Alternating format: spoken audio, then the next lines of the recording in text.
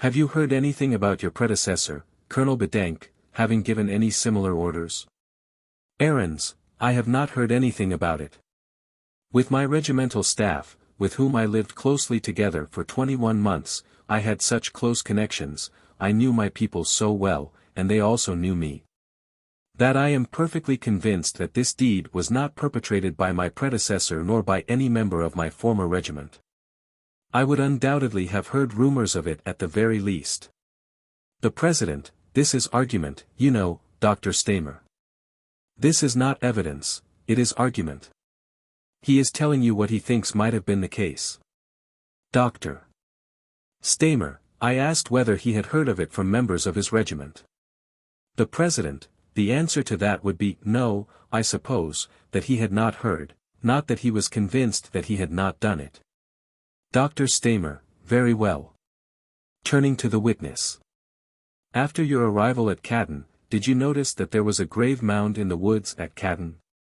Ahrens, shortly after I arrived, the ground was covered by snow. One of my soldiers pointed out to me that at a certain spot there was some sort of a mound, which one could hardly describe as such, on which there was a birch cross. I have seen that birch cross.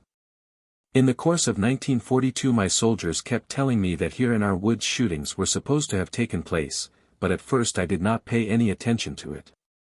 However, in the summer of 1942 this topic was referred to in an order of the army group later commanded by General von Harsdorff.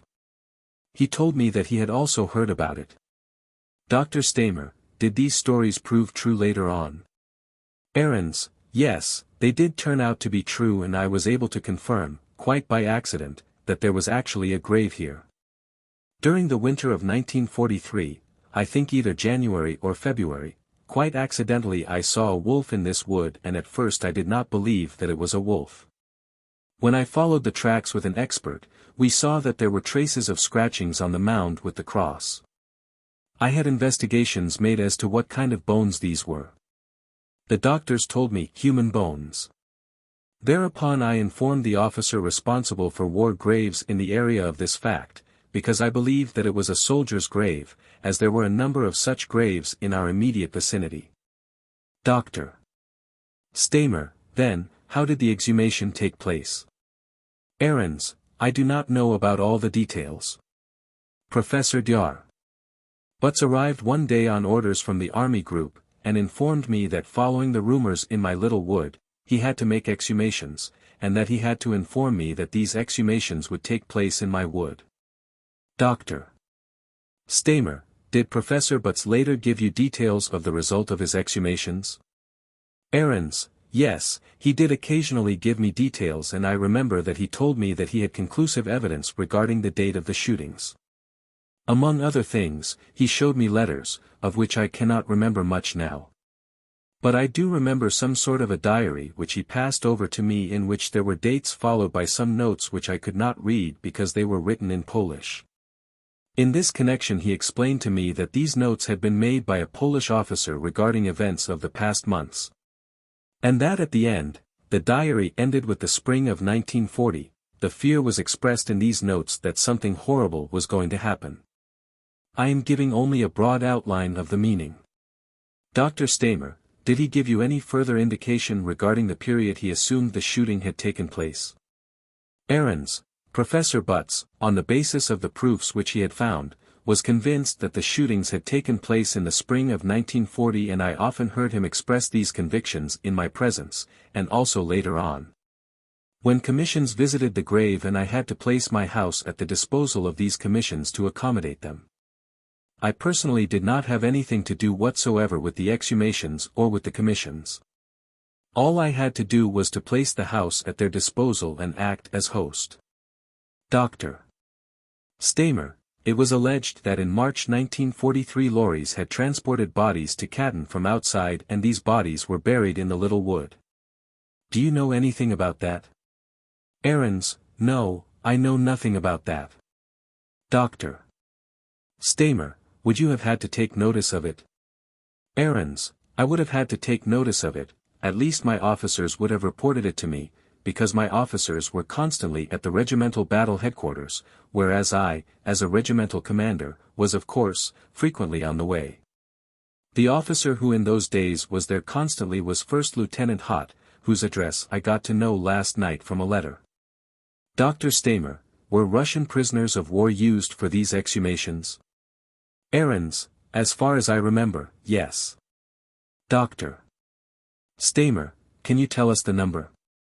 Ahrens, I cannot say exactly, as I did not concern myself any further with these exhumations on account of the dreadful and revolting stench around our house, but I should estimate the number as being about 40 to 50 men. Dr. Stamer, it has been alleged that they were shot afterward. Have you any knowledge of that? Ahrens, I have no knowledge of that, and I also never heard of it. Dr. Stamer, I have no further questions, Mr. President. Flottenrichter Otto Kranzbler, Counsel for Defendant Donitz. Colonel, did you yourself ever discuss the events of 1940 with any of the local inhabitants? Ahrens, yes. At the beginning of 1943 a Russian married couple were living near my regimental headquarters. They lived 800 meters away and they were beekeepers. I, too, kept bees, and I came into close contact with this married couple. When the exhumations had been completed, approximately in May 1943, I told them that, after all, they ought to know when these shootings had taken place, since they were living in close proximity to the graves. Thereupon, these people told me it had occurred in the spring of 1940, and that at the Nestovo station more than 200 Poles in uniform had arrived in railway trucks of 50 tons each and were then taken to the woods in lorries. They had heard lots of shots and screams, too. Flottenrichter Kranzbler, was the wood off limits to the local inhabitants at the time? Ahrens, we have. The President, that is a leading question. I do not think you should ask leading questions. Flottenrichter Kranzbler, do you know whether the local inhabitants could enter the woods at the time? Ahrens, there was a fence around the wood, and according to the statements of the local inhabitants, civilians could not enter it during the time the Russians were there. The remains of the fence were still visible when I was there, and this fence is indicated on my sketch and is marked with a black line. Flottenrichter Kranzbler, when you moved into Dnieper Castle, did you make inquiries as to who the former owners were? Ahrens, yes, I did make inquiries because I was interested. The house was built in a rather peculiar way. It had a cinema installation and its own rifle range, and of course that interested me, but I failed to ascertain anything definite during the whole time I was there. Flottenrichter Kranzbler, apart from mass graves in the neighborhood of the castle, were there any other graves found? Ahrens, I have indicated by a few dots on my sketch, that in the vicinity of the castle there were found a number of other small graves which contained decayed bodies, that is to say, skeletons which had disintegrated. These graves contained perhaps 6, 8, or a few more male and female skeletons. Even I, a layman, could recognize that very clearly, because most of them had rubber shoes on which were in good condition, and there were also remains of handbags. Flottenrichter Kranzbler, how long had these skeletons been in the ground? Ahrens, that I cannot tell you. I know only that they were decayed and had disintegrated. The bones were preserved, but the skeleton structure was no longer intact. Flottenrichter Kranzbler, thank you, that is all. Dr. Hans Laternser, Counsel for General Staff and High Command of the German Armed Forces. Mr. President. The President, Dr. Laternser, you know the tribunal's ruling. Dr. Laternser, yes, sir. The President, well, you have no right to ask any questions of the witness here. Dr. Laternser, Mr. President, I just wanted to ask you, in this unusual case, to allow me to put questions. The President, I said to you that you know the tribunal's ruling and the tribunal will not hear you. We have already ruled upon this once or twice in consequence of your objections, and the tribunal will not hear you. Dr. Laternser, Mr. President, the Catton case is one of the most serious accusations raised against the group. The President, the tribunal is perfectly well aware of the nature of the allegations about Catton, and the tribunal does not propose to make any exceptional rule in that case, and it therefore will not hear you, and you will kindly sit down. Dr. Laternser, Mr. President, I wish to state that on account of this ruling I feel myself unduly handicapped in my defense. The President, as Dr. Latencer knows perfectly well, he is entitled to apply to the Commission to call any witness who is called here, if his evidence bears upon the case of the particular organizations for which Dr. Latencer appears. I do not want to hear anything further.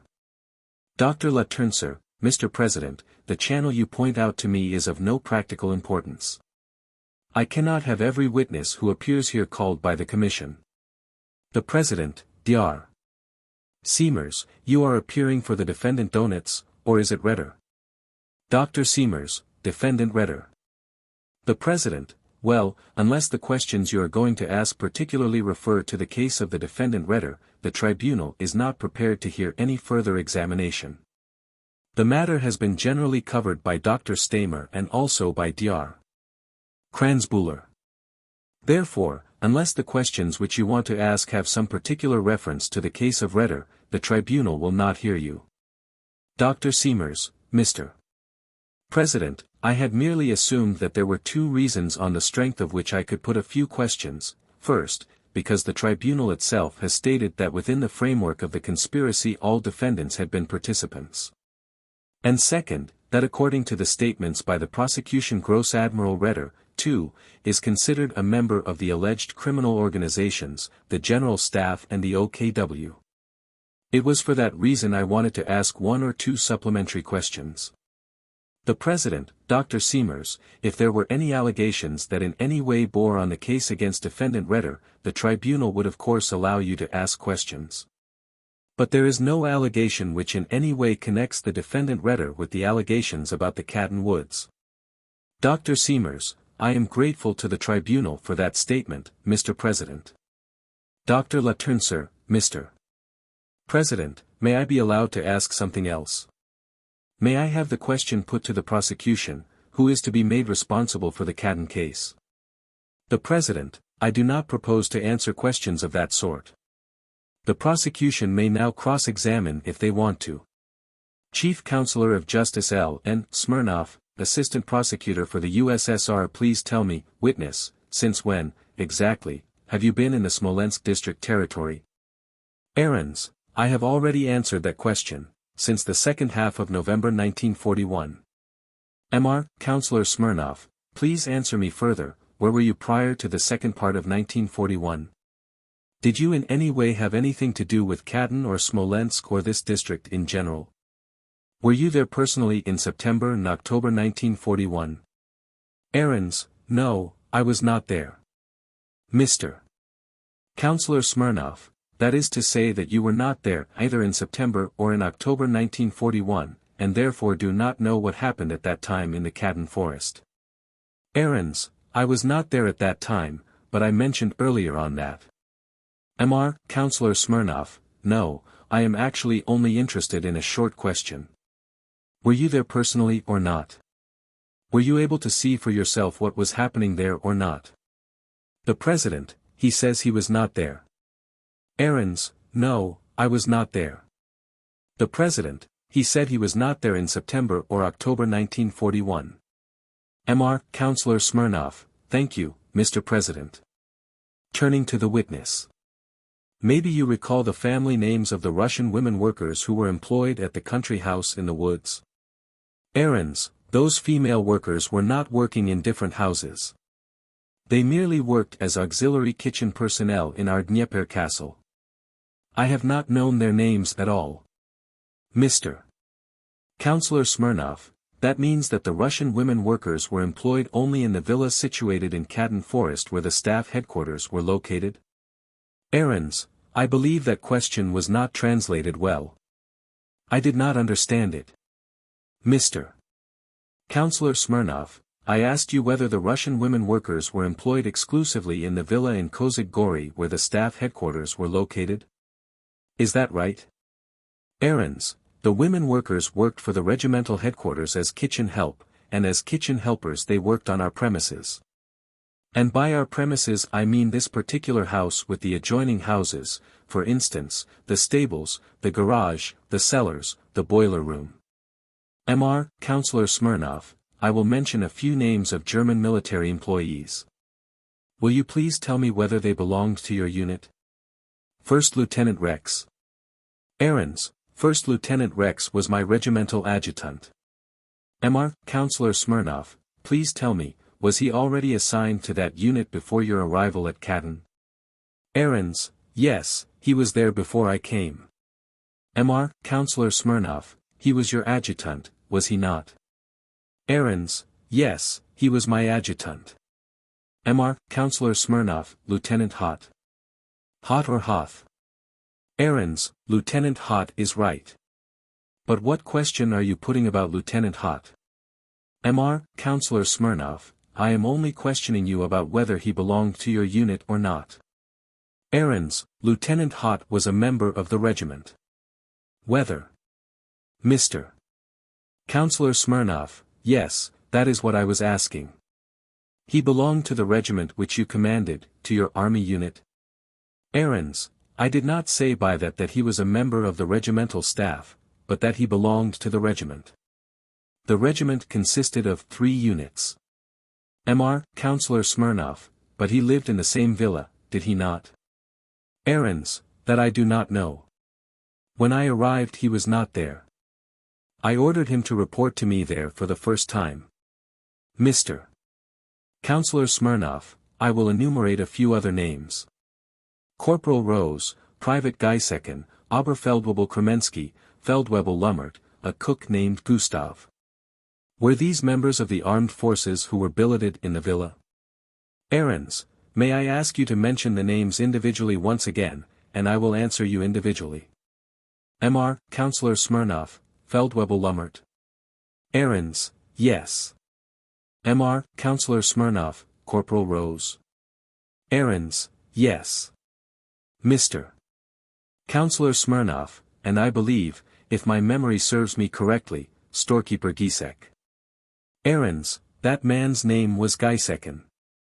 Mr. Counselor Smirnov, yes, that is right. I did not pronounce this name quite correctly.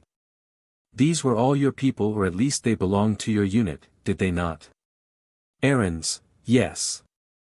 Mr. Counselor Smirnov, and you assert that you did not know what these people were doing in September and October 1941?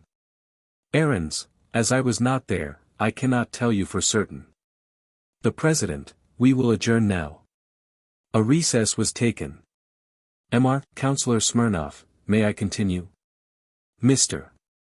President, since the witness has stated that he cannot give any testimony concerning the period of September to October 1941, I will limit myself to very short questions. Turning to the witness. Witness, would you please point out the location of the villa and the forest with respect to the Smolensk-Vitebsk highway? Did the estate cover a large area? Ahrens, my sketch is on a scale of 1 to 100,000 and is drawn from memory. I estimate, therefore, that the graves were situated 200 to 300 meters directly west of the road to our Dnieper castle, and 200 to 300 meters south of the Smolensk-Vitebsk road, so that the Dnieper castle lay a further 600 meters away. The President, will you repeat that? Ahrens, south of the Smolensk-Vitebsk highway, approximately 15 kilometers west of Smolensk. According to the scale 1 to 100,000, as far as one is able to draw such a sketch accurately from memory, the site of these graves was 200 to 300 meters to the south, and a further 600 meters to the south. Directly on the northern bend of the Dnieper, was situated our regimental staff quarters, the Dnieper castle. Mr. Counselor Smirnov, consequently, the villa was approximately 600 meters away from the Smolensk-Vitebsk highway. Ahrens, no, that is not correct. What I said. Mr. Counselor Smirnov, please give a more or less exact figure. What was the distance between the highway and the villa, please? Ahrens, I just mentioned it in my testimony, that is to say, the graves were about 200 to 300 meters away, and there were a further 600 meters to the castle, therefore, in all about 900 to 1,000 meters. It might have been 800 meters, but that is the approximate distance as can also be seen by this sketch. The President, I am not following this. Your question, Colonel Smirnov, was, how far was it from the road to what you called the country house? Was it not? Mr. Counselor Smirnov, no, Mr. President, I asked how far was the villa from the Smolensk-Vitebsk highway. The President, what do you mean by the villa? Mr.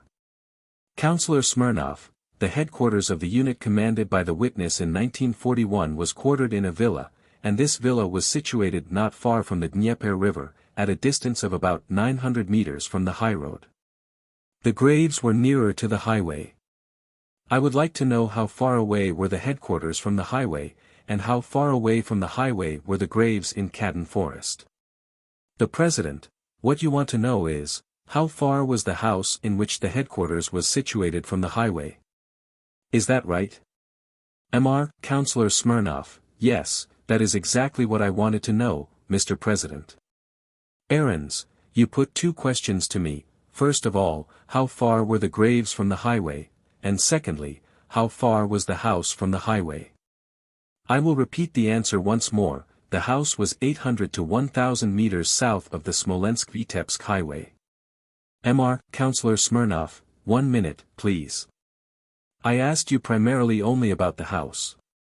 Your answer concerning the graves was given on your own initiative.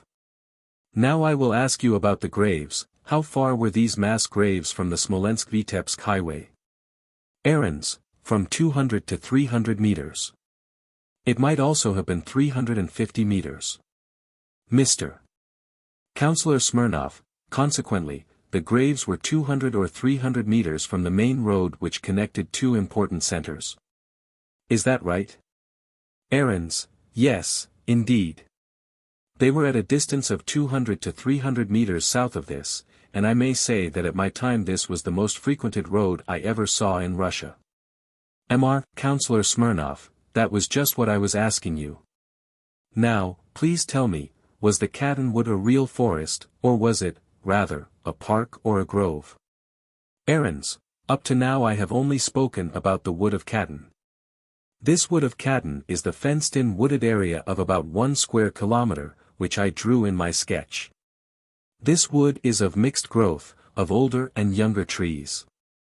There were many birch trees in this little wood. However, there were clearings in this wood, and I should say that from 30 to 40% was cleared. One could see this from the stumps of newly felled trees. Under no circumstances could you describe this wood as a park. At any rate one could not come to such a conclusion.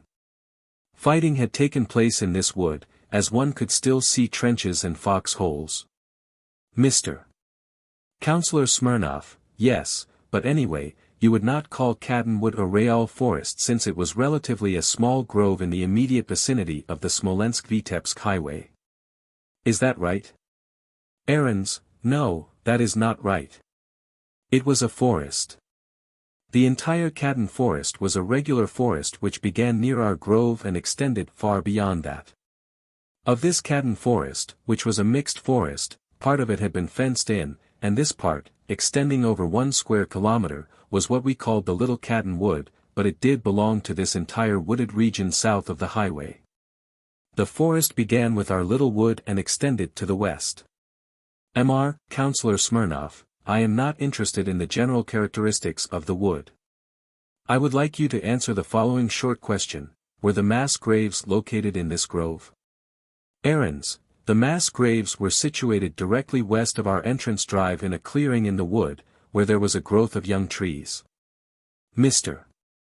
Counselor Smirnov, yes, but this clearing, this growth of young trees, was located inside this small grove, near the Smolensk-Vitebsk highway, is that correct? Ahrens, it was 200 to 300 meters south of the Smolensk-Vitebsk highway, and directly west of the entrance drive leading from this road to the Dnieper castle. I have marked this spot on my sketch with a fairly large white dot. Mr. Counselor Smirnov, one more question. As far as you know, did the Smolensk-Vitebsk highway exist before the German occupation of Smolensk, or was it constructed only after the occupation? Ahrens, when I arrived in Russia at the end of November 1941, everything was covered with snow. Later I got the impression that this was an old road, whereas the road Minsk-Moscow was newer. That was my impression. Mr. Counselor Smirnov, I understand. Now tell me, under what circumstances, or rather, when did you first discover the cross in the grove? Ahrens, I cannot tell the exact date. My soldiers told me about it, and on one occasion when I was going past there, about the beginning of January 1942, it could also have been at the end of December 1941, I saw this cross rising above the snow. Mr. Counselor Smirnov, this means you saw it already in 1941 or at the latest the beginning of 1942. Ahrens, that is what I have just testified. Mr. Counselor Smirnov, yes, certainly. Now, please be more specific concerning the date when a wolf brought you to this cross. Was it in winter or summer and what year? Ahrens, it was the beginning of 1943. Mr. Counselor Smirnov, in 1943. And around the cross you saw bones, did you not? Ahrens, no. Mr. Counselor Smirnov, no. Ahrens, no, at first I did not see them. In order to find out whether I had not been mistaken about seeing a wolf, for it seemed rather impossible that a wolf should be so near to Smolensk, I examined the tracks together with a gamekeeper and found traces of scratching on the ground. However, the ground was frozen hard, there was snow on the ground and I did not see anything further there. Only later on, after it had been thawing, my men found various bones. However, this was months later and then, at a suitable opportunity one showed these bones to a doctor and he said that these were human bones. Thereupon I said, then most likely it is a grave, left as a result of the fighting which has taken place here. And that the War Graves Registration Officer would have to take care of the graves in the same way in which we were taking care of other graves of fallen soldiers. That was the reason why I spoke to this gentleman, but only after the snow had melted. Mr. Counselor Smirnov, by the way, did you personally see the Cadden graves? Ahrens, open or before they were opened? Mr. Counselor Smirnov, open, yes. Ahrens, when they were open I had constantly to drive past these graves, as generally they were approximately 30 meters away from the entrance drive. Therefore, I could hardly go past without taking any notice of them. Mr. Counselor Smirnov, I am interested in the following. Do you remember what the depth of the layer of earth was, which covered the mass of human bodies in these graves? Ahrens, that I do not know. I have already said that I was so nauseated by the stench which we had to put up with for several weeks, that when I drove past I closed the windows of my car and rushed through as fast as I could. Mr. Counselor Smirnov, however, even if you only casually glanced at those graves, perhaps you noticed whether the layer of earth covering the corpses was deep or shallow. Was it several centimeters or several meters deep? Maybe Professor Butz told you something about it. Ahrens, as commander of a signal regiment I was concerned with a region which was almost half as large as Greater Germany and I was on the road a great deal. My work was not entirely carried out at the regimental battle headquarters. Therefore, in general, from Monday or Tuesday until Saturday I was with my units. For that reason, when I drove through, I did cast an occasional glance at these graves.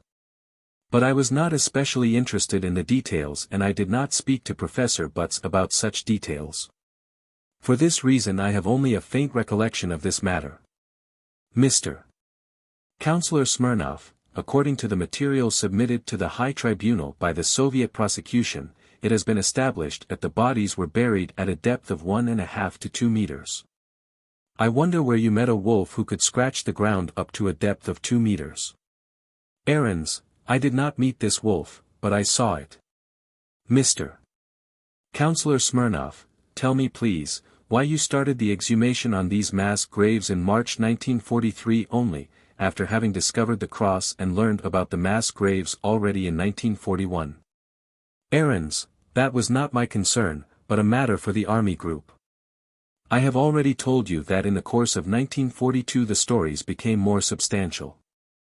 I frequently heard about them and spoke about it to Colonel von Gersdorf, Chief of Intelligence, Army Group Center, who intimated to me that he knew all about this matter and with that my obligation ended.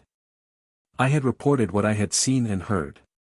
Apart from that, all this matter did not concern me and I did not concern myself with it. I had enough worries of my own. Mr. Counselor Smirnov, and now the last question. Please tell me who were these two persons with whom you had this conversation, and maybe you can recollect the names of the couple who told you about the shootings in the Khaddin woods.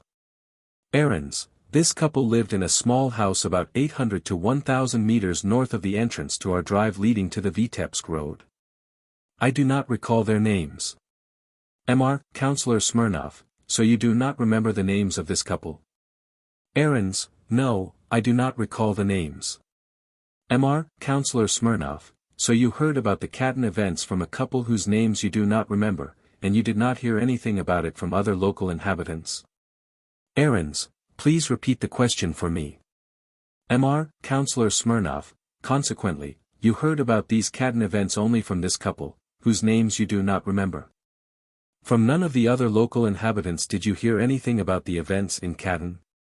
Ahrens, I personally heard the facts only from this couple, whereas my soldiers told me the stories current among the other inhabitants. Mr. Counselor Smirnov, do you know that during the investigation of the Khaddin affair, or rather of the Khaddin provocation, posters were placarded by the German police in the streets of Smolensk, promising a reward to anyone giving any information in connection with the Khaddin event? It was signed by Lieutenant Voss. Ahrens, I personally did not see that poster. Lieutenant Voss is known to me by name only. Mr. Counselor Smirnov, and the very last question. Do you know of the report of the Extraordinary State Commission concerning Khaddin?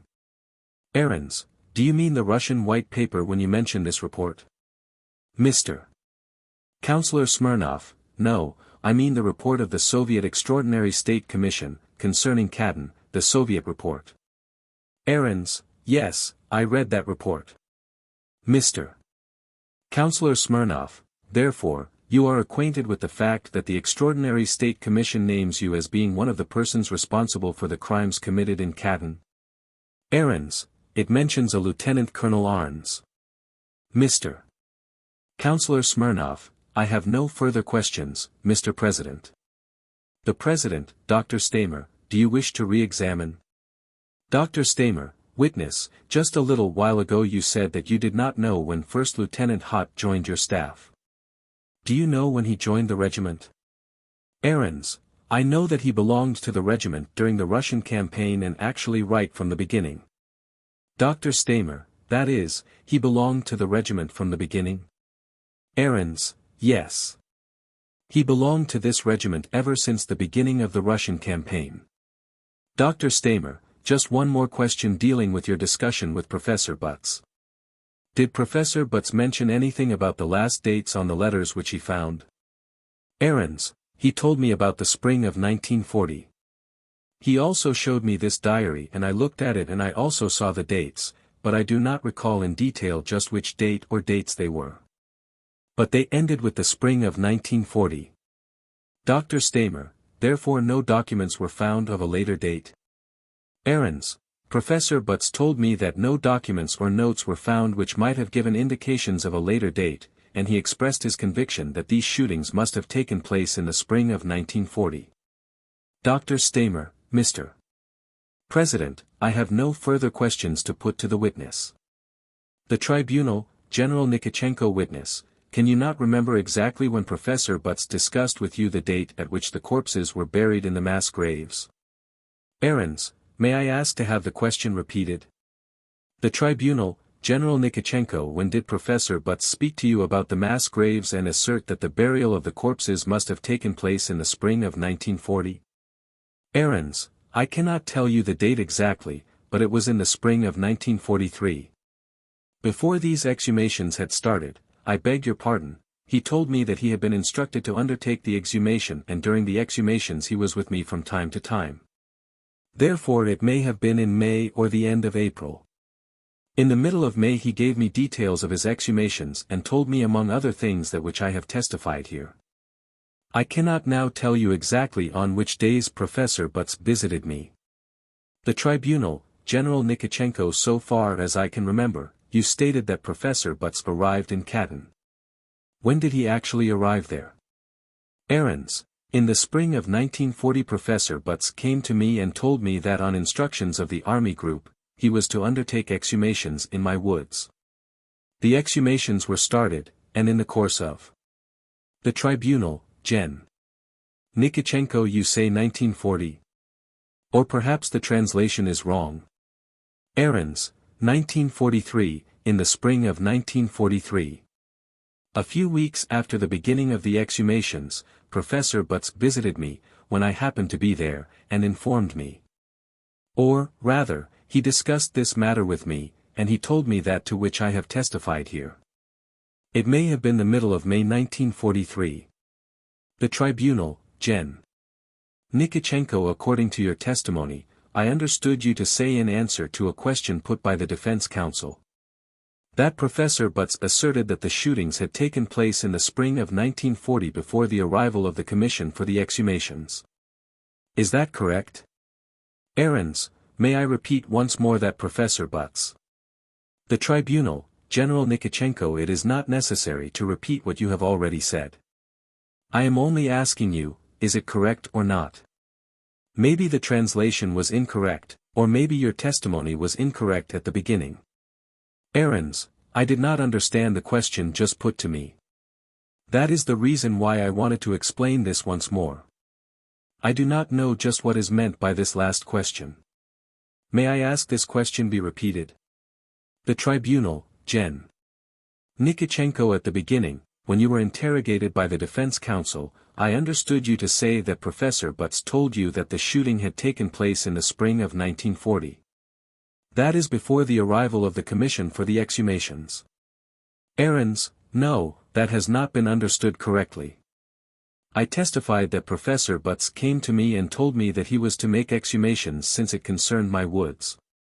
These exhumations then took place, and approximately 6 to 8 weeks later Professor Butz came to me.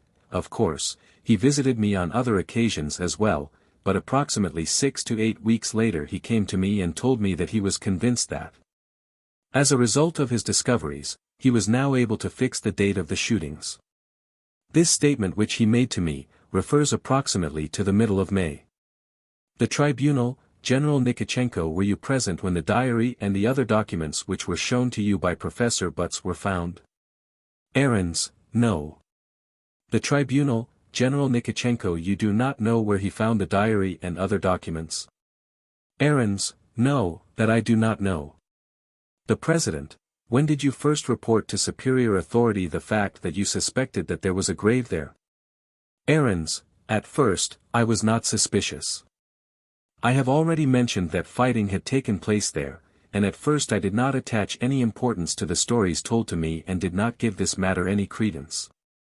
I believed that it was a question of soldiers who had been killed there, of war graves, like several in the vicinity.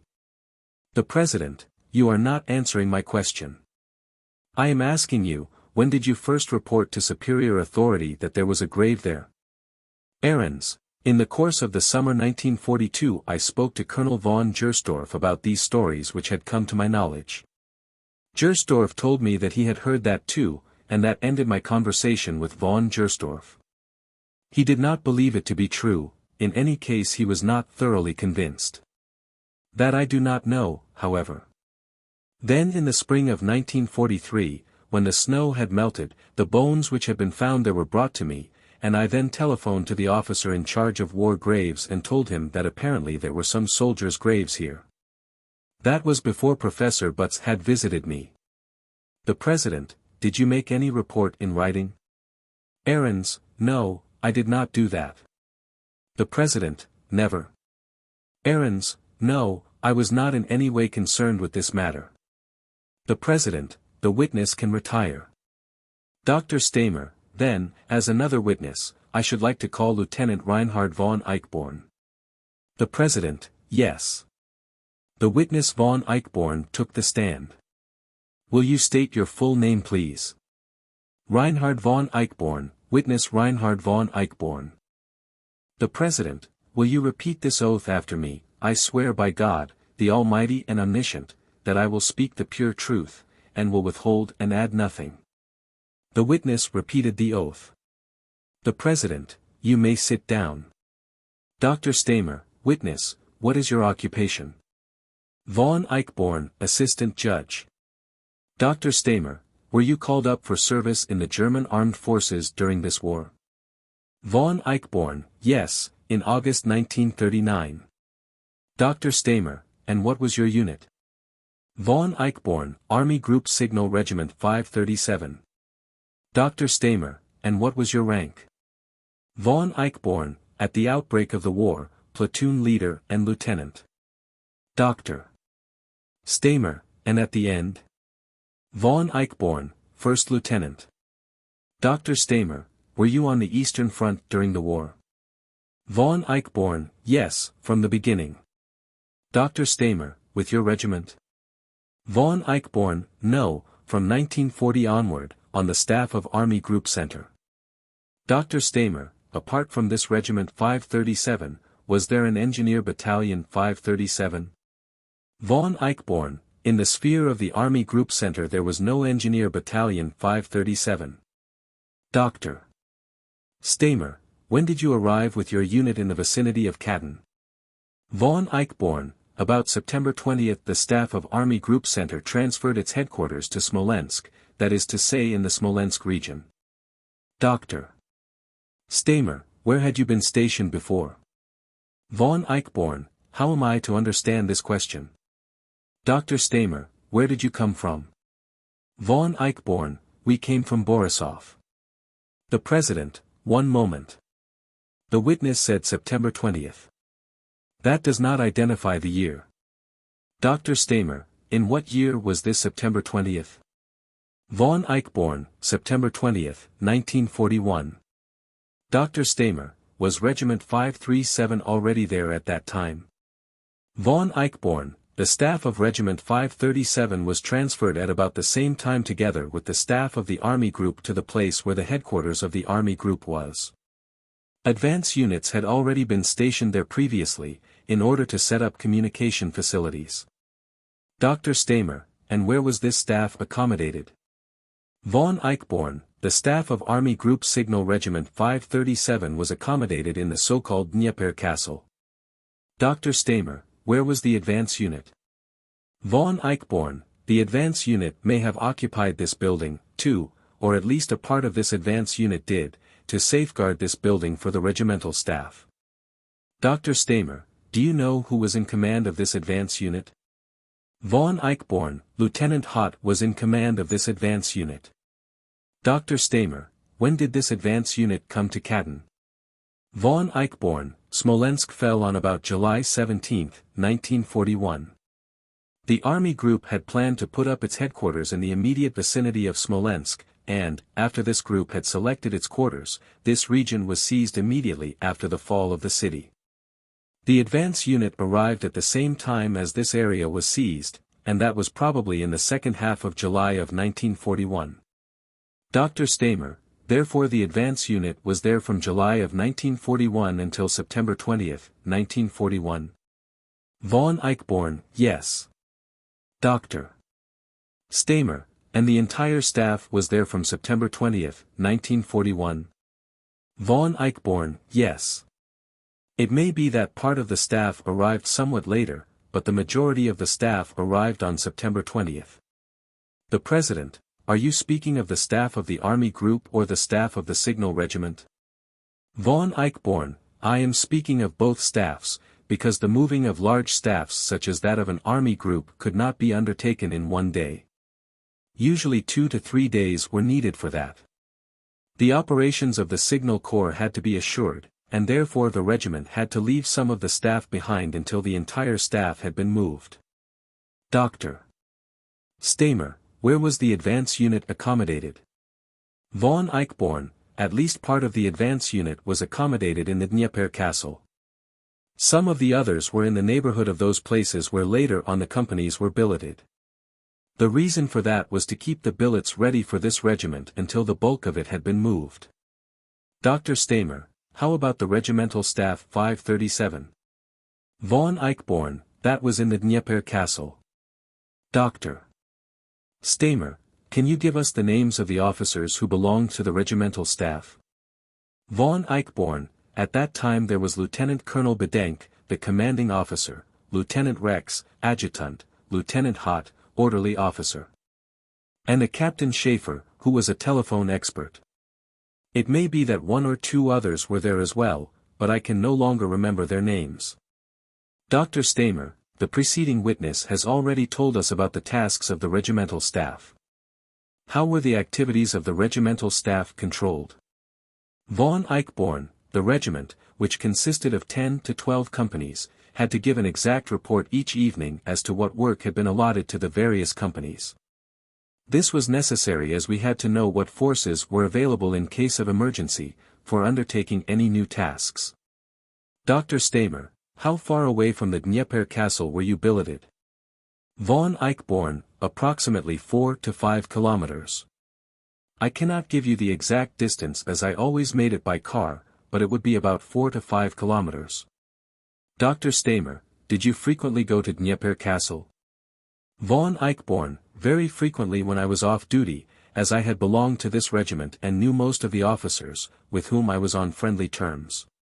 Dr. Stamer, can you tell us about the kind and extent of the traffic to the Dnieper Castle? Von Eichborn, in order to judge this you have to differentiate between persons and things. So far as people were concerned, the traffic was very lively because the regiment had to be very centrally organized in order to be equal to its tasks.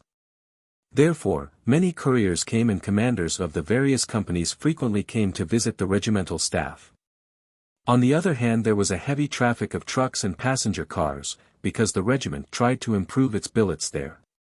And since we remained there for some time, all sorts of building alterations were carried out in the house. Dr. Stamer, did you hear anything about there being 3 Russian camps with captured Polish officers, 25 to 45 kilometers west of Smolensk, which had allegedly fallen into German hands? Von Eichborn, I never heard anything about any kind of Polish officers' camps or Polish prisoner-of-war camps. Dr. Stamer, did your army group receive reports about the capture of such Polish officers? Von Eichborn, no. I would have noticed that, since the number of prisoners, and especially the number of officers, was always submitted to me in the evening reports of the armies which took these prisoners. It was our responsibility to receive these signal reports and we therefore saw them every evening. Dr. Stamer, you did not receive a report to that effect. Von Eichborn, I neither saw such a report from an army, which would have issued it, nor did I ever receive a report from an army group which would have had to transmit this report in their evening bulletin to the High Command of the Army, OKH. Dr. Stamer, could a report like that have been handed in from another source or been sent to another office? Von Eichborn, the official channel in the army was very stringent, and the staffs saw to it that official channels were strictly adhered to. In any case, the armies were always required to make the detailed reports, following the lines stipulated in the form sheets, and this applied especially to the figures concerning prisoners. Therefore, it is quite out of the question that if such a number of officers had fallen into the hands of an army, it would not have reported the matter through the appropriate channel. Dr. Stamer, you said, just a little while ago, that you were in particularly close relationship with the officers of this regiment. Did you ever hear that Polish prisoners of war, officers, were shot at some time or other in the Khaddin Forest at the instigation of Regiment 537 under Colonel Bedenk or under Colonel Ahrens? Von Eichborn, I knew nearly all the officers of the regiment, as I myself had been over a year with the regiment, and I was on such familiar terms with most of the officers that they told me everything that took place. Even anything of an unofficial nature. Therefore, it is quite out of the question that such an important matter should not have come to my knowledge. From the nature of the whole character molding in the regiment, it is quite impossible that there should not have been at least one who would have come to tell me about it immediately. Dr. Stamer, were all the operational orders for Regiment 537 officially known to you? Von Eichborn, the operational orders for this Army Group Signal Regiment were twofold, the orders which concerned only the wireless company and those which applied to the 9 telephone companies. Since I was a telephone expert, it was quite natural for me to draft these orders and submit them to my superior, General Oberhauser. Therefore, each order which was issued had either been drafted by me or I had seen it beforehand. Dr. Stamer, was there ever at any time an order given out by your office to shoot Polish prisoners of war? Von Eichborn, such an order was neither given to the regiment by our office nor by any other office. Neither did we receive a report to this effect, nor did we hear about things like that through any other channel. Dr. Stamer, if an order like that came through official channels, it could come only through you. Von Eichborn, this order would have necessitated a great many members of the regiment being taken away from their own duties, which were to safeguard the system of communications. As we were very short of signalers, we had to know what almost every man in the regiment was doing. It would have been quite out of the question for any member of the regiment to have been taken away from such a duty without our knowledge. Dr. Stamer, I have no further questions, Mr. President. The President, Dr. Kranzbühler, whom are you appearing on behalf of? Flottenrichter Kranzbühler, for Gross Admiral Donitz, Mr. President. The President, there is no charge made against Gross Admiral Donitz in connection with this offense at all. Flottenrichter Kranzbühler, Mr. President, the exhumations and the propaganda connected with them occurred during the period when Gross Admiral Donitz was Commander-in-Chief of the Navy. The prosecution alleges that at that time Gross Admiral Donitz was a member of the cabinet and had participated in all acts taken by the government. Therefore, I must consider him as being implicated in all the problems arising out of the Cadden case. The President, that would mean that we should have to hear examination from everybody who was connected with the government. And the tribunal has already pointed out, with reference to Admiral Redder, that his case was not connected with this matter. It is only when a case is directly connected with the matter that counsel for the individual defendants are allowed to cross-examine, in addition to the defendant's counsel who calls the witness.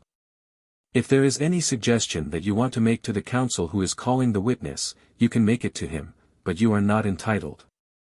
Flottenrichter Kranzbühler, but I am asking your permission to put 2 or 3 questions to this witness. The President, if you have any special questions to put, you may suggest them to Dr. Stamer, and Dr. Stamer will put them. Dr. Kranzbühler, if you want to put any questions, you may put them to Dr. Stamer, and he will put them to the witness. Flottenrichter Kranzbühler, Mr. President, I did not quite understand. Shall I propose to Dr. Stamer to put the questions or?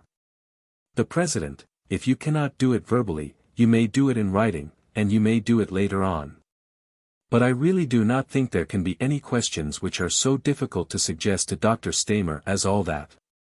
Flottenrichter Kranzbühler, they can also be put through Dr. Stamer. I was only thinking that I would save some time by putting the questions myself.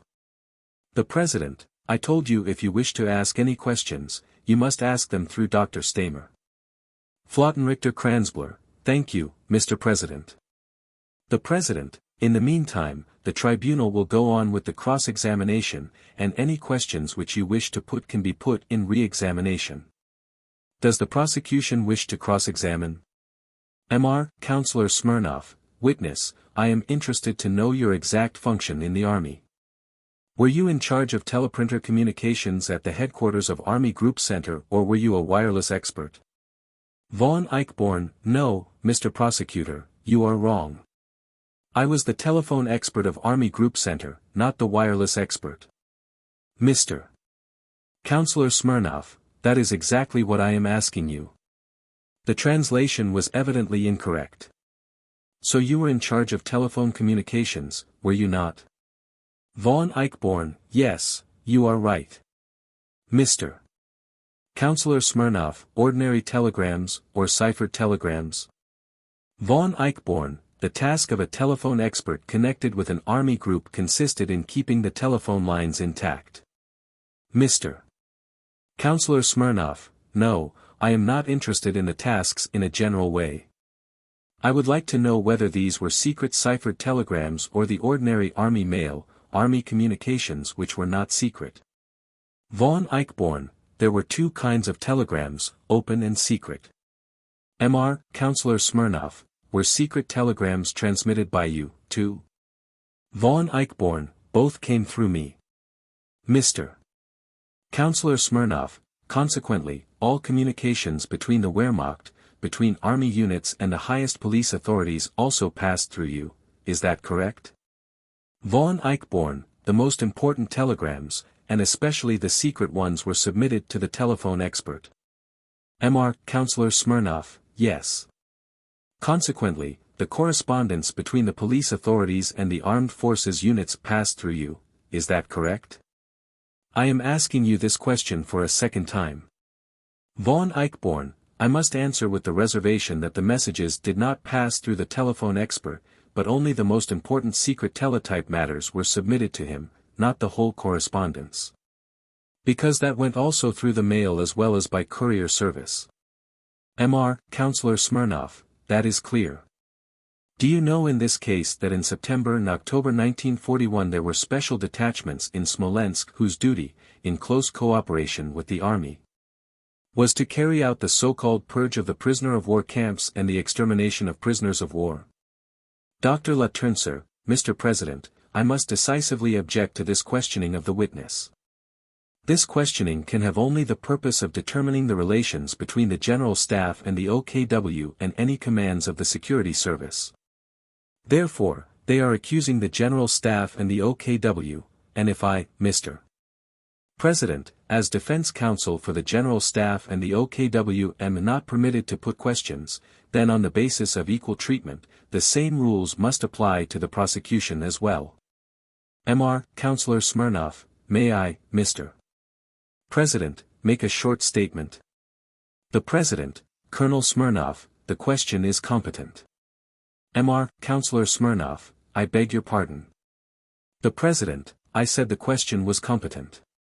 You may ask the question. Mr.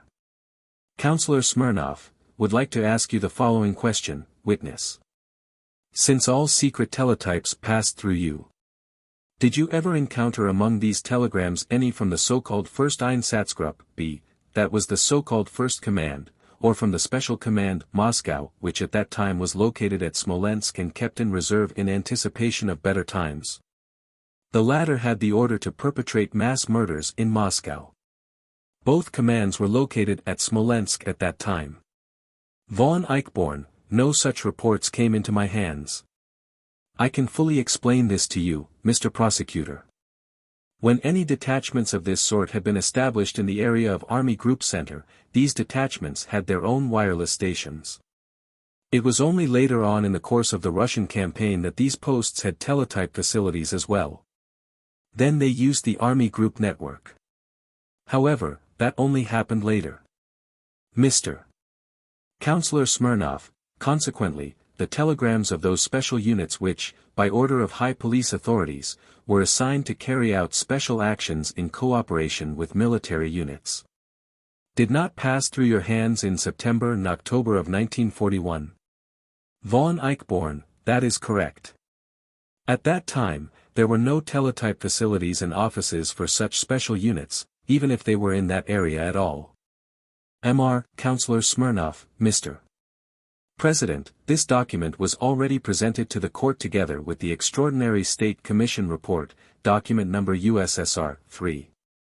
If the High Tribunal will permit it, I should like to present to the Tribunal and to the defense photostatic copies of one of the documents which was attached to the report of the Extraordinary State Commission.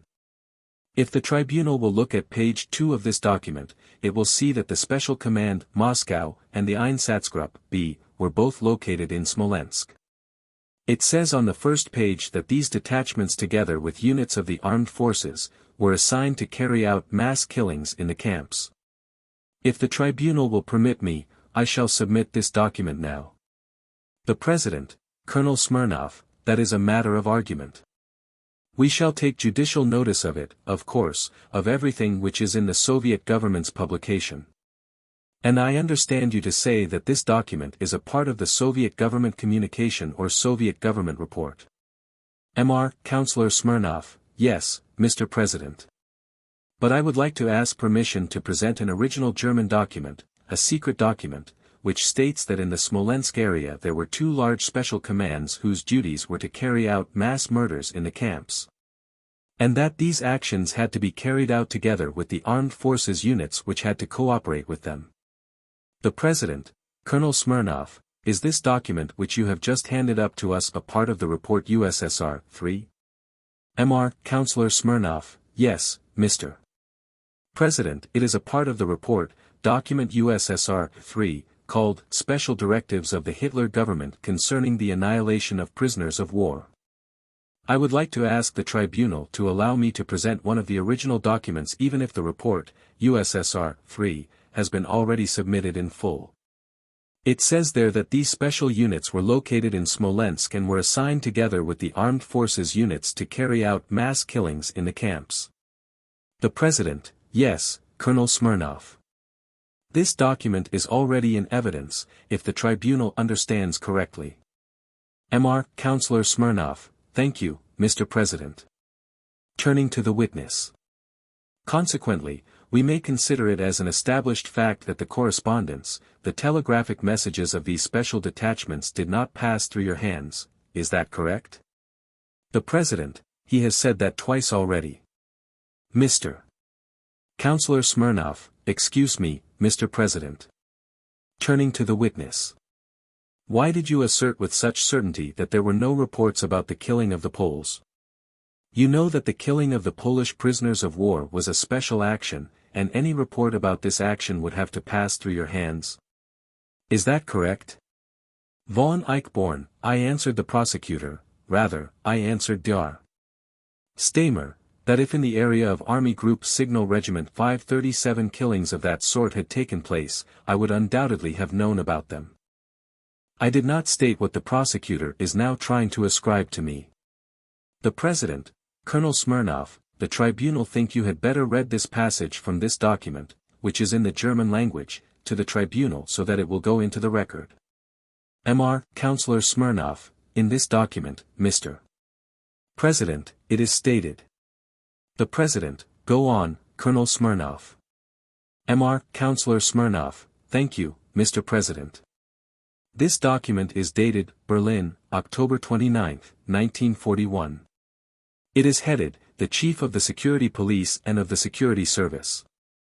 It has a classification, Top Secret, Urgent Letter, Operational Order Number 14. Reference is made to decrees of July 17 and September 12, 1941. I shall now read a few short sentences, and I shall begin with the first sentence. In the appendix. I am sending directions for the evacuation of Soviet civilian prisoners and prisoners of war out of permanent prisoner of war camps and transit camps in the rear of the Army. These directives have been worked out in collaboration with the Army High Command. The Army High Command has notified the commanders of the armies in the rear as well as the local commanders of the prisoner of war camps and of the transit camps. The task force groups, depending on the size of the camp in their territory, are setting up special commands in sufficient strength under the leadership of an SS leader. The commands are instructed immediately to start work in the camps. I break off here, and will continue reading the last paragraph. I emphasize especially that Operational Orders Number 8 and 14 as well as the appendix are to be destroyed immediately in the case of immediate danger. I shall finish my reading and now I shall only mention the distribution list. On page 2 I quote the part concerning Smolensk.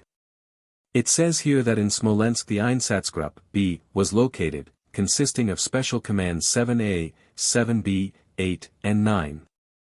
And in addition to this, there was already located in Smolensk a special command, which had been rather prematurely named Moscow by its organizers. These are the contents of the document, Mr. President.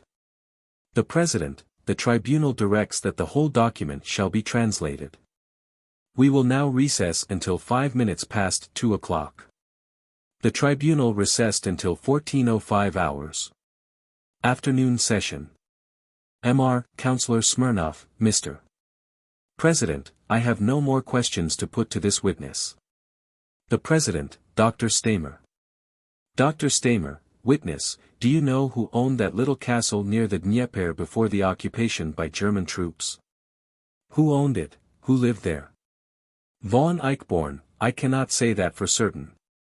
We noticed that the little castle was astonishingly well furnished. It was very well laid out. It had 2 bathrooms, a rifle range, and a cinema. We drew certain conclusions therefrom, when the facts became known, but I do not know anything about the previous owner. Dr. Stamer, the Russian prosecutor submitted to you a document dated October 29, 1941, directives to the chief of the SIPO for the detachments in the Staliks. With reference to that document, I want to ask you whether you had an opportunity personally to ascertain the attitude of Field Marshal Kluge, your commander of Army Group Center, regarding the shooting of prisoners of war. Von Eichborn, by chance I became the ear witness of a conversation between the commanders Bach and Kluge. That conversation took place about 3 or 4 weeks before the beginning of the Russian campaign. I cannot tell you the exact time. At the time Field Marshal von Bach was the commander of Army Group Center, and Field Marshal von Kluge was commander of the 4th Army. The Army Group was in Posen and the 4th Army at Warsaw. One day I was called by the aide-de-camp of Field Marshal von Beck, who was Lieutenant Colonel Count Hardenberg. He gave me the order. The President, these details are entirely irrelevant, aren't they? All you want to ask him is, what was the attitude of von Kluge? That is all. Dr. Stamer, the answer did not come through. I did not understand what you said, Mr. President. The President, what I said was that all these details about the particular place where von Kluge met some other Army Group commander are utterly irrelevant. All you are trying to ask him is, what was von Kluge's attitude toward the murder of war prisoners? Isn't that all? Dr. Stamer, yes. Turning to the witness. Will you answer the question briefly, witness? Please just tell us what von Kluge said. Von Eichborn, von Kluge told von Bach, during a telephone conversation, that the order for the shooting of certain prisoners of war was an impossibility and could not be carried out, with regard to the discipline of the troops. Von Bach shared this point of view and both these gentlemen talked for half an hour about the measures which they wanted to adopt against this order. Dr. Stamer, according to the allegations of the prosecution, the shooting of these 11,000 Polish officers is supposed to have been carried out sometime in September 1941. The question now is, do you consider it possible, in view of local conditions, that such mass shootings and burials could have been carried out next door to the regimental headquarters without you yourself having heard about it? Von Eichborn, we were very busy in preparation for the move of the Army Group to Smolensk. We had assigned a great number of signal troops for setting up perfect installations.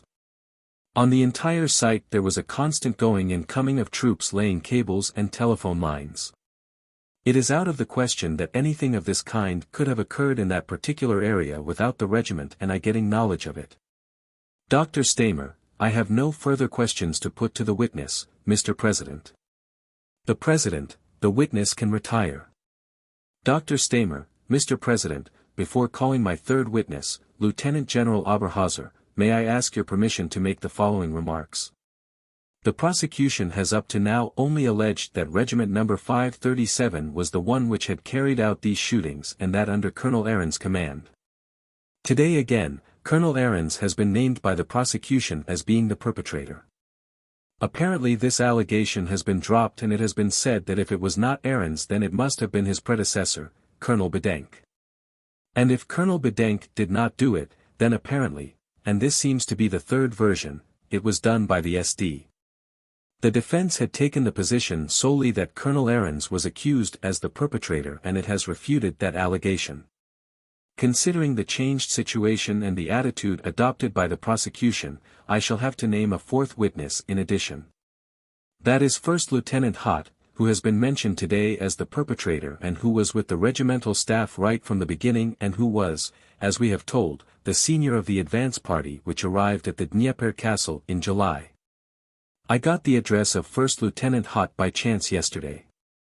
He is at Glucksburg near Flensburg. And I, therefore, ask to be allowed to name as a witness First Lieutenant Hott, who will give evidence that during the time between July and September such shootings did not occur. The President, Dr. Stamer, the tribunal will consider your application, when they adjourn at 3:30, with reference to this extra witness. Dr. Stamer, yes, sir. Then I shall now call Lieutenant General Oberhauser as witness. The witness Oberhauser took the stand. The President, will you state your full name, please? Eugen Oberhauser, witness Eugen Oberhauser. The President, will you repeat this oath after me? I swear by God, the Almighty and Omniscient, that I will speak the pure truth, and will withhold and add nothing. The witness repeated the oath. The President, you may sit down. Dr. Staymer, General, what position did you hold during the war? Oberhauser, I was the signal commander in an army group, first of all during the Polish campaign, in Army Group North, then, in the Western Campaign Army Group B. And then in Russia, Army Group Center. Dr. Staymer, when did you and your staff reach the neighborhood of Katyn? Oberhauser, sometime during September 1941. Dr. Staymer, where was your staff located? Oberhauser, my staff was located in the immediate vicinity of the commander of the army group, that is to say, about 12 kilometers west of Smolensk, near the railroad station of Krasnodar. Dr. Staymer, was Regiment No. 537 under your command? Oberhauser, Regiment 537 was directly under my command. Dr. Staymer, what task did that regiment have? Oberhauser, that regiment had the task of establishing both telegraph and wireless communications between the command of the army group and the various armies and other units which were directly under its command. Dr. Staymer, was the staff of the regiment stationed near you? Oberhauser, the staff of that regiment was located about 3, perhaps 4 kilometers west from my own position. Dr. Staymer, can you give us more detailed information regarding the exact location of the staff headquarters of No. 537? Oberhauser, the staff headquarters of 537 was in a very nice Russian timber house. Commissars were supposed to have been living there before. It was on the steep bank of the Dnieper River. It was somewhat off the road, perhaps 400 to 500 meters away. It was, from my place, 4 kilometers west of the main highway Smolensk to Vitebsk. Dr. Staymer, who was the commanding officer of the regiment after the capture of Smolensk? Oberhauser, after the capture of Smolensk, Colonel Bedenk was the commander of the regiment. Dr. Staymer, for how long? Oberhauser, until about November 1941. Dr. Staymer, who was his successor? Oberhauser, his successor was Colonel Ahrens. Dr. Staymer, how long? Oberhauser, approximately until September, it may have been August, 1943. Dr. Staymer, were you near Katyn as long as that, too? Oberhauser, I was there until the command of the army group transferred its headquarters farther west. Dr. Staymer, what were your relations with the commanders of this regiment? Oberhauser, my relations with the regimental commanders were most hearty, both officially and privately, which is due to the fact that I had been the first commander of that regiment. I myself had formed the regiment and I was most attached to it. Dr. Staymer, did you personally visit the little Dnieper castle frequently? Oberhauser, I went to the Dnieper castle frequently, I can well say in normal times once or twice a week. Dr. Staymer, did the commanders visit you in the meantime? Oberhauser, the commanders came to see me more frequently than I went to see them. Dr. Staymer, did you know anything about the fact that near Smolensk, about 25 to 45 kilometers to the west, there were 3 Russian camps which contained Polish prisoners of war? Oberhauser, I knew nothing of that. Dr. Staymer, who had fallen into the hands of the Germans? Oberhauser, I never heard anything about it. Dr. Staymer, was there an order, which is supposed to have come from Berlin, that Polish officers who were prisoners of war were to be shot? Oberhauser, no, such an order was never issued. Dr. Staymer, did you yourself ever give such an order? Oberhauser, I have never given such an order. Dr. Staymer, do you know whether Colonel Bedenk or Colonel Ahrens ever caused such shootings to be carried out? Oberhauser, I am not informed, but I consider it absolutely impossible. Dr. Staymer, why? Oberhauser, first, because such a decisive order would necessarily have gone through me, for I was the direct superior of the regiment. And second, because if such an order had been given, for a reason which I could not understand, and transmitted to the regiment through some obscure channel, then the commanders would most certainly have rung me up, or they would have come to see me and said, "General, they are asking something here which we cannot understand." Dr. Stamer, do you know First Lieutenant Hott? Oberhuser, yes, I know him. Dr. Stamer, what position did he have in Regiment 537? Oberhuser, Hott held various posts in the regiment. Usually, he was sent ahead because he was a particularly qualified officer, especially in regard to technical qualifications, in order to make preparations when headquarters was being changed. He was therefore used as advance party of the so-called technical company in order to establish the new command posts. And then he was the regimental expert for the telephone system, dealing with all matters relating to the telephone and teletype system with the command headquarters of the Army Group. In my staff he was occasionally detailed to fill the positions of any of my officers when they were on leave. Dr. Stamer, was he also in charge of the advance party during the advance on Caden? Oberhuser, that I cannot say. I can only say that I personally heard from my staff signal commander that he had sent an officer ahead, after it had been ascertained how the headquarters were to be laid out, that this officer was acting on my behalf. As at the time I still remained in the old quarters, and he was preparing things in the way I wanted them from the point of view of the signal commander. I do not know who was in charge of that advance party at the time, but it is quite possible that it was First Lieutenant Hott. Dr.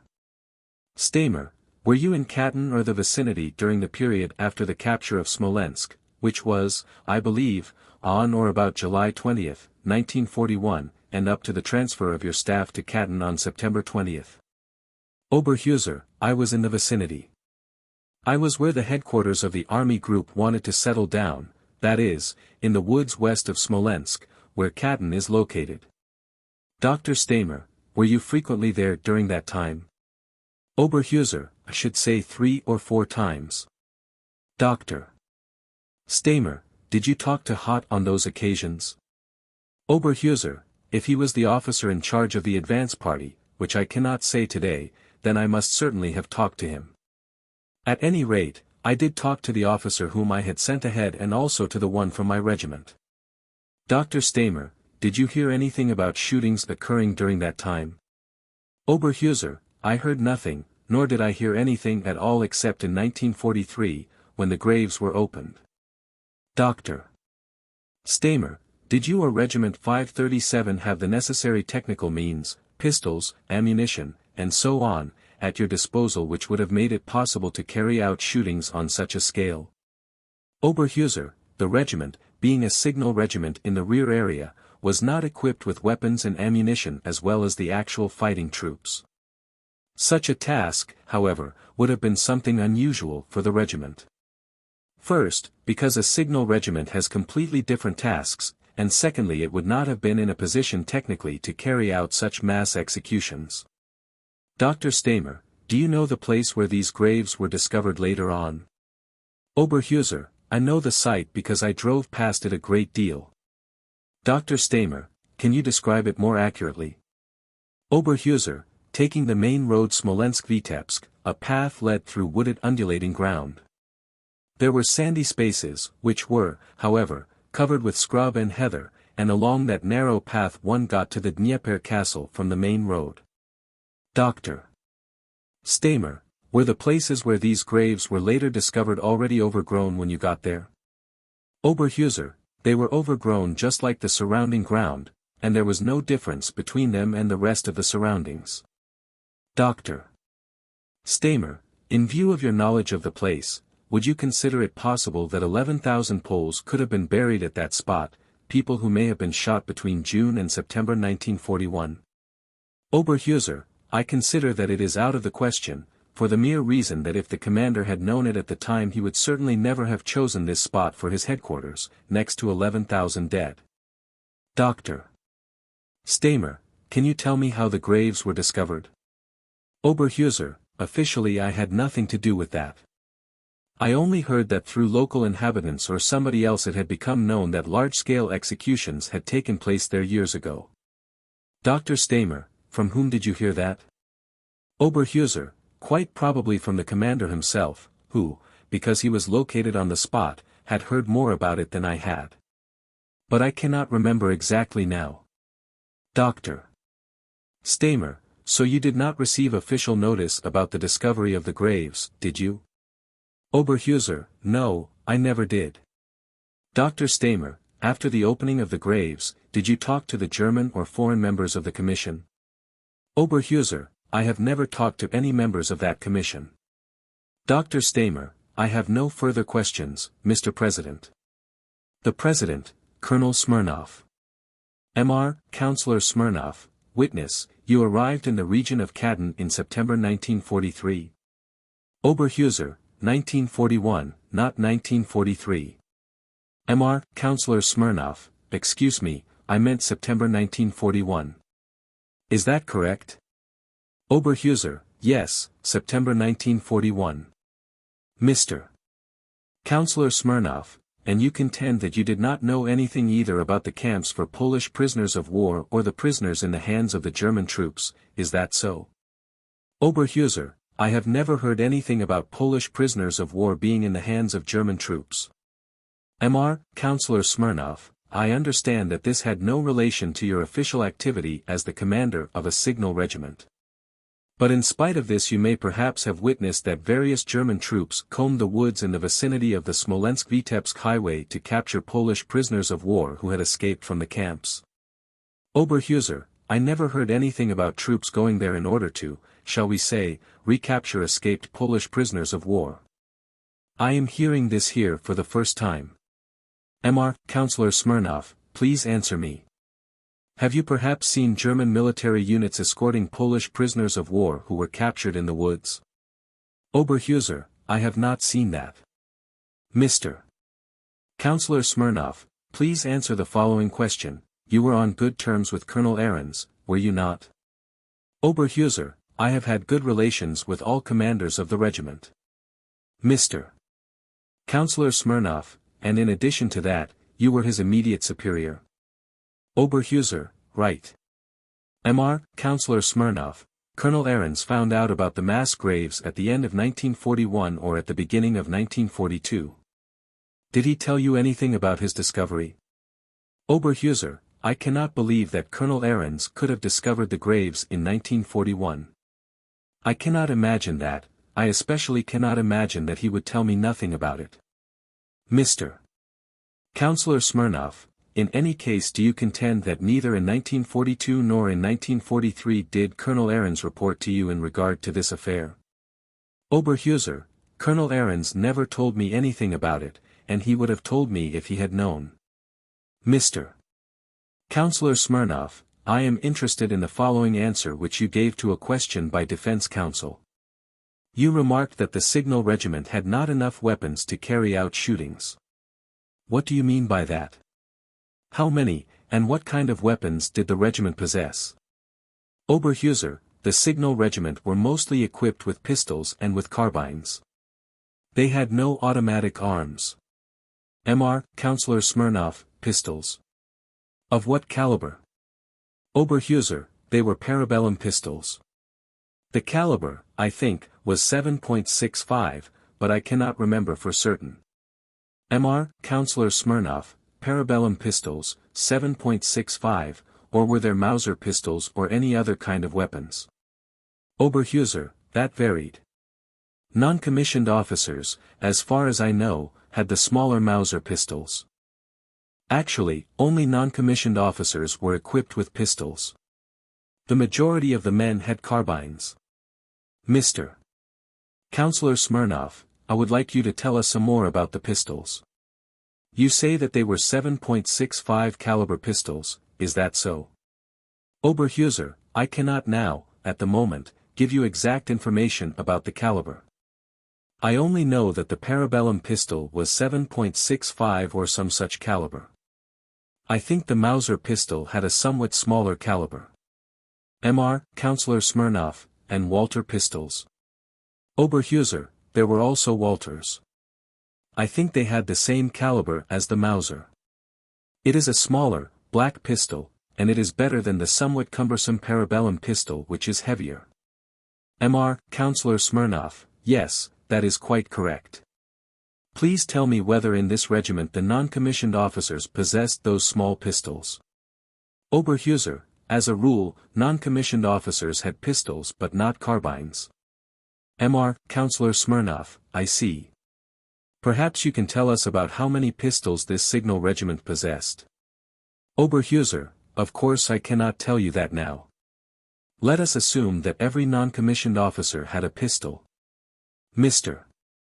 Counselor Smirnov, and how many non-commissioned officers were there? How many pistols in all were there in your regiment if you consider that every non-commissioned officer had a pistol? Oberhuser, assuming that every non-commissioned officer in the regiment had a pistol, that would amount to 15 per company, a total of 150. However, to give a definite statement about that figure retrospectively now is impossible. I can only give you clues. Mr. Counselor Smirnov, why do you consider that 150 pistols would be insufficient to carry out these mass killings which went on over a period of time? What makes you so positive about that? Oberhuser, because a signal regiment of an army group deployed over a large area, as in the case of Army Group Center, is never together as a unit. The regiment was spread out from Koledov as far as Vitebsk, and there were small detachments everywhere, and in the headquarters of the regiment there were comparatively few people. In other words, there were never 150 pistols in one and the same place. Mr. Counselor Smirnov, the main part of the signal regiment was located in the Khatin Woods, was it not?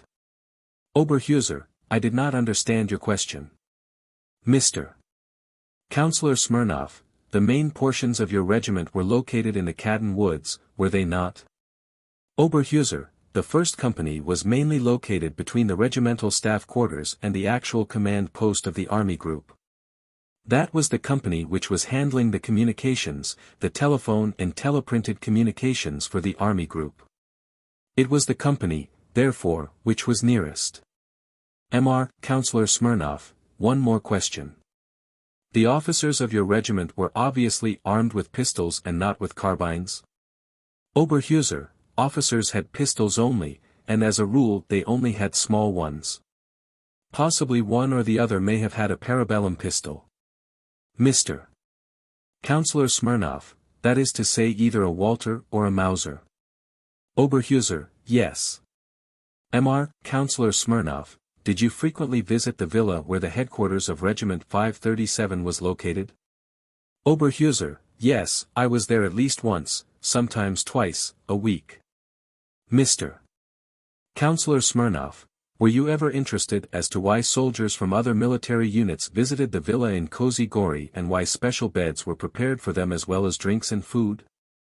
Oberhuser, I cannot imagine that there were any large-scale visits of other soldiers or members of other units. I do not know anything about that. Mr. Counselor Smirnov, I am not speaking about a great number. I am speaking of 20 or sometimes 25 men. Oberhuser, if the regimental commander summoned his company and detachment commanders for an officers' meeting, then, of course, there would be a few dozen of such officers who normally would not be seen there. Mr. Counselor Smirnov, no, I am not talking about officers who belonged to the unit. I would like to ask you another somewhat different question. Would the number 537 appear on the shoulder straps of the soldiers belonging to that regiment? Oberhuser, as far as I recollect the number was on the shoulder straps, but at the beginning of the war it could be concealed by a camouflage flap. I cannot remember whether during that particular period these covers were used or not. At any rate, at the street entrance to the regimental headquarters there was a black-yellow-black flag, which bore the number 537. Mr. Counselor Smirnov, I am speaking of soldiers who came to the villa in Kozy Gori, and who did not have the number 537 on their shoulder straps. Were you ever interested in finding out what those soldiers did there in September and October of 1941? Did the commander of the unit report to you about this? Oberhuser, may I ask what year this was supposed to be, 1941? Mr. Counselor Smirnov, yes, 1941, that is the year which is concerned. Oberhuser, I do not think that at that time there was much coming and going of outsiders at staff headquarters because during that period everything was in course of construction and I cannot imagine that other units. Even small groups of 20 or 25 people should have been there. I personally, as I have told you, was there only once or twice weekly, and not before September or October. Mr. Counselor Smirnov, beginning with what date of September did you start visiting there? You said it was in September but not from what date. Oberhuser, I cannot tell you. The commander of the army group moved at the end of September from Borislav, shortly before the Battle of Vyazma, which was on October 2nd, into that district. Mr. Counselor Smirnov, consequently, you could start visiting this villa for instance only at the end of September or the beginning of October 1941. Oberhuser, it was only then that the little castle was finally occupied, for the regiment did not arrive much earlier than we from the command of the army group. The President, Colonel Smirnov, is it necessary to go into this detail? Have you any particular purpose in going into so much detail? Mr. Counselor Smirnov, Mr. President, I ask this question for the following reasons. Later we shall interrogate witnesses for the Soviet prosecution on the same point and particularly the chief of the medico-legal investigation. That is why I would like to ask the permission of the court to clarify this point concerning the time when the witness visited the villa. That will be my last question to this point. The President, yes, very well. Do not go into greater detail than you find absolutely necessary. Mr. Counselor Smirnov, consequently, at the beginning of September and the first part of October 1941 you were not in the villa of Cadden Woods and you could not be there at the time, is that true? Oberhuser, I cannot remember that exactly. The regimental commander had spotted the little castle and set it up for his staff headquarters. When exactly he moved in I cannot know, because I had other jobs to do. Mr. Counselor Smirnov, no, I asked whether you personally could not have been in the villa during the first part of September. Could you not possibly have been there before September 20th? Oberhuser, I do not think so. Mr. Counselor Smirnov, I have no further questions, Mr. President. The President, do you wish to re-examine, Dr. Stamer? Dr. Stamer, unfortunately, Mr. President, I shall have to come back to the question of time because it was not brought out too clearly during these last questions. When did Regiment 537 move into the castle? Oberhuser, I assume it was during September. Dr. Stamer, beginning or end of September? Oberhuser, probably rather more toward the end of September. Dr. Stamer, until then only the advance party was there, or? Oberhuser, the advance party of the regiment was there and my officers whom I had sent ahead. Dr. Stamer, how many non-commissioned officers were with the advance party? Oberhuser, I cannot tell you exactly how many the regiment sent. I personally had sent one officer. Generally the regiment could not have sent very many. As a rule, as is always the case, the regiment was still operating at the old command post in Borislav and simultaneously it had to set up the new post.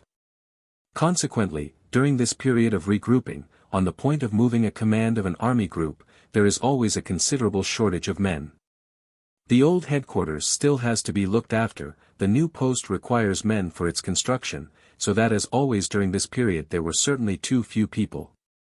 Dr. Stamer, can you not even give us an estimate of the figure of that advance party? Oberhuser, there were 30, 40, or 50 men. Dr. Stamer, how many non-commissioned officers? Oberhuser, probably 1 or 2 officers, a few non-commissioned officers, and some men. Dr. Stamer, the regiment was very widely spread out, was it not? Oberhuser, yes. Dr. Stamer, how far, approximately? Oberhuser, in the entire area of Army Group Center, shall we say between Orel and Vitebsk, in that entire area they were widely dispersed. Dr. Stamer, how many kilometers was that, approximately? Oberhuser, more than 500 kilometers. Dr. Stamer, do you know Judge Advocate General Dr. Conrad of Army Group Center? Oberhuser, yes. Dr. Stamer, do you know whether, in 1943, he interrogated the local inhabitants under oath about the date when the Polish officers were supposed to have been shot in the woods of Katyn? Oberhuser, no, I do not know. Dr. Stamer, I have no further questions, Mr. President. The President, were there any Einsatzkommandos in the Katyn area during the time that you were there? Oberhuser, nothing has ever come to my knowledge about that. The President, did you ever hear of an order to shoot Soviet commissars? Oberhuser, I only knew of that by hearsay. The President, when? Oberhuser, probably at the beginning of the Russian campaign, I think. The President, before the campaign started or after? Oberhuser, I cannot remember having heard anything like that before the beginning of the campaign. The President, who was to carry out that order? Oberhuser, strictly speaking, signal troops are not really fighting troops. Therefore, they really had nothing to do with that at all, and therefore we were in no way affected by the order. The President, I did not ask you that. I asked you who had to carry out the order. Oberhuser, those who came into contact with these people, presumably. The President, anybody who came in contact with Russian commissars had to kill them, is that it? Oberhuser, no, I assume that it was the troops, the fighting troops, the actual fighting troops at the front who first met the enemy. That could only have applied to the army group. The signal regiment never came into a position to meet commissars. That is probably why they were not mentioned in the order or affected by it in any way. The President, the witness can retire. Mr. Councillor Smirnov, Mr. President, I ask permission to call as witness the former deputy mayor of the city of Smolensk during the German occupation, professor of astronomy, Boris Basilevsky. The President, yes, let him come in then. The witness Basilevsky took the stand. Will you state your full name, please? Boris Basilevsky, witness Boris Basilevsky. The President, will you make this form of oath, I, a citizen of the USSR, called as a witness in this case, solemnly promise and swear before the High Tribunal, to say all that I know about this case, and to add or to withhold nothing. The witness repeated the oath. The President, you may sit down. Mr. Councillor Smirnov, with the permission of the tribunal, I should like to start with my interrogation, Mr. President. The President, certainly. Mr. Councillor Smirnov, please tell us, witness, what your activity was before the German occupation of the city and district of Smolensk and where you were living in Smolensk. Basilevsky, before the occupation of Smolensk and the surrounding region. Mr. Councillor Smirnov, please speak slowly. Basilevsky. I lived in the city of Smolensk and was professor first at the Smolensk University and then of the Smolensk Pedagogical Institute, and at the same time I was director of the Smolensk Astronomical Observatory. For 10 years I was the dean of the Physics and Mathematics faculty, and in the last years I was deputy to the director of the scientific department of the institute. Mr. Councillor Smirnov, how many years did you live in Smolensk previous to the German occupation? Basilevsky, from 1919. Mr. Councillor Smirnov, do you know what the so-called Katyn was? Basilevsky, yes. Mr. Councillor Smirnov, please speak slowly. Basilevsky, actually, it was a grove. It was the favorite resort of the inhabitants of Smolensk who spent their holidays and vacations there. Mr. Councillor Smirnov, was this wood before the war a special reservation which was fenced or guarded by armed patrols, by watch dogs? Basilevsky, during the many years that I lived in Smolensk, this place was never fenced. And no restrictions were ever placed on access to it. I personally used to go there very frequently. The last time I was there was in 1940 and in the spring of 1941. In this wood there was also a camp for engineers. Thus, there was free access to this place for everybody. Mr. Councillor Smirnov, please tell me in what year there was an engineer camp? Basilevsky, as far as I know, it was there for many years. Mr. Counselor Smirnov, please speak slowly. The President, wait a minute. Professor, will you wait a minute, please? When you see that yellow light go on, it means that you are going too fast, and when you are asked a question, will you pause before you answer it? Do you understand? Basilevsky, yes. Mr. Counselor Smirnov, will you please repeat your answer, and very slowly, if you please? Basilevsky, the last time I know that the engineer camp was in the area of the Catton Wood was in 1941. Mr. Counselor Smirnov, consequently, if I understand you correctly, in 1940 and 1941 before the beginning of the war at any rate, and you speak of the spring of 1941, the Catton Wood was not a special reservation and was accessible to everybody. Basilevsky, yes. I say that that was the situation. Mr. Counselor Smirnov, do you say this as an eyewitness or from hearsay? Basilevsky, no, I say it as an eyewitness who used to go there frequently. Mr. Counselor Smirnov, please tell the tribunal under what circumstances you became the first deputy mayor of Smolensk during the period of the German occupation. Please speak slowly. Basilevsky, I was an administration official. And I did not have an opportunity of leaving the place in time, because I was busy in saving the particularly precious library of the Institute and the very valuable equipment. In the circumstances I could not try to escape before the evening of the 15th, but then I did not succeed in catching the train. I therefore decided to leave the city on July 16th in the morning, but during the night of 15 to 16 the city was unexpectedly occupied by German troops. All the bridges across the Dnieper were blown up, and I found myself in captivity. After some time, on July 20th, a group of German soldiers came to the observatory of which I was the director. They took down that I was the director and that I was living there and that there was also a professor of physics, Efimov, living in the same building. In the evening of July 20th 2 German officers came to me and brought me to the headquarters of the unit which had occupied Smolensk. After checking my personalia and after a short conversation, they suggested that I become mayor of the city. I refused, basing my refusal on the fact that I was a professor of astronomy and that, as I had no experience in such matters, I could not undertake this post. They then declared categorically and with threats, we are going to force the Russian intelligentsia to work. Mr. Counselor Smirnov, thus, if I understand you correctly, the Germans forced you by threats to become the deputy mayor of Smolensk. Basilevsky, that is not all. They told me also that in a few days I would be summoned to the commandanter. On July 25th a man in civilian clothes appeared at my apartment, accompanied by a German policeman, and represented himself as a lawyer, Menshagin. He declared that he came by order of the military headquarters and that I should accompany him immediately to headquarters. The President, you are spending a lot of time on how he came to be mayor of Smolensk. Mr. Counselor Smirnov, will you please allow me to pass to other questions, Mr. President? Thank you for your observations. Turning to the witness. Who was your immediate superior? Who was the mayor of Smolensk? Basilevsky, Menshagin. Mr. Counselor Smirnov, what were the relations between this man and the German administration and particularly with the German commandanter? Basilevsky, these relations were very good and became closer and closer every day.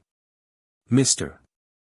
Counselor Smirnov, is it correct to say that Menshagin was the trustee of the German administration and that they even gave him secret information?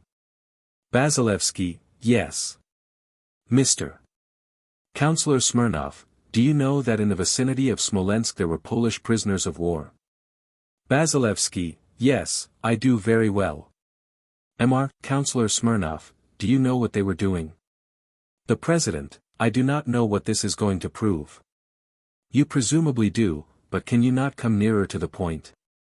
Mr. Counselor Smirnov, he said that he knew there were Polish prisoners of war in Smolensk. And, with the permission of the tribunal, I would like to ask the witness what these prisoners of war were doing. The President, very well, go on. Mr. Counselor Smirnov, please answer.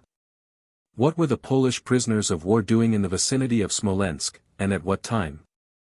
Basilevsky, in the spring of 1941 and at the beginning of the summer they were working on the restoration of the roads, Moscow-Minsk and Smolensk-Vitebsk. Mr. Counselor Smirnov, what do you know about the further fate of the Polish prisoners of war? Z. Basilevsky, thanks to the position that I occupied, I learned very early about the fate of the Polish prisoners of war. Mr. Counselor Smirnov, please tell the tribunal what you know about it. Basilevsky, in the camp for Russian prisoners of war known as Gulag 126, there prevailed such a severe regime that prisoners of war were dying by the hundreds every day. For this reason I tried to free all those from this camp for whose release a reason could be given. I learned that in this camp there was also a very well-known pedagogue named Ziglinski. I asked Menshagin to make representations to the German commandanter of Smolensk, and in particular to von Schwetz, and to plead for the release of Ziglinski from this camp. Mr. Counselor Smirnov, please do not go into detail and do not waste time, but tell the tribunal about your conversation with Menshagin. What did he tell you? Basilevsky, Menshagin answered my request with, what is the use? We can save one, but hundreds will die. However, I insisted, and Menshagin, after some hesitation, agreed to put this request to the German commandanter. Mr. Counselor Smirnov, please be short and tell us what Menshagin told you when he came back from the German commandanter. Basilevsky, 2 days later he told me that he was in a very difficult situation on account of my demand. Von Schwetz had refused the request by referring to an instruction from Berlin saying that a very severe regime should prevail with respect to prisoners of war. Mr.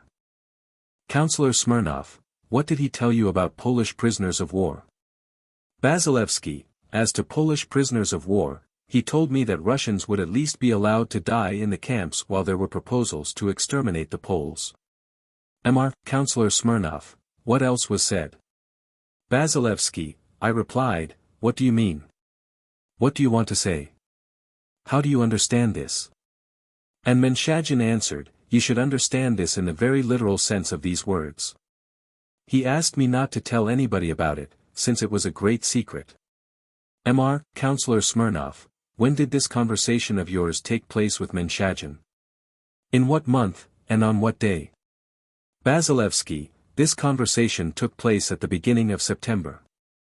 I cannot remember the exact date. Mr. Counselor Smirnov, but you remember it was the beginning of September? Basilevsky, yes. Mr. Counselor Smirnov, did you ever come back again to the fate of Polish prisoners of war in your further conversations with Menshagin? Basilevsky, yes. Mr. Counselor Smirnov, can you tell us when? Basilevsky, 2 weeks later, that is to say, at the end of September, I could not help asking him, what was the fate of the Polish prisoners of war? At first Menshagin hesitated, and then he told me haltingly, they have already died. It is all over for them. Mr. Counselor Smirnov, did he tell you where they were killed? Basilevsky, he told me that they had been shot in the vicinity of Smolensk, as von Schwetz told him. Mr. Counselor Smirnov, did he mention the exact place? Basilevsky, no, he did not mention the exact place. Mr. Counselor Smirnov, tell me this. Did you, in turn, tell anybody about the extermination, by Hitlerites, of the Polish prisoners of war near Smolensk? Basilevsky, I talked about this to Professor Efimov, who was living in the same house with me. Besides him, a few days later I had a conversation about it with Dr. Nikolsky, who was the medical officer of the city. However, I found out that Nikolsky knew about this crime already from some other source. Mr. Counselor Smirnov, did Menshagin tell you why these shootings took place? Basilevsky, yes. When he told me that the prisoners of war had been killed, he emphasized once more the necessity of keeping it strictly secret in order to avoid disagreeable consequences. He started to explain to me the reasons for the German behavior with respect to the Polish prisoners of war. He pointed out that this was only one measure of the general system of treating Polish prisoners of war. Mr. Counselor Smirnov, did you hear anything about the extermination of the Poles from the employees of the German Kommandantur? Basilevsky, yes, 2 or 3 days later. The President, you are both going too fast, and you are not pausing enough. You are putting your questions whilst the answers are coming through. You must have longer pauses, and go slower. Mr. Councillor Smirnov, thank you, Mr. President. Turning to the witness. Please continue, but slowly. Basilevsky, I do not know where I was. Mr. Councillor Smirnov, I asked you whether any of the employees of the German Kommandantur told you anything about the extermination of the Poles. Basilevsky, 2 or 3 days later, when I visited the office of Menshagin, I met there an interpreter. The Sonderführer of the 7th Division of the German Kommandantur who was in charge of the Russian administration and who had a conversation with Menshagin concerning the Poles. He came from the Baltic region. Mr. Councillor Smirnov, perhaps you can tell us briefly what he said. Basilevsky, when I entered the room he was saying, the Poles are a useless people, and exterminated they may serve as fertilizer and for the enlargement of living space for the German nation. The President, you are doing exactly what I said just now. You are asking the questions before the translation comes through. Mr. Councillor Smirnov, excuse me, Mr. President, I will try to speak more slowly. Turning to the witness. Did you learn from Menshagin anything definite about the shooting of Polish prisoners of war? Basilevsky, when I entered the room I heard the conversation with Hirschfeld. I missed the beginning, but from the context of the conversation it was clear that they spoke about this event. Mr. Councillor Smirnov, did Menshagin, when telling you about the shooting of Polish prisoners of war, refer to von Schwetz? Basilevsky, yes, I had the impression that he referred to von Schwetz. But evidently, and this is my firm belief, he also spoke about it with private persons in the Kommandantur. Mr.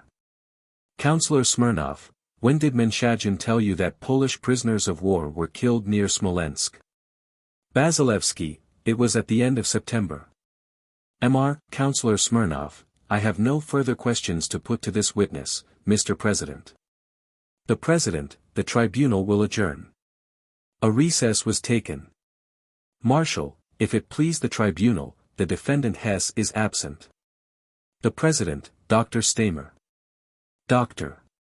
Stamer, witness, in your testimony, just before recess, you read out your testimony, if I observed correctly. Will you tell me whether that was so or not? Basilevsky, I was not reading anything. I have only a plan of the courtroom in my hand. Dr. Stamer, it looked to me as though you were reading out your answers. How can you explain the fact that the interpreter already had your answer in his hands? Basilevsky, I do not know how the interpreters could have had my answers beforehand. The testimony which I am giving was, however, known to the commission beforehand, that is, my testimony during the preliminary examination.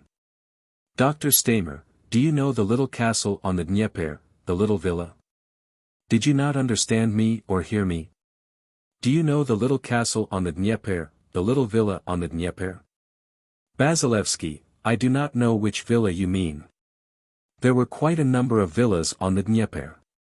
Dr. Stamer, the house which was near the Cottonwood on the steep bank of the Dnieper River. Basilevsky, I still do not quite understand which house you mean.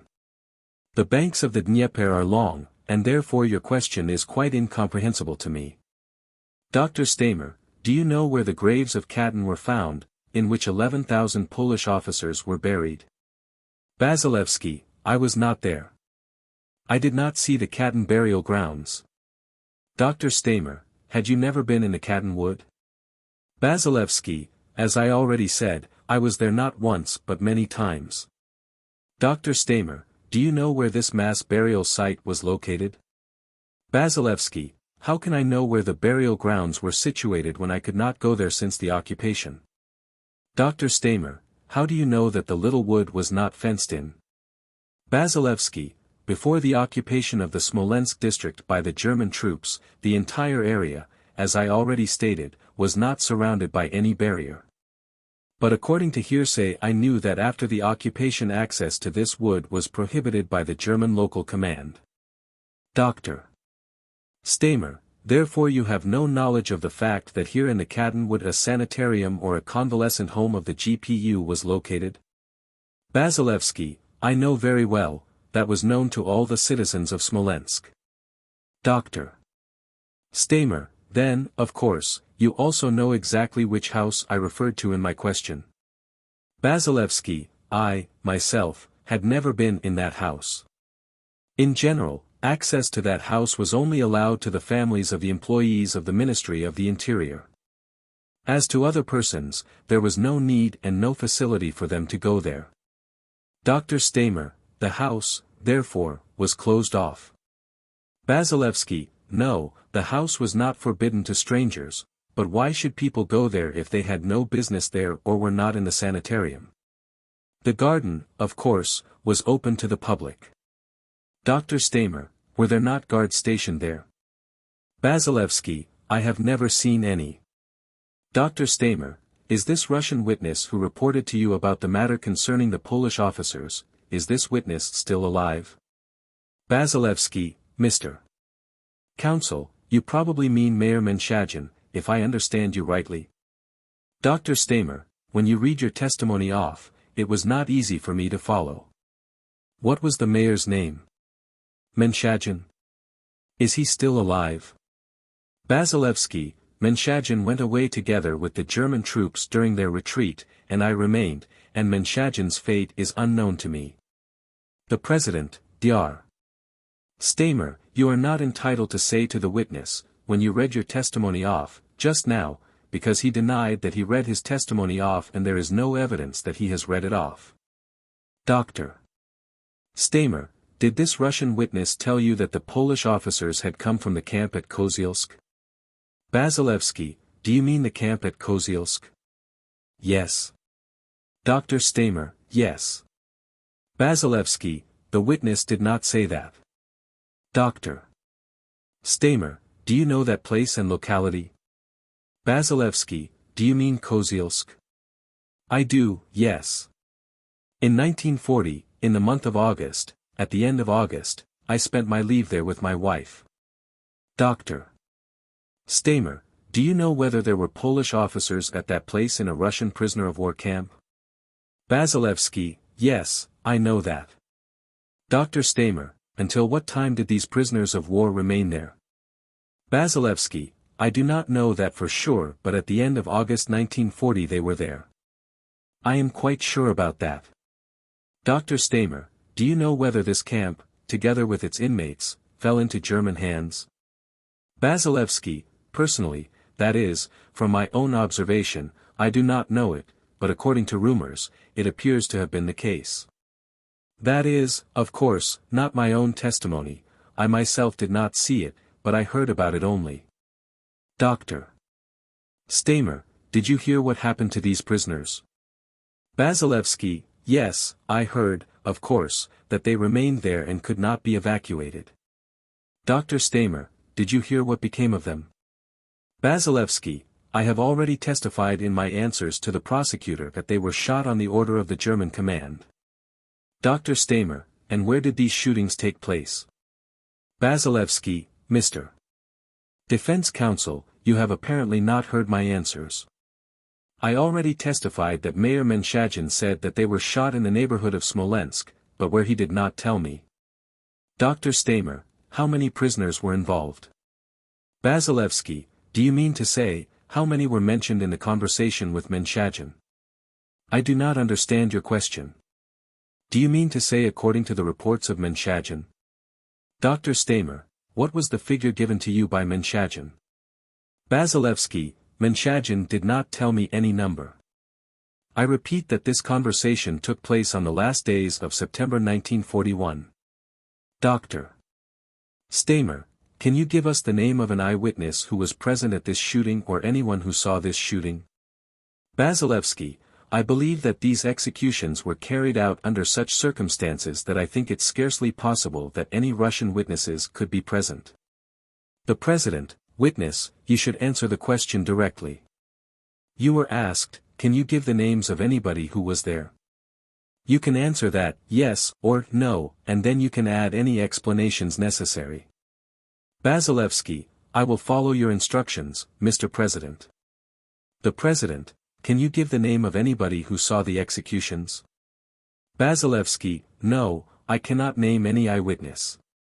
Dr. Stamer, what German unit is supposed to have carried out the shootings? Basilevsky, I cannot answer that exactly. It is logical to assume that it was the construction battalion which was stationed there, but of course I could not know the exact organization of the German troops. Dr. Stamer, did the Poles involved here come from the camp at Kozielsk? Basilevsky, in general, this was not mentioned in the conversations of that time, but I certainly do not know that. Besides, these might have been any other Polish prisoners of war who had not been at Kozielsk previously. Dr. Stamer, did you yourself see Polish officers? Basilevsky, I did not see them myself, but my students saw them, and they told me that they had seen them in 1941. Dr. Stamer, and where did they see them? Basilevsky, on the road where they were doing repair work at the beginning of summer, 1941. Dr. Stamer, in what general area or location? Basilevsky, in the district of the Moscow-Minsk highway, somewhat to the west of Smolensk. Dr. Stamer, can you testify whether the Russian Army Command had a report to the effect that Polish prisoners at the camp at Kozielsk had fallen into the hands of the Germans? Basilevsky, no, I have no knowledge of that. Dr. Stamer, what is the name of the German official or employee with whom you talked at the Kommandantur? Basilevsky, not in the Kommandantur, but in Menshagin's office. His name was Hirschfeld. Dr. Stamer, what was his position? Basilevsky, he was Sonderführer of the 7th Detachment of the German Kommandantur in the town of Smolensk. Dr. Stamer, I have no further questions, Mr. President, just another question or two, Mr. President. Turning to the witness. Were you punished by the Russian government on account of your collaboration with the German authorities? Basilevsky, no, I was not. Dr. Stamer, are you at liberty? Basilevsky, not only am I at liberty, but, as I have already stated, I am still professor at 2 universities. Dr. Stamer, therefore, you are back in office. Basilevsky, yes. The President, Colonel Smirnov, do you wish to re-examine? Mr. Counselor Smirnov, no, Mr. President, I have no further questions to put to the witness. The President, witness, do you know whether the man, whose name I understand to be Menshagin, was told about these matters or whether he himself had any direct knowledge of them? Basilevsky, from Menshagin's own words, I understood quite definitely that he had heard those things himself at the Kommandantur, particularly from von Schwetz, who was the commander from the beginning of the occupation. The President, the witness can retire. Mr. Counselor Smirnov, Mr. President, I beg the tribunal to allow me to call as witness Marko Antonov Markov, a Bulgarian citizen, professor at the University of Sofia. The interpreter Valov and the witness Markov took the stand. The President, are you the interpreter? Ludimir Valov, interpreter yes, sir. The President, will you give us your full name? Valov, Ludimir Valov. The President, will you repeat this oath after me? I swear before God and the law, that I will interpret truthfully and to the best of my skill, the evidence to be given by the witness. The interpreter repeated the oath. The President, to the witness. Will you give us your full name, please? Dr. Marko Antonov Markov, witness Dr. Marko Antonov Markov. The President, will you repeat this oath after me? I swear, as a witness in this case, that I will speak only the truth, being aware of my responsibility before God and the law, and that I will withhold and add nothing. The witness repeated the oath. The President, you may sit down. Mr. Dodd, Mr. President, before this witness is examined, I would like to call to the attention of the tribunal the fact that Dr. Stamer asked the preceding witness a question which I understood went, how did it happen that the interpreters had the questions and the answers to your questions if you didn't have them before you? Now that question implied that Dr. Stamer had some information that the interpreters did have the answers to the questions, and I sent a note up to the interpreters, and I have the answer from the lieutenant in charge that no one there had any answers or questions. And I think it should be made clear on the record. The President: yes, I think so, too. Dr. Stamer: I was advised of this fact outside the courtroom. If it is not a fact, I wish to withdraw my statement. I was informed outside the courtroom from a trustworthy source. I do not recall the name of the person who told me. I shall have to ascertain it. The President: such statements ought not be made by counsel until they have verified them.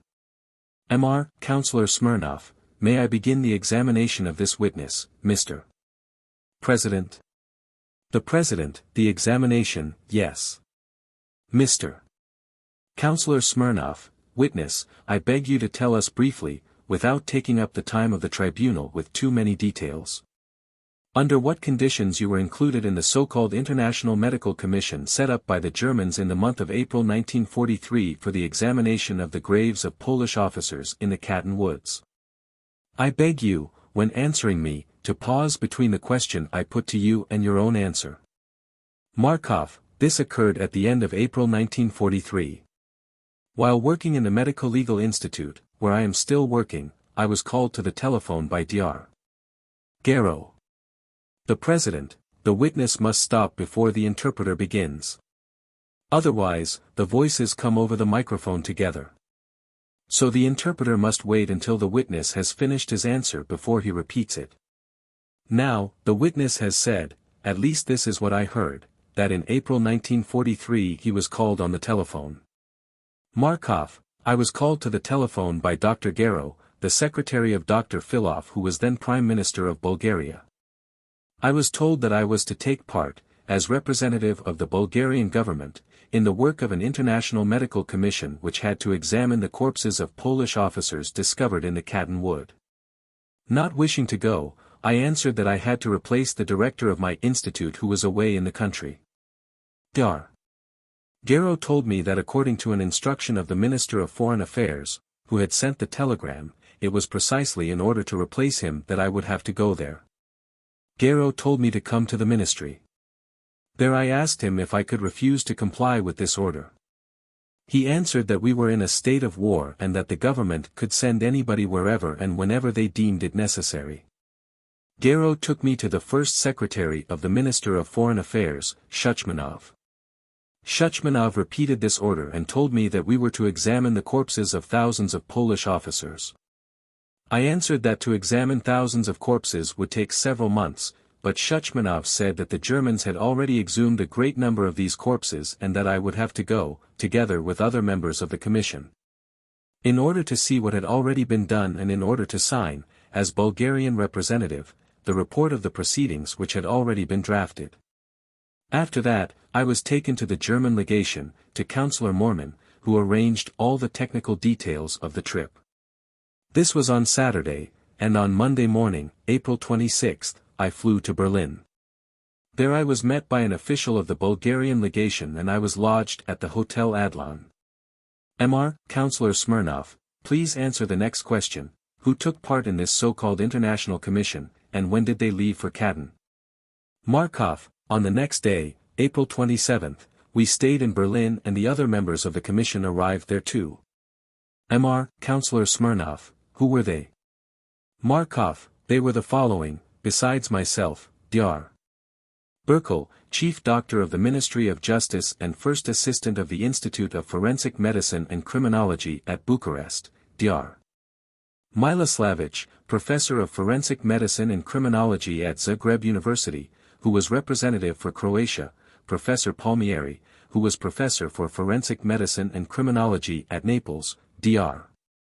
Orsos, Professor of Forensic Medicine and Criminology at Budapest, Dr. Subik, Professor of Pathological Anatomy at the University of Bratislava and Chief of the State Department for Health for Slovakia, Dr. Hajek, Professor for Forensic Medicine and Criminology at Prague, who represented the so-called Protectorate of Bohemia and Moravia, Professor Neville, Professor of Forensic Medicine at the University of Geneva, representative for Switzerland, Dr.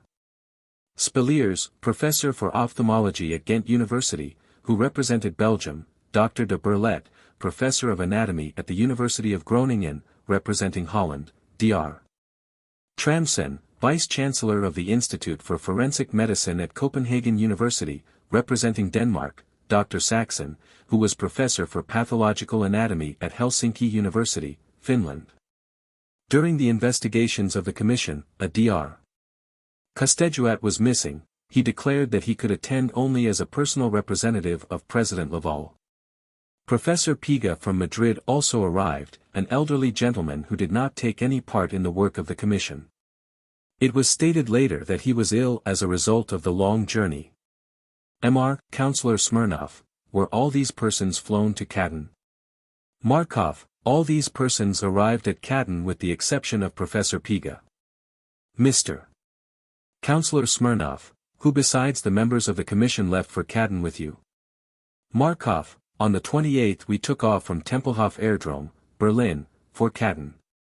We took off in 2 airplanes which carried about 15 to 20 persons each. Mr.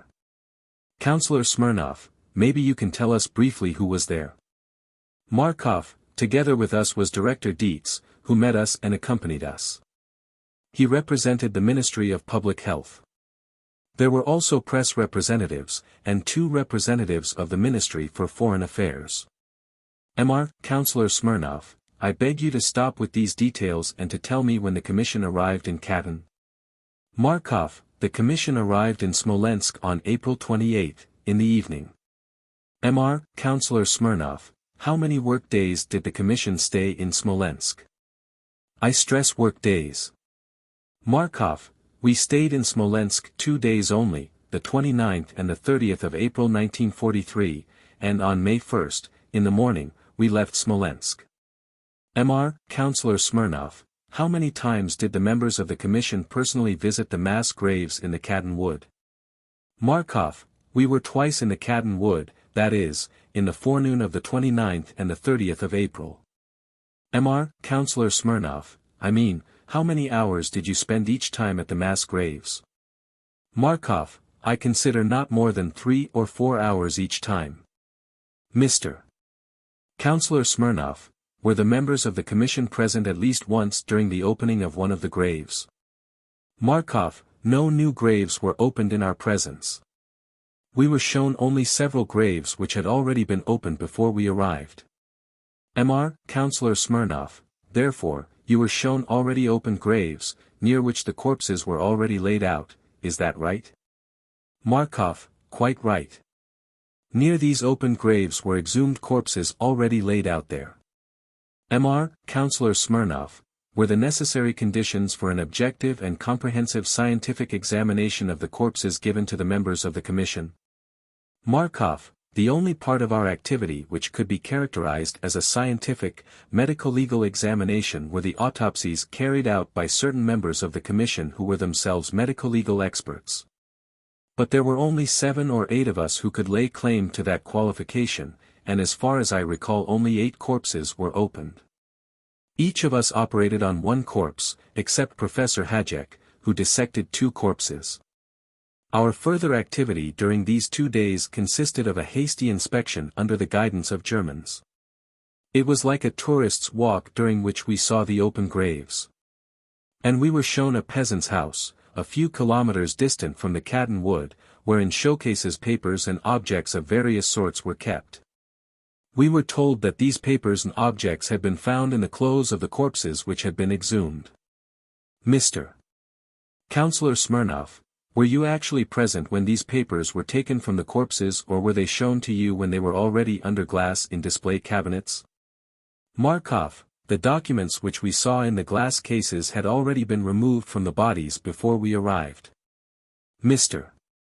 Councillor Smirnov, were you allowed to investigate these documents, to examine these documents, for instance, to see whether the papers were impregnated with any acids which had developed by the decay of the corpses? Or to carry out any other kind of scientific examination? Markov, we did not carry out any scientific examination of these papers.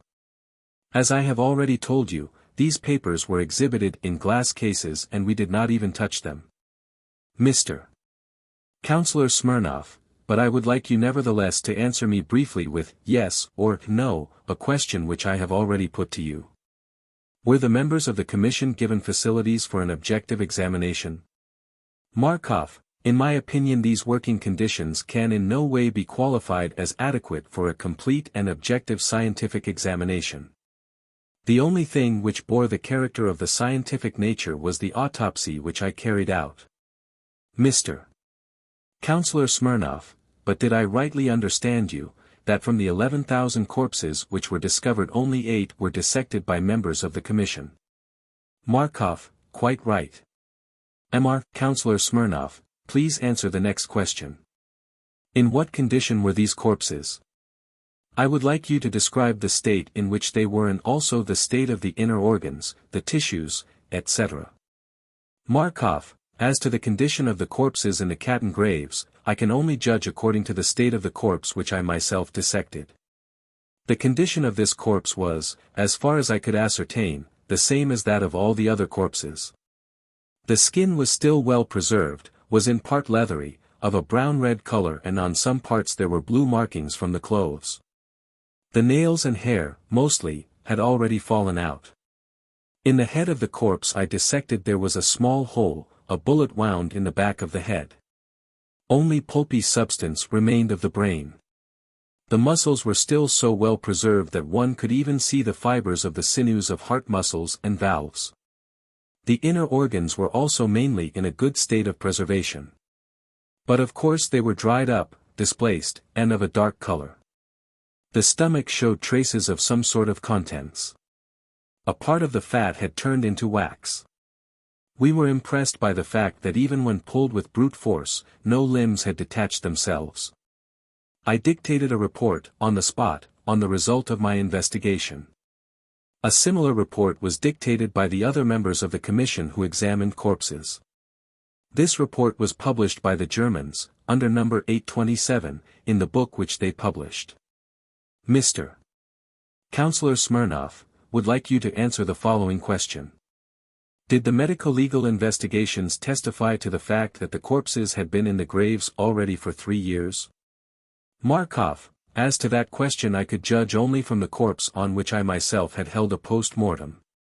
The condition of this corpse, as I have already stated, was typical of the average condition of the Katyn corpses.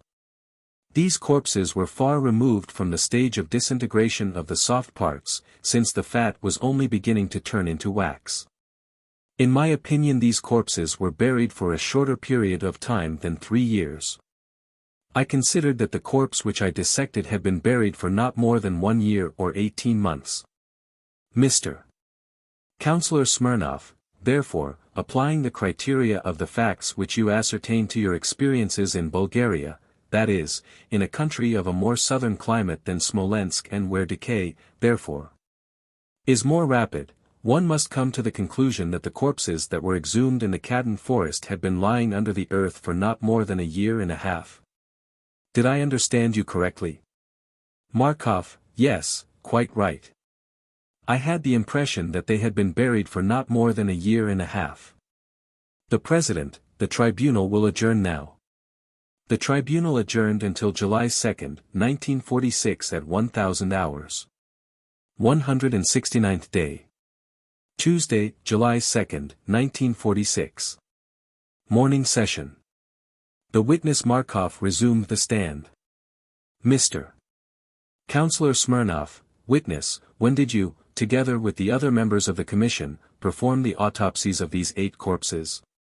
What date was it exactly? Markov, that was on April 30th, early in the day. Mr.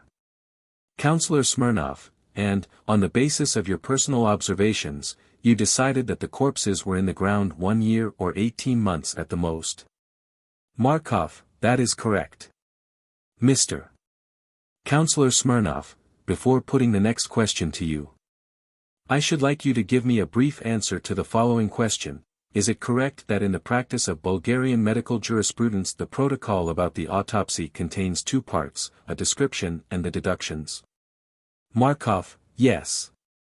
In our practice, as well as in the practice of other countries, so far as I know, it is done in the following way: first of all, we give a description and then the deduction.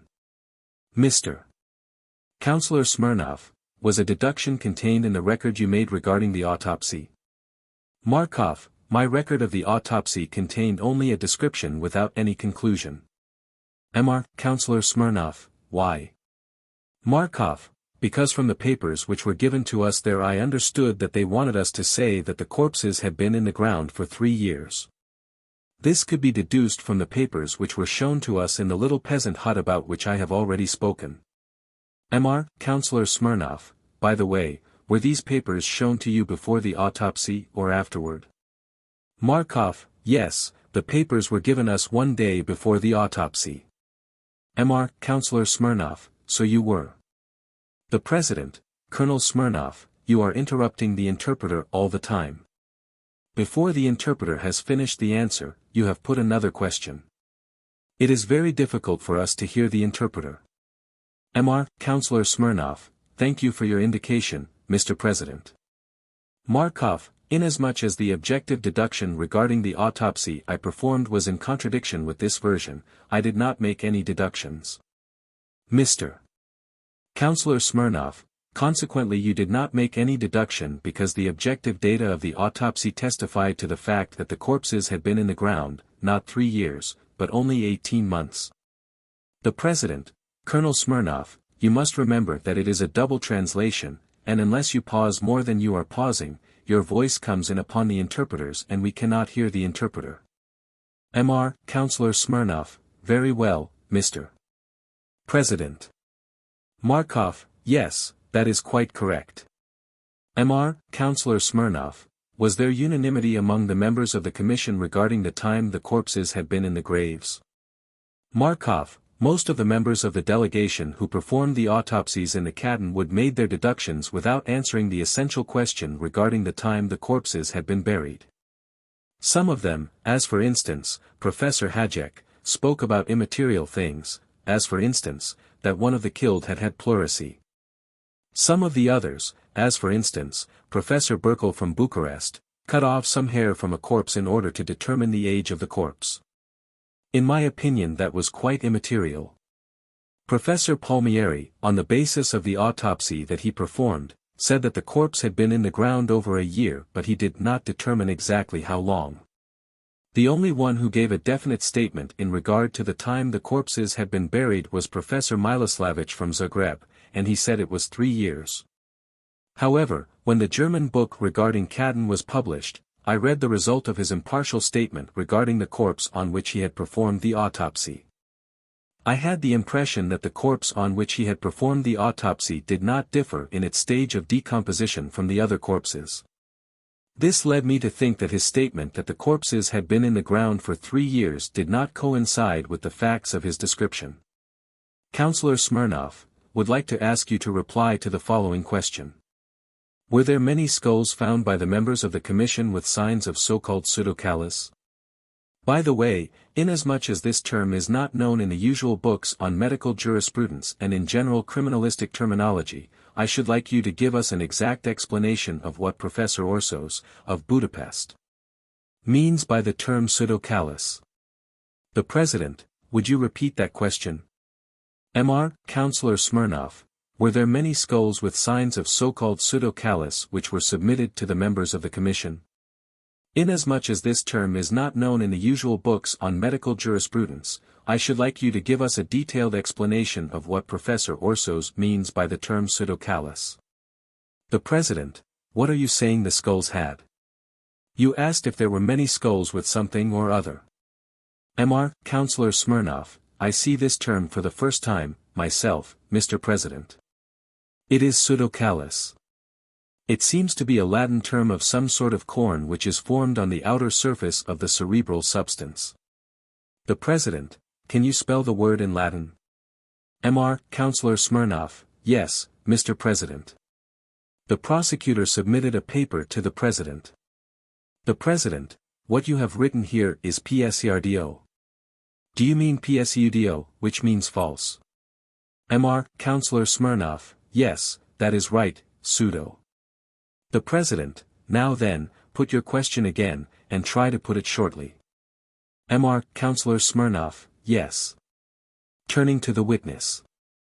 Were there many skulls with signs of so-called pseudocallus shown to the members of the commission? Will you please give an exact explanation of this term of Professor Orsos? Markov, Professor Orsos spoke to us regarding pseudocallus at a general conference of the delegates.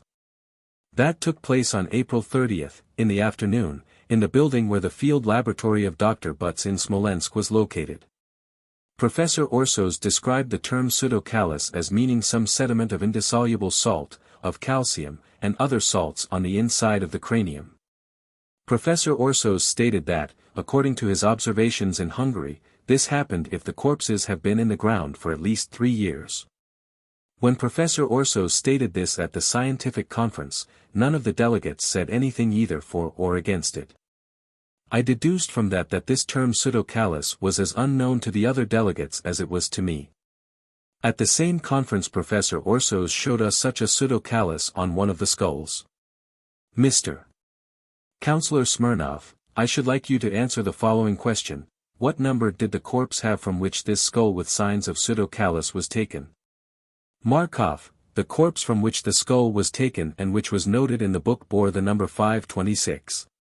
From this I deduced that this corpse was exhumed before our arrival at Katyn, inasmuch as all the other corpses on which we performed autopsies on April 30th had numbers which ran above 800. It was explained to us that as soon as a corpse was exhumed it immediately received a consecutive number. Mr. Counselor Smirnov, tell me this, please. Did you notice any pseudocallus on the skulls of the corpses on which you and your colleagues performed autopsies?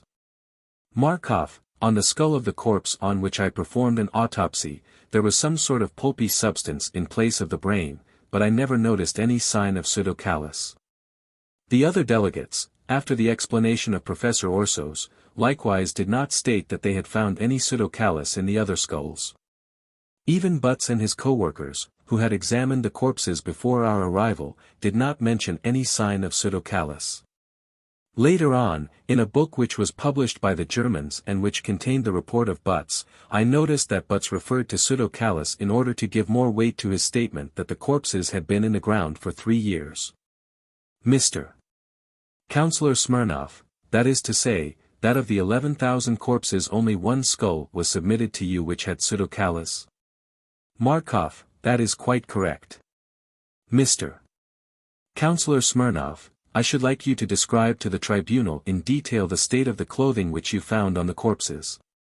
Markov, in general the clothing was well preserved, but of course it was damp due to the decomposition of the corpses. When we pulled off the clothing to undress the corpses, or when we tried to take off the shoes, the clothing did not tear nor did the shoes fall apart at the seams. I even had the impression that this clothing could have been used again, after having been cleaned. There were some papers found in the pockets of the clothing of the corpse on which I performed the autopsy, and these papers were also impregnated with the dampness of the corpse. Some of the Germans who were present when I was performing the autopsy asked me to describe those papers and their contents, but I refused to do it, thinking that this was not the duty of a doctor. In fact, I had already noticed the previous day that with the help of the dates contained in those papers, they were trying to make us think that the corpses had remained in the ground for 3 years. Therefore, I wanted to base my deductions only on the actual condition of the corpses. Some of the other delegates who performed autopsies also found some papers in the clothing of the corpses. The papers which had been found in the clothing of the corpse on which I performed the autopsy were put into a cover which bore the same number as the corpse, number 827. Later on, in the book which was published by the Germans, I perceived that some of the delegates described the contents of the papers which were found on the corpses. Mr. Counselor Smirnov, I should like to ask you to reply to the following question. On what impartial medico-judicial data did the Commission base the deduction that the corpses had remained in the earth not less than 3 years? The President, will you put the question again? I did not understand the question. Mr. Counselor Smirnov, I asked on what impartial medico-judicial data were the deductions of the protocol of the International Medical Commission based, which stated that the corpses had remained in the ground not less than 3 years. The President, has he said that that was the deduction he made? not less than 3 years? The tribunal, Mr. Biddle, he has not said that. The President, he has not said that at all. He never said that he made the deduction that the corpses remained in the ground not less than 3 years. Mr. Councillor Smirnov, he did not make this deduction. But Professor Markov, together with the other members of the Commission, signed a report of the International Commission. The President, I know, but that is why I ask you to repeat your question. The question that was translated to us was, on what grounds did you make your deduction that the corpses had remained in the ground not less than 3 years, which is the opposite of what he said. Now will you put the question again? Mr. Councillor Smirnov, very well. Turning to the witness. I am not asking you about your personal minutes, witness, but about the general record of the entire Commission.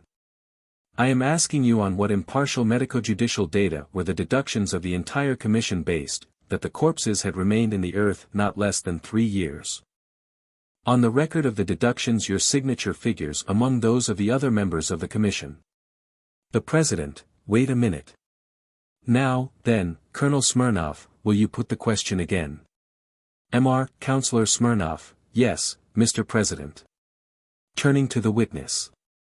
I was asking you on what impartial medico-judicial data were the deductions of the Commission based, not the individual report of Dr. Markov, in which there are no deductions, but the deductions of the entire Commission, that the corpses had remained not less than 3 years in the ground. Markov, the collective protocol of the Commission which was signed by all the delegates was very scant regarding the real medico-judicial data. Concerning the condition of the corpses, only one sentence in the report was stated, namely that the corpses were in various stages of decomposition, but there was no description of the real extent of decomposition. Thus, in my opinion, this deduction was based on the papers found on the corpses and on testimony of the witnesses, but not on the actual medico-judicial data. As far as medical jurisprudence is concerned, they tried to support this deduction by the statement of Professor Orsos regarding the finding of pseudocallus in the skull of corpse number 526. But, according to my conviction, since this skull was the only one with signs of pseudocallus, it was wrong to arrive at a definite conclusion regarding the stage of decomposition of thousands of corpses which were contained in the Katyn graves. Besides, the observation of Professor Orsos regarding pseudocallus was made in Hungary, that is to say, under quite different soil and climatic conditions, and withal in individual graves and not in mass graves, as was the case in Katyn. Mr. Councillor Smirnov, you spoke about the testimony of witnesses. Did the members of the Commission have the opportunity personally to interrogate those witnesses, especially the Russian witnesses? Markov, we did not have the opportunity of having any contact with the indigenous population. On the contrary, immediately upon our arrival at the hotel in Smolensk, Butz told us that we were in a military zone, and that we did not have the right to walk around in the city without being accompanied by a member of the German army. Or to speak with the inhabitants of the place, or to make photographs. In reality, during the time we were there, we did not have any contact with the local inhabitants. On the first day of our arrival in the Katyn wood, that is to say, on April 29th, in the morning, several Russian civilians were brought under German escort to the graves. Immediately upon our arrival at Smolensk, some of the depositions of the local witnesses were submitted to us. The depositions were typed. When these witnesses were brought to the Katyn wood, we were told that these witnesses were the ones who gave the testimonies which had been submitted to us. There was no regular interrogation of the witnesses which could have been recorded, or were recorded. Professor Orsos started the conversation with the witnesses and told us that he could speak Russian because he had been a prisoner of war in Russia during the First World War. He began to speak with a man, an elderly man whose name, so far as I can remember, was Kislov. Then he spoke to a second witness, whose last name so far as I can remember was Androjev. All the conversation lasted a few minutes only. As our Bulgarian language is rather similar to the Russian, I tried also to speak to some of the witnesses. The President, don't you think that should be left to cross-examination? Can't these details be left to cross-examination? Mr. Councillor Smirnov, yes, Mr. President. I would ask you, witness, to interrupt the reply to this question and to answer the following one. At the time you signed this general report of the Commission, was it quite clear to you that the murders were perpetrated in Katyn not earlier than the last quarter of 1941, and that 1940, in any case, was excluded? Markov: yes, this was absolutely clear to me, and that is why I did not make any deductions in the minutes which I made on my findings in the Katyn wood. Mr. Councillor Smirnov: why did you sign then this general report, which was incorrect in your opinion? Markov: in order to make it quite clear under what conditions I signed this report, I should like to say a few words on how it was made up and how it was signed. Mr. Councillor Smirnov: excuse me, I would like to put a question to you which defines more accurately this matter. Was this report actually signed on April 30th, 1941 in the town of Smolensk, or was it signed on another date and at another place? Markov: it was not signed in Smolensk on April 30th but was signed on May 1st at noon, at the airport which was called Bela. Mr. Councillor Smirnov: will you please tell the tribunal under what conditions it was signed? Markov: the compilation of this record was to be done at the same conference which I already mentioned and which took place in the laboratory of Butz in the afternoon of April 30th. Present at this conference were all the delegates and all the Germans who had arrived with us from Berlin, Butz and his assistants, General Staff Physician Holm, the chief physician of the Smolensk sector, and also other German army officials who were unknown to me. Butz stated that the Germans were only present as hosts, but actually the conference was presided over by General Staff Physician Holm and the work was performed under the direction of Butz. The secretary of the conference was the personal lady secretary of Butz who took down the report. However, I never saw these minutes. Butz and Orsos came with a prepared draft to this conference, a sort of protocol. But I never learned who ordered them to draw up such a protocol. This protocol was read by Butz and then a question was raised regarding the state and the age of the young pines which were in the clearings of the Katyn wood. Butz was of the opinion that in these clearings there were graves too. Mr. Councillor Smirnov: excuse me for interrupting you. Did you have any evidence that any graves were actually found in these clearings? Markov: no. During the time we were there, no new graves were opened. As some of the delegates said they were not competent to express their opinion regarding the age of these trees, General Holm gave an order to bring a German who was an expert on forestry. He showed us the cut of the trunk of a small tree and from the number of circles in this trunk, he deduced the trees were 5 years old. Mr. Councillor Smirnov: excuse me, I interrupt you again. You, yourself, can you state here that this tree was actually cut down from the grave and not from any other place in the clearing? Markov: I can say only that in the Katyn wood there were some clearings with small trees and that, while driving back to Smolensk, we took a little tree with us in the bus. But I do not know whether there were any graves where these trees were standing.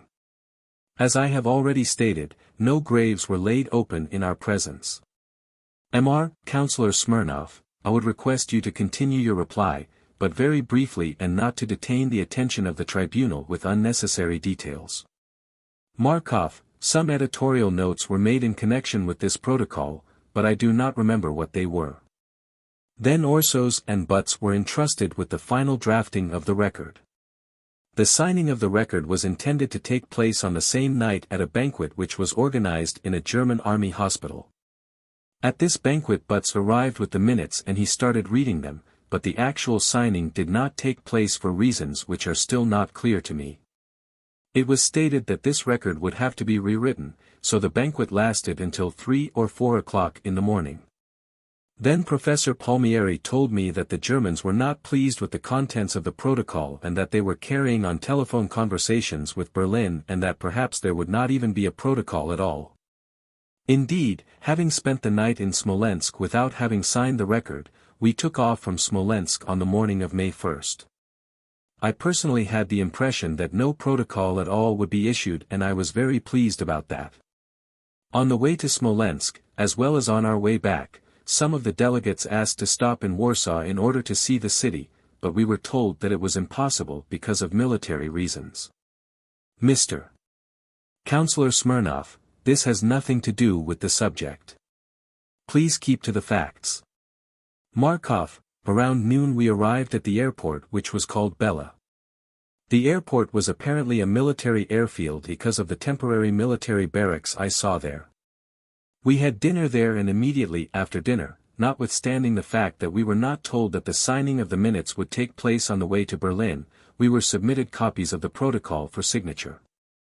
During the signing a number of military persons were present, as there were no other people except military personnel on this airfield. I was rather struck by the fact that on the one hand the records were already completed in Smolensk but were not submitted to us for signing there, and on the other hand that they did not wait till we arrived in Berlin a few hours later. They were submitted to us for signing at this isolated military airfield. This was the reason why I signed the report, in spite of the conviction I had acquired during the autopsy which I had performed at Smolensk. Mr. Counselor Smirnov, that is to say, the date and the locality which are shown in the protocol are incorrect?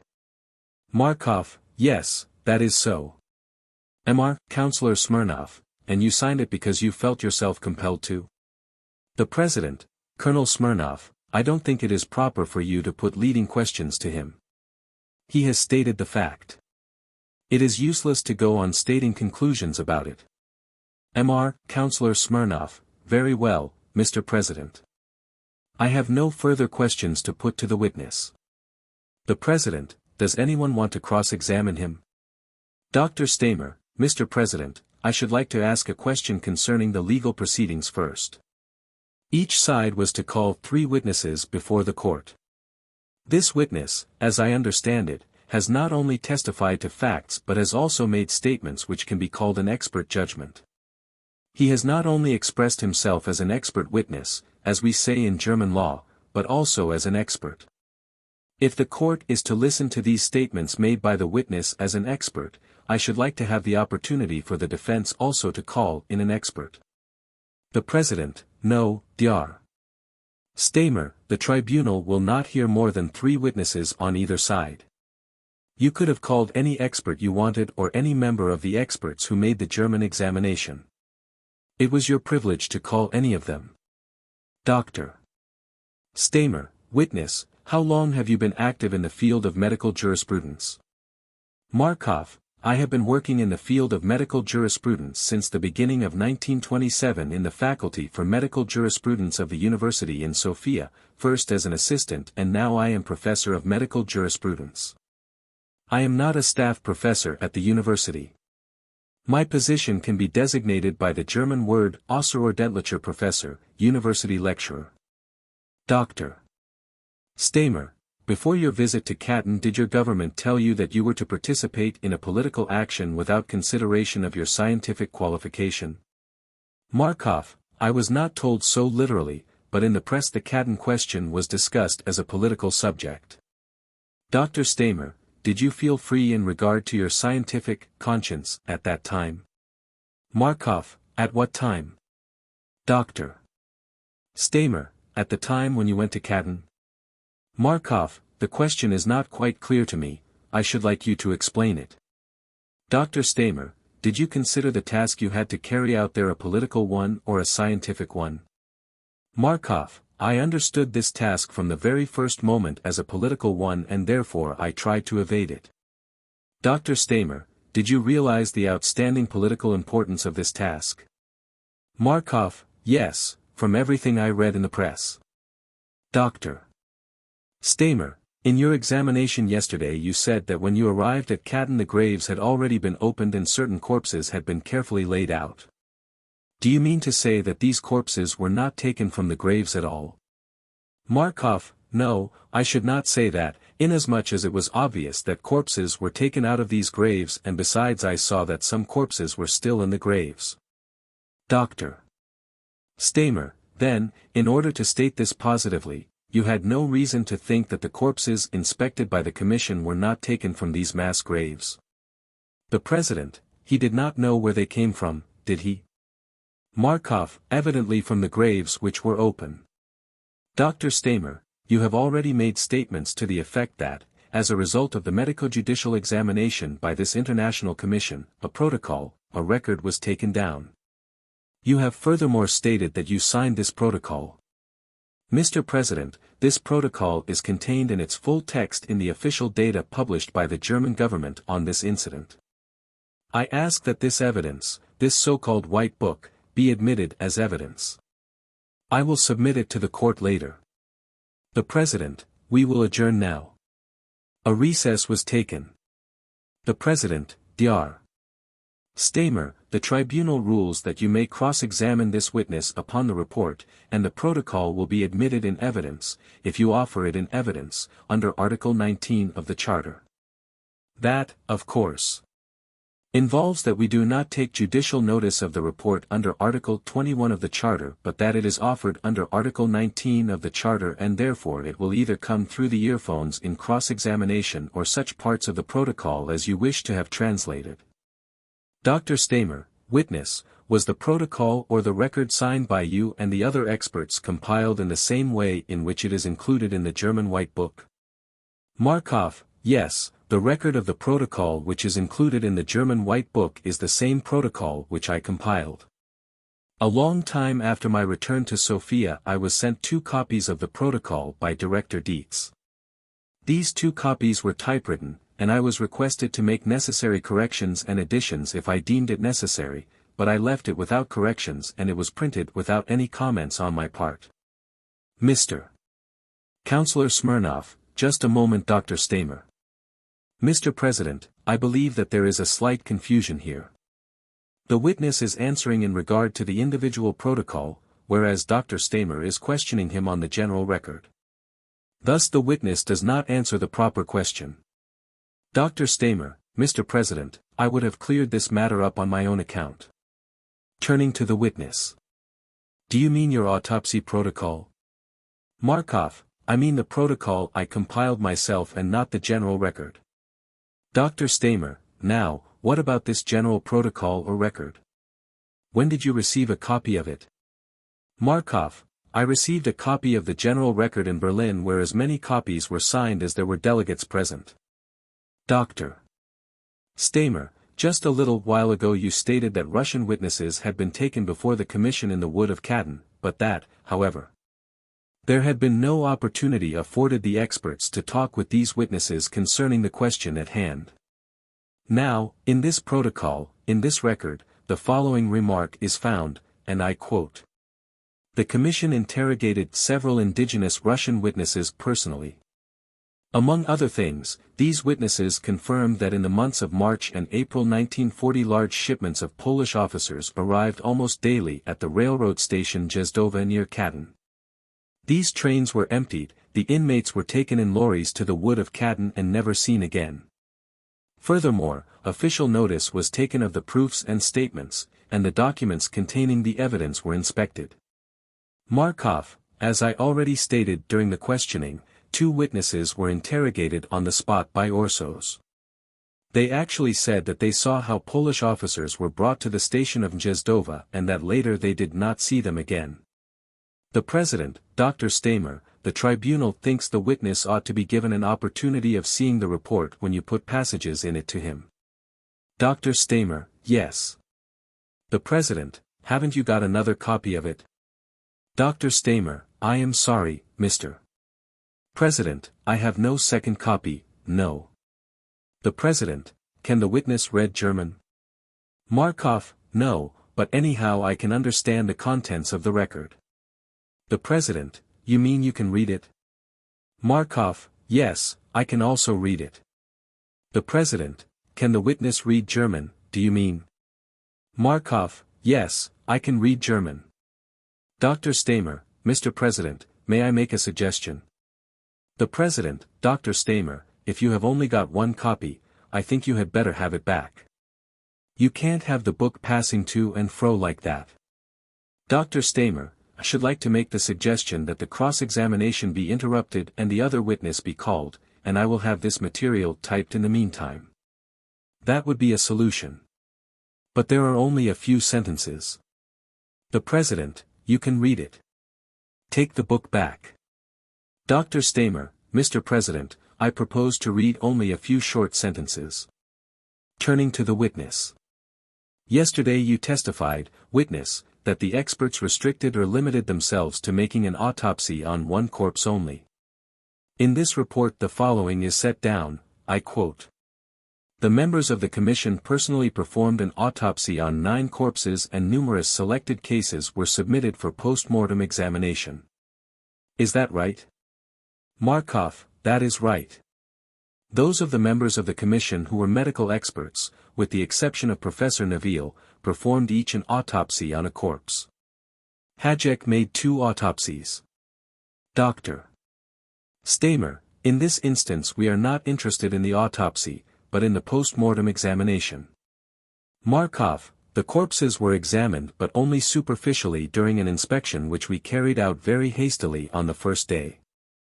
No individual autopsy was carried out, but the corpses were merely looked at as they lay side by side. Dr. Stamer, should like to ask you now what is meant in medical science by the concept post-mortem examination. Markov, we differentiate between an exterior inspection, when the corpse has to be undressed and minutely examined externally, and an internal inspection, when the inner organs of the corpse are examined. This was not done with the hundreds of bodies at Katyn, as it was not physically possible. We were there only one forenoon. Therefore, I consider that there was no actual medico-judicial expert examination of these corpses in the real sense of the word. Dr. Stamer, a little while ago you talked about the trees that were growing there on these graves, and you said that an expert explained the age of the trees by the rings counted on a trunk.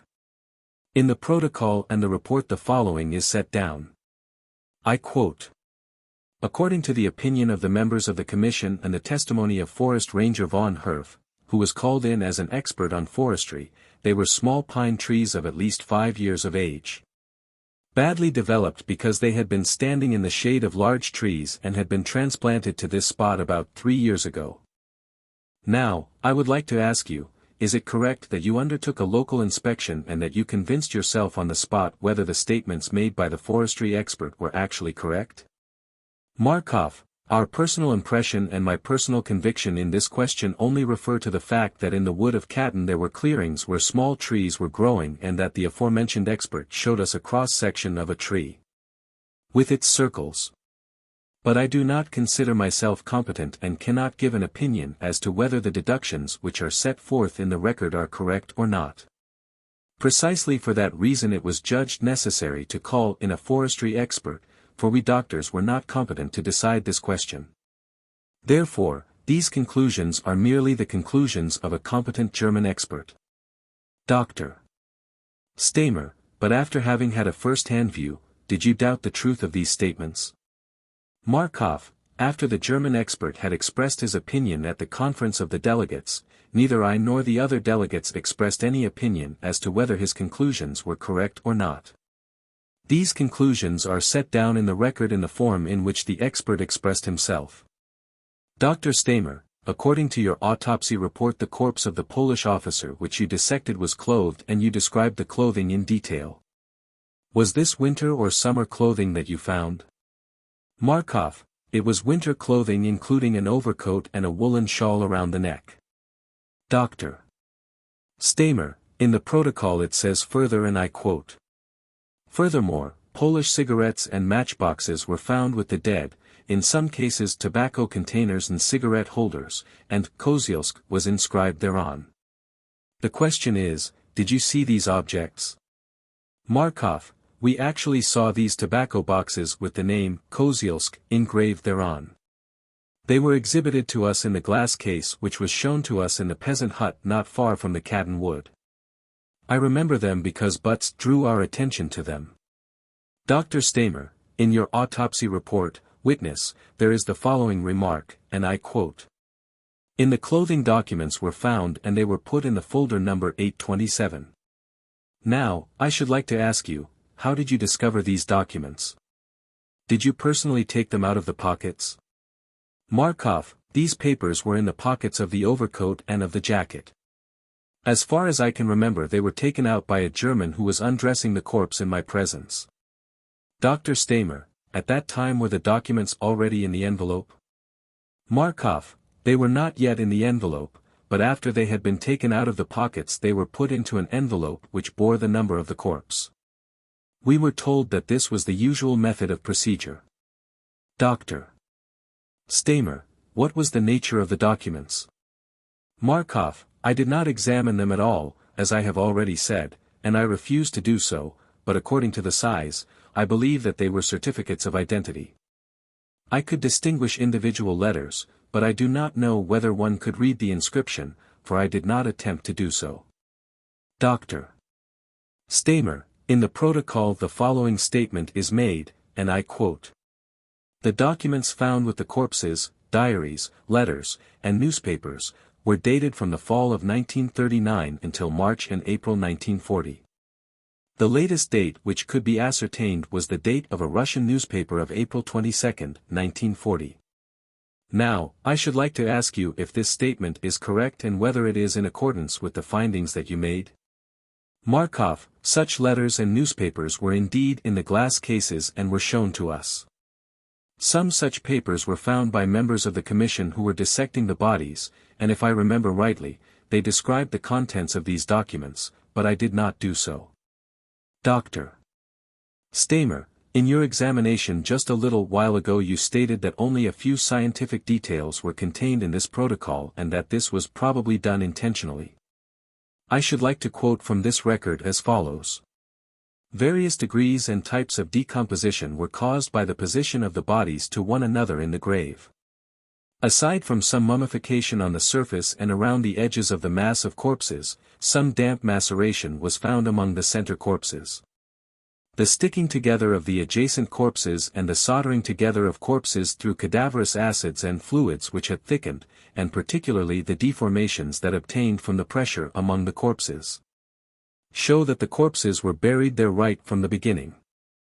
Among the corpses, insects or remains of insects which might date back to the time of burial are entirely lacking, and from this it may be gathered that the shooting and the burial took place at a season which was cold and free from insects. Now, I should like to ask you if these statements are correct and if they are in line with your findings. Markov, I stated that little was said on the condition of the corpses, and indeed, as can be judged by the quotation which I had in mind, only a general phraseology is used concerning the various degrees of decomposition of the corpses. But no concrete or detailed description of the condition of the corpses is made. As to the insects and their larvae, the assertion of the general report that none were discovered is in flagrant contradiction to the conclusions of Professor Palmieri, which are recorded in his personal minutes concerning the corpse which he himself dissected. In this protocol, which is published in the same German White Book, it is said that there were traces of remains of insects and their larvae in the mouths of the corpses. Dr. Stamer, just a little while ago you spoke of the scientific examination of skulls undertaken by Professor Orsos. The record also refers to this matter, and I quote. A large number of skulls were examined with respect to the changes they had undergone, which, according to the background and experience of Professor Orsos, would be of great value in fixing the date of death. In this connection, we are concerned with stratified incrustations on the surface of the mush found in the skull as a residue of the brain. These symptoms are not to be found among corpses which have been in their graves for less than 3 years. Such a condition, among other things, was found in a very decided form in the skull of corpse number 526, which was found near the surface of a large mass grave. I should like to ask you now if it is correct that, according to the report of Professor Orsos, such a condition was discovered not only as is said here on the skull of one corpse, but among other corpses also. Markov, I can answer this question quite categorically. We were shown only one skull, the one precisely mentioned in the record under the number 526. I do not know that other skulls were examined, as the record seems to imply. I am of the opinion that Professor Orsos had no possibility of examining many corpses in the Cadden Wood, for he came with us and left with us. That means he stayed in the Cadden Wood just as long as I and all the other members of the commission did. Dr. Stamer, finally, I should like to quote the conclusion of the summarizing expert opinion, in which it is stated. From statements made by witnesses, from the letters and correspondence, diaries, newspapers, and so forth, found on the corpses. It may be seen that the shootings took place in the months of March and April 1940. The following are in complete agreement with the findings made with regard to the mass graves and the individual corpses of the Polish officers, as described in the report. Is this statement actually correct? The President: I did not quite understand the statement. As I heard you read it, it was something like this: from the statements of witnesses, letters, and so forth. Dr. Stamer: in complete agreement with the findings made with regard to the mass graves and the individual corpses of the Polish officers and described in the report. That is the end of the quotation. The President: it doesn't say that the following persons are in complete agreement, but that the following facts are in complete agreement. Is that right? Dr. Stamer: no. My question is this statement approved by you? Do you agree with it? The President: yes, I know, but you read out certain words, which were these: the following are in complete agreement. What I want to know is whether that means that the following persons are in complete agreement, or whether the following facts are in complete agreement. Dr. Stamer: special facts had been set down, and this is a summarizing expert opinion signed by all the members of the Commission. Therefore, we have here a scientific explanation of the real facts. The President: would you just listen to what I read out from what I took down? From the statements of witnesses, letters, and other documents, it may be seen that the shooting took place in the months of March and April 1940. The following are in complete agreement. What I am asking you is this. Dr. Stamer attempted to interrupt. Just a moment, Dr. Stamer, listen to what I say. What I am asking you is, does the statement mean that the following persons are in complete agreement, or that the following facts are in complete agreement? Dr. Stamer: no. The following people testify that this fact, the fact that the shootings took place in the months of March and April 1940, agrees with the results of their investigations of the mass graves and of individual corpses. That is what is meant, and that is the conclusion. What has been found here is in agreement with that which has been set down and determined scientifically. That is the meaning. The President: go on. Dr. Stamer: is this final deduction in accord with your scientific conviction? Markov: I have already indicated that this statement regarding the condition of the corpses is based on the date resulting from testimony by the witnesses and from the available documents. But it is in contradiction to the observations I made on the corpse which I dissected. That means I did not consider that the results of the autopsies corroborated the presumable date of death to be taken from the testimony or the documents. If I had been convinced that the condition of the corpses did indeed correspond to the date of decease mentioned by the Germans, I would have given such a statement in my individual protocol. When I saw the signed protocol, I became suspicious as to the last sentence of the record, the sentence which precedes the signatures. I always had doubts whether this sentence was contained in that draft of the protocol which we saw at the conference in Smolensk. As far as I could understand, the draft of the protocol which had been elaborated in Smolensk only stated that we actually were shown papers and that we heard witnesses. And this was supposed to prove that the killings were carried out in March or April of 1940. I was of the opinion that the fact that the conclusion was not based on medical opinion and not supported absolutely by medical reports and examination was the reason why the signing of the protocol was postponed and why the record was not signed in Smolensk. Dr. Stamer: witness: at the beginning of my examination you stated that you were fully aware of the political significance of your task. Why, then, did you desist from protesting against this report which was not in accord with your scientific conviction? Markov: I have already said that I signed the protocol as I was convinced that the circumstances at this isolated military airfield offered no other possibility, and therefore I could not make any objections. Dr. Stamer: why did you not take steps later on? Markov: my conduct after the signing of the protocol corresponds fully to what I am stating here, I repeat. I was not convinced of the truth of the German version. I was invited many times to Berlin by Director Dietz. I was also invited to Sofia by the German embassy. And in Bulgaria, the Bulgarian Foreign Office also invited me to make a public statement over the radio and to the press. And I was requested to say what conclusions we had come to during our investigation. However, I did not do so, and I always refused to do so. Because of the political situation in which we found ourselves at that moment, I could not make a public statement declaring the German version was wrong. Concerning that matter there were quite sharp words exchanged between me and the German embassy in Sofia.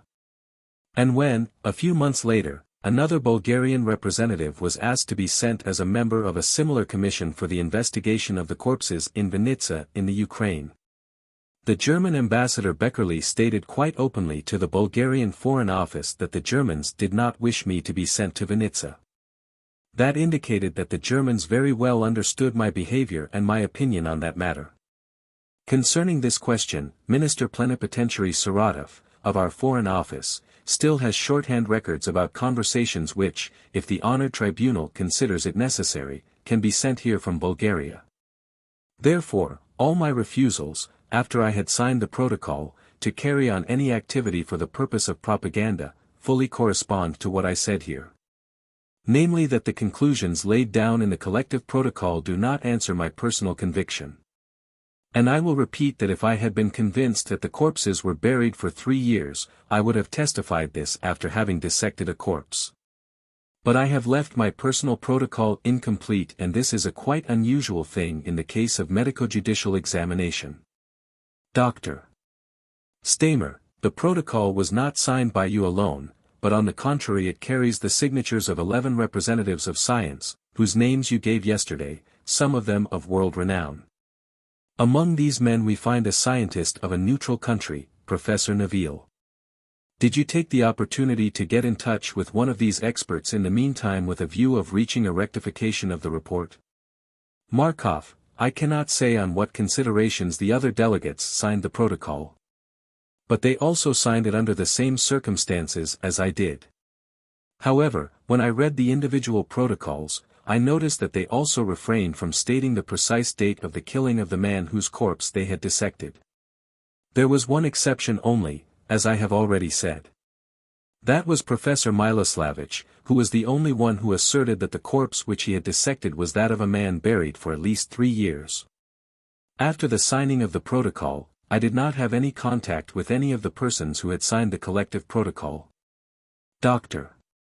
Stamer, witness, you gave 2 versions, one in the protocol which we have just discussed, and another here before the court. Which version is the correct one? Markov, I do not understand which 2 versions you are speaking about. Will you please explain it? Dr. Stamer, in the first version, in the protocol, it is set forth that according to the conclusion which had been made, the shooting must have taken place 3 years ago. Today you testified that the findings were not correct, and between the shooting and the time of your investigations there could only be a space of perhaps 18 months. Markov, I stated that the conclusions of the collective protocol do not correspond with my personal conviction. Dr. Stamer, did not correspond or do not correspond with your conviction. Markov, it did not and it does not correspond with my opinion then and now. Dr. Stamer, I have no further questions. Mr. Councillor Smirnov, Mr. President, I have no further questions to put to this witness. The President, witness, were any of the bodies which were examined by the members of this delegation exhumed from the ground in your presence? Markov, the corpses which we dissected were selected among the top layers of the graves which had been already exhumed. They were taken out of the graves and given to us for dissection. The President, was there anything to indicate, in your opinion, that the corpses had not been buried in those graves? Markov, as far as traces are concerned, and as far as the layers of corpses were preserved, they were stuck to each other. So that if they had been transferred, I do not believe that this could have been done recently. This could not have been done immediately before our arrival.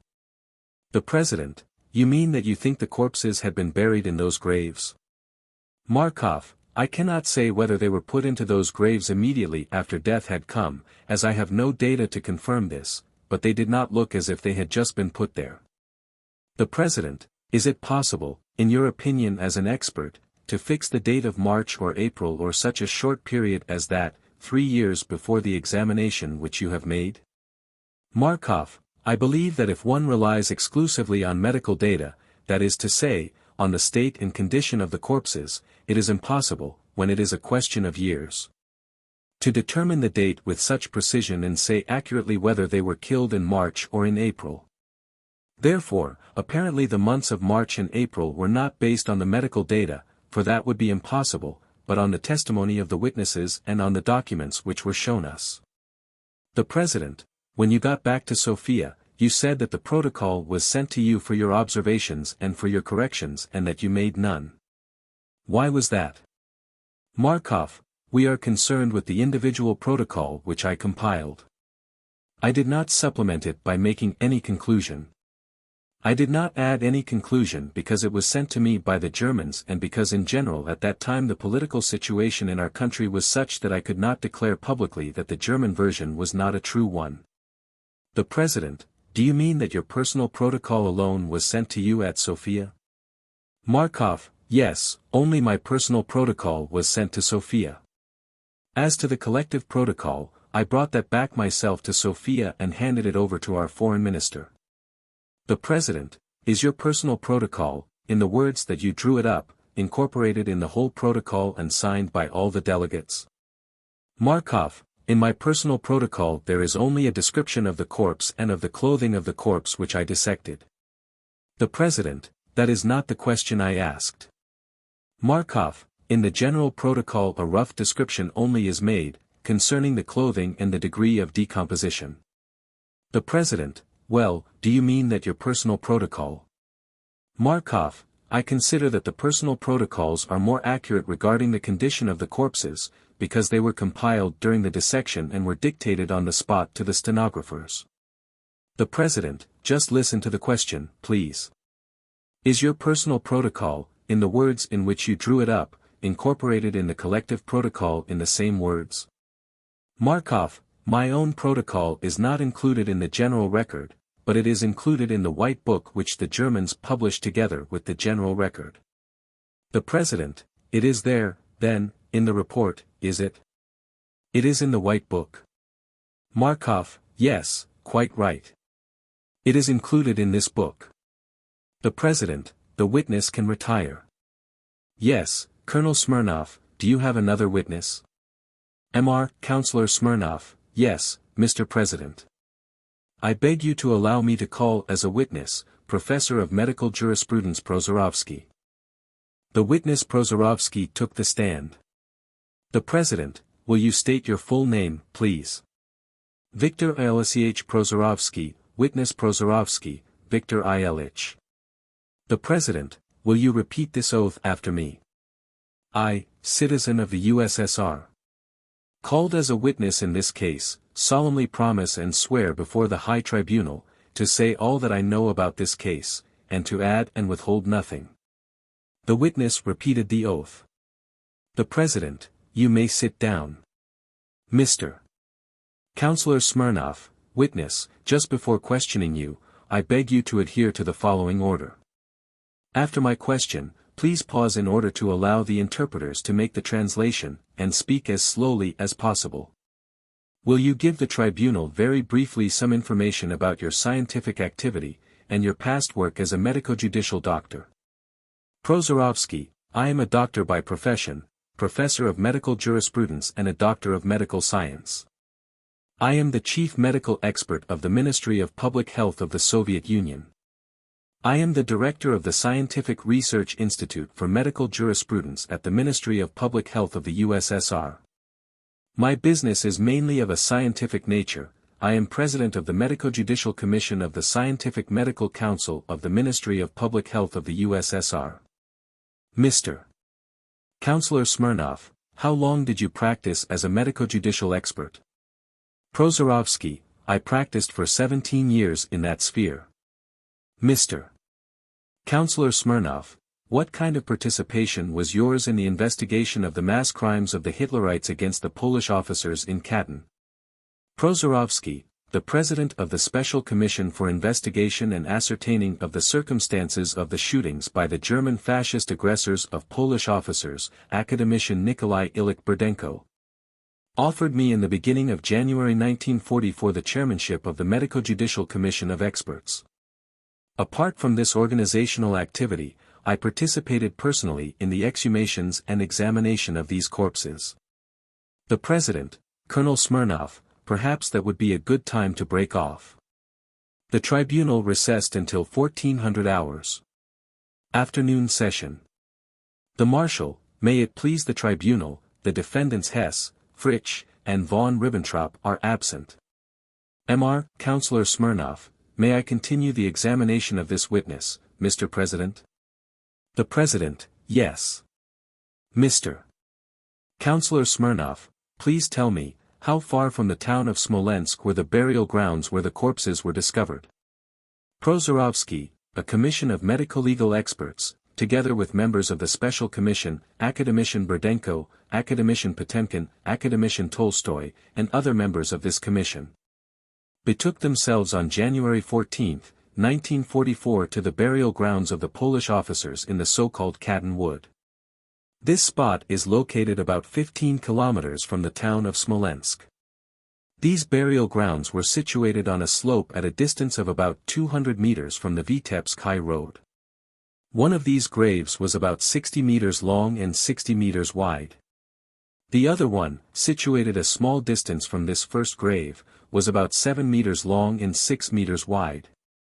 Mr. Councillor Smirnov, how many corpses were exhumed by the commission you headed? Prozorovsky, in the Katyn Wood the commission of medical experts exhumed and examined, from various graves and from various depths, altogether 925 corpses. Mr. Councillor Smirnov, how was the work of exhumation done and how many assistants were employed by you on this work? Prozorovsky, specialists and medico-legal experts participated in the work of this commission. In September and October 1943 they had exhumed and examined the corpses of the victims shot by the Germans. Mr. Councillor Smirnov, where was the examination of the corpses performed? Prozorovsky, they examined them in the town and the neighborhood of Smolensk.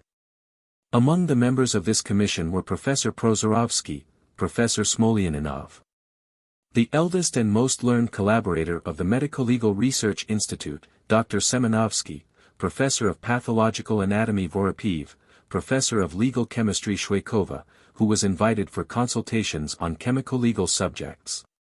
To assist this commission, they called also medico-legal experts from the forces. Among them were the medical student Nikolsky, Dr. Subotin. Mr. Councillor Smirnov, I doubt whether the tribunal is interested in all these names. I ask you to answer the following question. What method of examination was chosen by you? What I mean is, did you strip the corpses of their clothes and were you satisfied with the customary post-mortem examination or was every single one of these 925 corpses thoroughly examined? Prozorovsky, after exhumation of the corpses, they were thoroughly searched, particularly their clothing. Then an exterior examination was carried out and then they were subjected to a complete medico-legal dissection of all three parts of the body. That is to say, the skull, the chest, and the abdomen, as well as all the inner organs of these corpses. Mr. Councillor Smirnov, please tell me whether the corpses exhumed from these burial grounds bore traces of a previous medical examination. Prozorovsky, out of the 925 corpses which we examined, only 3 had already been dissected, and that was a partial examination of the skulls only. On all the others no traces of previous medical examination could be ascertained. They were clothed.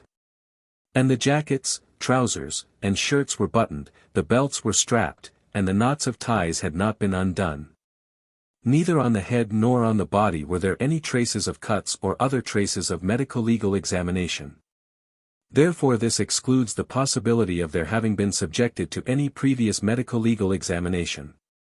Mr. Councillor Smirnov, during the medico-legal examination which was carried out by your commission, did you open the skulls? Prozorovsky, of course. At the examination of quite a number of corpses the skull was opened and the contents of the skull were examined. Mr. Counselor Smirnov, are you acquainted with the expression, pseudocallus? Prozorovsky, I heard of it when I received a book in 1945 in the Institute of Medical Legal Science. Before that not a single medical legal expert observed any similar phenomena in the Soviet Union. Mr. Counselor Smirnov, among the 925 skulls which you examined, were there many cases of pseudocallus?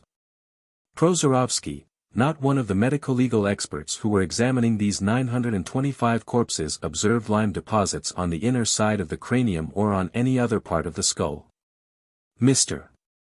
Counselor Smirnov, therefore, there was no sign of pseudocallus on any of the skulls. Prozorovsky, no. Mr. Counselor Smirnov, was the clothing also examined? Prozorovsky, as already stated, the clothing was thoroughly examined. Upon the request of the Special Commission, and in the presence of its members and of the Metropolitan Nikolai, Academician Burdenko, and others, the medical legal experts examined the clothing, the pockets of the trousers, of the coats, and of the overcoats. As a rule, the pockets were either turned, torn open, or cut open, and this testified to the fact that they had already been searched. The clothing itself, the overcoats, the jackets, and the trousers as well as the shirts, were moist with corpse liquids. This clothing could not be torn asunder, in spite of violent effort. Mr. Counselor Smirnov, therefore, the tissue of the clothing was solid? Prozorovsky, yes, the tissue was very solid, and of course, it was besmeared with earth. Mr. Counselor Smirnov, during the examination, did you look into the pockets of the clothing and did you find any documents in them? Prozorovsky, as I said, most of the pockets were turned out or cut, but some of them remained intact. In these pockets, and also under the lining of the overcoats and of the trousers we discovered, for instance, notes, pamphlets, papers, closed and open letters and postcards, cigarette paper, cigarette holders, pipes, and so forth. And even valuables were found, such as ingots of gold and gold coins. Mr. Counselor Smirnov, these details are not very relevant, and therefore I beg you to refrain from giving them. I would like you to answer the following question: did you discover in the clothing documents dated the end of 1940 and also dated 1941? Prozorovsky, yes. I discovered such documents, and my colleagues also found some. Professor Smolyanov, for instance, discovered on one of the corpses a letter written in Russian, and it was sent by Sophie Zigan, addressed to the Red Cross in Moscow, with the request to communicate to her the address of her husband, Thomas Zigan. The date of this letter was September 12, 1940. Besides, the envelope bore the stamp of a post office in Warsaw of September 1940, and also the stamp of the Moscow post office, dated September 28, 1940. Another document of the same sort was discovered. It was a postcard sent from Tarnopol, with the post office cancellation, Tarnopol, September 12, 1940. Then we discovered receipts with dates, one in particular with the name, if I am not mistaken, of Oreshkevich, certifying to the receipt of money with the date of April 6, 1941, and another receipt in his name, also referring to a money deposit, was dated May 5, 1941. Then, I myself discovered a letter with the date June 20, 1941, with the name of Irene Tuchinski, as well as other documents of the same sort. Mr. Counselor Smirnov, during the medical legal examination of the corpses, were any bullets or cartridge cases discovered? Please tell us what was the mark on these cartridge cases. Were they of Soviet make or of foreign make? And if they were foreign make, which one, and what was the caliber? Prozorovsky, the cause of death of the Polish officers was bullet wounds in the nape of the neck. In the tissue of the brain or in the bone of the skull we discovered bullets which were more or less deformed. As to cartridge cases, we did indeed discover, during the exhumation, cartridge cases of German origin, for on their bases we found the mark GECO, Gecko.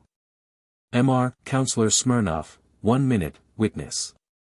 I will now read an original German document, and I beg the permission of the tribunal to submit a series of documents which have been offered us by our American colleagues, document number 402, PS, Exhibit USSR 507.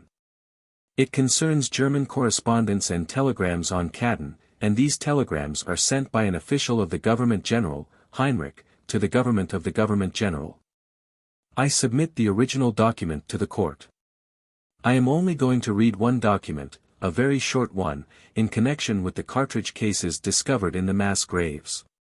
The telegram is addressed to the government of the Government General, care of First Administrative Councillor Wirach in Krakow. It is marked urgent, to be delivered at once, secret. Part of the Polish Red Cross returned yesterday from Kärnten. The employees of the Polish Red Cross have brought with them the cartridge cases which were used in shooting the victims of Kärnten. It appears that these are German munitions. The caliber is 7.65. They are from the firm Jeco. Letter follows. Signed, Heinrich. Turning to the witness. Were the cartridge cases and cartridges which were discovered by you of the same caliber, and did they bear the mark of the same firm? Prozorovsky, as I have already stated, the bullets discovered in the bullet wounds were 7.65 caliber. The cases discovered during the exhumation did indeed bear the trademark of the firm Jeco. Mr. Councillor Smirnov, I now ask you to describe in detail the condition of the body tissues and of the inner organs of the corpses exhumed from the graves of Kärnten. Prozorovsky, the skin and the inner organs of the corpses were well preserved. The muscles of the body and of the limbs had kept their structure. The muscles of the heart had also kept their characteristic structure. The substance of the brain was, in some cases, putrefied. But in most cases, it had kept its structural characteristics quite definitely, showing a clear distinction between the gray and white matters. Changes in the inner organs were mainly a sagging and shrinking. The hair from the head could be easily pulled out. Mr. Councillor Smirnov, from the examination of the corpses, to what conclusion did you come as to the date of death and date of burial? Prozorovsky, on the basis of the experience I have gained and on the experiences of Smolyanov, Semenovsky, and other members of the commission. Mr. Councillor Smirnov, one moment, witness. I would like you to tell the tribunal briefly what these experiences were and how many corpses were exhumed. Did you personally exhume them, or were they exhumed in your presence? Prozorovsky, in the course of the Great War, I was often medico-legal expert during the exhumation and the examination of corpses of victims who were shot by the Germans. These executions occurred in the town of Krasnodar and its neighborhood, in the town of Kharkov and its neighborhood, in the town of Smolensk and its neighborhood, in the so-called extermination camp of Majdanek, near Lublin. So that all told more than 5,000 corpses were exhumed and examined with my personal cooperation. Mr. Councillor Smirnov, considering your experience and your objective observations, to what conclusions did you arrive as to the date of the death and the burial of the victims of Kärnten? Prozorovsky, what I have just said applies to me as well as to many of my colleagues who participated in this work. The Commission came to the unanimous conclusion that the burial of the Polish officers in the Kärnten graves was carried out about 2 years before, if you count from January, the month of January 1944, that is to say that the date was autumn 1941. Mr. Councillor Smirnov, did the condition of the corpses allow the conclusion that they were buried in 1940, objectively speaking? Prozorovsky, the medico-legal examination of the corpses buried in the Kärnten would, when compared with the modifications and changes which were noticed by us during former exhumations on many occasions and also material evidence, allowed us to come to the conclusion that the time of the burial could not have been previous to the autumn of 1941. Mr. Councillor Smirnov, therefore, the year 1940 is out of question. Prozorovsky, yes, it is completely excluded. Mr. Councillor Smirnov, if I understood you rightly, you were also medico-legal expert in the case of other shootings in the district of Smolensk. Prozorovsky, in the district of Smolensk and its environs I have exhumed and examined together with my assistants another 1,173 corpses, besides those of Kärnten. They were exhumed from 87 graves. Mr. Counselor Smirnov, how did the Germans camouflage the common graves of the victims which they had shot? Prozorovsky, in the district of Smolensk, in Gadianovka, the following method was used. The top layer of earth on these graves was covered with turf, and in some cases, as in Gadianovka, young trees were planted as well as bushes. All this with a view to camouflaging. Besides, in the so-called engineer's garden of the town of Smolensk, the graves were covered with bricks and paths were laid out. Mr. Counselor Smirnov, so you exhumed more than 5,000 corpses in various parts of the Soviet Union. Prozorovsky, yes. Mr. Counselor Smirnov, what were the causes of death of the victims in most cases? Prozorovsky, in most cases the cause of death was a bullet wound in the head, or in the nape of the neck. Mr. Counselor Smirnov, were the causes of death at Katyn similar to those met with in other parts of the Soviet Union? I am speaking of mass shootings.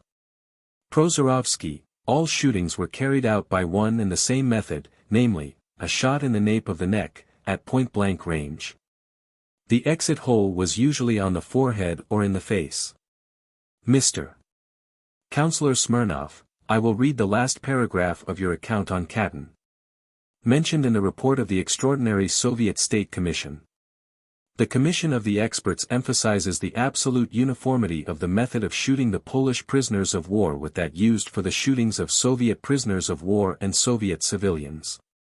Such shootings were carried out on a vast scale by the German fascist authorities during the temporary occupation of territories of the USSR, for instance, in the towns of Smolensk, Orel, Kharkov, Krasnodar and Voronezh. Do you corroborate this conclusion? Prozorovsky, yes, this is the typical method used by the Germans to exterminate peace-loving citizens. Mr. Counselor Smirnov, I have no further questions to put to this witness, Mr. President. Dr. Stamer, where is your permanent residence, witness? Prozorovsky, I was born in Moscow and have my domicile there. Dr. Stamer, how long have you been in the Commissariat for Health? Prozorovsky, I have been working in institutions for public health since 1931 and am at present in the Ministry of Public Health. Before that I was a candidate for the chair of forensic medicine at Moscow University. Dr. Stamer, in this commission were there also foreign scientists? Prozorovsky, in this commission there were no foreign medico-legal experts, but the exhumation and examination of these corpses could be attended by anybody who was interested. Foreign journalists, I believe 12 in number, came to the burial grounds and I showed them the corpses, the graves, the clothing, and so on, in short everything they were interested in. Dr. Stamer, were there any foreign scientists present? Prozorovsky, I repeat again that no one was present apart from Soviet experts of the Medico-Legal Commission.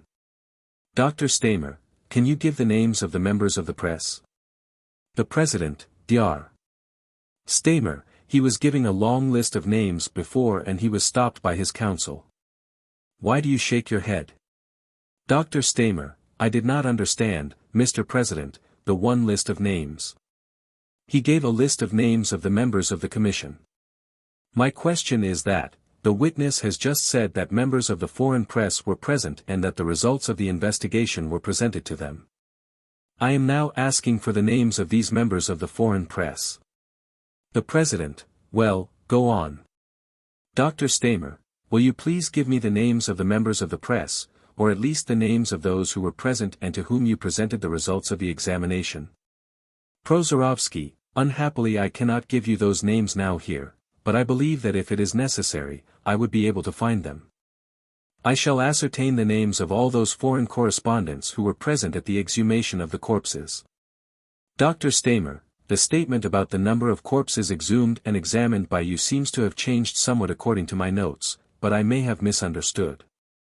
Once you mentioned 5,000 and another time 925. Which figure is the correct one? Prozorovsky, you did not hear properly. I said that 925 corpses had been exhumed in the Katyn wood, but in general I personally exhumed or was present at the exhumation of over 5,000 in many towns of the Soviet Union after the liberation of the territories from the Germans. Dr. Stamer, were you actually present at the exhumation? Prozorovsky, yes. Dr. Stamer, how long did you work at these exhumations? Prozorovsky, as I told you, on January 14 a group of medico-legal experts left for the site of the burial grounds together with the members of a special commission. The President, can you not just say how long it took, the whole exhumation? In other words, to shorten it, can you not say how long it took? Prozorovsky, very well.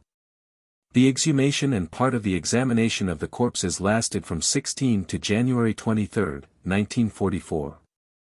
Dr. Stamer, did you find only Polish officers? Prozorovsky, all the corpses, with the exception of 2 which were found in civilian clothing, were in Polish uniforms and were therefore members of the Polish army. Dr. Stamer, did you try to determine from what camp these Polish officers came originally? Prozorovsky, that was not one of my duties. I was concerned only with the medico-legal examination of the corpses. Dr. Stamer, you did not learn in any other way from what camp they came. Prozorovsky, in the receipts which were found, dated 1941, it was stated that the money was received in Camp 10N. It can therefore be assumed that the camp number was obviously of particular importance. Dr. Stamer, did you know of the Kozielsk camp? Prozorovsky, only from hearsay. I have not been there. Dr. Stamer, do you know that Polish officers were kept prisoners there? Prozorovsky, I can say only what I heard. I heard that Polish officers were there, but I have not seen them myself nor have I been anywhere near there. Dr. Stamer, did you learn anything about the fate of these officers? Prozorovsky, since I did not make the investigations, I cannot say anything about the fate of these officers. About the fate of the officers, whose corpses were discovered in the graves of Kladin, I have already spoken. Dr. Stamer, how many officers did you find altogether in the burial grounds at Kladin? Prozorovsky, we did not separate the corpses according to their rank, but, in all, there were 925 corpses exhumed and examined. Dr. Stamer, was that the majority? Prozorovsky, the coats and tunics of many corpses bore shoulder straps with insignia indicating officers' rank. But even today I could not distinguish the insignia of rank of the Polish officers. Dr. Stamer, what happened to the documents which were found on the Polish prisoners? Prozorovsky, by order of the Special Commission the searching of the clothing was done by the medico-legal experts. When these experts discovered documents they looked them through, examined them, and handed them over to the members of the Special Commission, either to Academician Burdenko or Academician Tolstoy, Potemkin, or any other members of the Commission. Obviously these documents are in the archives of the Extraordinary State Commission. Dr. Stamer, are you of the opinion that from the medical findings regarding the corpses the time when they were killed can be determined with certainty? Prozorovsky, in determining the date on which these corpses had presumably been buried, we were guided by the experience which we had gathered in numerous previous exhumations and also found support by material evidence discovered by the medico-legal experts.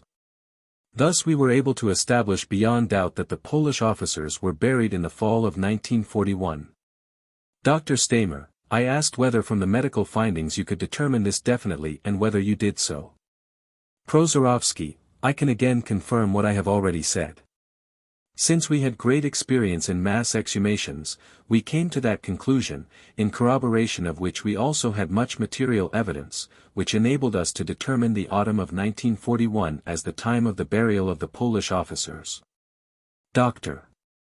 Stamer, I have no more questions to put to this witness. Mr. President, an explanation regarding the document which was just submitted. I have here only a copy signed by Heinrich, I have not seen the original. The President, I imagine the original is there. Dr. Stamer, thank you, Mr. President. The President, yes, Colonel Smirnov, do you want to re-examine? Mr. Counselor Smirnov, Mr. President, I have no further questions to put to this witness. But with the permission of the tribunal, I would like to make a brief statement. We were allowed to choose from among the 120 witnesses whom we interrogated in the case of Catton, only 3. If the tribunal is interested in hearing any other witnesses named in the reports of the Extraordinary State Commission, we have, in the majority of cases, adequate affidavits which we can submit at the tribunal's request. Moreover, any one of these persons can be called to this court if the tribunal so desires. That is all I have to say upon this matter. The President, Dr. Stamer. Dr. Stamer, I have no objection to the further presentation of evidence as long as it is on an equal basis, that is, if I, too, have the opportunity to offer further evidence. I am also in a position to call further witnesses and experts for the court. The President, the tribunal has already made its order, it does not propose to hear further evidence. Dr. Stamer, thank you. The President, the witness can retire. The tribunal wishes to hear Dr. Bergeld with reference to finishing the case of the defendant Bormann, and the tribunal also understands that counsel for the defendant von Neurath has some documents which he wishes to present. Dr. von Ludinghausen, have you some documents for von Neurath? Dr. von Ludinghausen, yes. The President, will you present them now? Dr. von Ludinghausen, Mr. President, I have here 2 types of documents. One type includes the documents which I have already offered in presenting my evidence, and to which I have called the attention of the court. They are all in the document books which have been submitted to the court, and I believe it will be sufficient to hand these documents to the General Secretary. The President, Dr. Ludinghausen, you have already offered them in evidence and they all have numbers, have they not? Dr. von Ludinghausen, yes. The President, very well. Dr. von Ludinghausen, then I have a number of documents, probably 12 or 15, which have also been included in my document books, in translation. However, I have not yet mentioned these documents in my presentation recently, and have not yet asked the court to take judicial notice of them. If I may refer to them briefly, they are as follows. A letter from von Neurath to Hitler of June 19, 1933. A copy of the minutes of the withdrawal of the Inter-Allied Military Commission in 1926. A speech. The President, will you kindly give them the exhibit numbers which they are to have as you offer them in evidence? Dr. von Ludinghausen, yes. The President, the first one is a letter to Hitler of June 19, 1933. What number will that letter have? Dr. von Ludinghausen, that is number 12. Number 32, Minutes on the Withdrawal of the Inter-Allied Military Commission. Number 50, A Speech of Prime Minister MacDonald of March 16, 1933. Number 51, An Article of von Neurath on the League of Nations, in the periodical Der Völkerbund of May 11, 1933. Number 52, Hitler's speech of May 17, 1933, the so-called peace speech. Number 53, a statement of the German ambassador Nadolny, in Geneva, of May 19, 1933. Number 54, a statement of the American representative, Norman Davies, at the Disarmament Conference, of May 22, 1933. Number 55, a statement of the German ambassador Nadolny, at the Disarmament Conference of May 27, 1935. Number 81, a speech by the then Minister Benes of July 2, 1934. Number 82, an excerpt from the speech of Marshal Pétain of July 22, 1934. Number 83, the communiqué of the Reich government of July 26, 1934. Number 85, the communiqué of the Reich government of September 10, 1934. Number 86, a speech of Herr von Neurath of September 17, 1934. Number 88, excerpts from the speech of Marshal Smuts of November 12, 1934. Number 119, a statement of the British Minister in the House of Commons of July 20, 1936. Those are the documents which I had not yet named, but which are already contained in my document books. Mr. President, may I take this opportunity to submit the following application, namely, the Court. The President, those documents have all been translated, have they not, Dr. Ludinghausen? Dr. von Ludinghausen, yes, they are all included, in translation, in the document books which have been submitted. Mr. President, may I now make an application to the Court? It is to the effect that the Court should permit me to call again the defendant von Neurath to the witness stand, for the following reason. As may be recalled, in the course of cross-examination Sir David Maxwell Fyfe presented document 3859, PS to the defendant, which document was a photostatic copy of a letter from the defendant, dated August 31, 1940. To the Chief of the Reich Chancellery, Lammers, with 2 enclosures. In this letter the defendant asked Lammers to submit the 2 enclosures to Hitler and to arrange, if possible, a personal conference or an interview on the question of alleged Germanization mentioned therein. The 2 enclosures of this letter to Lammers are reports and suggestions on the future form of the Protectorate and concern the assimilation or possible Germanization of the Czech people. The Court will recall that the presentation of this rather extensive document, it has 30 or 40 pages in this photostatic form if not more, surprised the defendant. And at that moment he could not recall the matter clearly enough to give positive and exhaustive information about these documents immediately. Nevertheless, in cross-examination, after a very brief look at these reports, he expressed doubts as to whether these reports, as presented here in photostatic form, were actually identical with the reports which were enclosed. According to his instructions, in the letter to Lammers to be submitted to Hitler. A careful examination of these photostatic copies was not possible in the course of cross-examination, and, of course, I myself, since I did not know the documents, was not able to comment upon them. Since Herr von Neurath was obviously overtired and exhausted after the cross-examination, it was not possible for me to examine the question and discuss it with him on the same day, that was possible only on the following day. The President, yes, Dr. von Ludinghausen, the defendant may be recalled for the purpose of being questioned about these 2 documents. But, of course, it is an exceptional license which is allowed on this occasion, because the object of re-examination is to enable counsel to elucidate such matters as this. Dr. von Ludinghausen, yes. The President, you may call him. The defendant von Neurath resumed the stand. You are still under oath, of course. Dr. von Ludinghausen, Herr von Neurath, do you recall the reason for your letter to Dr. Lammers of August 31, 1940 and your request for him to arrange a conference, an interview with Hitler? Von Neurath, yes. As I said during my examination, in the course of the summer of 1940 I learned that various Reich and party agencies, among others particularly the Gauleiter of the neighboring Gay and Himmler, had sent more or less radical reports and suggestions to Hitler. I knew that Himmler, particularly, made quite extreme suggestions regarding a partition of the Protectorate area and complete annihilation of the Czech folkdom and people. These agencies were urging Hitler to put these plans into effect as quickly as possible. Since, as I have already emphasized, I was opposed to such plans and, on the contrary, wanted to preserve the Czech people and folkdom and protect them against the intentions of Himmler and his companions to destroy them, I decided to make an attempt to induce Hitler not to carry out any Germanization plans but to forbid them and to send a categorical order to this effect to the party and its agencies. Dr. von Ludinghausen, do you recall how these 2 reports came about, which were to be included in your letter to Lammers?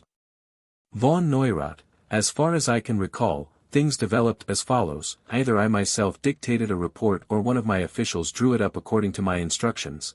I believe the latter was the case. But I recall definitely that this report was much briefer than the one submitted here in photostatic copy. I remember, furthermore, that the conclusions drawn in it were similar but much sharper and that the whole problem had to be considered very carefully. Dr. von Ludinghausen, now, tell us how and why the second report of Frank came to be made. Von Neurath, from the various discussions which I had with Frank, I knew that he, too, was opposed to this partition of the Protectorate territory and the evacuation of the Czech population as proposed by Himmler and that he shared my opinions. at least to that extent. Therefore I considered it expedient, since Hitler had assigned Frank to me as State Secretary because he knew the Czech country and people very well, to point out to Hitler that this man, too, was opposed to Himmler's plans and advised Hitler against accepting them. Dr. von Wildinghausen, but for what reason did you especially emphasize in your letter to Lammers that you shared the opinions expressed in Frank's report? Von Neurath, I considered it right to do this because Frank was a member of the SS and a subordinate and confidant of Himmler. On the other hand, I knew already at that time that Hitler was prejudiced against me, because of my attitude toward the Czech people, which he considered much too mild and lenient. And I was, therefore, convinced that together with Frank I would be more likely to be successful in influencing Hitler to my way of thinking than if I went to him alone. That was the reason why I suggested that Frank should participate in the report. For the same reason I did not write directly to Hitler, as I did usually, but to Lammers. According to previous experience, I had to assume that if I had written directly to Hitler, who on top of it was not in Berlin at the time, he would either not read the report at all or would refer it to Himmler. Dr. von Wildinghausen, how was this letter to Lammers and its enclosures handled in your office? Von Neurath, I had the draft of the report of Frank submitted to me. Then I dictated my letter to Lammers, and I sent it with my report and Frank's draft back to Frank's office for a final review of the Frank report and for the dispatch of the letter to Lammers together with both versions. I did not see the letter to Lammers and the two reports again before they were sent out, nor did I see them, by the way, in Berlin at the conference with Hitler. Dr. von Wildinghausen, the last question. How did you reach the conviction that the photostatic copies, submitted here, of the two reports could not be identical with the reports which were enclosed in the letter to Lammers, according to your instructions? Von Neurath, as for the first report which I prepared, I have already stated that according to my recollection it was much shorter than the one submitted here in photostatic copy. Furthermore, this photostatic copy does not bear my signature, not even my initials. But it is out of the question that the final copy of this report, which was enclosed at my office in the letter to Lammers, would not have been signed or at least initialed by me. And the certificate of correctness, which, remarkably enough, is contained in this report and which was prepared by an SS Obersturmbannführer, is not signed. The photostatic copy which is said to have been enclosed in the letter to Lammers does not even bear my initials. The most noticeable thing, however, is the certificate of correctness on the photostatic copy. This can have a meaning only if the document enclosed in the letter to Lammers, in spite of not bearing my signature, was enclosed in the letter nevertheless. But since the final copy which my office sent to State Secretary Frank's office with the letter to Lammers was certainly signed by me, this certificate proves that it was not the report signed by me which was enclosed in the letter sent to Lammers but another one drafted by Frank or by officials in his office.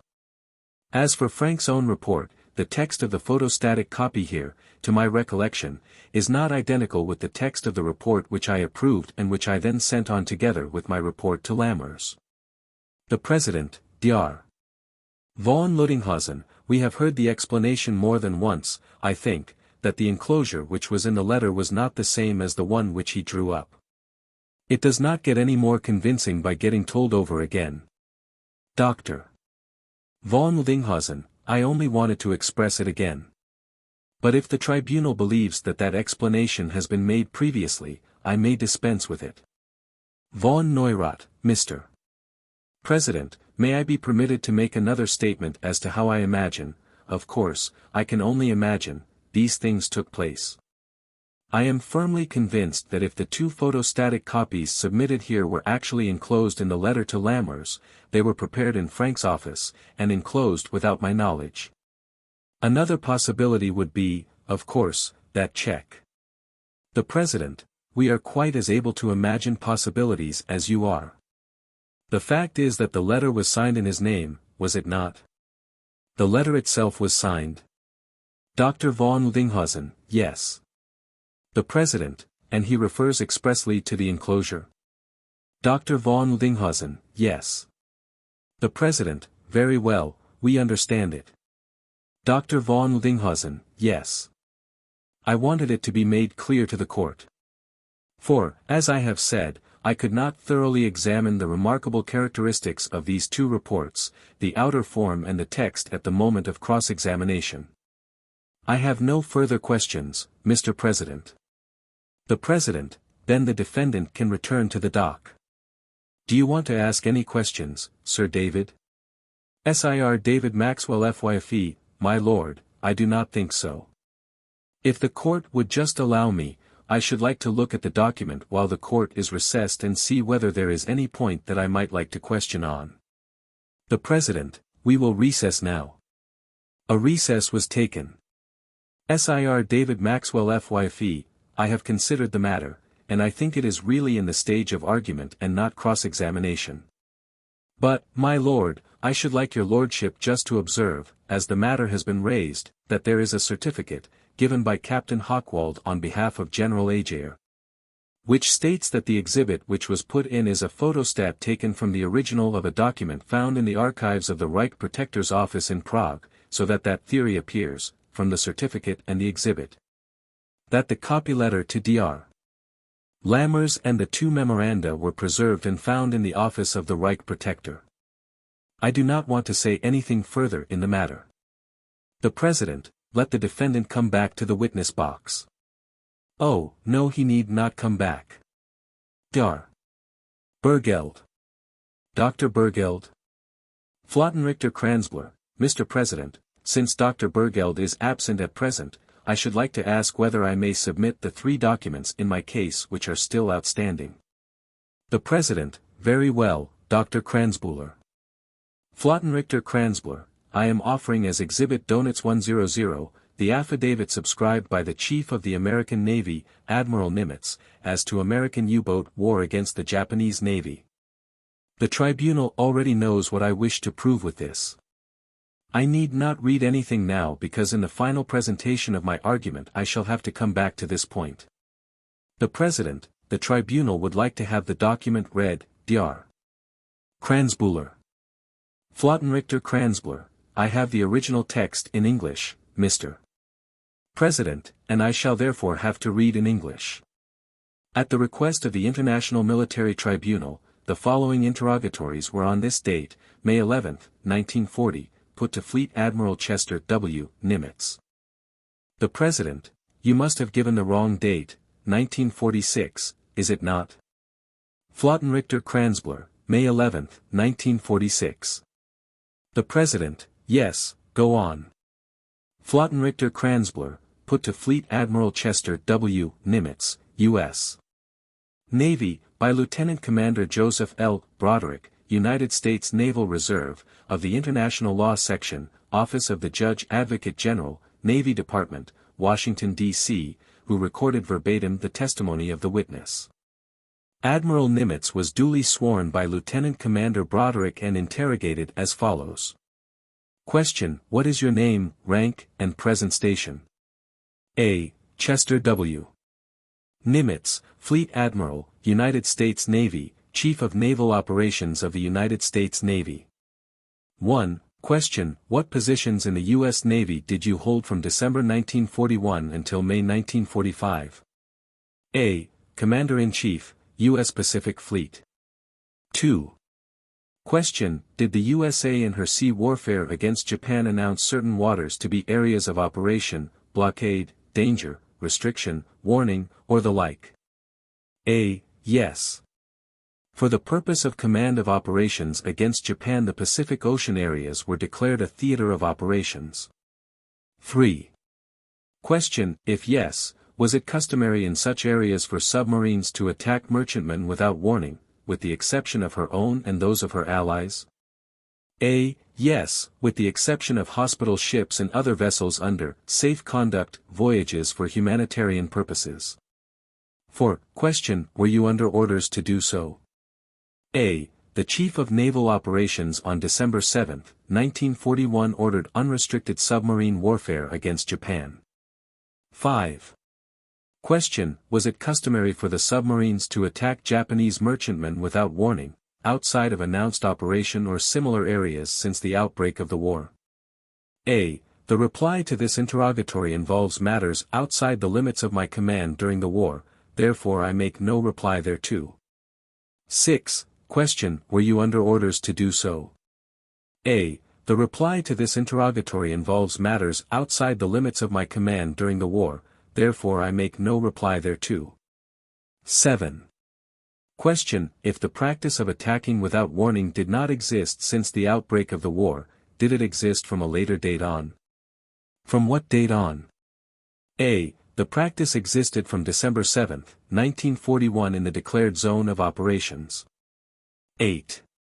Question, did this practice correspond to issued orders? A. Yes.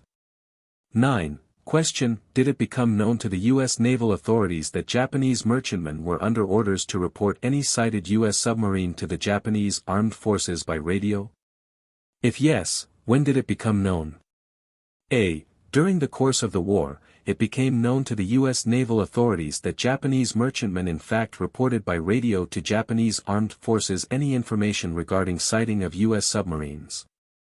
10. Question, did the U.S. submarines thereupon receive the order to attack without warning Japanese merchantmen, if this order did not exist already before? If yes, when? A. The order existed from December 7, 1941. 11. Question, did it become known to the U.S. naval authorities that the Japanese merchantmen were under orders to attack any U.S. submarine in any way suitable according to the situation, for instance, by ramming, gunfire, or by depth charges? If yes, when did it become known? A. Japanese merchantmen were usually armed and always attacked by any available means when feasible. 12. Question, did the U.S. submarines thereupon receive the order of attacking without warning Japanese merchantmen, if this order did not already exist before? If yes, when?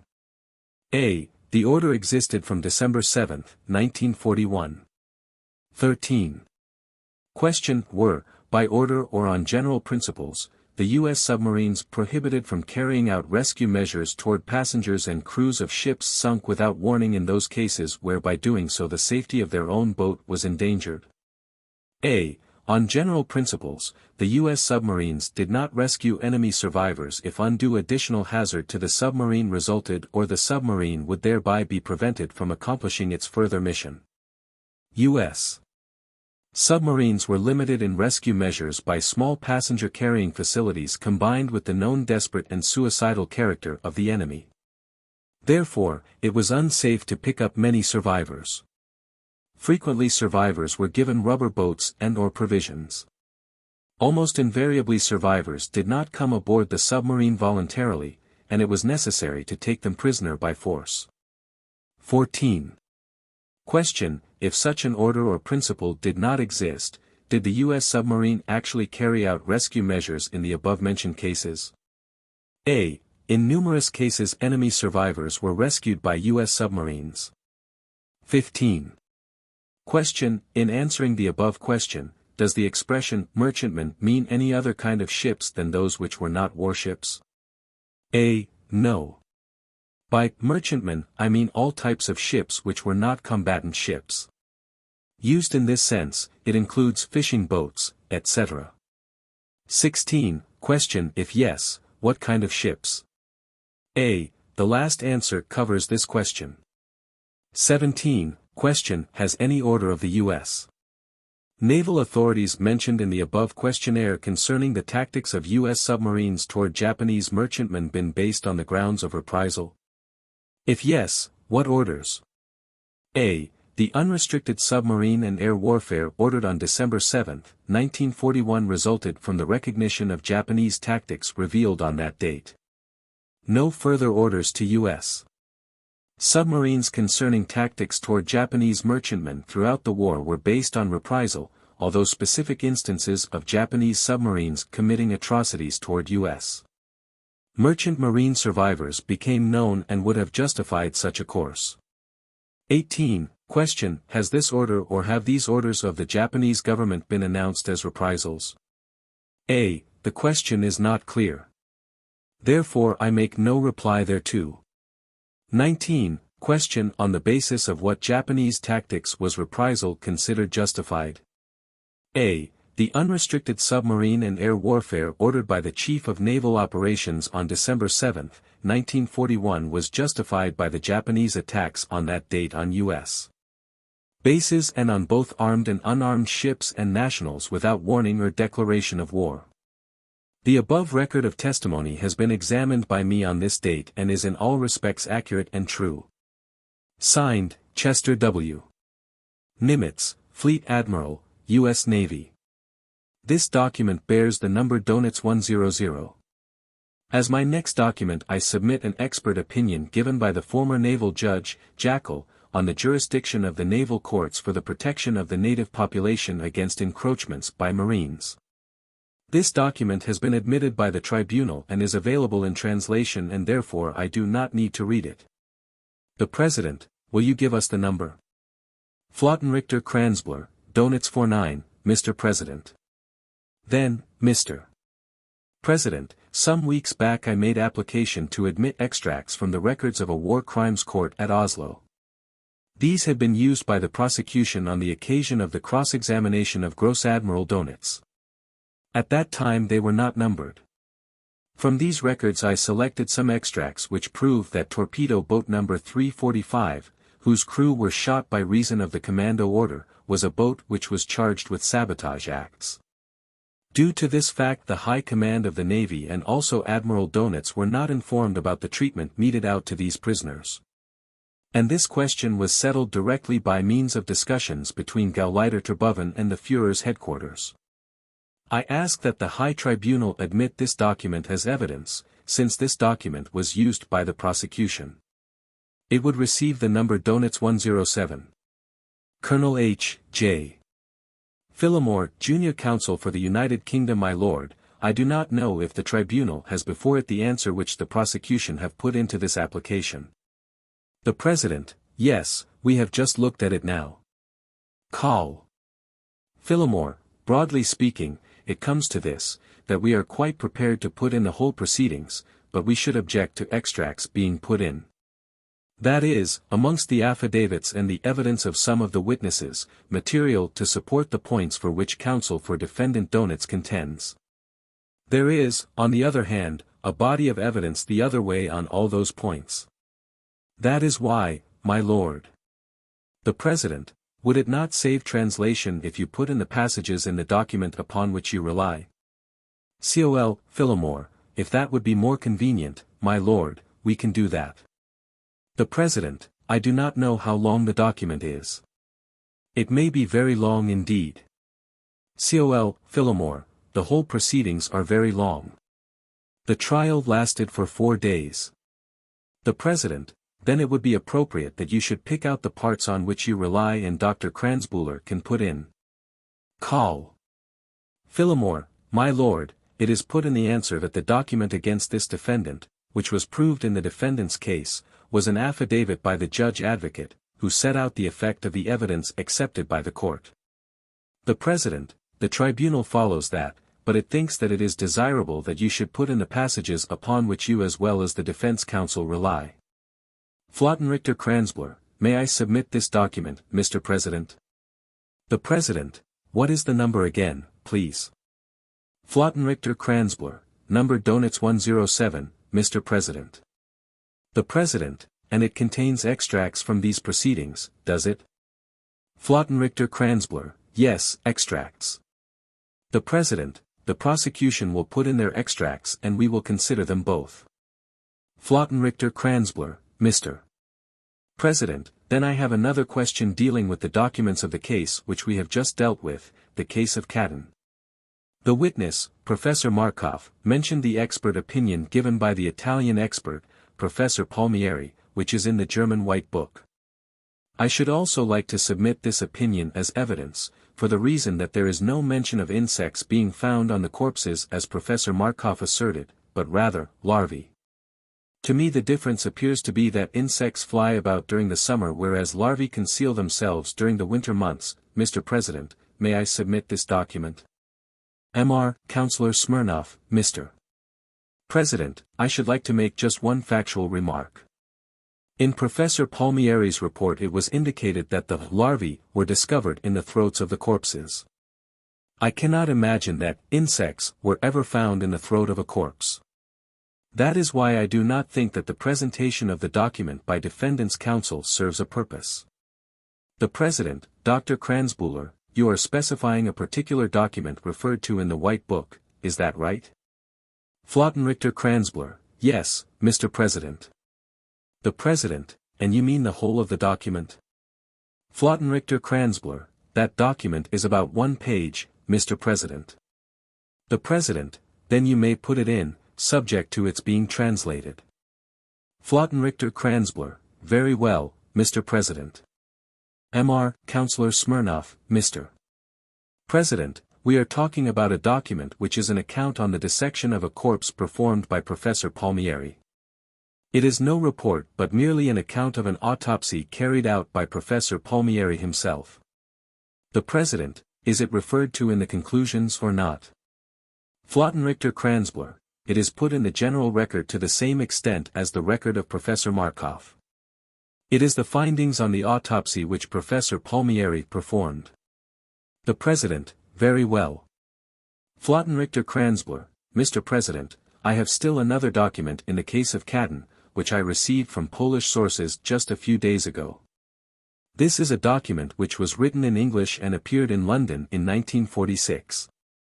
The title is, Report on the Massacre of Polish Officers in the Katten Wood. In this document Polish sources are used, and I should like to offer this document to the tribunal as evidence. However, before I present certain lines of evidence, I would like to ask that the High Tribunal examine this document, for there may be doubts whether it can be used as evidence. The President, Dr. Kranzbuller, this document is printed for private circulation only. It has no printer's name on it, and it is entirely anonymous. Flottenrichter Kranzbuller, yes, Mr. President, these were the doubts which I entertained. I submitted this document as I assumed that in view of the importance of this case, the tribunal would nevertheless want to take official notice of the contents. The President, no, the tribunal thinks it would be improper to look at a document of this nature. Gen. Rudenko, Mr. President, I should just like to make one remark, as in fact the tribunal has already indicated its decision. The statement of the defendant's counsel that this document was received from the Polish delegation astounds me to say the least. I should like to know from what Polish delegation he received this document, because the Polish delegation represented here could not possibly produce such a fascist propaganda document as this. The President, I think General Rudenko misunderstood what Dr. Kranzbuller said. Dr. Sauter, Mr. President, for interrogatories were granted to me on behalf of the defendant Funk. When I presented my case, I could not yet submit these affidavits because they had not been translated. In the meantime, I have received these translations, and they have been submitted to the tribunal. I ask to be permitted to present them briefly to the tribunal at this point. One of them, in document book Walter Funk, supplement number 2, will be numbered Exhibit number Funk 16. This is the very comprehensive interrogation of the witness Landfried who held the position of State Secretary in the ministry of the defendant Funk. This witness, I do not believe I need to read this record in detail, in answer to the first question, deals with the economic policy of the defendant Funk in the occupied countries. He describes it in exactly the same way as it was presented by Funk. In answer to the second question, he deals similarly with the directions given by the defendant Funk to the military commanders and to the Reich commissioners of the occupied countries. Under question 4, the witness deals with the question of the plundering of the occupied territories. He confirms the fact that the defendant Funk always opposed such plundering, that he fought the black markets, that he opposed devaluation of the currency, that he tried to maintain currency in the occupied territory on the original level.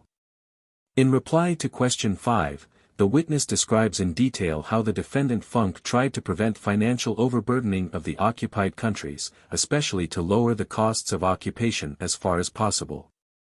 Then in the other questions, in part 2, particularly in reply to question 11, the witness discusses the activities of the defendant Funk in the Ministry of Economics, with regard to German preparations in the event of a war.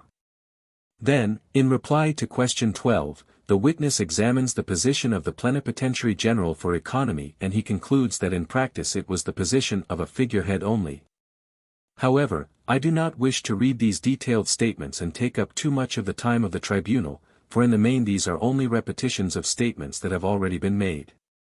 In the last two questions, numbers 14 and 15, the witness Landfried, who, as I have already said, was for years the defendant's deputy, describes the defendant's attitude toward the policy of terror and his fundamental attitude in regard to the use of foreign workers and similar matters. I ask that the tribunal take judicial notice of this very detailed testimony and that these brief statements will suffice. The next interrogatory comes from the witness Emil Pohl. This is the same witness who was interrogated in this courtroom about other questions, namely the question of gold teeth, etc. This is the interrogatory and the answers of the witness Emil Pohl, Document Book Funk, Supplement No. 3, Exhibit Funk 17. The President, Dr. Sauter, has this interrogatory been granted? Dr. Sauter, yes, Mr. President. The President, he gave his evidence.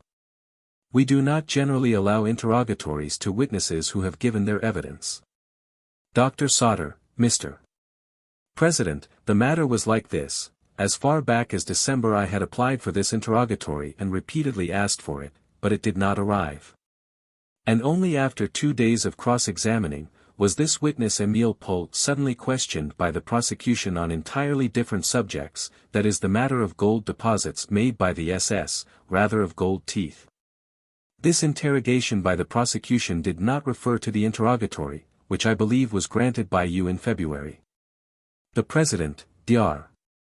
Sauter, what I mean is this. Supposing the tribunal is asked to grant an interrogatory and it grants the interrogatory, and then the witness is subsequently called to give evidence. When he is called to give evidence, he ought to be questioned upon all the matters which are relevant to the trial. The tribunal does not want to have to read his evidence in one place and then his interrogatory in some other place. Is there any objection, Mr. Dodd, to accepting it in this case? Mr. Dodd, no, I have no objection, Mr. President. That is the situation. It was granted before Pohl was called. He was called here for cross-examination and I do not recall offhand whether or not counsel inquired concerning these matters that are contained therein. We have no objections. It may be some annoyance to the tribunal, which we regret. Dr.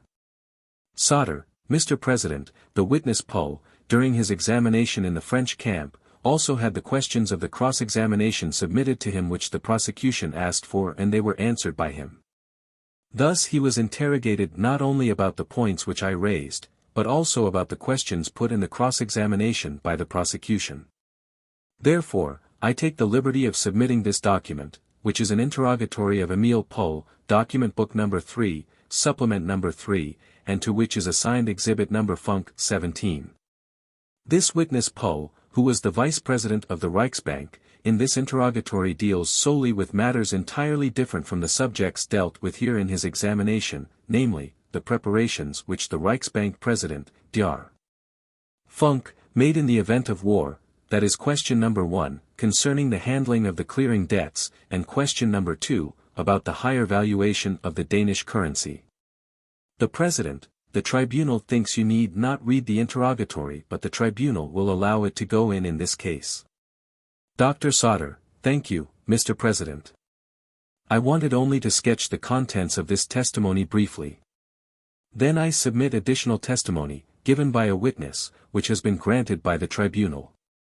It is the testimony given by the witness Heinz Kallis, to be found in Document Book Walter Funk, Supplement 4, and is assigned Exhibit No. Funk 18. I also submit this testimony to the General Secretary and I should like to ask, in order to save time, that the tribunal take judicial notice of its contents. As my fourth and last document there is an affidavit subscribed by Mr. Messersmith, a supplement to a previous statement which has already been submitted to the tribunal. This is very brief, in fact it is but one sentence and it may be found in the Document Book Walter Funk, Supplement No. 5, with Exhibit No. Funk 19. I also submit this document. And now I have arrived at the conclusion of my report, Mr. President. Thank you very much. Dr. Thomas, Mr. President, I should like to submit to the tribunal the testimony of the witness Dr. Beale. Up to now I had received this testimony only in English. I have fetched it again from the translation division so that I could submit it as exhibit number Rosenberg 50. In this connection I have another request. This interrogatory contains important questions dealing with the attitude adopted by the East Ministry in the matter of allocation of labor, and it is of such importance that I ask the permission of the tribunal to have it read. Since I am not entirely conversant with the English language, I should like to ask to have an interpreter read this interrogatory. The President, Dr. Thomas, has this document been offered in evidence before? It was granted by the tribunal, was it not, this interrogatory? Dr. Thomas, yes, it has already been granted by the tribunal. The President, is it necessary to read it? Can you not submit it in evidence and the tribunal will consider it? Dr. Thomas, I leave that, of course, to the tribunal to decide. I wanted to point out only that this is very important and decisive testimony in regard to the question of manpower allocation in the East Ministry. However, I shall leave that to the judgment of the tribunal. The President, can you not summarize it?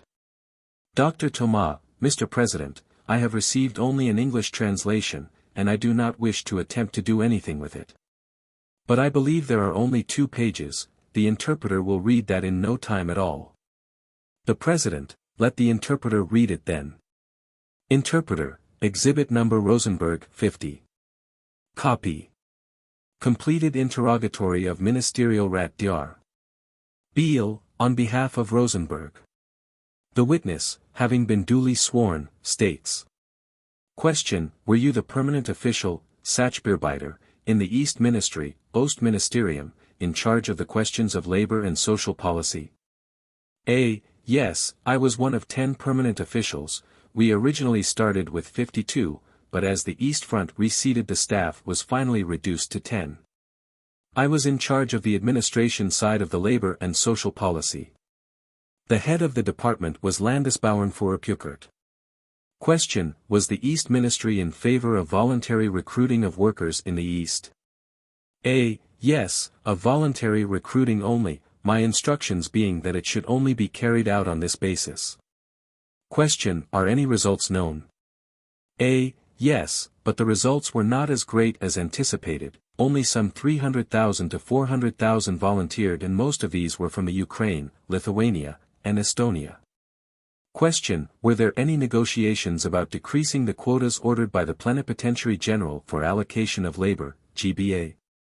A. Yes, negotiations for decreasing the quotas took place but broke down owing to Sokol demanding something like 1 million workers to be transferred to the interior. Question, who was responsible for the care and control of the East workers, Ostarbeiter, in the Reich? A. The German Labor Front, Arbeitsfront, and the Reich Food Estate, Reichsnurstand, were responsible for the care of the East workers, the former for workers in munitions and heavy industry and the latter for agricultural workers. Question, what was the point of view of the department ASO? Dr. Thomas, ASO, if I may interrupt, is the labor, social, and political department of the East Ministry. Interpreter, continuing. Question, what was the point of view of the department ASO concerning the treatment of the East workers in the Reich? A. The view of my department ASO was that the voluntary recruiting of workers on a free movement basis, thus taking them out of the barbed wire enclosed factories, would be the best method of treatment. We also advocated the removal of the arm badges, worn originally on the arm and later over the left breast, which carried the word East so as to distinguish them from workers from the West, who never at any time wore badges. The wording being later changed to Greater Russia, White Russia, and Ukraine, the people from the Baltic states did not wear the arm badge. Certain Russians, small groups of Cossacks, Tartars, and 1 or 2 others were not compelled to wear the armband, as they were anti-Bolshevistic and pro-German, and a certain proportion of these were eventually called up into the German army. Some 7,000 youths of Ruthenia were called up by ASO and these were apprenticed at Junkers works. Question, is the central office, Zentralstelle, for the Eastern people, Ostvoker, at the East Ministry known to you? How was this organized? A. Yes, it was considered to be a consulate for the East. Members of the staff were partly Germans and partly local employees from the East, who were considered suitable for such employment. Some of the foreign employees were placed at the disposal of the country offices to look after the interests of their fellow countrymen working in the countries. At the central office were instituted offices for each of the eastern states, each office being controlled by a German, some of whom had originally come from these states. There was also a welfare branch which was run by persons from these eastern states, to look after the comfort, etc., of their individual countrymen. There was also a religious branch which was run by clergy from these countries, but this branch was not very successful as there was an insufficiency of priests. Question: Now, with the help of the DAF, were the complaints followed up? A. The interests of foreign workers were always looked after. Missions were sent to the various concentrations of East workers to find out how they were progressing and what kind of treatment they were receiving. These missions dealt with complaints submitted to them on their visits, but the central office had to deal also with written complaints received through the post. Question: Is a printed circular to the authorities in the country known to you, that ordered a just treatment? Details.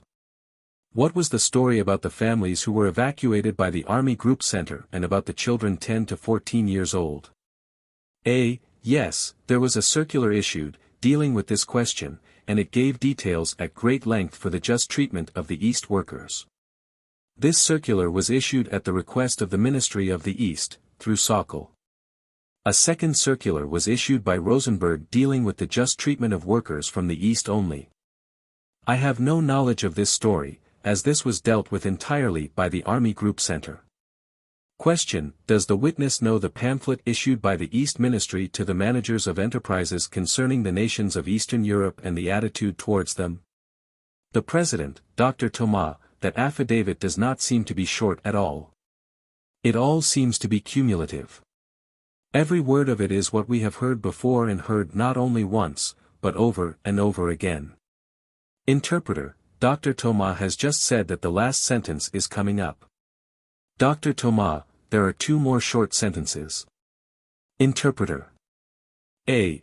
There were two pamphlets issued, one issued by Sokol, and the other issued in conjunction with DAF and Sokol and the Ministry for the East. Question: Has he one handy? A. I have not got a copy of this pamphlet. Signed, Beale. The President, Dr. Thomas, the tribunal rely on counsel, you know, and when you tell us that this is an important affidavit, we rely on what you tell us. In the opinion of the tribunal, the reading of the affidavit was an absolute waste of the tribunal's time. Dr. Thomas, I should like to put another request to the tribunal. I have asked that I be granted an interrogatory for the Reichshauptstellenleiter Dr. Eppert, of the office of the Delegate of the Führer for the supervision of the entire ideological and mental relation of the NSDAP under Rosenberg's office. This affidavit has not been granted to me, but I already have it on hand. The President: Has the prosecution seen it? Dr. Thomas: No, Mr. President, I do not think so. I submitted an application to the General Secretary. Whether this request has already been transmitted to the prosecution, I do not know. The President: Well, the only application that we have got, as far as I can see, is an interrogatory to Dr. Koppen in lieu of Dr. Stelbrecht. Is that the one that you are speaking about now? Dr. Thomas: No. Mr. President, I was granted permission to interrogate Dr. Koppen instead of Dr. Stelbrecht, and the interrogatory has already been sent off. This, however, is a new application regarding Dr. Eppert and has not yet been decided upon. The President: You had better submit it to the prosecution and see whether they have any comment to make on it, and we can take it up tomorrow. Dr. Thomas: Thank you very much, Mr. President. Dr. Kubischak: In the case of Poppen there are 6 interrogatories which have not been disposed of. 3 of them have been returned in the last few days and are in the stage of being translated. I asked, when I received my last interrogatory, to be allowed to submit all 6 at one time to the tribunal. Then, without my taking any steps to get it, I received an affidavit 3 days ago from a foreign journalist, Rademacher von Una, from Milan, Italy. This affidavit is being translated at present. I submitted it to the British prosecutor, and he does not object. I ask to be allowed to submit this affidavit later with the remainder of my documents. The President: Yes, certainly you may submit it. We shall then pass an opinion upon it as to its admissibility.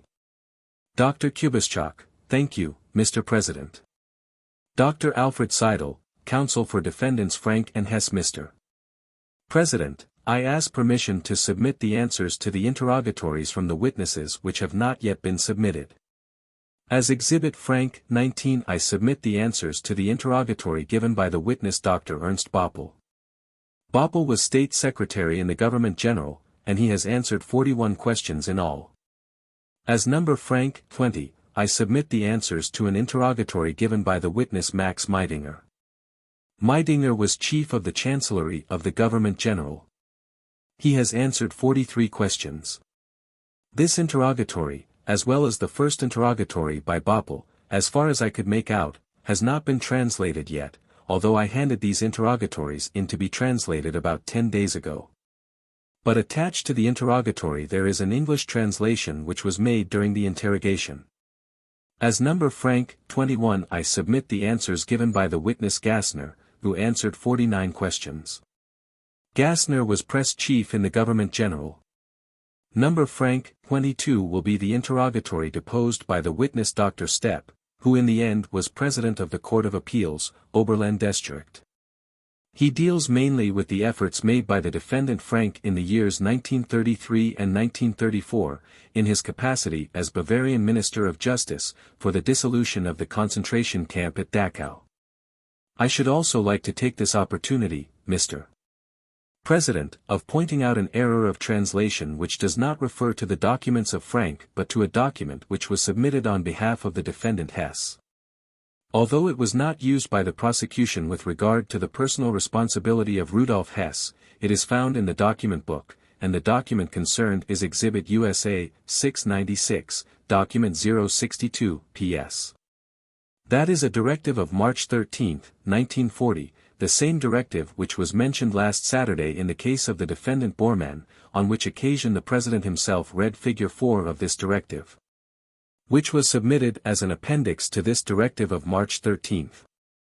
There is a very serious error in translation, which completely distorts the sense of the directive and which, I must say, can have very dangerous consequences.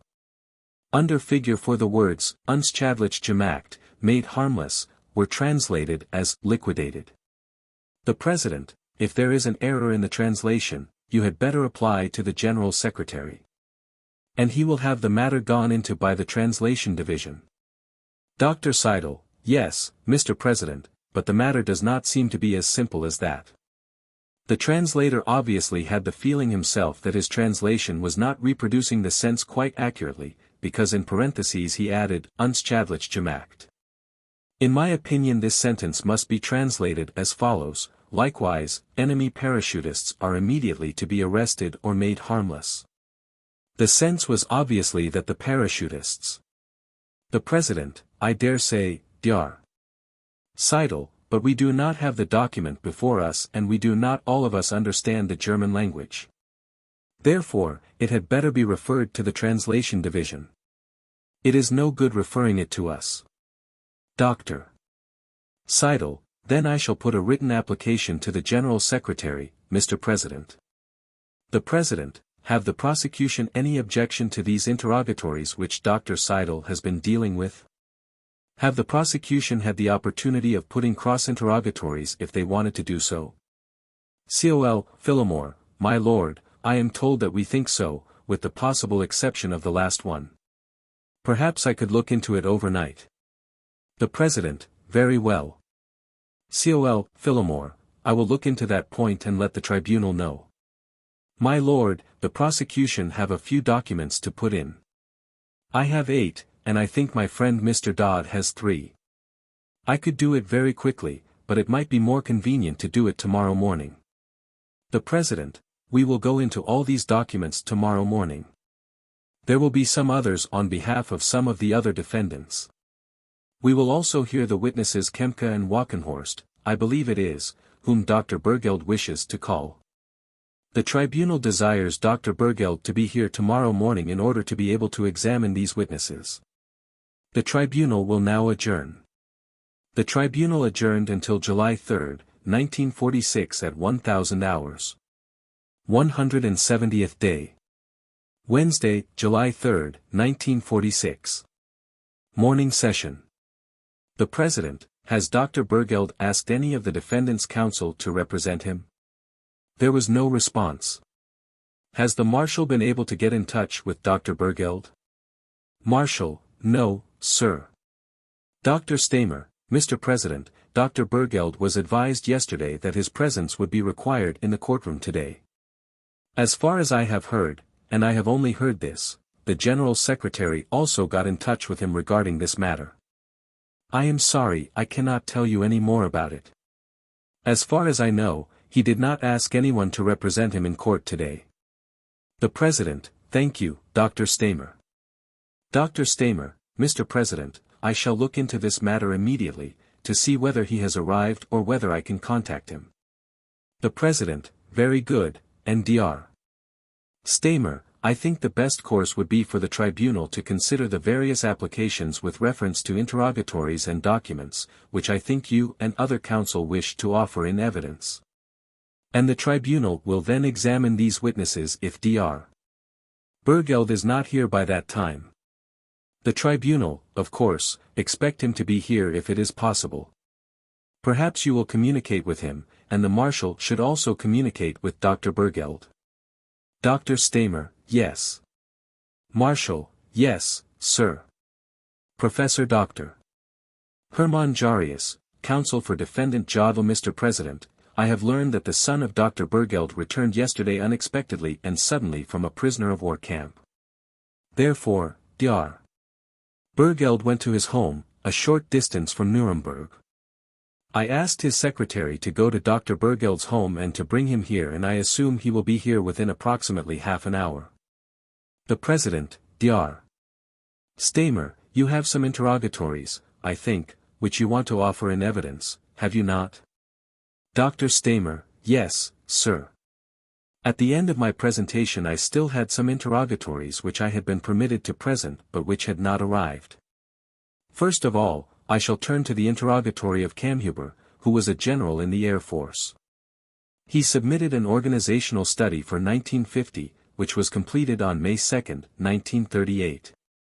He was questioned about the purpose and significance of this study, and he stated, I will give a short summary, that a part of it, which came under the heading of long-term objective, was a tentative sketch based on theoretical assumptions. Then there was a second part which gave the deadline of 1942, and the interim solution for October 1, 1938. This was a positive proposal for the organization of the Luftwaffe. This study was compiled by the author on his own initiative. The witness does not know whether it was actually submitted to Göring. He considers it improbable, but he does assume that he did suggest the positive proposal for the organization of the Luftwaffe to Göring. That is the substance of this interrogatory, which will be called Exhibit Number Göring 54. I have another interrogatory which I should like to submit, which originates from General Kurt Student. This deals with the air attack on Rotterdam in May of 1940. It is an explanation. The President: Have you got copies of these affidavits, I mean these interrogatories? We have got this one you are now offering of Student, but we have not got the one of Kamhuber. Dr. Stamer: Mr. President, I submitted this material to the translation division and I asked that the translations should be ready. I shall look into the matter and see what has become of it. At any rate, I did submit the originals to the translation division.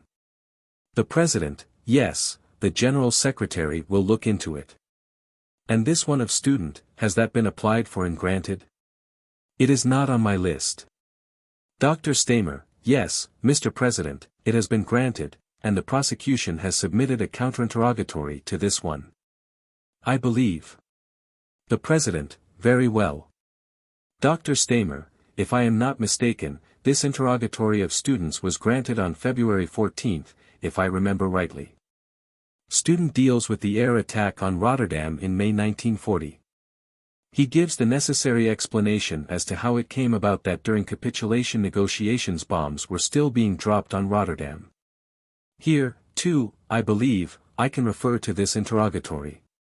The facts were that capitulation negotiations were in progress when an air attack had been planned and the squadron which was being employed could not be advised in time by wireless. Then the ground troops gave signals, which were misunderstood by one group. The President, it appears that it covers the same ground that has already been covered in evidence, does it not? Dr. Stamer, it has been dealt with in the examination. Yes, that is correct, Mr. President. The President, then it should not be read under any circumstances now. Dr. Stamer, then I shall submit this document. The President, yes, offer it in evidence. But I mean, you need not read it in detail. Dr. Stamer, very well, Mr. President. This will be exhibit number Goring 53. Then, Mr. President, I have another interrogatory by a general of the Air Force, Kohler, which I should like to submit. This will be submitted as exhibit number Goring 55. Mr. President, I ask the permission of the High Tribunal to read these questions. For there is a special significance connected with the testimony given by this witness in relation to the defendant in this proceeding. Question 1. Did the former Reich Marshal Göring at any time issue an order that enemy airmen who had been shot down should be handed over to the police? The SD, or that they should be shot without a trial? Answer. As far as I know, no. In any case, I know of no such order issued by the Reich Marshal. Question 2. Did the former Reich Marshal Göring help to formulate an order on the strength of which the British flying officers who escaped from Stalag 3 at Sagan in March 1944 were shot by the police or SD? Answer. General Korten told me that the Luftwaffe, the Air Force, meaning the Reich Marshal and he, Korten, himself, had no part in the issuing of this order. Question 3. Did the former Reich Marshal Göring learn of the fact contained in question 2 only after the order given by Hitler had been carried out? Answer. General Korten told me that he and the Reich Marshal did not get to know of it until later. Question 4. On what day was this order issued by Hitler? Answer. I do not know. Question 5. On what day, or on what days, was this order carried out? Answer. I do not know. Question 6. Do you know whether the former Reich Marshal Göring very strongly condemned the shooting of these 50 British Air Force officers? Answer. General Korten told me that the Reich Marshal was very angry about this shooting. Question 7. Have you any knowledge as to whether the former Reich Marshal Göring and his deputy for the Air Force, the Chief of the General Staff, repeatedly remonstrated with Hitler about the measures which Hitler had ordered to be taken against the enemy terror flyers who had been shot down? Answer. According to statements which General Korten made to me in June of 1944, that is correct. I remember too that some time afterward it was reported to me that the Reich Marshal had complained to the Führer about the action taken by party organizations and individuals among the population against so-called terror flyers, for the reason that some of our own air crews had come to harm. In March of 1945 he flatly turned down the order given by the Führer that all enemy crews which had been shot down and which would be shot down in the future should be turned over to the SD. Replying to questions 1 to 7, I should like to state in explanation and in supplement, during the period which is covered by the report I was chief of the Luftwaffe operations staff. In February 1944 the Führer's headquarters transferred to Berchtesgaden the high command of the armed forces, the Reich Marshal with his personal entourage and the Chief of the General Staff of the Air Force, General Korten, together with 2 or 3 ordnance officers. I had to stay with the high command of the Luftwaffe, that is, with the whole working staff known as Robinson, in East Prussia, as it was expected that the Führer's headquarters would have to be moved back quickly. The whole signal apparatus and the apparatus for the issuing of orders for Luftwaffe supplies was to be under the control of Robinson. Due to the separation of the High Command of the Luftwaffe on the one hand and the Commander-in-Chief and Chief of General Staff on the other hand, a separation which was prolonged from week to week, we in East Prussia did not have knowledge about many things which were being handled directly in Berchtesgaden. Often we received no knowledge at all of important Führer directives, or if we did, we received the information very late. It was not until the beginning of June, I believe it was the week after Whitsun, that I, together with some assistant officers, was transferred to Berchtesgaden. From February until that time, I think I had attended only one conference at Berchtesgaden. As to questions 2 to 6, which deal with Sagan, it was from General Korten that I learned, and I believe Colonel Christian informed me almost at the same time, that the airman who had escaped from Sagan had been shot by order of the Führer. I rather think I heard about it first from General Korten, who, if I remember rightly, told me about it during one of the rather long telephone conversations which we had every evening. Korten made it quite clear that he disapproved of this, for the reasons which I mentioned in reply to questions 2, 3, and 6. The conversation must have taken place at the end of March or the beginning of April. However, I cannot give the exact date. In reply to questions 1 and 7, concerning the terror flyers, it was approximately the beginning of June 1944, at first I thought that it was in July. But I think now that it must have been June, when General Korten advised me that the Führer intended to order that terror flyers be left to the fury of the people. We discussed this matter repeatedly and we all agreed in our opposition. We had always considered the direct attacks by low-flying enemy aircraft on the civilian population, on women and children, gatherings of civilians, civilian passenger trains, hospitals, school children who were out for a walk. Our own crews who were parachuting to earth, and farmers who were tilling their fields, cruel and contrary to international law. But we did not consider the decree which the Führer intended to issue to be the proper way to solve this very difficult problem. Our reasons for this refusal were articles of war, international law, it was against fundamental soldierly principles, and it would lead to many misunderstandings inflicting harm not only to enemy flyers, but also to our own men and affecting the morale of our own crews. The President, Dr. Stamer, is this not really going into argument and not dealing with facts? It really is not necessary for you to read all this witness arguments about it. He is not really dealing with facts at all now and it is in detail. Dr. Stamer, Mr. President, these are the facts which he discussed with General Korten, the facts which decided them to reject the Führer's order. These were the reasons which he and Korten discussed. The President, some of what you have read no doubt is a matter of fact, but what you are now reading is a matter of argument. Dr. Stamer, no, Mr. President. The President, Dr. Stamer, surely you can summarize the rest of this. Dr. Stamer, Mr. President, this document is of great importance to the defendant because it deals with just those points with which he is accused and which distress him most and. The President, I heard you say it is of great importance and therefore you have been reading it and insofar as it is statement of fact, it seems to me that there is some excuse for reading it in detail.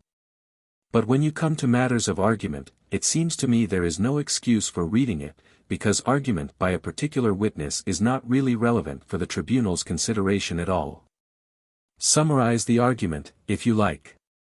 I mean, you have read the factual part. Summarize the rest which, maybe you can tell us, if you like, what the argument is.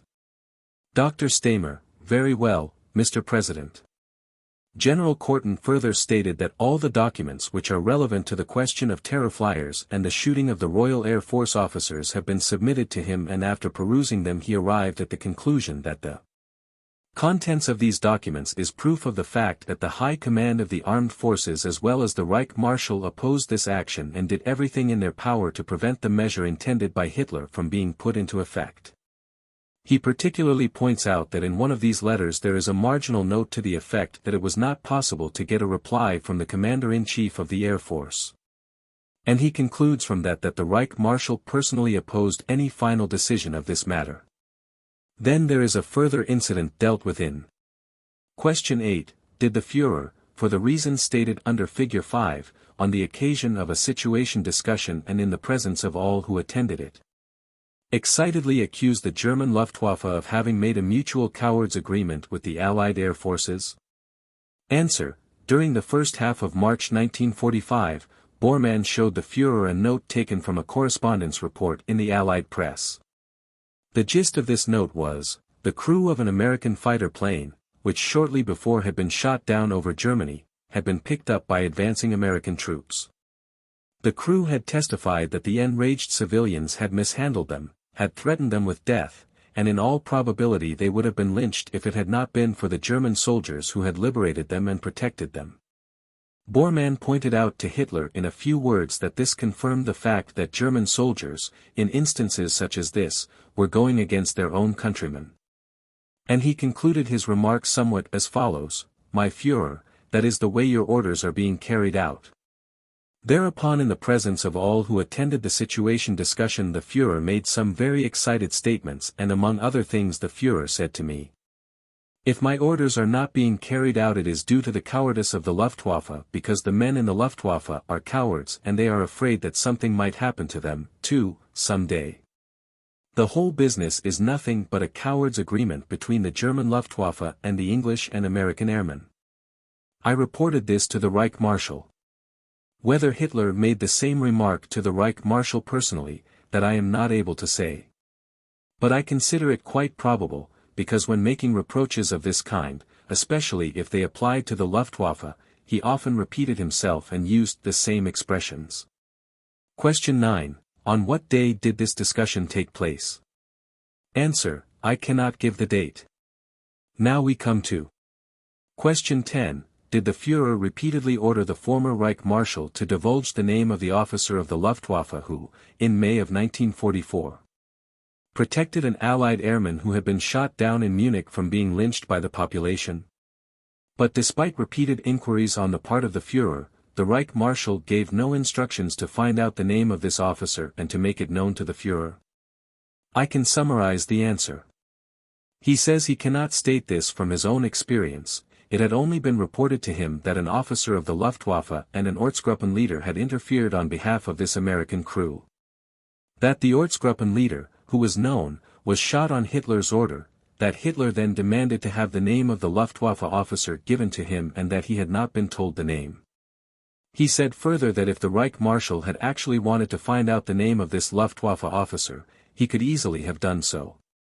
Question 11. At the end of the war, did the Luftwaffe ever receive orders to destroy Dachau concentration camp with bombs at the approach of the enemy? In particular, was an order to that effect given by the Gauleiter in Munich under the code word Wolk? Could a Gauleiter give such instructions to the Luftwaffe? Here again I can summarize the answer.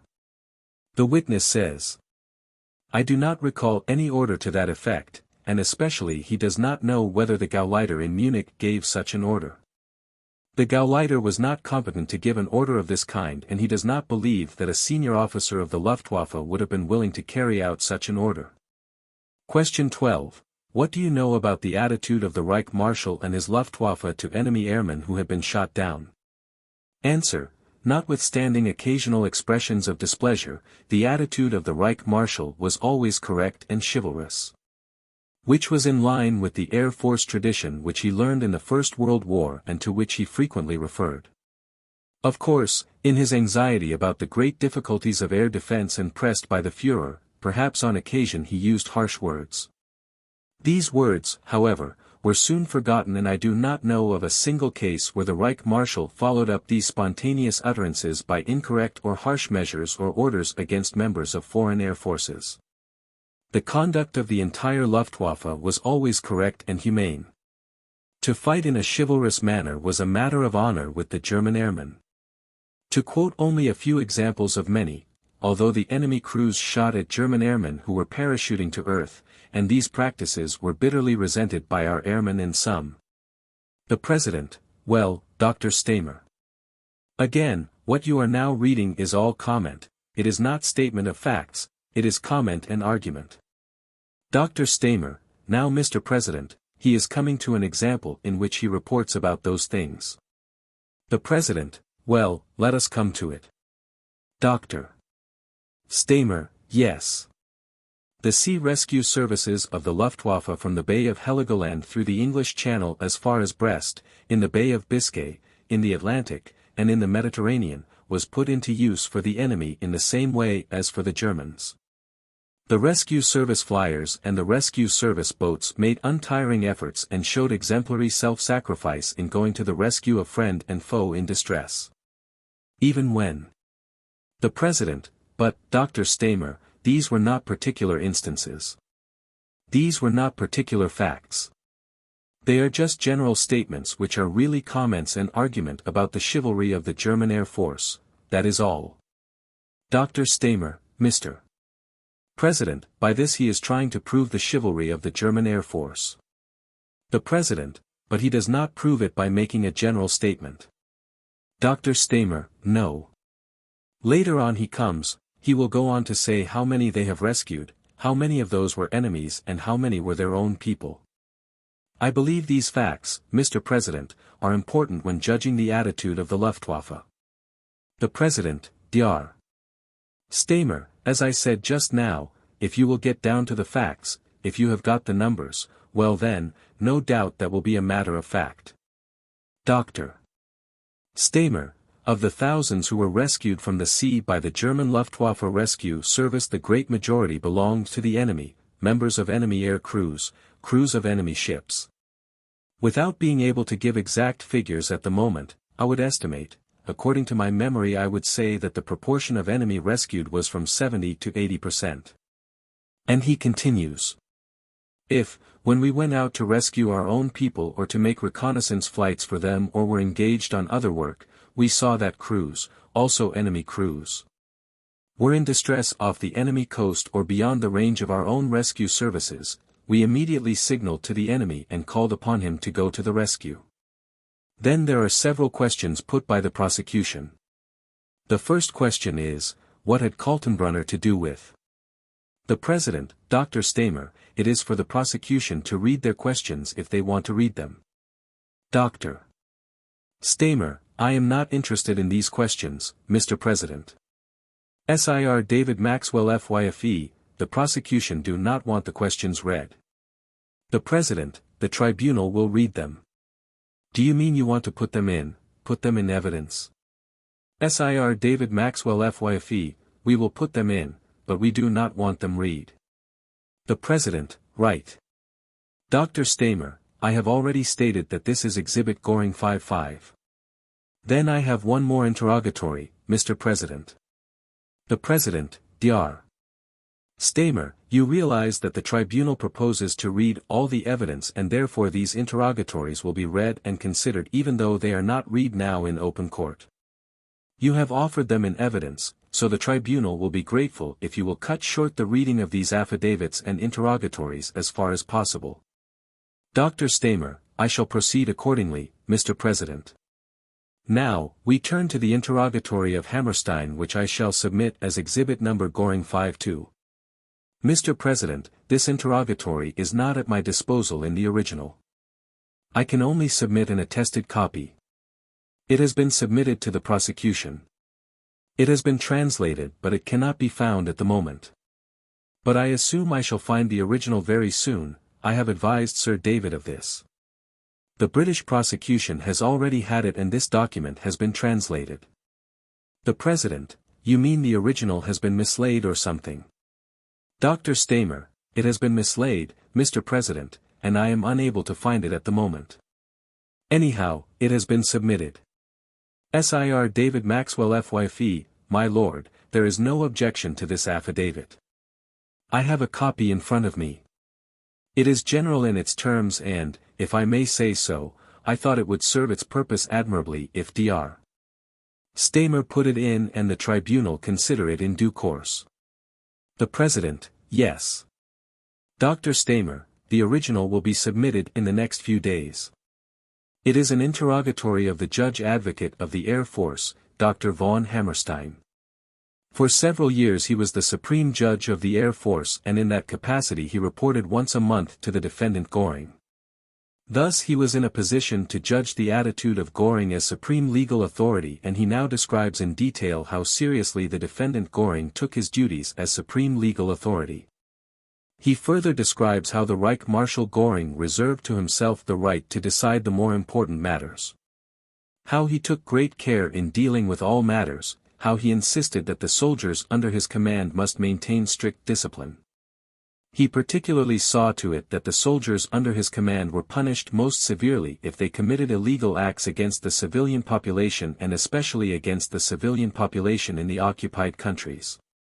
Then he further describes how Reich Marshal Göring demanded severe punishment particularly when it was a question of violating the honor of women and how in the many decrees he always insisted that due respect to the honor of women was the first duty of a soldier. How in serious cases of rape, he always demanded the death penalty, no matter what the nationality of the woman was. In 2 cases, for instance, he rescinded the sentences because they were too lenient and he confirmed the sentence only after the death penalty had been pronounced. The President, well, surely, what you have said, Dr. Stamer, has given us the substance of the affidavit. You said that this man was the judge advocate for the Air Force and that the law with reference to offenses in the Air Force was strictly carried out. I am sure that is all you want to say in summarizing it.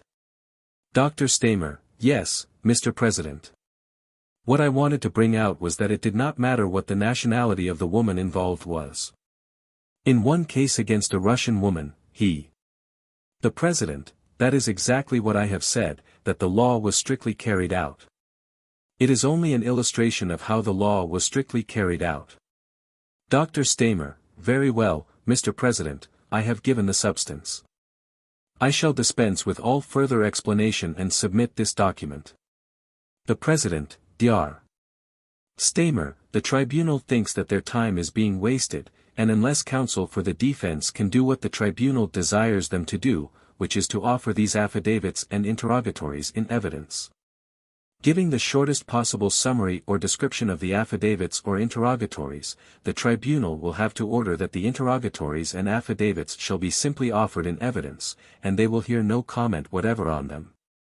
The time is approaching immediately when the defense counsel are going to make their speeches, and if there is anything in these affidavits or interrogatories of real importance, they will have the opportunity then of commenting upon it.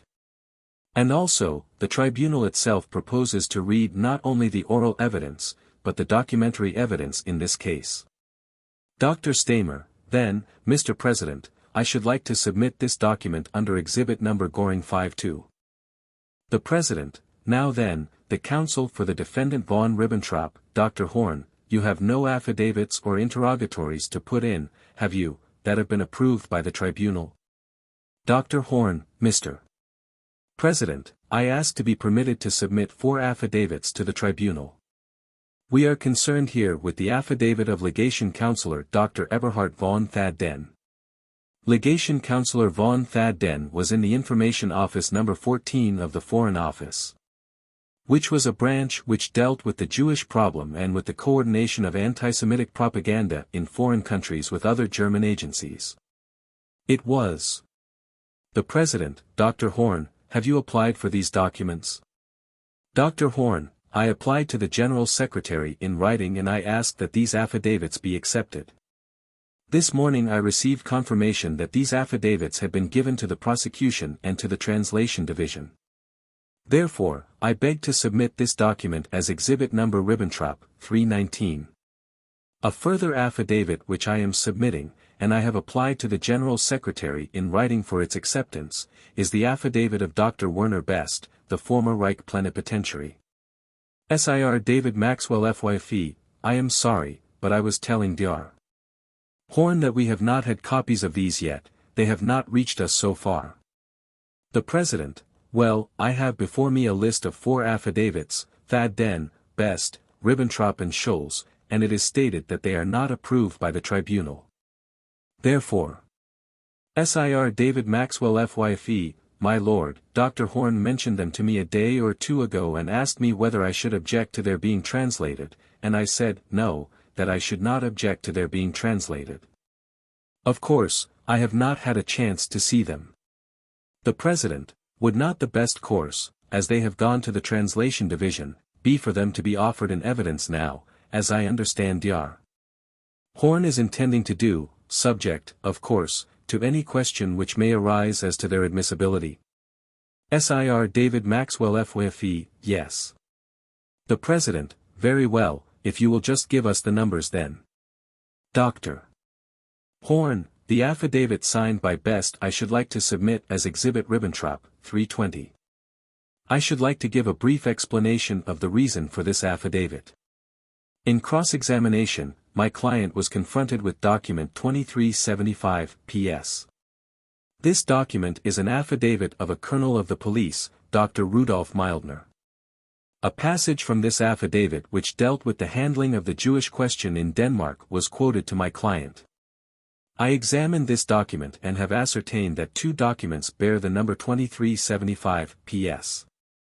One document is a statement made by Dr. Mildner which was not made under oath.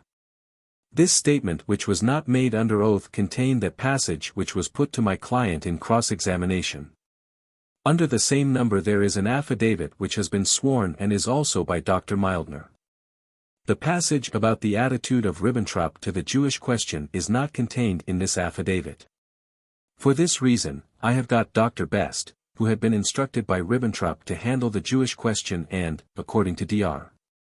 Mildner, did do so, to give this affidavit, document number Ribbentrop, 320, which I am now submitting to the tribunal. The President, very well. Dr. Horn, apart from that my client was confronted in cross-examination with a series of documents to which he could make only brief statements as they were lengthy documents, most of which he had not seen before. I should like to ask the tribunal to permit me to submit a few brief explanations on behalf of my client in the form of an affidavit, which I shall call Exhibit Number Ribbentrop, 321. Then, I should like to be permitted to define my attitude on document TC 75. TC 75 represents a note sent by Ribbentrop to Hitler. This was submitted by the prosecution in a very abbreviated form.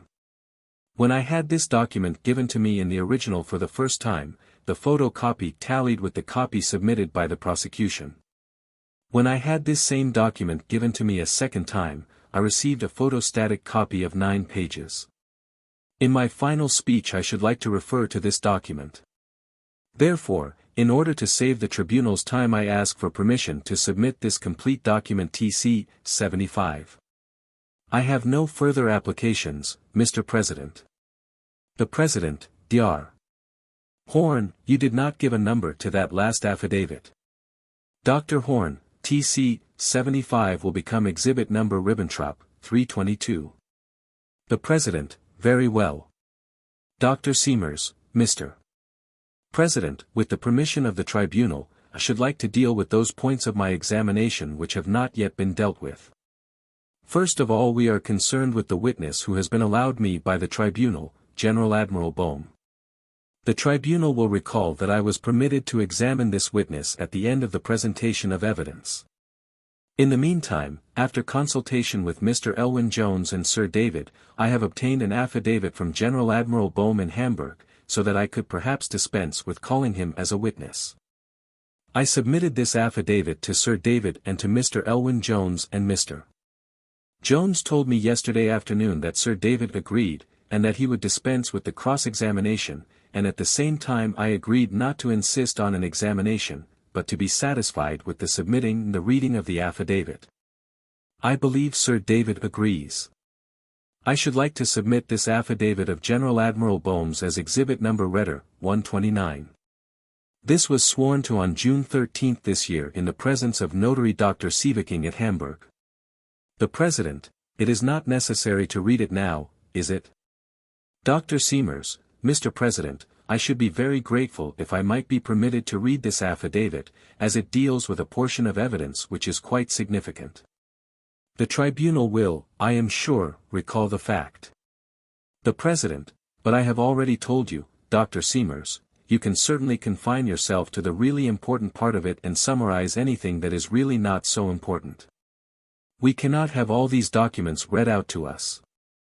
Dr. Siemers, the tribunal will agree with me that as far as my other documents are concerned, I read remarkably little. My reason for wanting to read a part of it was because the British delegation, at the close of the cross-examination, submitted 2 very lengthy summaries, GB 464 and GB 465. These are summaries about the key documents of the 22D. The President, Dr. Siemers, surely you can tell us what the subject matter of the affidavit is. We will then know the general subject matter of it, and then I should have thought you could direct your attention to the particular matters which are of special importance here. It only takes up time if you are going to tell us what the prosecution have done.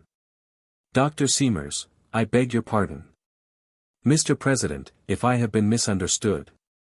It was my intention to do that. I shall not read from of the affidavit. I shall only summarize it. It is a discussion between Raeder and General Admiral Bohm in the summer of 1939, on which occasion Bohm told Raeder that he was worried about the political developments. He then asked Raeder whether he had called Hitler's attention to the great dangers and to the fact that the German navy would not be in a position to carry on a war at sea. Gross Admiral Raeder replied to me, and these are his words, that he had put this up to Hitler more than once. And that he had concluded his exposition to Hitler with the fundamental sentence, in such a case the navy could not do anything but die gloriously. Number 2 of the affidavit of General Admiral Bohm. On August 22, 1939 Hitler made a speech to the top leaders of the armed forces at the Obersalzberg. I was present during the entire speech, which lasted 2 to 2.5 hours. The speech was delivered in Hitler's office. I am omitting the next few points and continue.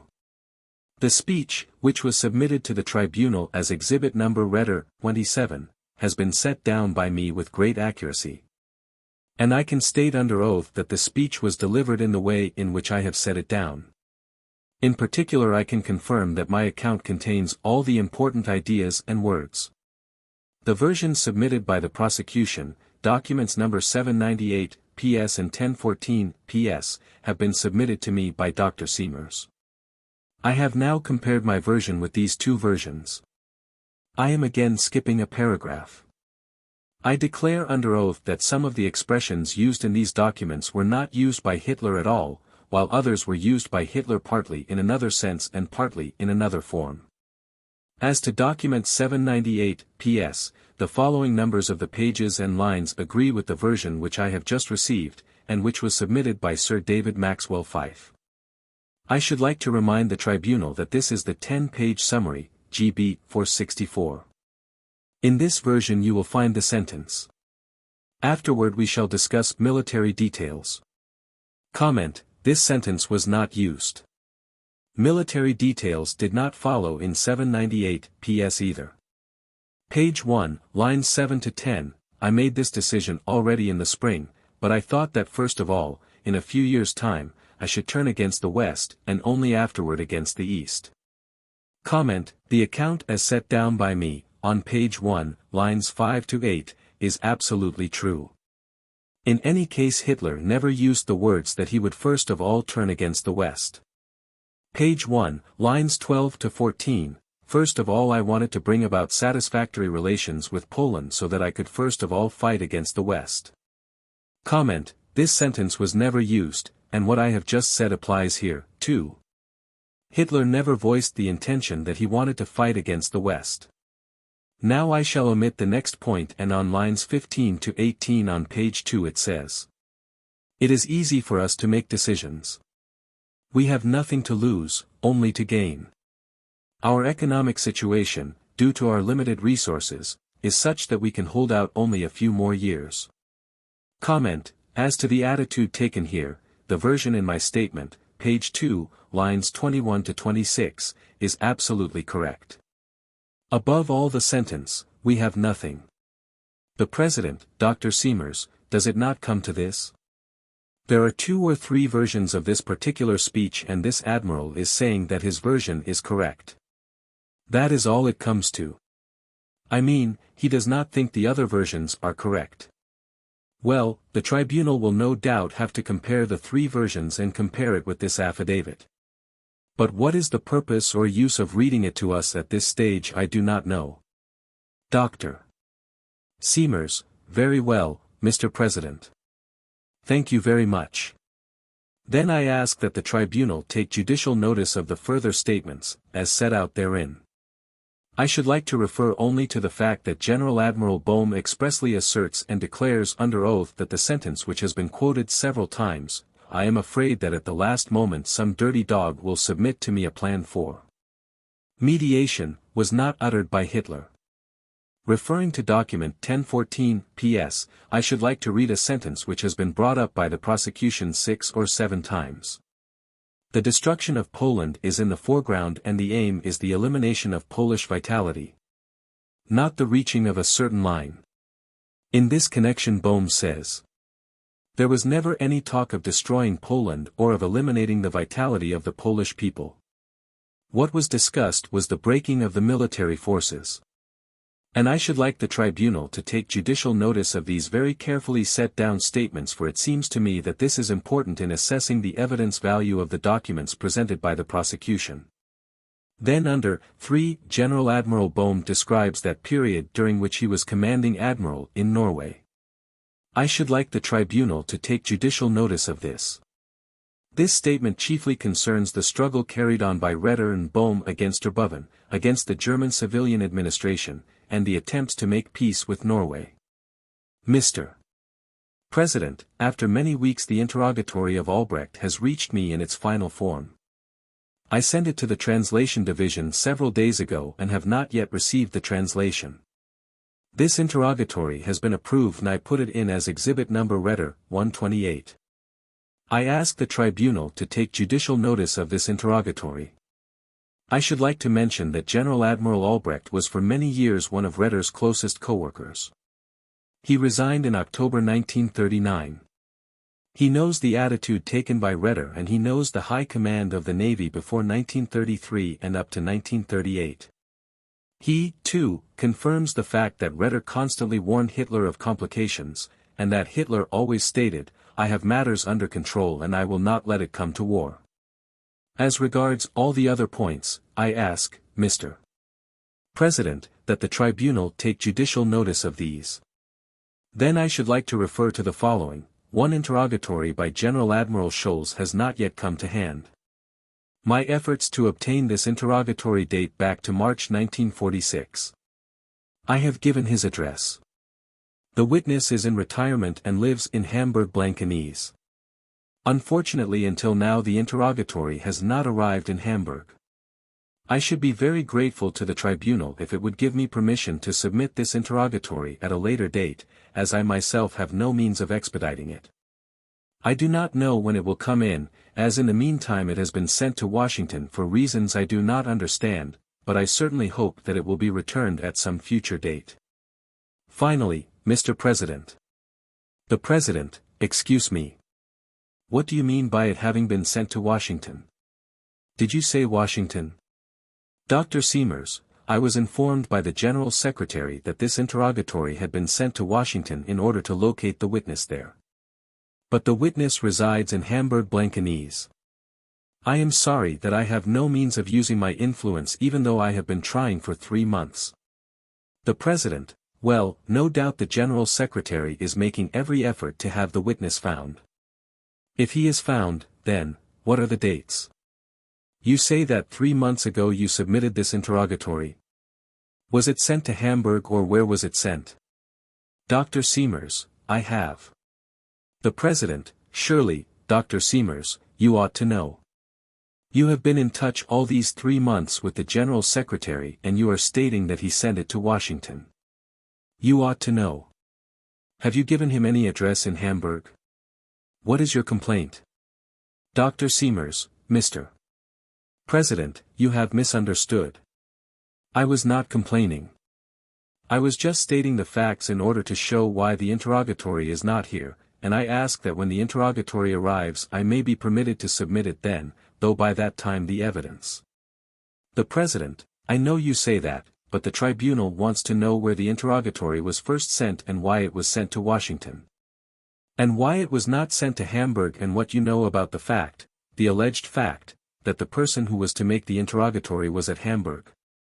Dr. Siemers, Mr. President, I am from Hamburg myself and last November I talked with the witness, and I gave his address when I put in my first application to the General Secretary.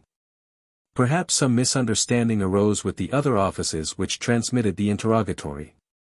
Perhaps they looked for a witness by the name of Scholz in some other place. The name of the General Admiral is Otto Scholz and it is quite possible that they looked up someone else with this rather common name. The only answer I received was that the witness was being looked for, to which I replied that it was not necessary to look for the witness. To God, I think the tribunal might be interested in knowing that Dr. Siemers himself returned from Hamburg a few days ago, and I think he has been there 2 or 3 times since he asked for this interrogatory. Now, if he knows where this witness is, all he had to do while he was up there was to go to a military government officer, submit his questions, get them answered, and bring them back. And I think it is a little bit unfair to blame the General Secretary under these circumstances. Dr. Siemers, I regret very much that Mr. Dodd considers it necessary to reproach me with unfairness. I was told that an interrogatory could not be given to the witness by me. The interrogatory for Admiral Albrecht I brought back with me from Hamburg at the request of the General Secretary because the formula of the oath had been omitted. In a case of this kind I consider it quite natural that I should cooperate with the General Secretary. However, I have submitted this interrogatory and I cannot understand how Mr. Dodd could blame me if I have not brought the interrogatory back with me. The President, well, this seems to me a waste of time. We had better get a report from the General Secretary. Dr. Siemers, Mr. President, I believe that I still have not been understood. I am not accusing anyone. I am just asking for permission to submit my interrogatory subsequently. The President, well. We will consider that. We will not make any decision until we have heard a report from the General Secretary upon the circumstances. Dr. Siemers, Mr. President, then I should like to point out that 2 of my applications were granted, which were not carried out completely. One was the application concerning the files of the British Admiralty containing the Allies' plans regarding Scandinavia and Finland. Purely as a matter of form I should like to say that the answer from the Foreign Office, which is known to the tribunal, is available, and the tribunal had approved the submission of these files. But the request was turned down by the Foreign Office. As this matter has not been dealt with before I should like it to be made absolutely clear. The President, the tribunal, I think, has the communication from the Foreign Office. Dr. Siemers, but I did not submit it, Mr. President. Therefore, I did not know under what exhibit number it can be found in the files of the tribunal. Would it be possible, Mr. President? The President, you can give it a number, certainly. Give it whatever number you think right. What is the number you want? Dr. Siemers, may I submit this document as exhibit number Retter 130 either this afternoon or at the latest tomorrow morning? The President, yes.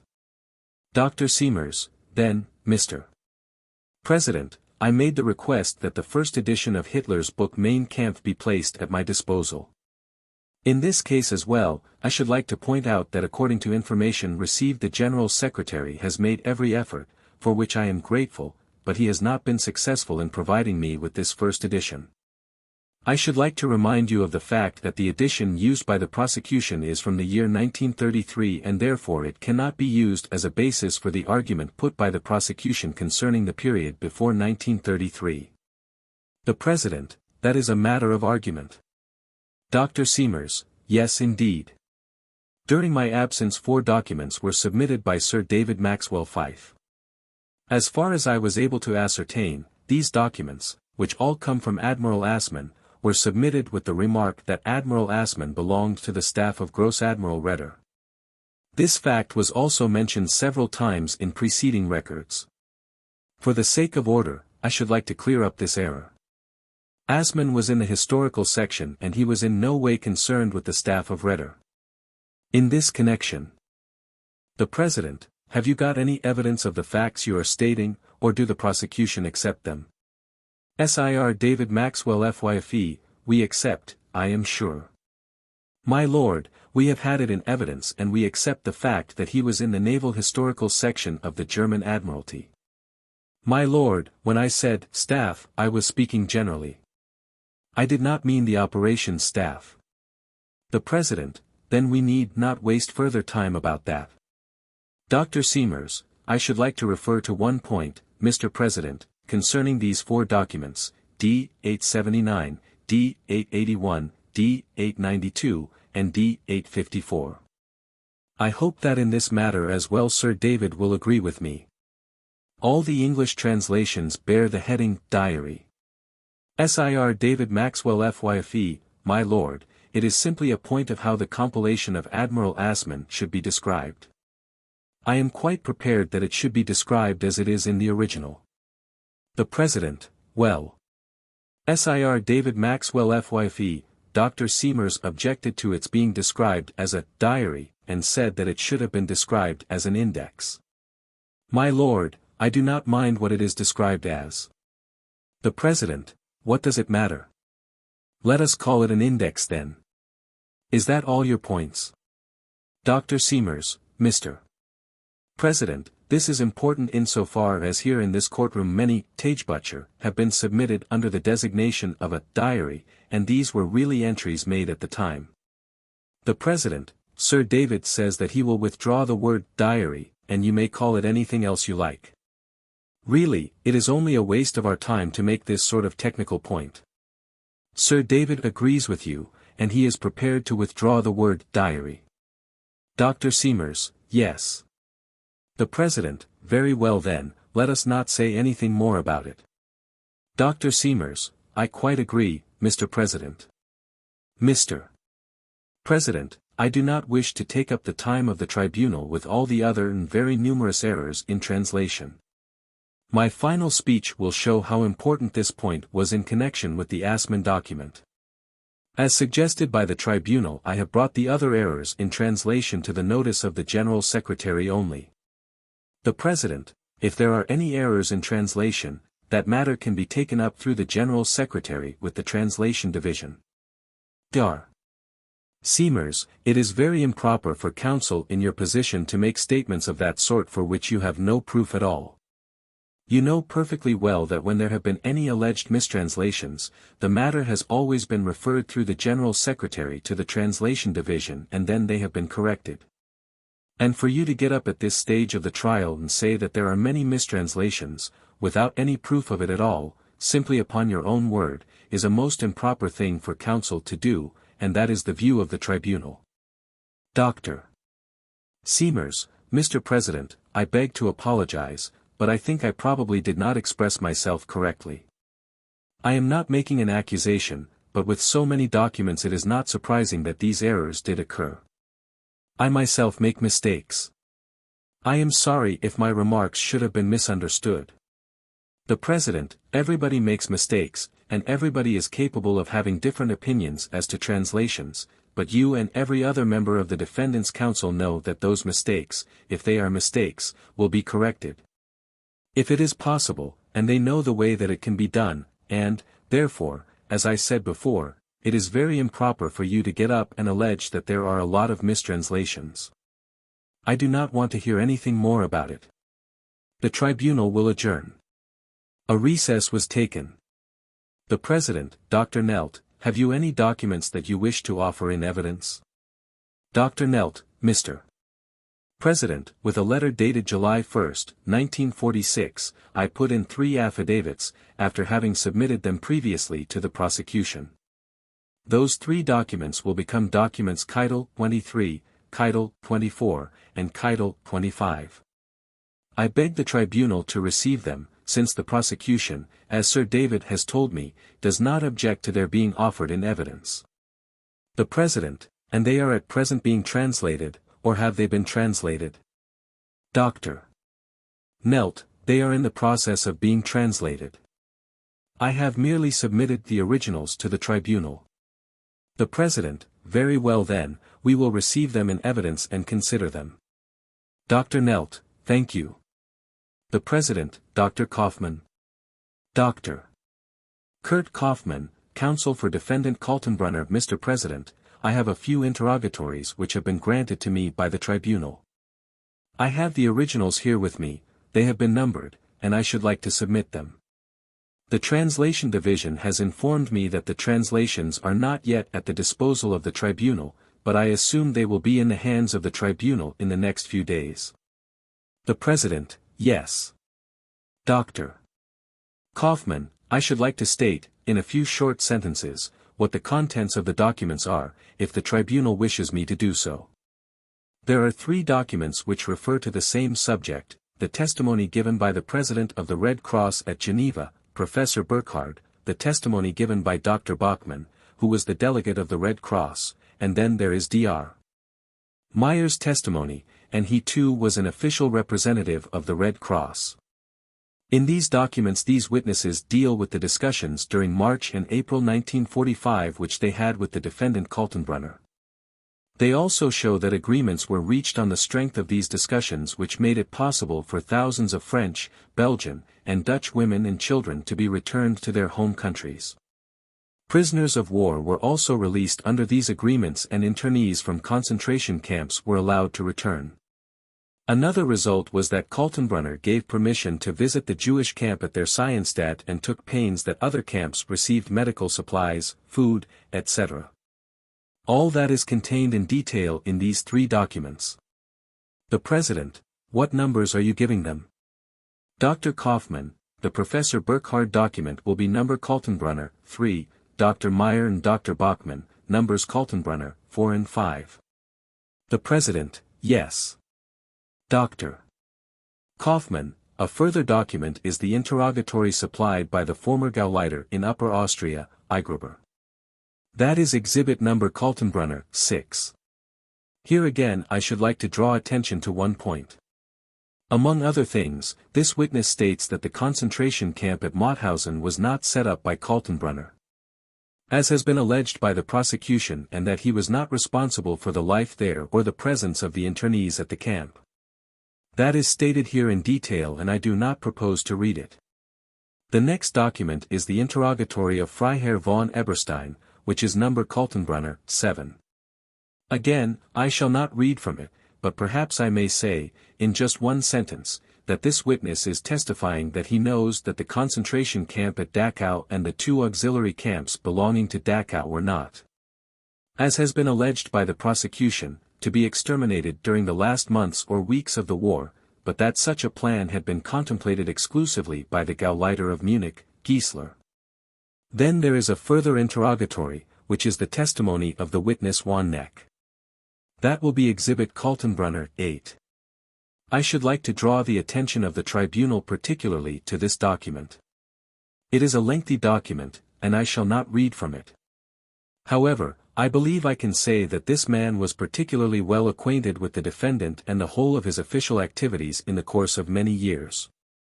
This witness held for years a leading position in the Foreign Intelligence Service. He knows Kaltenbrunner's attitude regarding the executive and he confirms the fact that Kaltenbrunner agreed with Himmler at the time, that he, Himmler, would retain the executive powers while Kaltenbrunner would work mostly in the sector of the intelligence service as a whole. Finally, Mr. President, there are 2 documents which have not yet been discussed. Therefore, first of all, the tribunal would have to decide as to the relevancy of the documents, and as to whether I shall be entitled to submit the documents. They are 2 short letters which I have received. One is a letter from the mayor of the town of Dachau, dated April 4, 1946.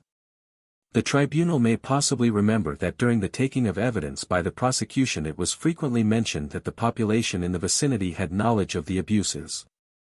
This man, who has now been instated by the American authorities, confirms his own experiences. In my opinion they do not bear out the thesis of the prosecution. Immediately connected with this is the second letter, which is from the well-known pastor Niemöller, and which is dated April 17, 1946. Niemöller had spent some time in Dachau. Mr. Dodd, Mr. President, would it not be best if we were heard on the first affidavit before the Niemöller affidavit is taken up? We have objected to this affidavit by the mayor of Dachau for the reason that it is simply a letter. We have had no opportunity to file any cross-questions or to ask any questions of the man at all. These letters come in here. If we are going to submit all the letters that come in, we have bales of them, actually. We do not like to object on purely technical grounds, if there is anything here that would really be helpful to the tribunal. On the other hand, we do not feel that we should deny ourselves the opportunity to make clear the entire story by cross-questions of some kind. The President, that is with reference to Schwalber. Mr. Dodd, yes, sir. Dr. Kaufman, I did not quite understand what you said, Mr. President. The President, what Mr. Dodd said was that they objected to this document from Schwalber because they have not had any opportunity to put any questions to him, either by way of having him called as a witness or by a cross-interrogatory. Therefore, they object to the introduction of the document in its present form. Dr. Kaufman, yes, I understand. I know this is somewhat problematical, but the tribunal will be able to assess the evidence value of the letters according to their own opinion. Perhaps I may submit these two short documents to the tribunal. So far as I know, the prosecution is acquainted with these two documents, because they have been in the translation division, and some time ago a representative of the prosecution told me that very probably objections would be raised. That was why, at the beginning, I told the tribunal it would first have to decide as to the relevancy of the documents. The President, well, Dr. Kaufman, the best way will be for the tribunal to read the document and to consider it. We will do that. Dr. Kaufman, very well, Mr. President. Thank you. Mr. Dodd, I should also like to indicate to the tribunal that we take the same position with respect to the Niemöller letter. The President, you consider them both, then. You are objecting also to the Niemöller letter. Mr. Dodd, yes, on the same grounds. The President, yes, very well. Dr. Otto Pannenbecker, Counsel for Defendant Frick Mr. President, the reply to the Messerschmitt interrogatory has not yet been submitted. The reply has been received in the meantime, and has been translated, too. I believe, however, that the tribunal has probably not yet received it. The President, can you offer it in evidence and give it a number? Dr. Pannenbecker, yes, sir, I was going to. But I did not expect that it would come up today, and I have not the number which I shall give to the exhibit. May I be permitted to furnish the number later? Yes, I have it here, Mr. President, and I shall now submit it as exhibit number Frick 14. This is the reply to an interrogatory. The replies are in the same form as those which Mr. Messerschmitt gave in the interrogatories concerning other defendants. I shall refer to this interrogatory in detail during my final speech. Therefore I need not read it now. Then there is still one reply outstanding in an interrogatory of Conrad, and I beg to be permitted to submit it as soon as I receive it. The President, that has been granted, has it? And it is now before the witness. Dr. Pannenbecker, yes. The President, very well. Dr. Pannenbecker, thank you. The President, Dr. Servatius. Dr. Robert Servatius, Counsel for Defendant Sokol. Mr. President, several interrogatories have still to be submitted. First of all, I submit exhibit number Sokol 15 to the tribunal. That is a Dar interrogatory. The President, whose interrogatory was that? Whose interrogatory? Dr. Servatius, Dar, the Minister for Food and Agriculture. This interrogatory deals with matters which have in part already come up at this trial. I should like to draw your attention to a few points. There is the question of what was Sokol's general attitude, particularly toward Himmler's views. And the witness stresses the fact there was considerable controversy between Himmler and Sokol in this respect. He mentions one particular instance which he himself witnessed. He speaks about a factory in Thuringia which was directly under Sokol's control and says that the workers there were so free that they hired themselves out to farmers during the day, which was rather too much of a good thing. He then talked about a clash between Sokol and Himmler in the presence of the Führer about the question of treatment, and he says that Himmler stated, "I am subordinate to the Führer only, and for my official business I am under the Reich Marshal. And I do not have to justify myself to you." Then there is an interrogatory from Minister of Labor Selt, which has been allowed by the tribunal and which I shall submit as exhibit number Sokol 16. I should like to bring out just a few points. The witness talks about Sokol's functions and the functions of Dr. Ley, and he says that Sokol carried out the functions of the state while Ley looked after the social welfare and social supervision. Then he goes on to talk about inspections and control, and he says that the offices for accident insurance, health, and factory inspection were in existence before and had continued to function under the responsibility of the Ministry of Labor. Then comes the interrogatory of Dr. Voss, which I submit as exhibit number Sokol 17. I shall submit the original later. I am afraid I cannot find it at the moment. This doctor was medical officer in a camp, and he speaks of the conditions in the camps, particularly after air attacks, and about the activities and care of the labor front. He not only deals with the camps in which he was working, but he knows a great deal generally about conditions in other camps. His statement is in contradiction to the testimony given by Dr. Jaeger. In the same way, the following document, which I shall submit as exhibit number Sokol 18 and which comes from Dr. Ludwig Scharman, although dealing with another sector, contains similar statements, too, which are also in direct contrast to the testimony given by Dr. Jaeger. That completes the interrogatories which have been granted me. Now I have still another number of documents for which I have applied, but on which a decision has not yet been given. I do not know whether I should now submit them to the tribunal. They are mostly concerned with laws and decrees, and I would like to submit them in addition to what I have already submitted. The President: Yes, Dr. Servatius, the tribunal would like you to submit them now, because the tribunal wishes to deal with the evidence on behalf of the defense finally, now and today. Dr. Servatius, there is a decree by Sokol dealing with the return of sick foreign workers to their homes. It shows that workers who had fallen sick were sent back and that Red Cross employees had to accompany them. The actual decree is in the official collection of laws and decrees which has already been submitted. I shall ascertain my exhibit number presently. It will be number Sokol 99 in the supplementary document book. Then there is document number Sokol 100, which comes from the Reichsarbeitsblatt, 1943, which has already been offered in evidence, too. This deals with the investigation of sanitary measures in camps, and it concerns the accusations which have been made with reference to these accommodation problems. Then there is document number Sokol 101, which is a memorandum for French prisoners of war on leave regarding their improved status under the so-called transformation. I shall submit it and give the exhibit a number. For the moment it is document number Sokol 101. Then come documents 102 and 103. Both are laws contained in the official Reichsgesetzblatt. They are German instructions regarding compulsory labor service. It is the emergency services order which I submit as document number Sokol 102. Then there is the compulsory labor decree, which will be document number Sokol 103 in the supplement. Then I find that document 4006 PS contains a number of important regulations, but I am told that the prosecution is going to read them, and therefore I assume that I need not do so.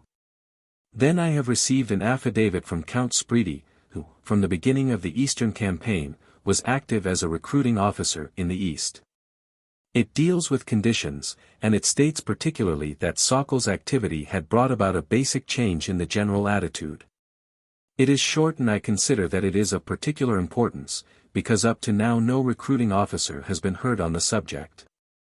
Then I was proposing to submit document number Sokol 109, which will be a list. Call. Phillimore, my lord, with regard to that affidavit, I am told, the prosecution having not seen it at all, that should be accepted with the same reservations as have been made in the previous cases. The President: Yes, certainly. Was that affidavit you spoke of by Count von Spreedy, SPRETI? Dr. Servatius: Yes. Col. Phillimore: Yes, my lord. Dr. Servatius: Then I was going to submit a list of all of Sokol's decrees as document number Sokol 109, which will give an idea of the great care he took of all kinds of matters. This list will give the titles only. The President: Very well, you did not give a number to the affidavit of Count von Spreedy. Dr. Servatius: It will be given number Sokol 108 in my document book, and then I shall give it an exhibit number later when I submit the numbers for the other documents. Then as document number Sokol 110, 111, and 112. The President: Dr. Servatius, are you not giving us exhibit numbers now? Dr. Servatius, I cannot do so at the moment because I have not got the originals with me, and part of these are official records which have been submitted already. The President, but you see, in the case of the defendant Sokol, as in the case of every other defendant, the exhibits put in on his behalf. The exhibits offered in evidence on his behalf should have a consecutive series of numbers, and that is a consecutive series which is settled by the counsel himself who offers the documents in evidence. It does not depend upon whether he has the original before him. Dr. Servatius, in that case I can give them exhibit numbers. Document number 108 will be exhibit number Sokol 18. The President, which is that? Dr. Servatius, exhibit number 18.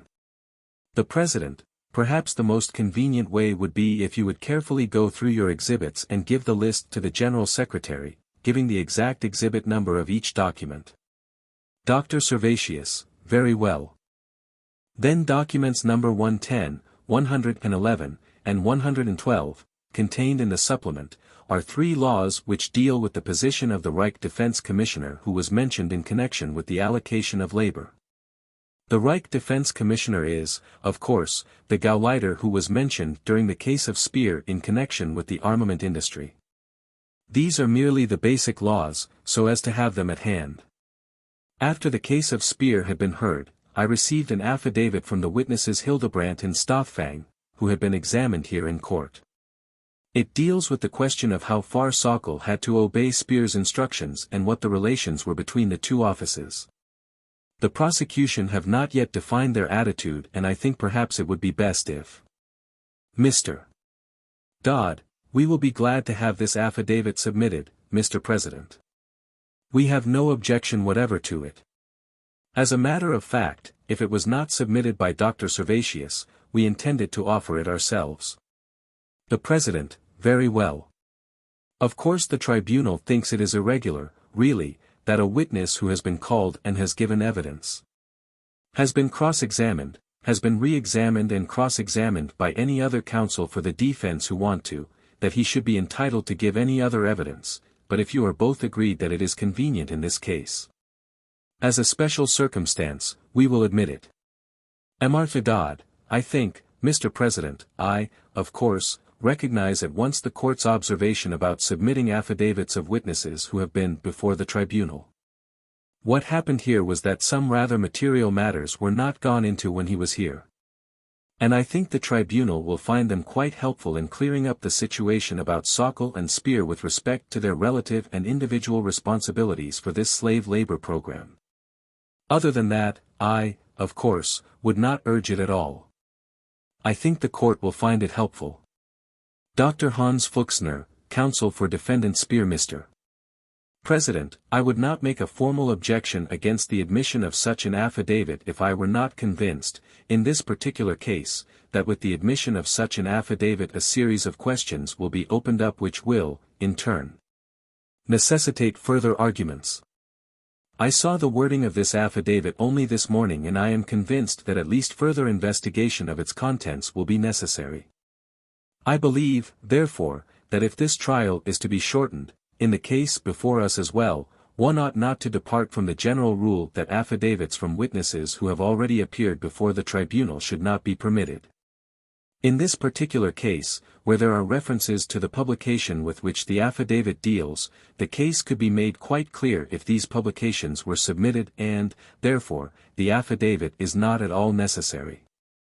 The President, do you wish to say anything in answer to that objection? Dr. Servatius, Mr. President, this affidavit is, in fact, a supplementation of the instructions contained in document 4006, which the prosecution is proposing to submit. But I did not know that this was proposed. What we are actually concerned with here is a question which was opened up by Speer's examination, namely, the significance of Speer's ministry as compared to Sokol's office. Who, of the two, was the more powerful? Who could give orders? Who had to obey? I think the documents will make that clear. The President, yes, but you and the prosecution had the opportunity of cross-examining Speer when he was in the witness box, and you could then have elucidated anything you wanted to elucidate at that time. Dr. Servatius: yes, only the circumstances were not known to me at that moment. Martha Dodd: Mr. President, I do not wish to press this at all, and if the tribunal has any doubt about it at all I will withdraw my position. I thought it might be helpful, but it really is not important, and if there is any question I think it is better we let it go. The President: well, the tribunal think it is irregular to introduce new evidence by affidavits from a person who has already been called as a witness, and in view of the objection on behalf of the defendant Speer, they cannot accept the evidence. Dr. Servatius: in that case, I will withdraw it. That completes my statement of evidence. The only thing that is still outstanding is the witness Leche's interrogatory, which has been granted, and the interrogatory of the witness Bitchenbach. I have no hope of still receiving them. The President: Dr. Steinbauer. Dr. Gustav Estienne Bur, Counsel for Defendant Seisencourt. Mr. President, I have 4 documents which I beg to submit and which I have received through the General Secretary. The tribunal has allowed them and the prosecution know of them. Unfortunately, however, the translations have not yet been completed. The first document contains questions and answers from Director Dirk Hannema, director of the Bovemans Museum in Rotterdam, about the alleged plundering of art treasures. I shall give this document the number Seyss, in Court, 108. I shall submit the English text and the Dutch original. The next document is an edition of the newspaper Nieuwe Rotterdamsche Courant, dated May 17, 1942, of which I have the original and a German translation. It contains a warning regarding the shooting of hostages. This document I shall submit in the original under document number Seyss, in Court, 109. The following document is also an edition of the same newspaper. It is dated August 10, 1942, and it also contains an announcement regarding the shooting of hostages. In connection with this document I should like to draw your attention to the fact that this announcement was the result of an order from the military commander in Holland, General Christensen, and that the senior SS and police leader, Rauter, signed it.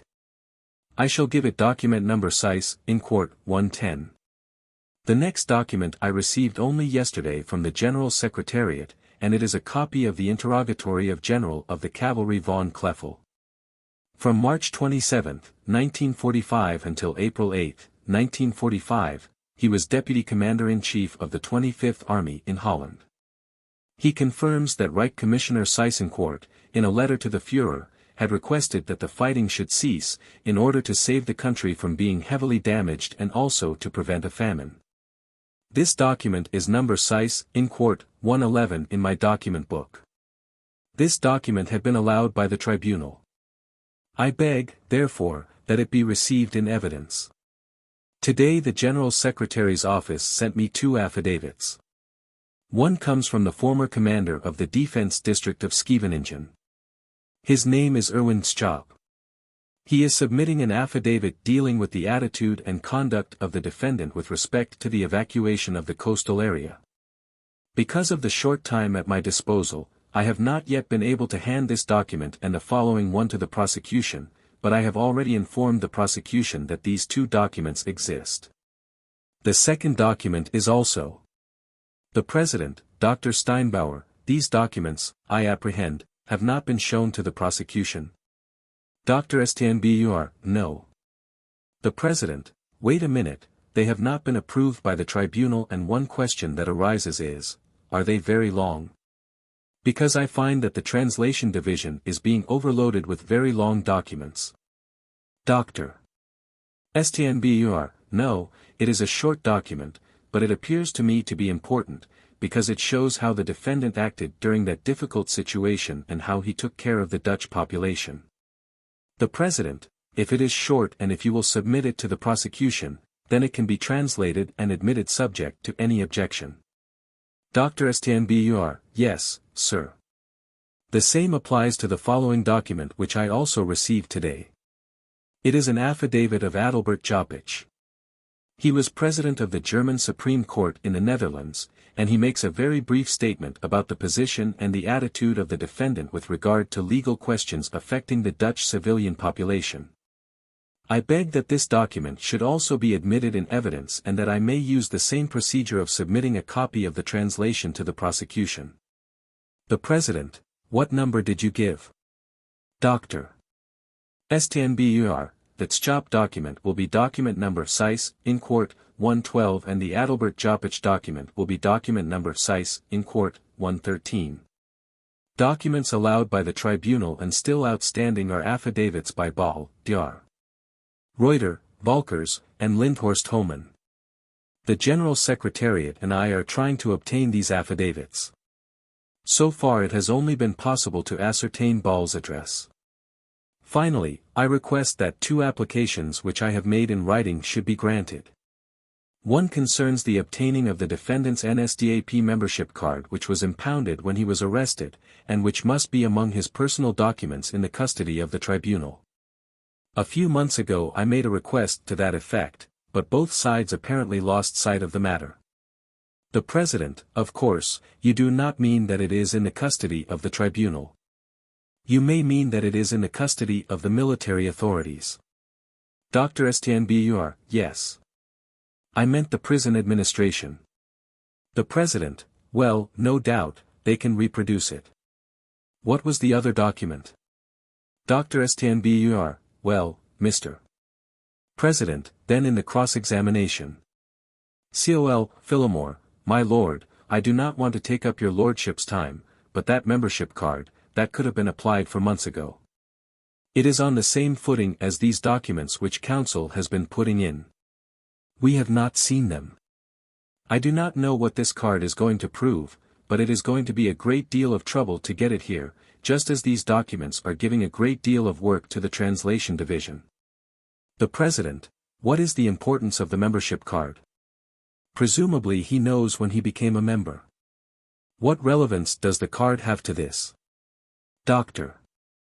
STNBUR, it is of importance because according to the war crime law which has now been published in Austria, all members having a membership number above 6,500,000 will not be regarded as so-called bold fighters, or illegals. Seyssen Court has stated in the witness box. The President, that has nothing to do with the tribunal. It may be relevant in some other proceeding and before some other court but not before this court. Dr. STNBUR, only insofar as the prosecution had alleged that he had been a member of the NSDAP since 1931. But, of course, I am not trying to make difficulties. I only thought that the membership card might be among the belongings which were taken away from the prisoner and that one could have a look at it. The President, yes. But did he deny that he was a member since 1931? Dr. STNBUR, yes, oh, yes. He states that he did not become a member until March 13, 1938, formally. The President, oh, yes, formally, I remember, yes. But he had been a member of the Austrian Nazi Party very much longer, if I remember rightly. Mr. Dodd, we will agree here and now, Mr. President, that that card would show that he became a member, as far as the card is concerned, on that date. I am sure that is what it will show, and if it will help the doctor, we will be glad to agree to that. The President, very well.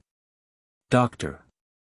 STNBUR, the last document for which I am applying is the following. During cross-examination a document was submitted in which an 18-year-old female police clerk named Hildegard Kunz confirms that my client caused Dutch Jews to be sterilized. Seyssen Court maintains that he has never written to the police directly, but that in 3 personal letters addressed directly to Himmler, he did object to the treatment of Jews, and that in one of his letters he mentioned sterilization. This, presumably, was the reason why the witness mentioned it, and probably she gained knowledge of these facts because Himmler sent the original or copy of the letters to the main security office. In connection with this important matter my client has requested me to make an attempt to have these letters which he wrote to Himmler produced in order to disprove the incriminating statement made by the witness Hildegard Kunz. I do not conceal the fact that it will probably be difficult to find these letters among the very many documents of the main security office. The President, have you made your application in writing about this? Dr. STNBUR, yes, I have made a written application. The President, giving the dates when the letters were written? Dr. Stnbur, yes, everything I could ascertain regarding the dates and the addresses is contained in my application. The President, well, the tribunal will consider that, but you understand that the work involved in this sort of thing is very great indeed. Dr. Stnbur, Mr. President, far be it from me to underestimate the difficulties which are connected with my application. Apart from this, I have no further application to make. The President, we will adjourn now. The tribunal recessed until 1400 hours. Afternoon session. The President, the tribunal will not sit in open session Saturday next, nor will it sit in open session on any Saturday in the future unless it gives notice that it is going to do so. Yes, Dr. Thomas. Dr. Thomas, Mr. President, yesterday I mentioned an affidavit of Dr. Heinz Eppert, Reichshauptstellenanleiter. I have now received this affidavit, and I have also already conferred with Mr. Dodd about it. I now beg the permission of the High Tribunal to submit this affidavit. Mr. Dodd has no objections to the submission of this affidavit. May I read a very brief passage from this affidavit, Mr. President? The President, can you tell us what the affidavit is about? Dr. Thomas, yes, Mr. President. This Dr. Eppert had the office of ideological enlightenment in the office of the Führer's deputy for the supervision of the entire ideological and intellectual framing of the party. Concerning this activity and this office he testified that it involved almost exclusively a reporting and registration of events in this sphere. Any active interference in the church policy of the state or the party would not have been possible even if they had wished it, for this office had no executive facilities of any kind. There were constantly very intense differences with the state and party organizations which participated in this sphere of activity, that is, between the propaganda ministry and the church and the SD party chancellery. The suppression of certain ideological groups and sects as well as the measures taken against individual clergymen, as far as I know, were taken by the SD or the Gestapo without the knowledge or authority of this office. I am asking the High Tribunal to take judicial notice of this document. The President, very well. Dr. Thomas, Exhibit No. Rosenberg, 51. The President, Dr. Fritz. On behalf of Fritz, is anyone representing Dr. Fritz? Dr. Alfred Schilf, Counsel for Defendant Fritz. Dr. Schilf for Dr. Fritz, who is absent, representing the defendant Fritz. Mr. President, Dr. Fritz applied in writing last Monday concerning two affidavits which are still outstanding, one an affidavit by the journalist, the English journalist, Clifton Delmar, and the other an affidavit by His Excellency Feldschers, then Minister of the Protective Power in Berlin, now in Bern. Neither of these affidavits has arrived yet, and we are asking the High Tribunal if we may submit and be allowed these documents later. I have no further comments. No other applications have been made. The President, have you? I did not hear the name of the second one. Was it Feldschers? Dr. Schilf, Excellency Feldschers, Minister of the Protective Power. He is now at Bern in Switzerland. The President, have these affidavits been placed before the prosecution? Dr. Schilf, no, Mr. President, they are not yet available. They have not arrived yet. The President, I see. Are they affidavits or interrogatories? Dr. Schilf, they are two interrogatories, Mr. President. The President, interrogatories, I see.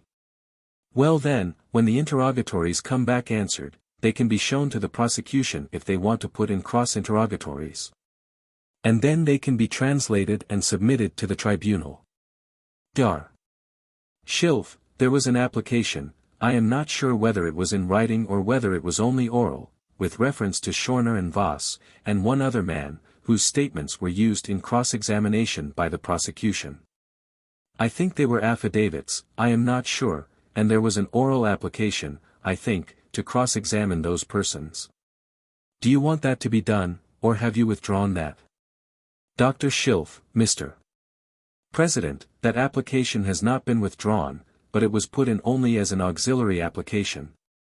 To have effect only if the interrogation notes submitted by the Russian prosecution, it seems to me that these interrogation notes cannot be considered as affidavits, but only interrogation records of a police character. And Dr. Fritz made application to the effect that if these three documents were to be used as documents of evidence, we cannot waive the cross-examination. These three documents were used in the examination of the defendant Fritsch only in part, and only short passages were submitted to the defendant in his examination. Every detail there he has. The President, what you were saying is that in case the prosecution do not want to use the whole of these documents, but only the parts which were put to the defendant Fritsch in the course of cross-examination, then you do not need to have those persons, Voss and Schorner, called for cross-examination. But if the prosecution wish to put in the whole document, then you want to cross-examine them. Is that right? Dr. Schilf, Mr. President, that is correct. The President, are you meaning that you are asking the tribunal to strike out the passages in the defendant Fritsch's evidence which deal with these statements, or are you merely meaning that if the prosecution wish to use not only the parts which they have put to the defendant in cross-examination but other parts of the document, that in that event you would like to cross-examine the deponents Voss and Schorner? Dr. Schilf, Mr. President, we only want the cross-examination to take place in case the court should regard the three interrogation records, as a whole, as documentary evidence. The President, yes, then you do mean what I first of all put to you. Well, perhaps the prosecution, General Rudenko, would tell us whether he is wanting to put in the whole document or whether he has put enough of it in. Gen. Rudenko, Mr. President, as I have already stated to the tribunal, when these written statements were submitted, the records of the interrogations were written down in agreement with the rules of procedure which is in existence in the Soviet Union. The prosecution will only use those parts which were read here before the tribunal and on which the defendant Fritsch was cross-examined. The President, very well, then it is not necessary to have those witnesses brought here for cross-examination. Very well. Dr. Schilf, yes, indeed, Mr. President. The President, then that brings the tribunal to the end of the evidence for the defense, with the exception of two witnesses who are here and to be called on behalf of the defendant Bormann. Dr. Fuchsner, Mr. President, on behalf of the defendant Speer may I submit in addition a document which has already been translated and is known to the prosecution. This is the Führer Protocol of January 3, 1943. This shall have the document number Speer 35. I had already listed it as exhibit number 35 in the index of the documents submitted by me which I gave the court. Only at that time it had not yet been translated. I should like to submit it now. The President, yes, certainly. What I wanted to say was that concludes the whole of the evidence on behalf of the defendants with the exception of interrogatories which have already been granted, the answers to which have not yet been received. Of course, those interrogatories, subject to their being admissible, will be admitted when the answers are received, and that applies also to anything in the shape of an affidavit which has been allowed by the tribunal. But otherwise the evidence for the defendants is now closed with the exception of Dr. Bergeld. Dr. Servatius, Mr. President, I have another question regarding the appearance for testimony of the witness Walkenhorst. In case he is not called as a witness, I have an affidavit at my disposal, which I have received, and I assume that I may submit this in case this witness is not examined here before the court. It deals with a very brief question, namely, the telephone conversation which Sokol had regarding the evacuation of the Buchenwald concentration camp. Walkenhorst happened to be the man at the other end of the wire. I have an affidavit on this one question. Of course, if the witness is being questioned here in court I shall ask him, but in case he is not examined I request that this be held open. The President, you are speaking of Walkenhorst. Dr. Servatius, yes, the witness Walkenhorst. The President, well, he is just going to be examined now. Dr. Servatius, I hope so, Mr. President. The President, but, I believe he is here.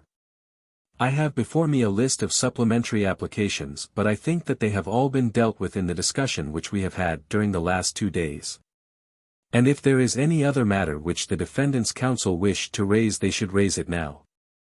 Well then, I take it then, that as I said, the evidence for the defense is now concluded, subject to the reception of documents which I may describe as outstanding, either interrogatories or affidavits. Dr. Marx, Mr. President, may I be permitted, please, to introduce 3 more documents with the permission of the tribunal. They concern the following questions. When considering what influence the paper published by Streicher exercised on the German population, it is of decisive importance to know how the circulation of this paper developed and to what circumstances the fact is to be attributed that, within a certain period of time, there was a marked increase in its circulation. I set myself the task of determining from the mastheads of the weekly paper, Der Stürmer, how its circulation developed. The President, but, we have already dealt with this application. We have had the application before us and we have considered it and we have refused it. Dr. Marx, yes, I beg your pardon, Mr. President. It concerns the following. Quite by accident, when looking at various issues of this newspaper, I ascertained that in the year 1935 a marked jump in circulation took place, and the defense would like to prove that this increase is not to be traced to an increased demand by the German people but rather to the fact that high party offices exercised their influence and, together with a new publishing management, brought about a threefold increase.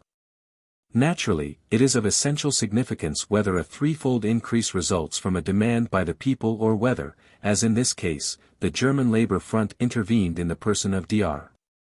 Ley, and a special publicity number was published, which was then circulated by Dr. Ley's efforts and by using the huge machinery of the German Labor Front.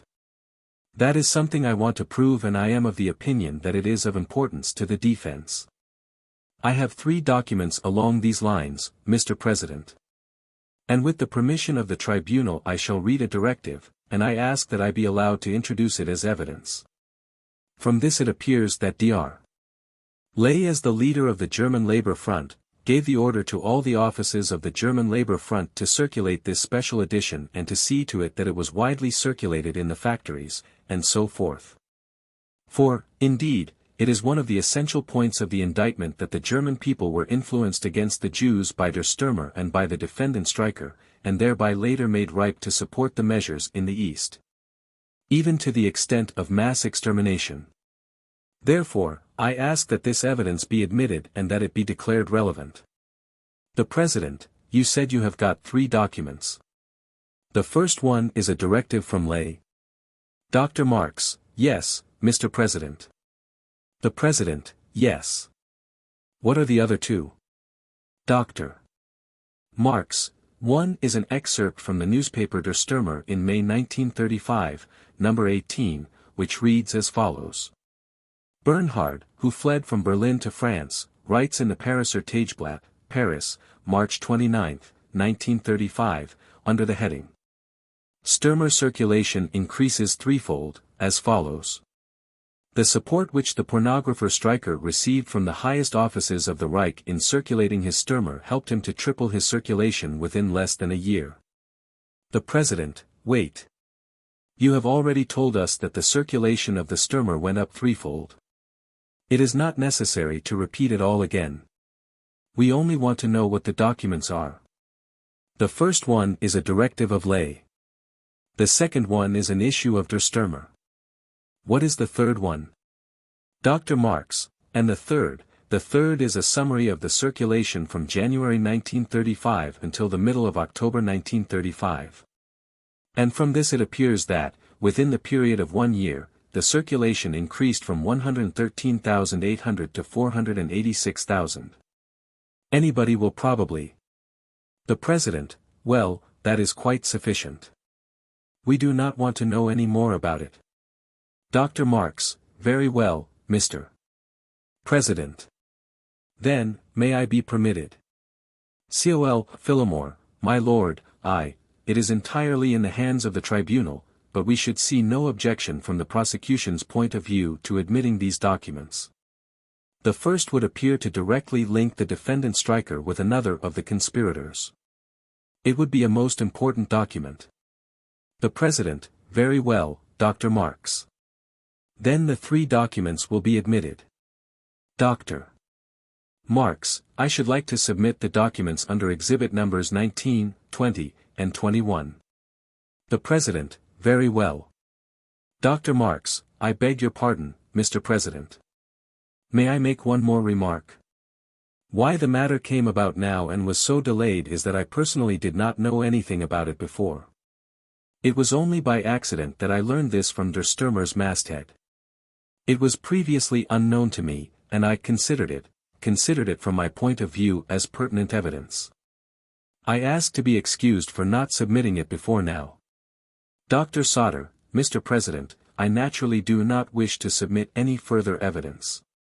But I should like to ask you to clarify a question of law. At this time interrogations are going on constantly in the commissions in order to gather evidence with regard to the organizations. Witnesses are being interrogated there whom we here do not know, and documents are being submitted which we have not yet seen. It will be several weeks before we know the results of this evidence about the organizations. Now we defense attorneys, who are working here, are thinking of the following case. It could happen, for instance, that one of these defendants could be incriminated by some new testimony about the organizations. Or that documents might be submitted which we, as defense counsel for these defendants, would absolutely have to take into consideration in our pleas, or to which we would have to offer evidence in rebuttal. Now we are agreed that the evidence here should be concluded, but we would naturally like to reserve the right in such cases to learn the results of the hearings for the organizations. The President, I think you will find, when you look carefully at the order which the tribunal made, that this matter was provided for and that. If there is any matter in the course of the hearing of the case against the organizations which in any way materially or directly affects any of the individual defendants, the tribunal, of course, has discretion to hear counsel for that defendant upon the matter. And I think that is specifically dealt with in the order that we have made. Dr. Sauter, this order is known to us, of course, Mr. President. But we just wanted to be clear on this point, that this order will still remain in force, even if the presentation of evidence here is concluded. The President, certainly. Do the prosecution wish to make any application to the tribunal? Call. Phillimore, I have 8 documents to put in. My lord, they are documents which it is intended to refer to in the final speech. And accordingly I would not propose to do more than just to indicate their nature to the tribunal and put them in very quickly. I have a list of them which I will hand up first. The President, are they documents which have not yet been offered in evidence? It may be convenient to see their nature. Col. Phillimore, yes, my lord, I am offering them in rebuttal. The President, you have a list here? Col. Phillimore, yes, my lord, the first document is. The President, have they been communicated to the defendant's counsel? Col. Phillimore, no, my lord, I have copies here. The first document, 1519, P.S., contains orders for the treatment of Soviet prisoners of war. My lord, that is not strictly offered in rebuttal, but the tribunal has had before it a document, EC 338, which was put in as Exhibit USSR 356. That document consisted of a commentary by Admiral Canaris on these orders, and your lordship may remember the document. Defendant Keitel had made certain notes on it on which he was cross-examined, the reference in the shorthand notes being pages 7219 to 7223, Volume X, pages 622 to 625. My lord, it seems appropriate that the actual orders should be before the court and not merely the commentary. My lord, that will be GB 525, and the tribunal will see it consists of a covering letter from the defendant Bormann to Gauleiter and Kreisleiter covering the OKW letter signed by General Reinecke, the head of the Prisoners of War Organization. And then there follow the actual regulations. The President, has not this been in before? Col. Phillimore, my lord, I am told not. What was put in was the commentary on this document, which was by Admiral Canaris. It was included, this document was included in the Keitel document book, but it was not formally put in. The President, I see. You mean it will be GB. Col. Phillimore, 525, my lord. The President, yes. Call. Phillimore, my lord, the second document, D. 912, will be GB 526. This is a series of broadcasts from German stations between September 6 and October 22, 1939, monitored by the British Broadcasting Corporation dealing with the Athenia. My lord, I offer that document in view of the defendant Retter's evidence. The tribunal will remember that, according to him, the article on the October 23 in the Völkischer Beobachter came as a complete surprise. The reference in the shorthand notes is 9832, page 9832, volume 14, page 80. My lord, it also arises out of the question, I think, put by the tribunal to the defendant Fritsch. And it confirms his evidence that broadcasts blaming Mr. Winston Churchill for being responsible for the sinking of the Athenia started at the early part of September and went right on through the month. Actually, these broadcasts, the tribunal will see, the first on September 6. I might read perhaps one sentence in the second line. The German press refutes the accusations of the British press that the German submarine had sunk the Athenia. Churchill, as one of his first actions, ordered the Athenia to be sunk in order to stir up anti-German feeling in the USA. Well, then there are similar broadcasts from other stations on that day, again on the 7th, the 11th, the 25th. I have not got the one on the 27th, put in by General Rudenko, but there is one by the defendant Fritsch on October 1, and so on, culminating with a broadcast by Goebbels on the 22d, the day before the article appeared. My lord, that will be GB 526. The next document, 3881 PS, is an extract from the proceedings before the People's Court on the 7th and the 8th of August 1944, when 7 defendants were tried for the attempt on Hitler's life.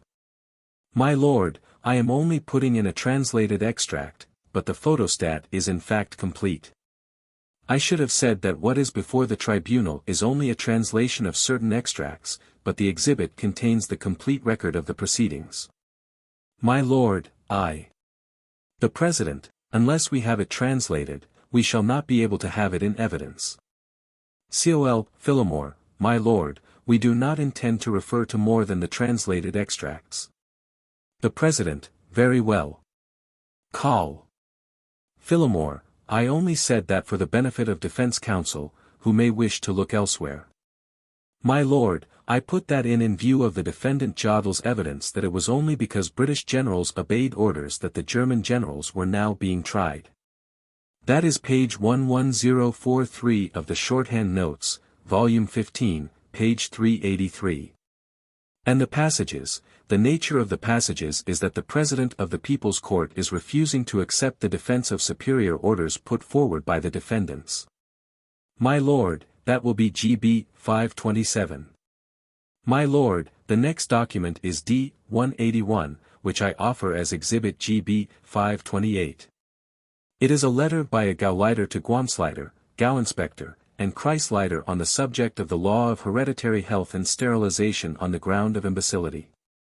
It is an important document in connection with the defendant Frick, and I put it in view of the statements made on his behalf by his counsel at page 8296, volume 12, page 162, of the shorthand notes, my lord. When he said in effect that Frick had no control over the political police and that Himmler's subordination to him was purely nominal. My lord, there are a number of references in the letter to the fact that the decree, and indeed its administration, was the responsibility of the defendant Frick. My lord, the next document is of a similar nature, and I attribute it to the same page of the shorthand notes. It is document M151, and I offer it as Exhibit GB 529. It consists of 3 letters on the subject of the murder of mental patients in institutions. The first is dated the 6th of September and addressed by the supervisor of a sanatorium at Stettin to the Reich Minister of Justice.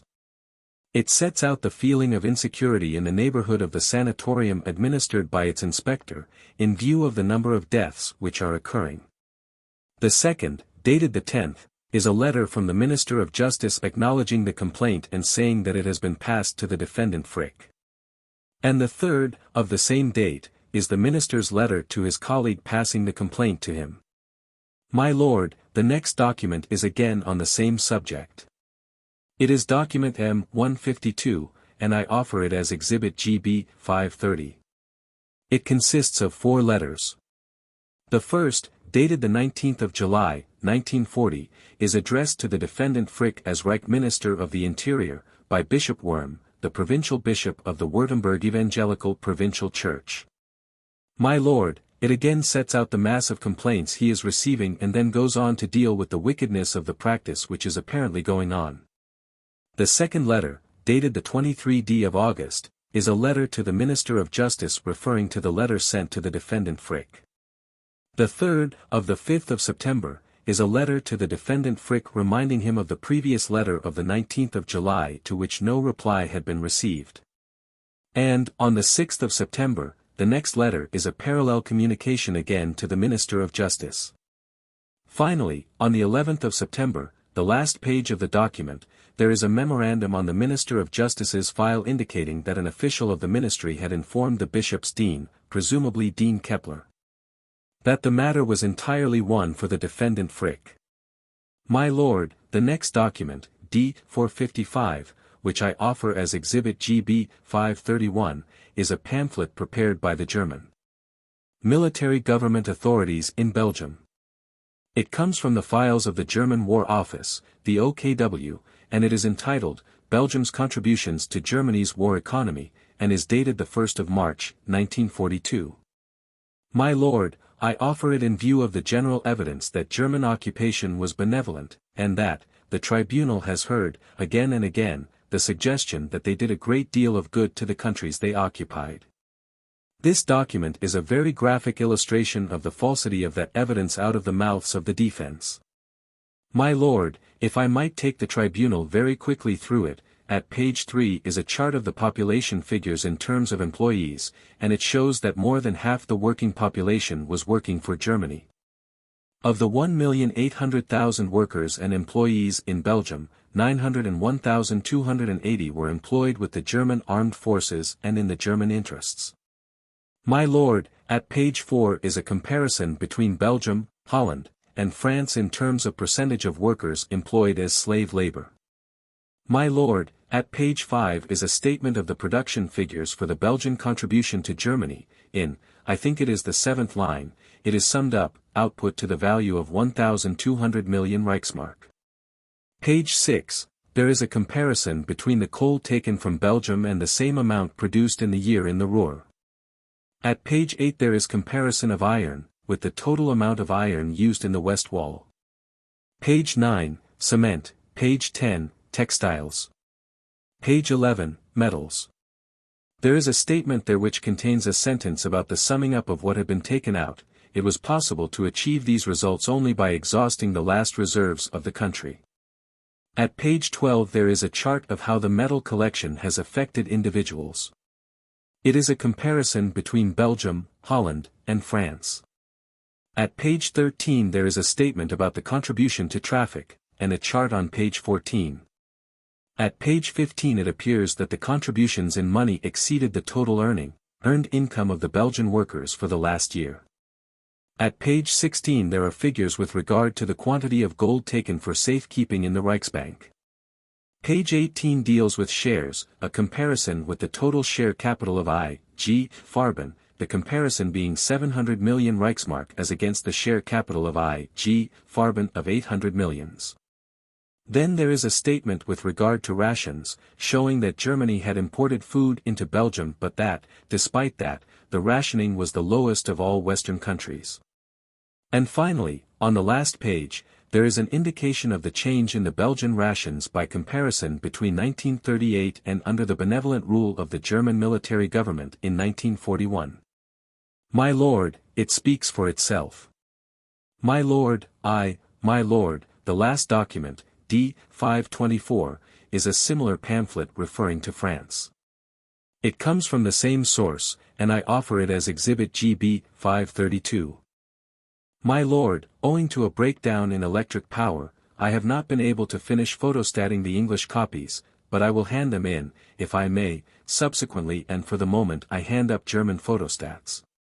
My lord, I offer it in view of the defendant Sokol's evidence, at page 10617 of the shorthand notes, volume 15, page 52, where he said that the total slave labor figure was not more than 5 millions.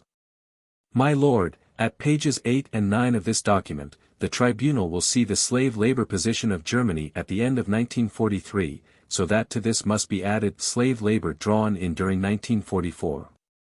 My lord, it amounts to just under 7 millions, of which 1,462,000 were prisoners of war, so that the figure of slave labor at the date was slightly over 5 millions. That is, slave labor excluding prisoners of war was slightly over 5 millions, and to that, as I say, one must add the increase during 1944. My lord, on page 8 are the figures and comparisons: men, civilians, 3,631,000, prisoners of war, 1,462,000. Women, 1,714,000. And then it is set out how that is divided by countries. And on page 9 is merely an illustration in color. My lord, the rest of the pamphlet merely gives figures illustrative of what was taken from France, very similar to those in the case of Belgium. And I would not propose to take the tribunal through it unless it is desired that I should do so. My lord, I think I gave that a number, Exhibit GB, 532. My lord, that is all the documents that I have to offer. I understand my friend, Mr. Dodd, has some. Mr. Justice Robert H. Jackson, Chief of Counsel for the United States. May it please the tribunal, at the time of the cross-examination of the defendant Hermann Göring we confronted him with a document, numbered 3787, P.S., it was received as Exhibit USA, 782. It was the report of the second meeting of the Reich Defense Council. Göring acknowledged the authenticity of the minutes as presented to him in the German text. But the document at that time had not been translated, and consequently it was not possible to read into the record the many parts of that document which we considered important as bearing upon his credibility and testimony, and as bearing upon the denials of many other of the defendants that they knew of the planning of the war and that they participated in it. I would now like to read from the record part of this which we consider extremely important as rebuttal testimony received from several of the defendants. On the face of it, it is a letter of transmittal dated the 10th day of July 1939, from the Supreme Command of the Armed Forces, on the subject, Second Meeting of the Reich Defense Council. 100 copies were prepared, and our copy is the 84th. It is labeled Most Secret and merely transmits in the name of the Chief of the Supreme Command of the Armed Forces the enclosed document to following parties, among others. I shall name only the ones to which we have attached some importance: to the party, the Führer's deputy, the first copy, to the Chief of the Reich Chancellery. To Minister-President, Field Marshal Göring, the Reich Minister and Commander-in-Chief of the Air Force, to the Foreign Office. To the Plenipotentiary General for Reich Administration are 9 copies, including copies for the Minister of the Interior, the Minister of Justice, the Minister of Education, the Minister for Church Affairs, and the Reich Office for Planning. Also to the Plenipotentiary General for Economy, including copies for the Minister of Economy, the Ministry of Food and Agriculture, the Ministry of Labor, the Chief Forester, and the Commissioner for Price Control, to the Minister of Finance. The Minister of Transport, Motor Transport, and Roads, and the Minister of Railways, the Post Minister, the Minister of Enlightenment and Propaganda, the Reichsbank Directorate, the General Inspector of German Roads. The Armed Forces, including 9 copies for the OKH, 5 copies for the OKM, the Reich Minister for Air and Commander-in-Chief of the Air Force, the Supreme Command of the Armed Forces, a series of other copies being enclosed. The enclosure is a report of the second meeting of the Reich Defense Council, held on a date to which we attach importance, the 6th day, the 23d day of June 1939. Place, large conference room of the Reich Air Ministry. Commencement, 11:10. Termination, 13:55. President, Minister-President, General Field Marshal Göring. Persons present. I shall name only those to which we attach some importance, because the list is very long. The Führer's deputy. The chief of the Reich Chancellery, Dr. Lammers, Reichsminister-President General Field Marshal Göring's staff, Secretary of State Korner, Secretary of State Naumann, Councillor Bergbohm, and several others. Plenipotentiary General for Reich Administration, Reichsminister Frick, Reichsführer SS Himmler and Uniformed Police, Daluege, Plenipotentiary General for the Economy, Reichsminister Funk, the Reichsminister of Finance von Krosigk. Minister of Transport, General Inspector of German Roads, Dr. Todt, Supreme Command of the Armed Forces, Generaloberst Keitel, Warlimont, and General Major Thomas, Supreme Command of the Army, from the General Staff, General of Artillery Halder. Supreme Command of the Navy, General Admiral, Gross Admiral Redder, Reich Minister for Air Force, Milch and Bodenschatz, both of whom were witnesses here. The contents, summarized, I will not read. The minutes of the meeting. Minister-President, General Field Marshal Göring emphasized in a preamble that according to the Führer's wishes the Reich Defense Council was the determining body in the Reich for all questions of preparation for war. It is to discuss only the most important questions of Reich defense. They will be worked out by the Reich Defense Committee. Meetings of the Reich Defense Council are to be convened only for these decisions which are unavoidable. It is urged that the departmental chiefs themselves be present. Distribution of labor. The President announced the following directives to govern the distribution and employment of the population in wartime. 1. The total strength of the armed forces is determined by the Führer. It includes only half of the number of those fit and liable for military service. Nevertheless, their disposition will involve difficulties for economy, the administration, and the whole of the civil sphere. 2. When a schedule of manpower is made out, the basis on which the question is to be judged is how the remaining number, after those required for the armed forces have been withdrawn, can be most suitably employed. 3. Of equal importance to the requirements of the armed forces are those of the armament industry. It, above all, must be organized in peacetime as regards material and personnel in such a way that its production does not decrease but increases immediately with the outbreak of war. 4. The direction of labor to the vital war armament industry and to other civilian requirements is the main task of the Plenipotentiary General for Economy. A. War armament covers not only the works producing war materials, but also those producing synthetic rubber, Buna, armament production tools, hydrogenation works, coal mining, etc. B. 1. As a rule, no essential and irreplaceable specialists may be taken away from war-decisive factories, on whose production depends the course of the war, unless they can be replaced. Coal mining is the most urgent work. Every worker who is essential to coal mining is indispensable. Note, coal mining has even now become the key point of the whole armament industry, of communications, and of export. If the necessary labor is not made available for it now, the most important part of the export trade, the export of coal, will cease. The purchase of coal in Poland will stop. The correct distribution of labor is determinative. In order to be able to man these key points with the right people, severe demands will shortly be submitted to the Führer which, even in the current mobilization year, will under certain circumstances lead to an exceptional war economy. For instance, to the immobilization of lorries and to the closing down of unessential factories owing to lack of coal. In addition, there is the supplying of Italy and other countries such as Scandinavia with coal, to maintain the German supplies of iron. I shall omit certain parts of the document which do not seem particularly important to our argument and pass to item 2. Page 9 of the English translation. 2. A second category of workers liable for military service will be called up during the war after their replacements have been trained. A decisive role is played by the extensive preliminary training and retraining of workers. 3. Preparations must be made for replacing the mass of other workers liable for military service, even by drawing on an increased number of women. There are also disabled servicemen. 4. Compulsory work for women is of decisive importance in wartime.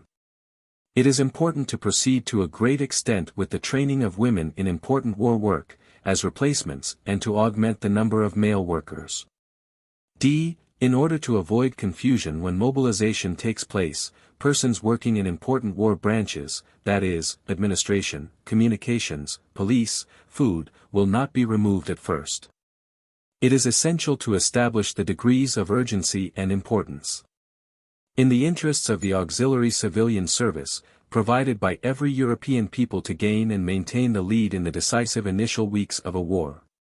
Efforts must in this way be made to ensure by an efficient organization that every German in wartime not only possesses his mobilization orders but has also been thoroughly prepared for his wartime activity. The works must also be adapted to receive the replacements and additional workers. I shall skip to the bottom of page 10, item 6. The Plenipotentiary General for Economy is given the task of settling what work is to be given to prisoners of war, to those in prison concentration camps and penitentiaries. According to a statement by the Reichsführer SS, greater use will be made of the concentration camps in wartime. The 20,000 inmates will be employed mainly in workshops inside the concentration camps. 4. Secretary of State Dr. Syrup, of the Reich Ministry of Labor, made a report on the allocation of labor in the event of mobilization and the schedule of manpower for the war. This seems a little detailed.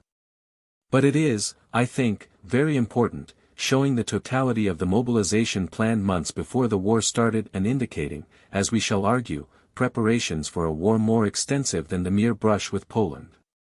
The figures for the schedule of manpower, drawn up experimentally, could only be of a preparatory character and merely give certain guiding principles. The basis of a population of 79 millions was taken. Of these, 56.5 millions are between the ages of 14 and 65. It is also possible to draw upon men over the age of 65 and upon minors of between 13 and 14. The disabled and the infirm must be deducted from the 56.5 millions. Most prisoners are already employed in industry. The greatest deduction is that of 11 million mothers with children under 14. After deduction of these groups, there remains an employable population of 43.5 millions, 26.2 million men, after deducting 7 million members of the armed forces, 19.2, 17.3 million women, after deducting 250,000 nurses etc., 17.1 for the whole of Germany's economic and civil life. The President does not consider women over the age of 60 as employable. 8. The number of workers at present employed and of employees, 2/3 of the wage workers, distributed over 20 large branches of industry amounts roughly to the following: 24 million men, excluding 2 million service men, 14 million women. 9. No information was then available regarding the number which the armed forces will take from the individual branches of industry. Therefore an estimate was made of the numbers remaining in the individual branches of industry after 5 million servicemen had been called up. The President's demand that the exact number liable to military service be established, is being complied with. These inquiries are not secret apart from figures given in formations. I shall skip the next paragraph, 10, as of no importance. 11. Apart from the 13.8 million women at present employed, a further 3.5 million unemployed women, who are listed on the card index of the population, can be employed. 2 million women would have to be redirected. That is, a transfer can be made to agriculture and to the metal and chemical industry, from the textile, clothing, and ceramic industries, from small trading, insurance and banking businesses, and from the number of women in domestic service. 12. The lack of workers in agriculture, from which about 25% of the physically fit male workers will be withdrawn, must be made up by women, 2 in the place of 1 man, and prisoners of war. No foreign workers can be counted on. The armed forces are requested to release to a great extent owners and specialists such as milkers, tractor drivers, 35% of whom are still liable for call-up. 13. The President emphasized that factory managers, police, and the armed forces must make preparations for the employment of prisoners of war. 14. In the agricultural sphere, preparations must also be made to relieve bottlenecks by help from neighboring farms, systematic use of all machines and laying in stocks of spare parts. 15. The President announced that in wartime hundreds of thousands of workers from non-war industries in the Protectorate are to be employed under supervision in Germany, particularly in agriculture. They are to be housed in barracks. General Field Marshal Göring will obtain a decision from the Führer on this matter. I shall omit 16. If I may say as I offer this, it seems rather detailed as showing the extent of preparation already accomplished at the time, in June of 1939. 17a. The result of the procedure of establishing indispensable and guaranteed workers is at present as follows. Of 1,172,000 applications for indispensability, 727,000 have been approved and 233,000 rejected. I shall pass to C near the bottom of the page. The orders to supplementary personnel to report for duty are ready and tied up in bundles at the labor offices.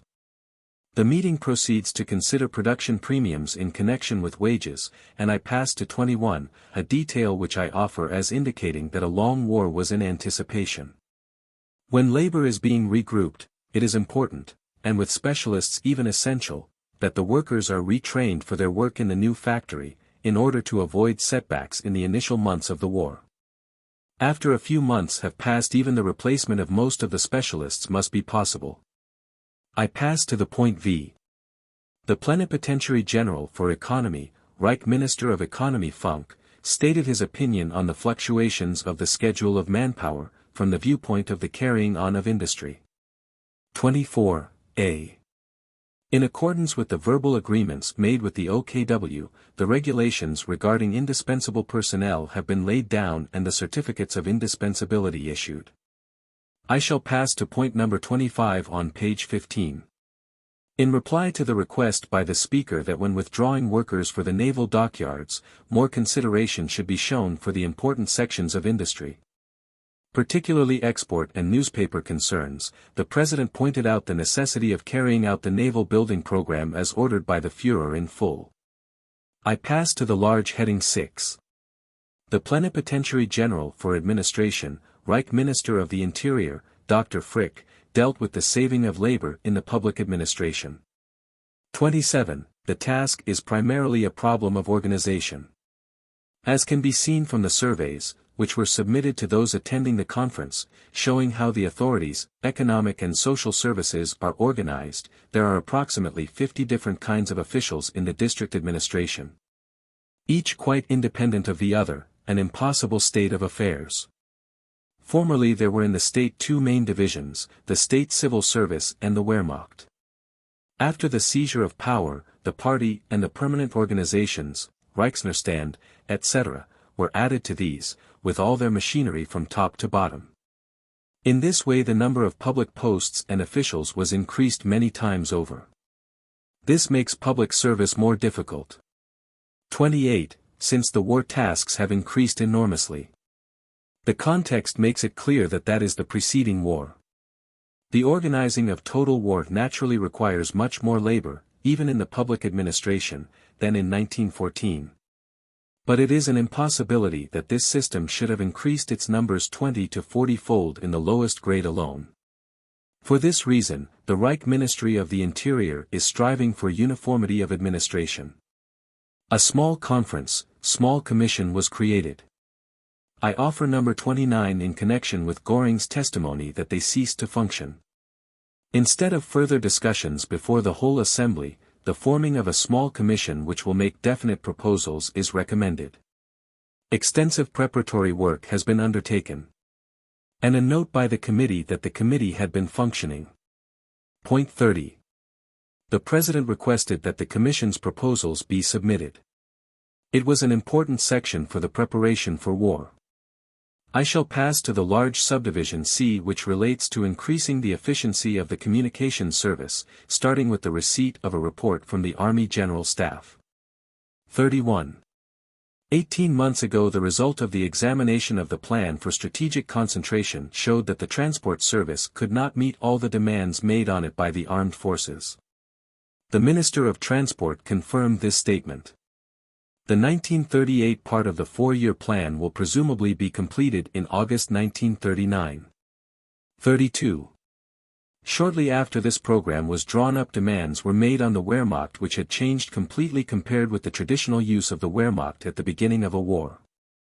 Troops had to be brought to the frontier, in the shortest possible time, in numbers which had until then been completely unforeseen. The Wehrmacht was able to fulfill these demands by means of organizational measures, but transport could not. 33. In the field of transportation, Germany is at the moment not yet ready for war. I offer the detail which follows, in contradiction of the statements repeatedly made by a number of witnesses that the movements of the Wehrmacht in the Rhineland, the Anschluss, and all the rest of it, even Czechoslovakia, were surprise movements. A. In the case of the three operations in 1938–1939, there was no question of an actual strategic concentration. The troops were transported a long time beforehand near to the area of strategic concentration by means of camouflaged measures. B. This stopgap is of no use whatever when the time limit cannot be fixed or is not known a long time beforehand, but when an unexpected and almost immediate military decision is required. According to the present situation, transport is not in a position, despite all preparations, to bring up the troops.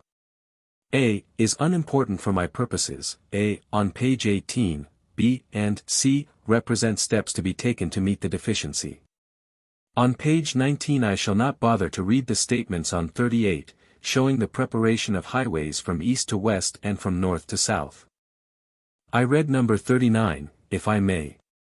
The President remarked that even in peacetime certain vital supply stores of industry and the armed forces are to be transferred to the war industrial centers to economize in transport later on. I shall pass to point number 41 on page 20. To sum up, the President affirmed that all essential points had been cleared up at this meeting. The American branch of the prosecution has some additional documents which Mr. Dodd will submit, if it is agreeable to the tribunal. The President, we will adjourn now. A recess was taken. The President, Mr. Dodd, you have got some other papers to put in. Mr. Dodd, I would like to offer, Mr.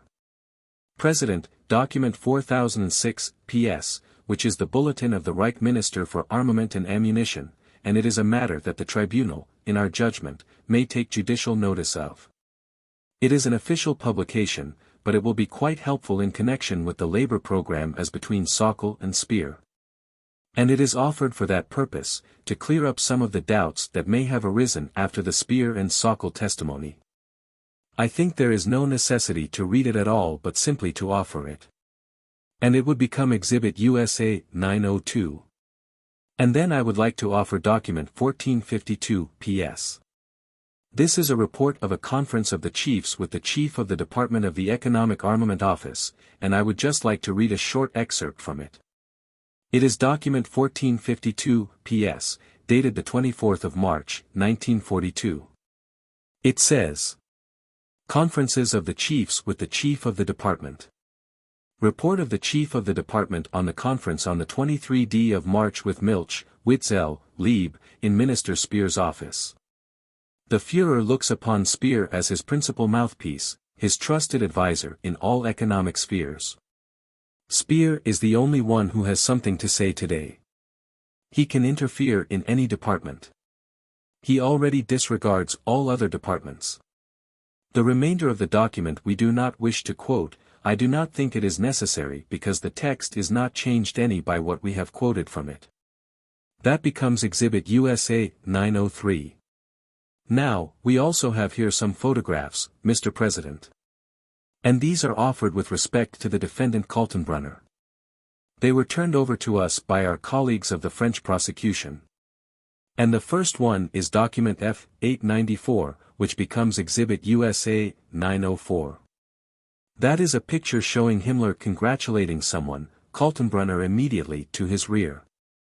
The President, how are they identified? Mr. Dodd, I will submit it. Well, these are all captured documents, of course, but, you mean in the picture, Mr. President? The President, no, I mean by capture or any other way. Where do they come from? Dodd, well, I assume them to be all captured documents.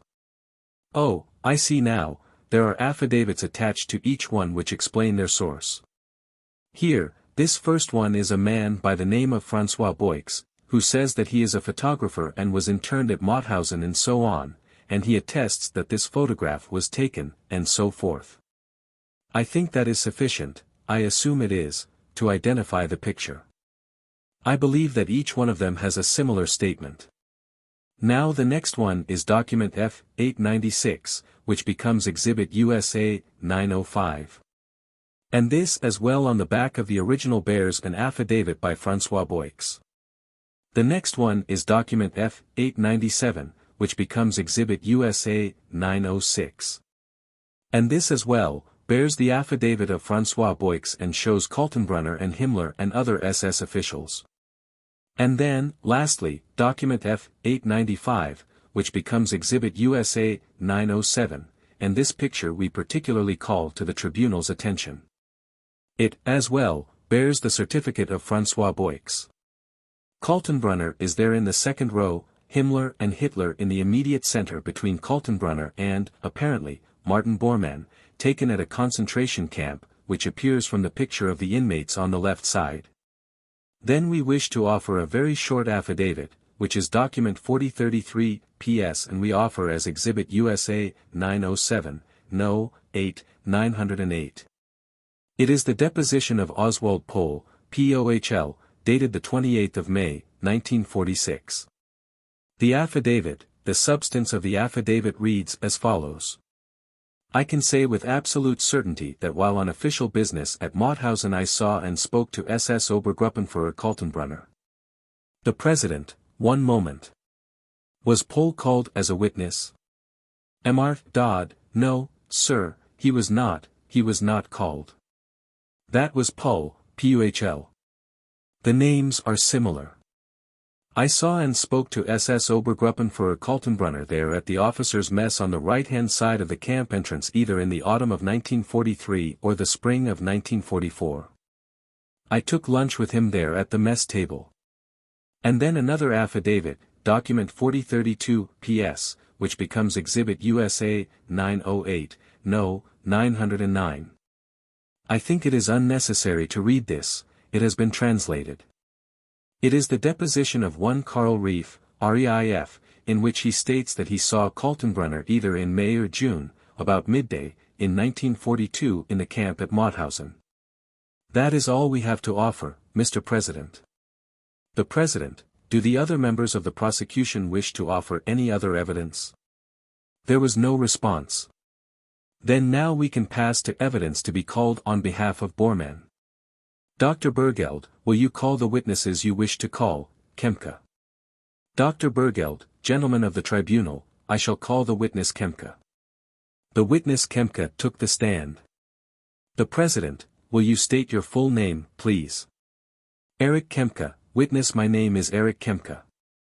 The President, will you repeat this oath after me, I swear by God, the Almighty and Omniscient, that I will speak the pure truth, and will withhold and add nothing. The witness repeated the oath. The President, you may sit down. Dr. Bergeld, witness, in what capacity were you employed near Hitler during the war? Kemke, during the war I worked for Adolf Hitler as his personal driver. Dr. Bergeld, did you meet Martin Bormann in that capacity?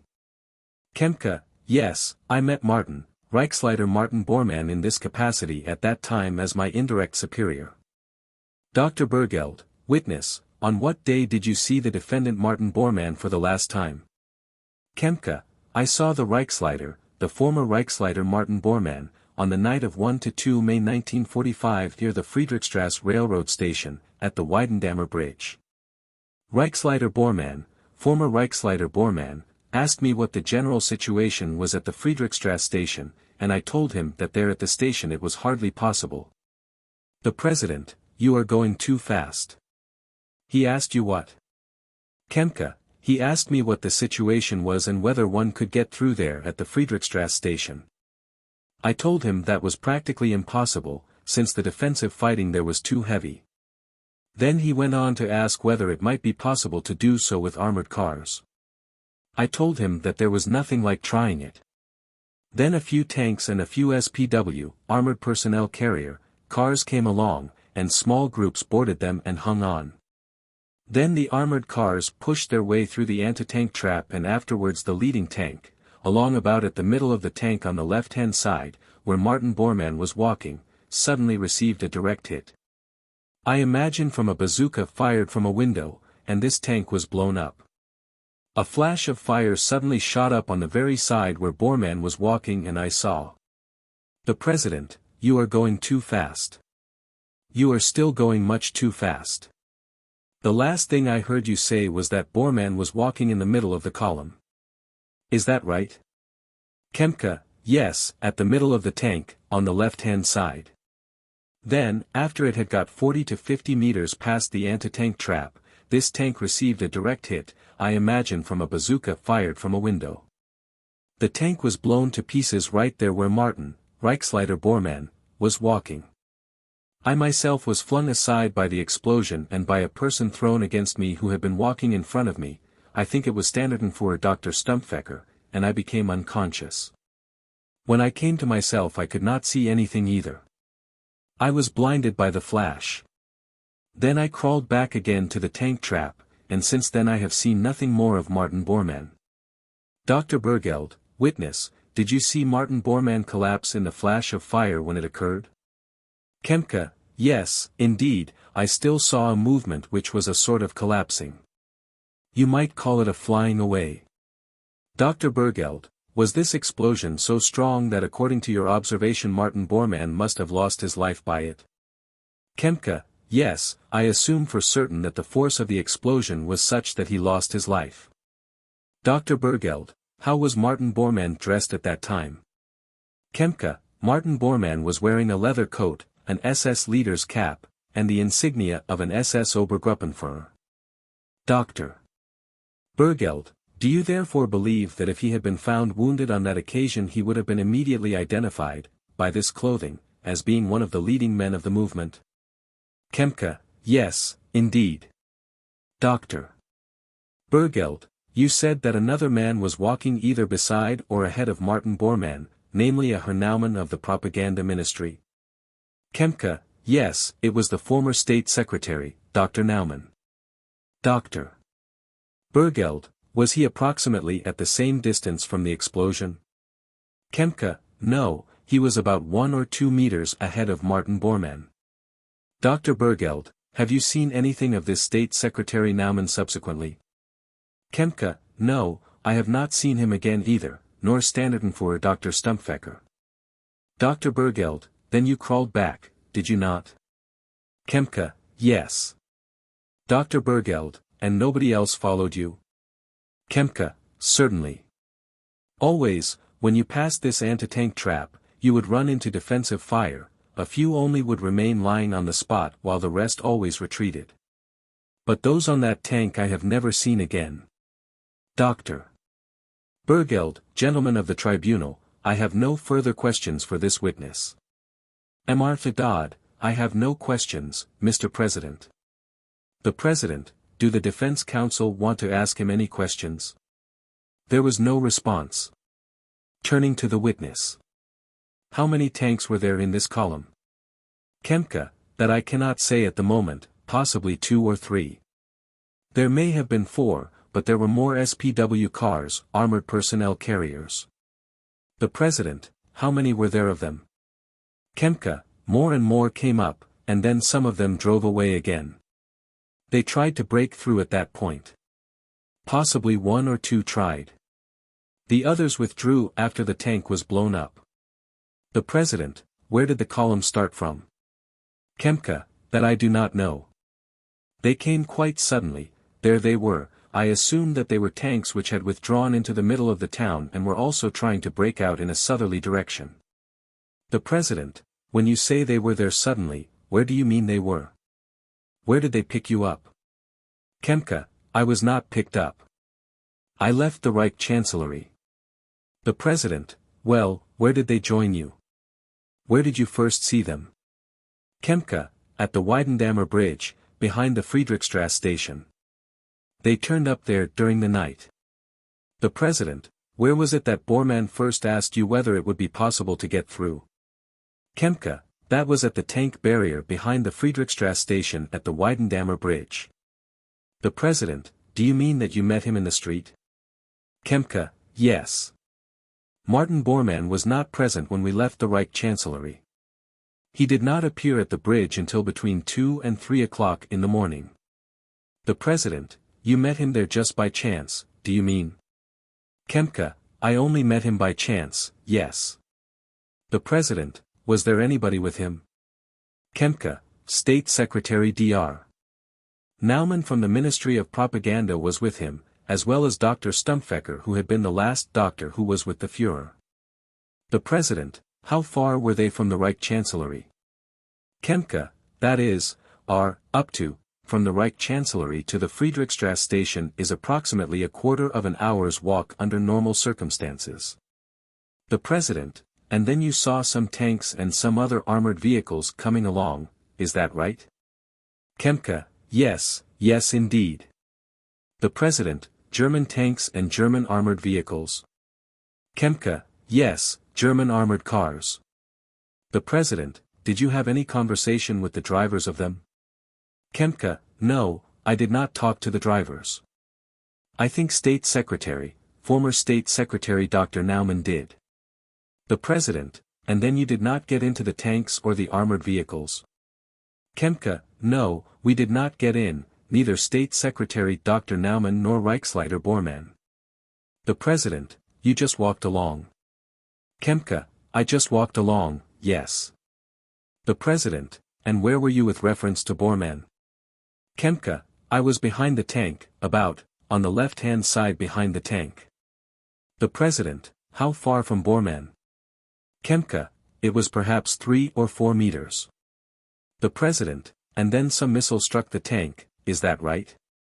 Kempka, no, I believe the tank was hit by a bazooka fired from a window.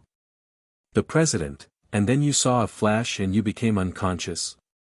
Kempka, yes, I suddenly saw a flash of fire and in the fraction of a second I also saw Reichsleiter Bormann and State Secretary Naumann both make a movement as if collapsing and flying away. I myself was thrown aside with them at that same moment and subsequently lost consciousness. The President, and then you crept away? Kempka, when I recovered I could not see anything and then I crawled away and crawled until I bumped my head against the tank barrier. The President, where did you go to that night? Kempka, I waited there for a while, and then I said farewell to my drivers, some of whom were still there, and then I stayed in the ruins of Berlin, and on the following day I left Berlin. The President, where were you captured? Kempka, I was captured at Berchtesgaden. The Tribunal, Mr. Biddle, how near were you to the tank when it exploded? Kempka, I estimate 3 to 4 meters. The Tribunal, Mr. Biddle, and how near was Bormann to the tank when it exploded? Kempka, I assume that he was holding on to it with one hand. The Tribunal, Mr. Biddle, well, you say you assume it. Did you see him or did you not see him? Kempka, I did not see him on the tank itself. But to keep pace with the tank I had done the same thing and had held on to the tank at the back. The Tribunal, Mr. Biddle, did you see Bormann trying to get on the tank just before the explosion? Kempka, no, I did not see that. I did not see any effort on Bormann's part which indicated that he wanted to climb onto the tank. The Tribunal, Mr. Biddle, how long before the explosion were you looking at Bormann? Kempka, all this happened in a very brief period. When I was still talking to Bormann the tanks turned up and we passed the tank trap right away and after 30 or 40 meters the tank was hit. The Tribunal, Mr. Biddle, what do you call a brief period? Kempka, well, while we were talking, that was perhaps a few minutes only. The Tribunal, Mr. Biddle, and how long between the conversation and the explosion? Kempka, I cannot tell you the exact time, but surely it was not a quarter of an hour, or perhaps rather not half an hour. The Tribunal, Mr. Biddle, had you been in the Chancellery just before this? Kempka, I left the Reich Chancellery in the evening about 9 o'clock. The Tribunal, Mr. Biddle, have you ever told this story to anyone else? Kempka, I have been interrogated several times on this subject and have already made the same statement. The tribunal, Mr. Biddle, and who took your interrogation, some officers? Kempka, yes. The tribunal, Mr. Biddle, of what army, what nations? Kempka, I have been interrogated by various officers of the American Army, the first time at Berchtesgaden, the second time at Freising, and the third time at Oberursel. Mr. Dodd, as a result of the court's inquiry, there are one or two questions that occur to me that I think perhaps should be brought out, which I would like to ask the witness, if I may. The President, certainly. Mr. Dodd, you were with Bormann, were you, at 9 o'clock in the bunker in the Reich Chancellery on that night? Kempka, yes, indeed. I saw him for the last time about 9 o'clock in the evening. When I said farewell to Dr. Goebbels, I also saw Martin Bormann down in the cellar, and then I saw him again during the night about 2 or 3 o'clock in the morning. Mr. Dodd, well, maybe you said so, but I did not get it if you did. Where did you see him at 2 or 3 in the morning prior to the time that you started to walk with him along with the tank? Kempka, before that I saw him at the Friedrichstrasse station between 2 or 3 in the morning, and before that I saw him for the last time at 21 hours in the Reich Chancellery on the preceding evening. Mr. Dodd, well, I know you did. But did not you and Bormann have any conversation about how you would get out of Berlin when you left the Reich Chancellery bunker at about 9 o'clock that night? Kempka, I took my orders from the former Brigadefuhrer Malunk. I was not receiving direct orders from Reichsleiter Bormann anymore. Mr. Dodd, I did not ask you if you got an order from him. I asked if you and Bormann had not, and whoever else was there, had not discussed how you would get out of Berlin. It was 9 o'clock at night and the situation was getting pretty desperate. Did you not talk about how you would get out that night? There were not many of you there. Kempka, oh yes, there were about 400 to 500 people in all still in the Reich Chancellery, and those 400 or 500 people were divided into separate groups, and these groups left the Chancellery one by one. Mr. Dodd, I know there may have been that many in the Chancellery. I am talking about that bunker that you were in. You testified about this before, have you not? You told people that you knew that Hitler was dead as well as Bormann. And you must have been in the bunker if you know that. Kempka, yes, I have already testified to that effect. Mr. Dodd, well, what I want to find out is whether or not you and Bormann and whoever was left in that bunker talked about leaving Berlin that night before you left the bunker. Kempka, no, I did not speak about it any more to Reichsleiter Bormann at that time. We had marching orders only to the effect that if we were successful we should report at Froebelen where there was a combat group which we were to join. Mr. Dodd, you are the only man who has been able to testify that Hitler is dead and the only one who has been able to testify that Bormann is dead, is that so far as you know? Kempka, I can state that Hitler is dead and that he died on April 30th in the afternoon between 2 and 3 o'clock. Mr. Dodd, I know. But you did not see him die either, did you? Kempka, no, I did not see him die. Mr. Dodd, and you told the interrogators that you believe you carried his body out of the bunker and set it on fire. Are you not the man who has said that? Kempka, I carried out Adolf Hitler's wife, and I saw Adolf Hitler himself wrapped in a blanket. Mr. Dodd, did you actually see Hitler? Kempka, I did not see all of him. The blanket in which he was wrapped was rather short, and I only saw his legs hanging out. Mr. Dodd, I do not think I will inquire any further, Mr. President. Dr. Bergeld, I have no further questions either. The President, the witness can retire. Dr. Bergeld, gentlemen of the tribunal, the witness Walkenhorst is also still present here. It appears to me that there is a misunderstanding between the High Tribunal and myself. I stated Saturday that I did not wish to call any more witnesses besides the witness Kempka, and I expressly waived the witness Walkenhorst. The President, what was he? What did you ask for him to prove in the first instance? Dr. Bergeld, I had originally called him as a substitute. The President, we have got your application. Dr. Bergeld, but after talking to witness Klopfer, whom I have also waived, I am also waiving the witness Walkenhorst because he does not appear to me to be competent enough to testify on what I wanted him to testify about. My entire presentation of evidence, therefore, is now completed, except for the two documents which the tribunal have already granted me, namely, the decree about stopping the measures against the churches and Bormann's decree from the year 1944. With which he forbade members of the Chancellery to be members of the SD. Those two documents I have not yet received. When I have received them I shall submit them. The President, very well. Dr. Servatius, you have some question or affidavit you wanted to get from this witness Walkenhorst, did you not? Dr. Servatius, I have an affidavit from this witness Walkenhorst which deals briefly with the question of the telephone conversation which Sokol had at that time about the evacuation of the Buchenwald camp. He has been accused of having ordered the evacuation of the camp when the American army approached. Now this witness Walkenhorst has accidentally been found and it turns out that oddly enough he was the man with whom Sokol spoke. He has confirmed to me in an affidavit that Sokol demanded that the camp should be surrendered in an orderly way. That is all I wanted to ask this witness. I can submit it here in the form of an affidavit. The President, do the prosecution want the man called or will the affidavit do?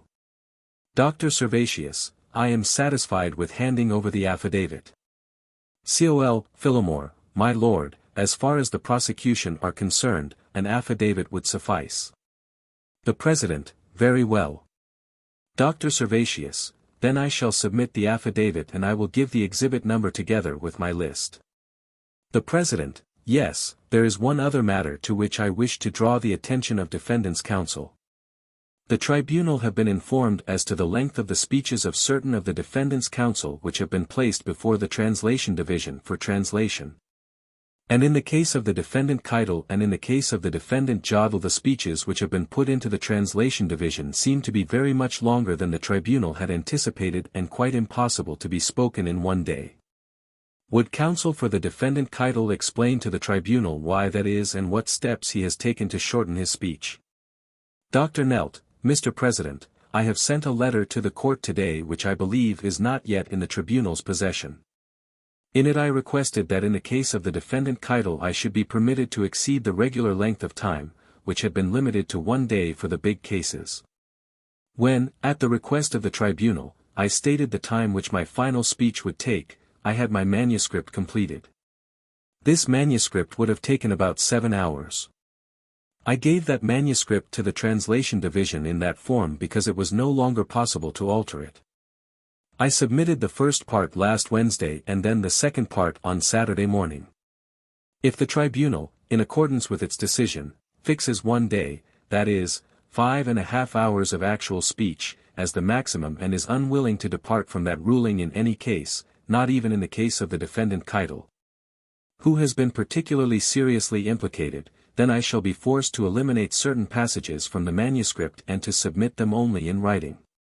I hope the tribunal will also decide whether that is possible. The President, Dr. Nelt, the tribunal takes note of the fact that when you were asked how long your speech would take, you said, I think, 7 hours. Dr. Nelt, yes. The President, 7 hours. Well, according to the estimate which has been given to the tribunal, the speech which you submitted for translation would take about 13 hours. That is nearly double as long as you yourself said, and it is almost exactly double the length of the speech which has been submitted for the Defendant Ribbentrop, whose case is almost as extensive if not quite as extensive. And it appears to the tribunal to be out of all reason to put in a speech which will probably take nearly double the time that you yourself stated. The speech you put in is more than double the length of the speech which has been put in on behalf of the Defendant Göring. Dr. Nelt, naturally, I am unable to know by what points of view the counsel for Reich Marshal Göring or Foreign Minister von Ribbentrop are guided and governed. I can only be guided by my own views and sense of duty. The President, perhaps that is a matter of comparison, it is true, but you said 7 hours yourself, and you now put in a speech which will probably take 13. Dr. Knelt, I believe, Mr. President, that I shall make that speech in 7 hours, if I have 7 hours speaking time. The President, well, the tribunal has given this matter a very full consideration, as you are aware. And they have said that every speech must be made in 1 day, and that will take up some considerable time for the whole of the defendants to make their speeches. Dr. Knelt, Mr. President, I shall wait for your decision. If I am confined to 1 day, then I shall have to leave out certain parts from my manuscript. But in that case I should have to ask that the remainder be taken cognizance of by the tribunal, because everything that I have included in my manuscript is the minimum of what should be delivered on such a comprehensive case. The President, Dr. Knelt, we will consider that application for you to be allowed to put in the other passages in your speech, and we will let defendants' counsel know what our decision is upon that. Dr.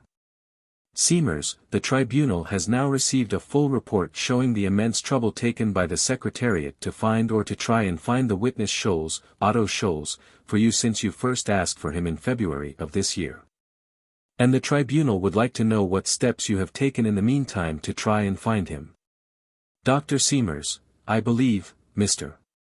President, that there was no need to find the witness because, actually, it was known that he was living in Hamburg-Blankenese and because, in my opinion, he is still in Hamburg-Blankenese. And I have given this address to the General Secretariat many times. The President, well, you knew what the General Secretary's office were doing about the matter. You knew that they were unable to find him at the address. You knew that they had sent the interrogatories to Washington because they were told he had been taken over there, and we are told that you have been in Hamburg yourself. Dr. Seamers, that the interrogatory was sent to Washington is something which I have known only since last Friday, after my return from Hamburg. I personally did not anticipate that such a mistake or such a misunderstanding could arise. Unfortunately, I also do not know how it did arise. Far be it from me to make any kind of accusation. I have merely requested that if the document were received, then the tribunal should agree to receive it in evidence later. Unfortunately, I cannot submit it today. I immediately informed the General Secretariat of the address once more. I do not know anything more than this address in Hamburg either. In my opinion, Admiral Scholz is not in captivity. It is possible that during my absence some misunderstanding occurred, but I myself heard that only last Friday. The President, well, I cannot understand why. During all these months that you have been here and have had full opportunity of seeing the General Secretary and have received all the assistance which you and all the other defendants' counsel have received from the General Secretariat, that you should not have helped the General Secretary better to find this witness. That is all. We will adjourn now. The tribunal adjourned until July 4, 1946, at 1000 hours. 171st day. Thursday, July 4, 1946. Morning session. The President, Dr. Sauter. Dr. Sauter, if you please, Mr. President. The President, the tribunal has received your letter of the 17th of June of this year, signed by the defendant Walter Funk. Dr. Sauter, yes. The President, the tribunal proposes to take notice of that. And if you will read it, it will then become a part of the record.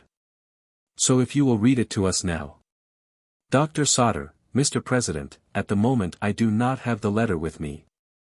The President, you may have my copy, but that is in English. The tribunal would wish you to do it at 2 o'clock, then, to read that letter. Dr. Sauter, thank you, Mr. President. The President, the same observation applies to Dr. Exner's letter of the 23d of June 1946 on behalf of the defendant Jodl. Only the tribunal thinks that that letter also should be signed by the defendant, and read by Dr. Exner at 2 o'clock. I call on Dr. Jarius. Professor Dr. Hermann Jarius, Counsel for Defendant Jodl. Mr. President and Gentlemen of the Tribunal, the main juridical and fundamental problem of this trial concerns war as a function forbidden by international law, the breach of peace as treason perpetrated upon the world constitution. This problem dwarfs all other juridical questions.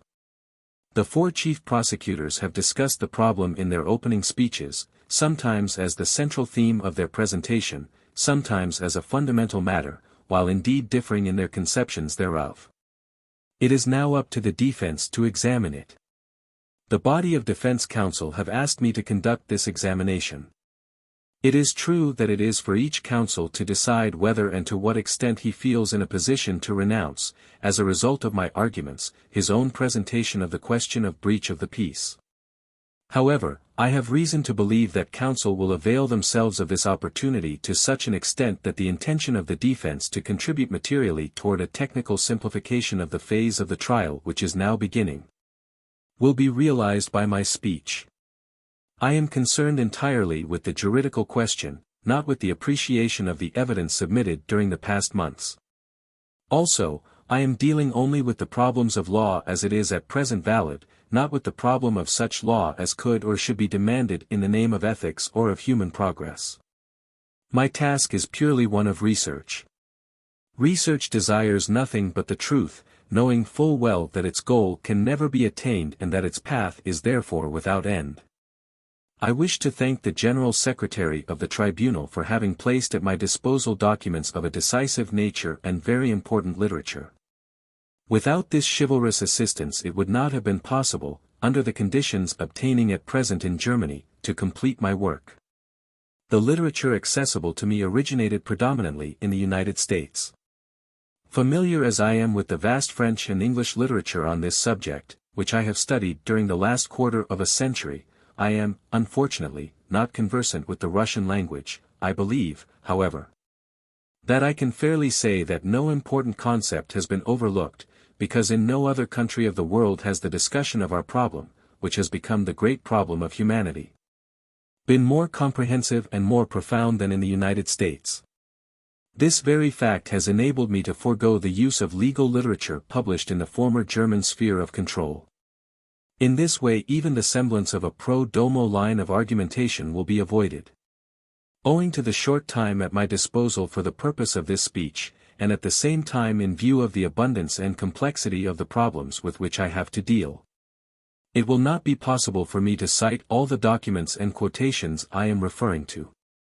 I shall present only a few sentences. Any other procedure would interrupt the train of argument for the listener. I shall therefore submit to the tribunal the documents and literary references in the form of appendices to my juridical arguments. What I am saying can thus quickly be verified.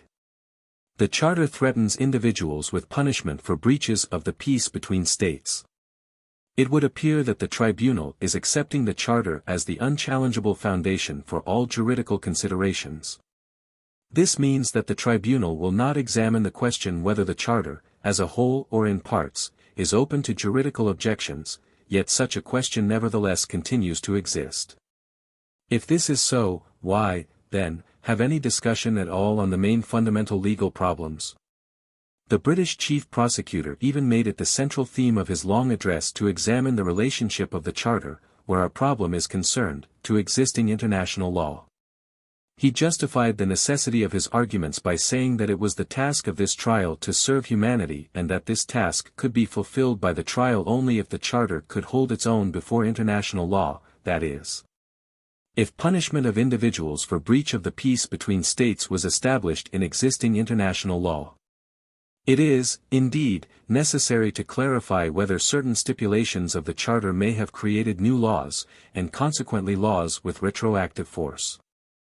Such a clarification does not serve the purpose of facilitating the work of the historians. They will examine this, just as all the other findings in this trial, according to the rules of free research. Perhaps through many years of work and certainly without limiting the questions to be put and, if possible, on the basis of an ever greater wealth of documents and evidence. Such a clarification is indispensable, if only for the reason that the decision as to right and wrong depends, or may depend, thereupon, all the more so if the Charter is considered legally unassailable. Let us assume for the sake of argument that the Charter does not formulate criminal law which is already valid but creates new, and therefore retroactive, criminal law. What does this signify for the verdict? Must not this be of importance for the question of guilt? Possibly the retroactive law which, for instance, penalizes aggressive war had not yet become fixed or even conceived in the conscience of humanity at the time when the act was committed. In that case the defendant cannot be guilty, either before himself or before others, in the sense that he was aware of the illegality of his behavior. Possibly, on the other hand, the retroactive law was promulgated at a time when a fresh conscience was just beginning to take shape, although not yet clear or universal.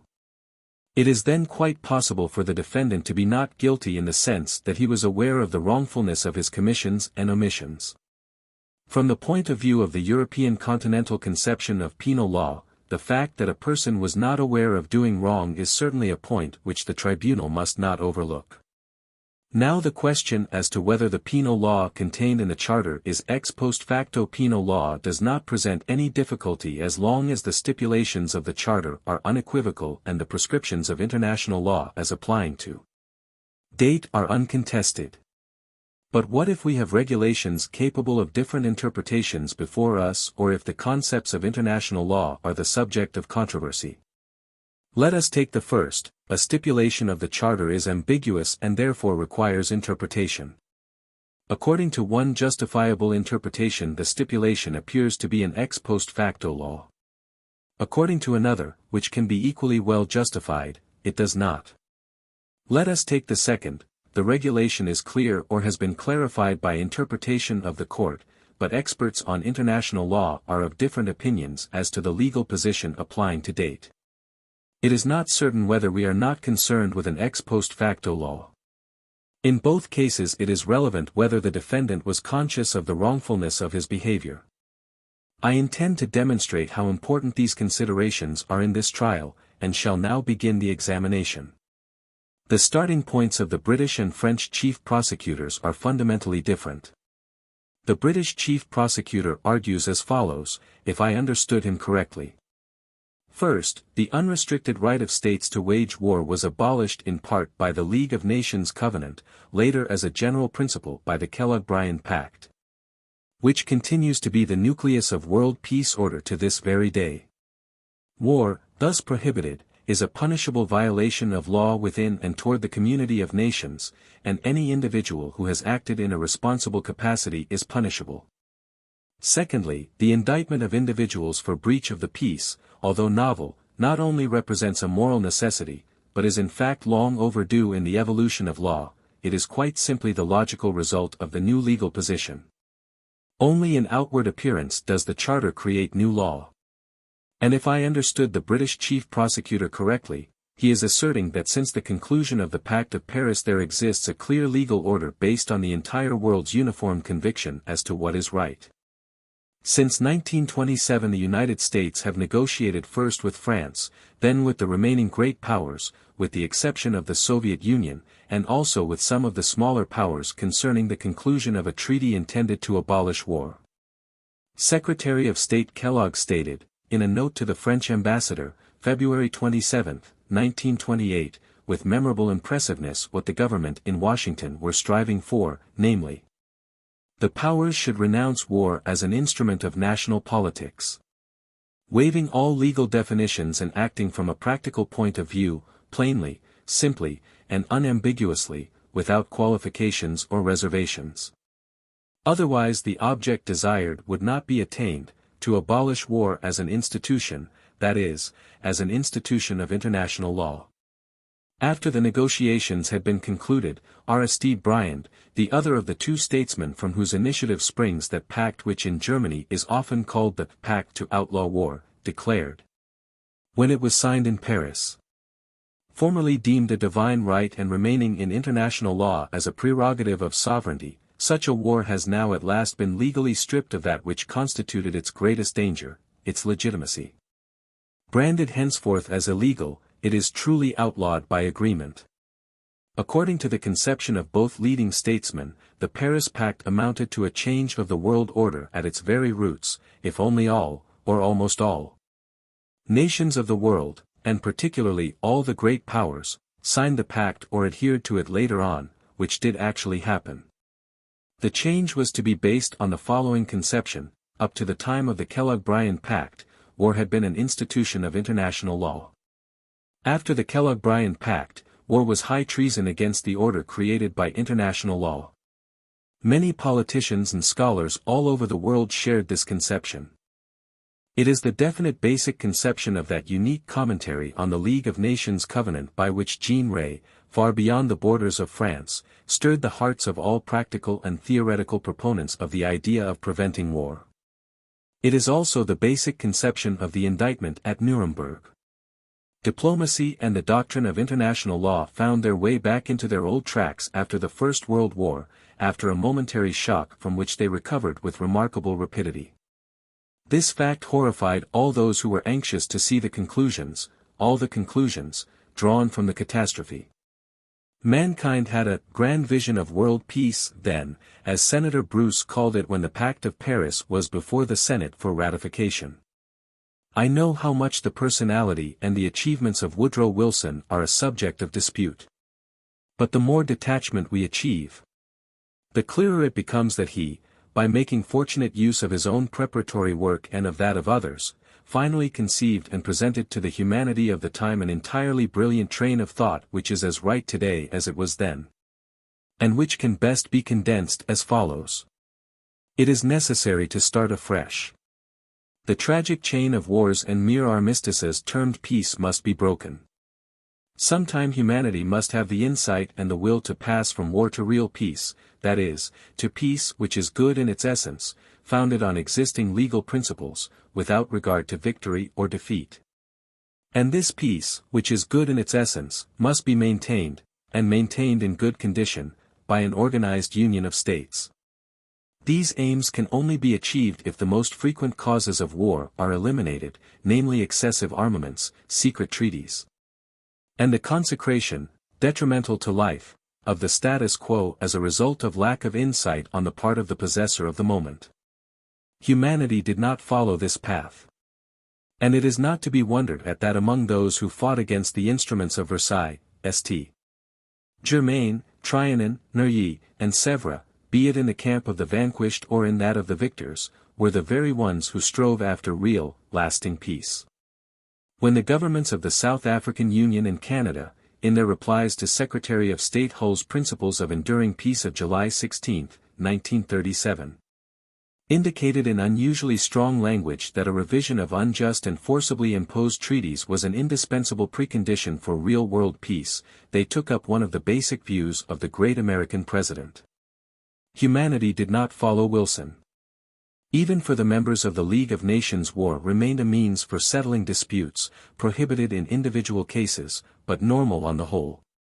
Jean Rey, as late as 1930, said, "The League of Nations did not prove to be a guide to the true order of peace, indeed it did not even prove to be a sufficient break to prevent a complete backward movement into the former state. For the world did in fact slide back entirely. For this is the all-important factor in our problem of law.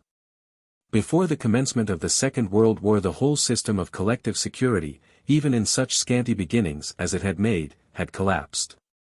And this collapse was acknowledged and declared expressly, or by equivalent action, by three world powers, and, in fact, declared with full justification. Great Britain clearly stated this at the beginning of the war to the League of Nations. I shall show this immediately. The Soviet Union treated the German-Polish conflict simply according to the rules of classical international law concerning debillatio. I shall explain this shortly. The United States declared their strict neutrality. I shall also explain the import of this declaration. The system of collective security has been the subject of much dispute. In this matter involving the world's conscience, which is of fundamental importance in this very trial, it cannot be a matter of indifference that the system, rightly or wrongly, appeared in 1938 to such a prominent specialist on international law as the American, Edwin Borchard, to be absolutely inimical to peace and the offspring of the hysteria of our age. The collapse may have had various causes. It is certain that the above-mentioned three world powers testified at the beginning of September 1939 to the collapse, the complete collapse, and that they did not, in fact, do so as a consequence of the German-Polish War. To begin with, on September 7, 1939 the British Foreign Office told the Secretary-General of the League of Nations that the British government had assumed the obligation, on February 5, 1930, to answer before the Permanent International Court of Justice at The Hague whenever a complaint was filed against Great Britain, which would include all cases of complaints which other states might lodge on account of conduct whereby Great Britain in a war had, in the opinion of the plaintiff, violated international law. The British government had accepted this regulation because they had relied on the functioning of the machinery of collective security created by the League of Nations Covenant and the Pact of Paris, because, if it did function properly, and since Britain would certainly not conduct any forbidden wars, her opponent on the contrary being the aggressor, no collision between Britain and those states that were faithful to the security machinery could possibly be caused by any action of Britain as a sea power. However, the British government had been disappointed in this confidence. Ever since the League Assembly of 1938 it had no longer been possible to doubt that the security machinery would not function. On the contrary, it had, in fact, collapsed completely. A number of members of the League had already declared their strict neutrality before the outbreak of war. The entire machinery intended to maintain peace has broken down. I will proceed to show how right the British government were in the conclusions they drew. It should not be forgotten that the British Premier, Mr. Neville Chamberlain, had already proclaimed, on February 22, 1938 in the House of Commons, that is, before the so-called Austrian Anschluss, the complete inefficiency of the system of collective security. He said, "At the last election it was still possible to hope that the League might afford collective security. I believed it myself. I do not believe it now. I would say more, if I am right, as I am confident I am, in saying that the League as constituted today is unable to provide collective security for anybody, then I say we must not delude ourselves, and, still more, we must not try to delude small weak nations into thinking that they will be protected by the League against aggression and acting accordingly, when we know that nothing of the kind can be expected." The Geneva League of Nations was neutralized, as Noel Baker politely expressed it later in the House of Commons. Secondly, in view of the correct conclusions drawn by the British government and expressed in their note of September 7, 1939 to the League of Nations, it is no wonder that the Soviet Union treated the German-Polish conflict in accordance with the old rules of power politics. In the German-Russian Frontier and Friendship Pact of September 28, 1939 and in the declaration made on the same day in common with the Reich government, the Moscow government bases its stand on the conception of the debilitio of Poland, that is, the liquidation of Poland's government and armed forces. No mention is made of the Pact of Paris or the League of Nations Covenant. The Soviet Union takes note of the liquidation of the Polish state machinery by means of war, and from this fact draws the conclusions which it deems right, agreeing with the Reich government that the new order of things is exclusively a matter for the two powers. It was therefore only logical that in the Finnish conflict, during the winter of 1939 to 1940, the Soviet Union should have taken its stand on classical international law. It disregarded the reactions of the League of Nations when, without even considering the application of the machinery of sanctions and merely pretending to apply an article of the Covenant referring to quite different matters, that body resolved that the Soviet Union had, as an aggressor, placed itself outside the League. The report of the Swiss Federal Council of January 30, 1940 to the Federal Assembly endeavored to save the face of the League, which was excluded from all political realities. Thirdly, the President of the United States stated on September 5, 1939 that there existed a state of war between several states with whom the United States lived in peace and friendship, namely, Germany on the one hand, and Great Britain, France, Poland, India, and two of the British dominions on the other. Everyone in the United States was required to conform with neutrality regulations in the strictest manner. Since the time of the preliminary negotiations, it was a well-known fact in the United States that Europe, and particularly Great Britain and France, saw the main value of the pact to outlaw war in the fact that the United States would take action in case of a breach of the pact. The British Foreign Secretary stated this on July 30, 1928, that is, for weeks previous to the signing of the pact.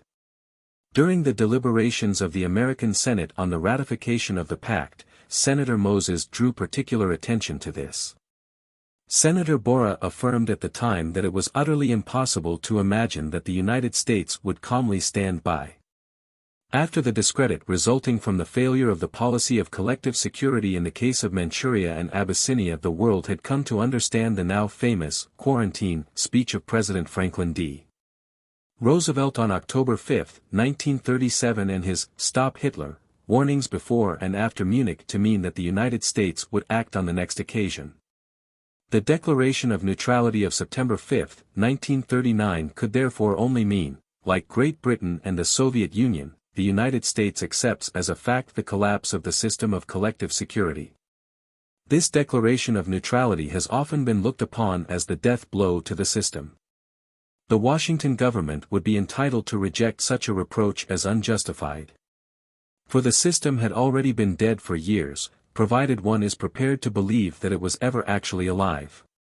But many did not realize the fact that it was no longer alive until it was brought into relief by the American Declaration of Neutrality. By September 1, 1939, the various experiments, which had been tried since the First World War with a view to replace the anarchic world order of classical international law by a better, a genuine, order of peace, were over, that is, to create in the community of states a general statute according to which there would be wars which are forbidden by law and others which are countenanced. These experiments, in the opinion of the major powers of the time, had failed. The greatest military powers of the earth clashed in a struggle in which they pitted their full strength against one another. For the proponents of a materialistic conception of history, this meant the second phase in a process developing according to inexorable laws, whereby history swept away all diplomatic and juridical artifices with supreme indifference. The majority of international lawyers throughout the world maintain that in universal international law as at present applied, there exists no distinction as to forbidden and non-forbidden wars. Hans Kelsen set this forth in 1942 in his paper Law and Peace in International Relations, which he wrote after painstaking research into literature. He himself belongs to the minority who are prepared to concede a legal distinction between just and unjust wars, so that his statement carries all the more weight. Now we must ask, are we in point of fact right in speaking of the collapse of the system of collective security? This would presuppose that such a system at one time existed. Can that really be maintained? This is a question of the greatest importance for this trial, in which the existence of a worldwide consciousness of right and wrong is taken as the basis for the indictment for breach of the peace. Let us recall the tragedy of the Kellogg-Briand Pact, that tragedy from which all those have suffered so much who rejoiced when the pact was concluded and who later, after a first period of depression, hailed the Stimson Doctrine as a long overdue step essential for the achievement of real peace and as an encouraging omen of fresh progress. The United States had a great goal in view in 1927 and 1928, as I already mentioned. In the League of Nations the problem had been tackled only half-heartedly and with half measures, and this had perhaps done more harm than good to the cause of real peace. The Geneva Protocol had failed. Kellogg now wanted to overcome all the difficulties inherent in the problem and bring the world round by vitality and determination. The pact as published, with its 2 articles containing the renunciation of war and the obligation of peaceful settlement, seemed to still the yearning of humanity eager for some deed. But the difficulties it was desired to surmount are in part rooted in the problem, and no rules laid down by any legislator will ever fully eliminate them. For even if unambiguous criteria existed, who among fallible mankind would have the authority to give a decision in case of dispute? We do not even possess unambiguous criteria for aggression and defense. This holds good both for the so-called political concept, which is in a way natural, and for the legal concept or concepts of aggression and defense. Yet these were not the only difficulties pointed out, explicitly and implicitly, by the French government in the preliminary negotiations for the pact. They did so with the full title of one who knows Europe and its ancient historical heritage just as the United States government knows America and its vastly different history. When the world came to know the notes exchanged during the preliminary negotiations with all their definitions, interpretations, qualifications, and reservations, it became manifest to what extent the opinions of the governments differed behind that wording. One saw the Soviet government's frank, even scathing, criticism of the refusal of the Western powers to disarm and thus create the essential precondition for an effective policy of peace and generally of the vagueness of the treaty. But especially of the famous British reservation of a free hand in certain regions of the world, that reservation which has often been called the British Monroe Doctrine or the Chamberlain Doctrine. And one knew that in reality there existed only formal agreement behind the signatures and that no two powers were implying exactly the same thing by the treaty. Only on one thing did complete agreement exist: war in self-defense is permitted as an inalienable right to all states. Without that right, sovereignty does not exist. And every state is sole judge of whether in a given case it is waging a war of self-defense. No state in the world at that time was prepared to accept foreign jurisdiction concerning the question of whether its decisions on basic questions of its very existence were justified or not. Kellogg had declared to all the 9 states participating in the negotiations, in his note of June 25, 1928. The right of self-defense is inherent in every sovereign state and is implicit in every treaty. Every nation is alone competent to decide whether circumstances require recourse to war in self-defense. The friends of peace were cruelly disappointed. What was the use of such a treaty anyway? They were only too right. Very soon afterward they heard with even greater grief of the course of the discussions in the American Senate. The ratification was, it is true, passed with 85 votes against 1, with a few abstentions.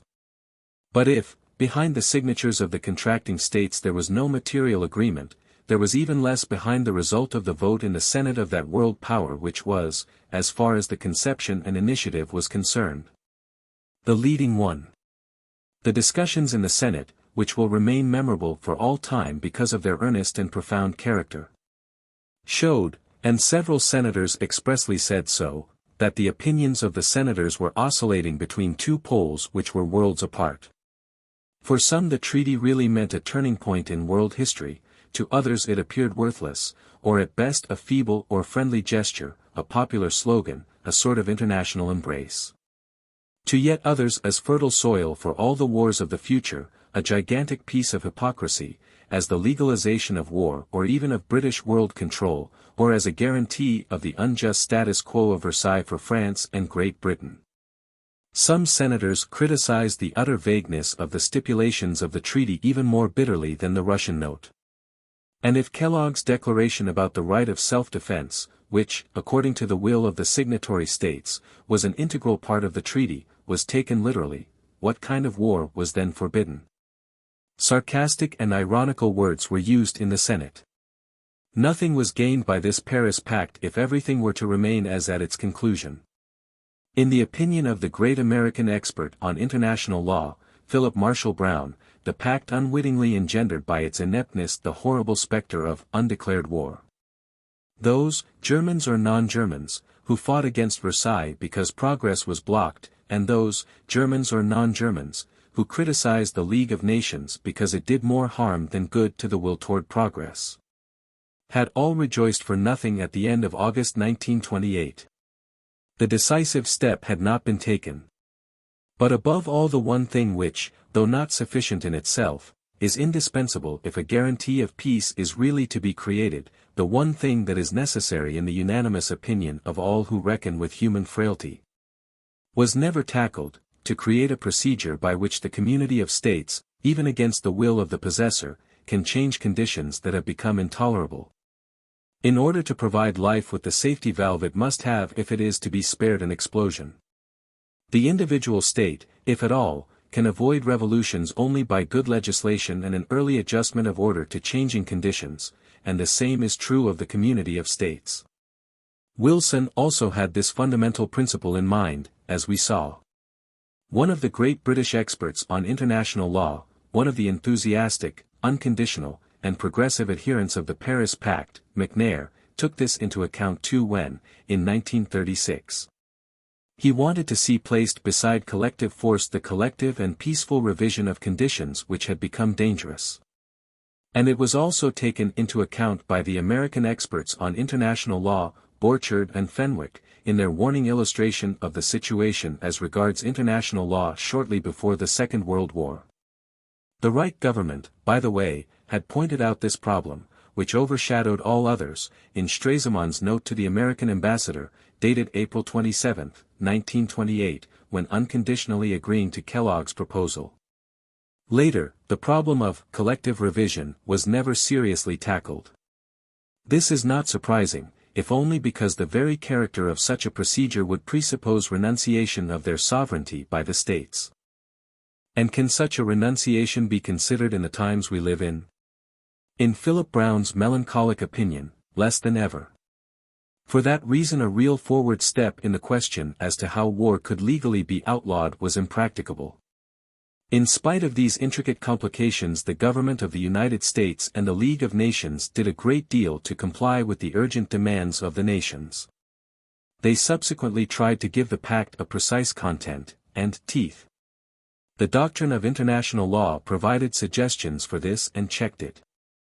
Although it remained completely unsuccessful, we shall have to trace this process briefly, because the seed for the ideas contained in the indictment are to be found here. Insofar as its line of argument is not a political or ethical but a legal one. In its ban on aggression, the Paris Pact unquestionably starts from the political concept of aggression.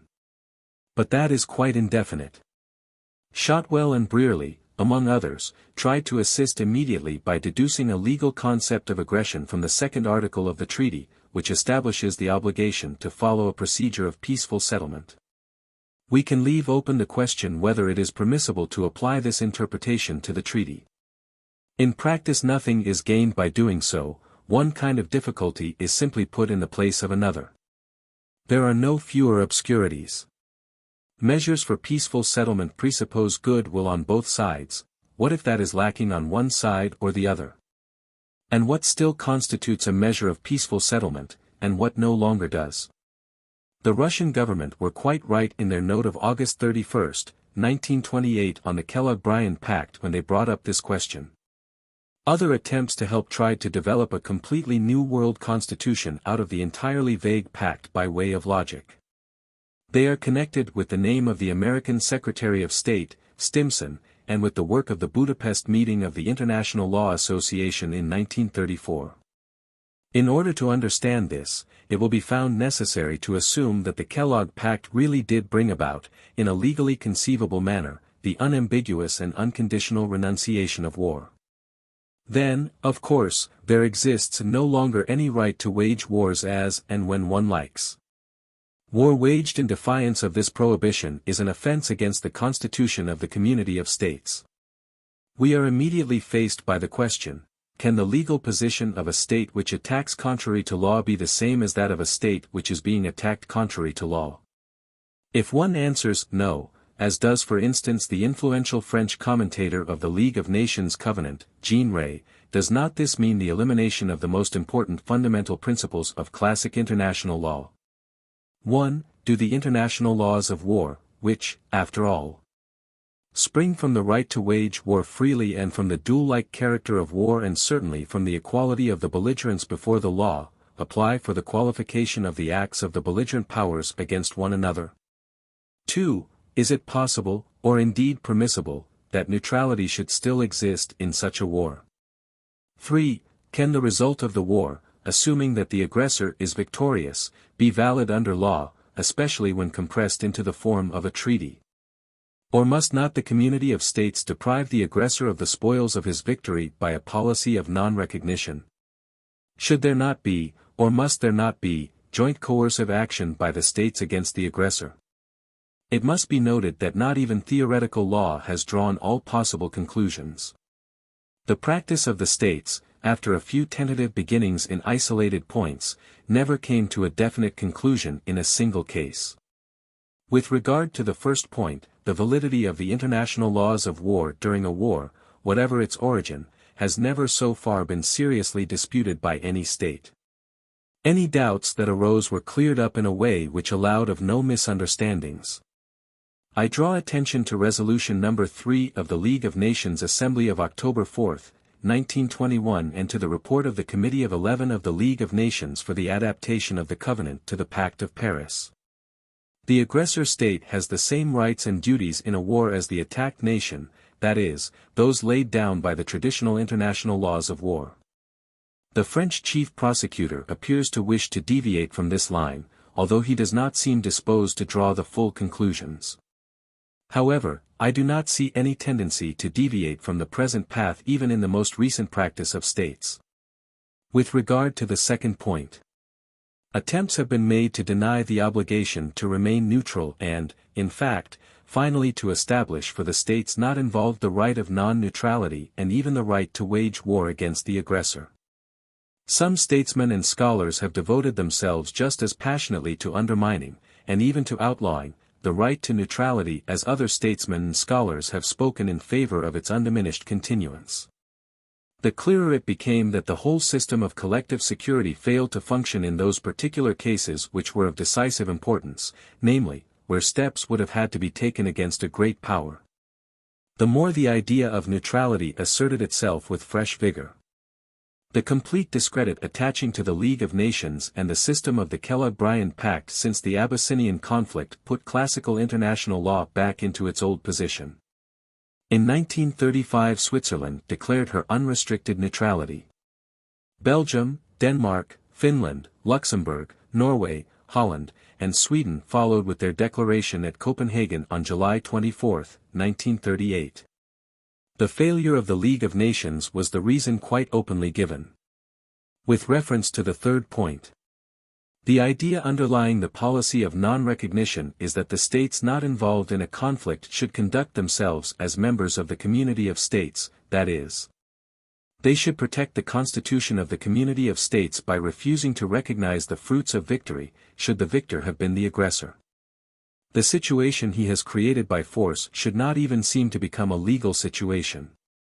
He will thus be deprived of what he has gained, and one of the main inducements to wage war will thereby be eliminated. Such a policy of non-recognition is undoubtedly not enough to guarantee by itself a system of collective security, but it is an indispensable part of such an order. There can be no dispute about this. The Brazilian representative, Senhor Braga, gained merit by proposing, at the Second League Assembly in 1921, that such a policy be followed by the members of the League of Nations under the name of a universal legal blockade, blocus juridique universal. The Finnish representative, M. Procope, interpreted Article 10 of the Covenant in this sense in 1930 before the League Assembly. The notes by the American Secretary of State, Stimson, of January 7, 1932 to China and Japan made this idea echo throughout the world. Their contents are commonly referred to as the Stimson Doctrine. The League of Nations accepted the doctrine as a resolution of the Assembly on March 11, 1932. The concept was later the focal point of the Pact of Rio de Janeiro of October 10, 1933 and of the Budapest Articles of September 10, 1934.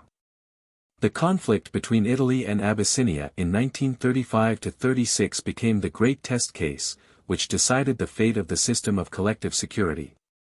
The League of Nations declared a member, which was a great power, to be the aggressor and decreed economic sanctions but then shrank from coercive military measures and finally, after Italy's victory, struggled painfully in debates on procedure. Especially at the 18th Assembly of the League, to find an answer to the question as to how the League, without openly betraying its constitution, could cross the attacked member, the minor power of Abyssinia, off the list of existing states and recognize it as part of the Italian Empire. The United States, too, did not enforce the Stimson Doctrine but remained strictly neutral. It is necessary to realize all this. And also to know that the British government, on February 20, 1935, politely but firmly refused, through Lord Chancellor Viscount Sankey, to accept the logical explications and paid tribute to the old truth. It is not logic but history that creates law. On a later occasion, when Secretary of State Cordell Hull had explained the principle of American policy to all the powers on July 16, 1937, the Portuguese government issued a warning against the abstract and generalizing tendency of jurists. It warned against attempts to find a single formula, and against not studying historic facts sufficiently. We therefore come to the conclusion that in the actual relations between states there existed, quite a number of years prior to 1939, no effective general ruling of international law regarding prohibited war. No such general ruling existed so far as the leading statesmen and the peoples were aware. This is, in fact, the ultimate reason why the system of specific rulings on international law was followed to an ever-increasing extent. Two states would thus conclude treaties, in full knowledge of their particular historical conditions and with a view to guarantee peace between each other. Now, during the Second World War, the United States government decided to help Great Britain. Great Britain was able to acquire destroyers, and it later received the assistance of Lend-Lease. The American public recognized this act of assistance as being essentially no longer neutral. It was regretted by some, welcomed by others, sometimes attacked and sometimes defended. The supporters of the measures before the American public, above all Stimson and Cordell Hull, quite rightly refrained from justifying them as consistent with neutrality. On the contrary, they took their stand on the Pact of Paris as interpreted by the Budapest Articles. As we saw, this would, according to Viscount Sankey's indisputably correct conception of the sources of international law, have been wrong as far back as 1935. After the developments which had taken place since Italy's victory over Abyssinia, such discussions were entirely outside the field of legal realities. Their purpose was to resolve internal dissensions in America, and for that very reason could not have been of direct importance for international law. Even had these discussions taken place between states, they could at most have helped to create law. But is it actually necessary to assert or prove that such discussions could not have created, in the midst of the great struggle, a law to attain which so many efforts which were proved to have been utopian, were made in vain in peacetime? In this court many ways of legal thinking meet, ways which are in part very different. This leads to a number of ineradicable differences of opinion. But no manner of legal thinking anywhere on earth, from the most ancient times to the most recent, could or can make possible arguments which contradict the very nature of law as a social order of human life arising out of history. If several governments accept articles about whose contents they are of different opinions, and if these articles then find no real application in the practice of these governments, which is not to be wondered at considering the circumstances under which they arose, and if logicians then interpret these articles, while the practice of governments rejects these interpretations either expressly or tacitly, then one will simply have to resign oneself to this, inasmuch as one proposes to keep to the task of legal appreciation. However much the goal may seem worth striving for, politically or morally. But let us forget for a moment the bitter realities of those years following upon the Italo-Abyssinian conflict. Let us suppose for a moment that a general and unambiguous pact had existed, accepted and applied by the contracting parties in fundamental and factual agreement. Would the liability of individuals to punishment for the breach of such a treaty be founded in international law? No, not even the liability of the state to punishment, let alone that of individuals. The breach of such a treaty would not be any different, under existing international law, from any other violation of international law. The state violating a treaty would be committing an offense against international law, but not a punishable act. Attempts were occasionally made to deduce from words delete, offense, crime international crime, and condamnation de la guerre, condemnation of war, the existence of an international criminal law dealing with our case. Such conclusions are based on wrong premises. Every lawyer knows that any unlawful behavior can be called a delictum, not only punishable behavior. And the word crime is used even entirely outside the legal sphere. And this is precisely the case here. When in 1927, on Poland's application, the League of Nations Assembly declared war to be a crime international, the Polish representative expressly stated that the declaration was not actually a legal instrument but an act of moral and educational importance. The endeavor to organize a universal world system of collective security on a legal basis failed. But this does not mean that the numerous bilateral treaties whose purpose it is to preclude wars of aggression between the two partners became inapplicable. One will have to examine whether the parties to the treaty may have made the existence or continued existence of a general machinery of collective security the prerequisite for the validity of the treaty. For unilateral assurances of non-aggression the same holds good as for bilateral treaties. Many bilateral non-aggression pacts were concluded and several unilateral assurances were given. In some cases a political, in others a legal concept of aggression, or even a number of such legal concepts may determine right and wrong. The Reich also concluded a series of such pacts.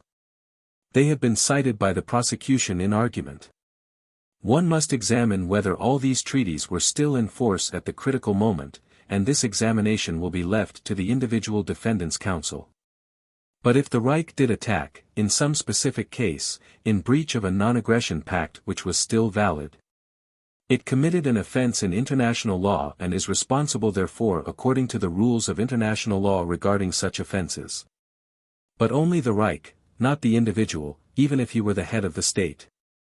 This is beyond all doubt, according to existing international law. It is unnecessary even to speak about this.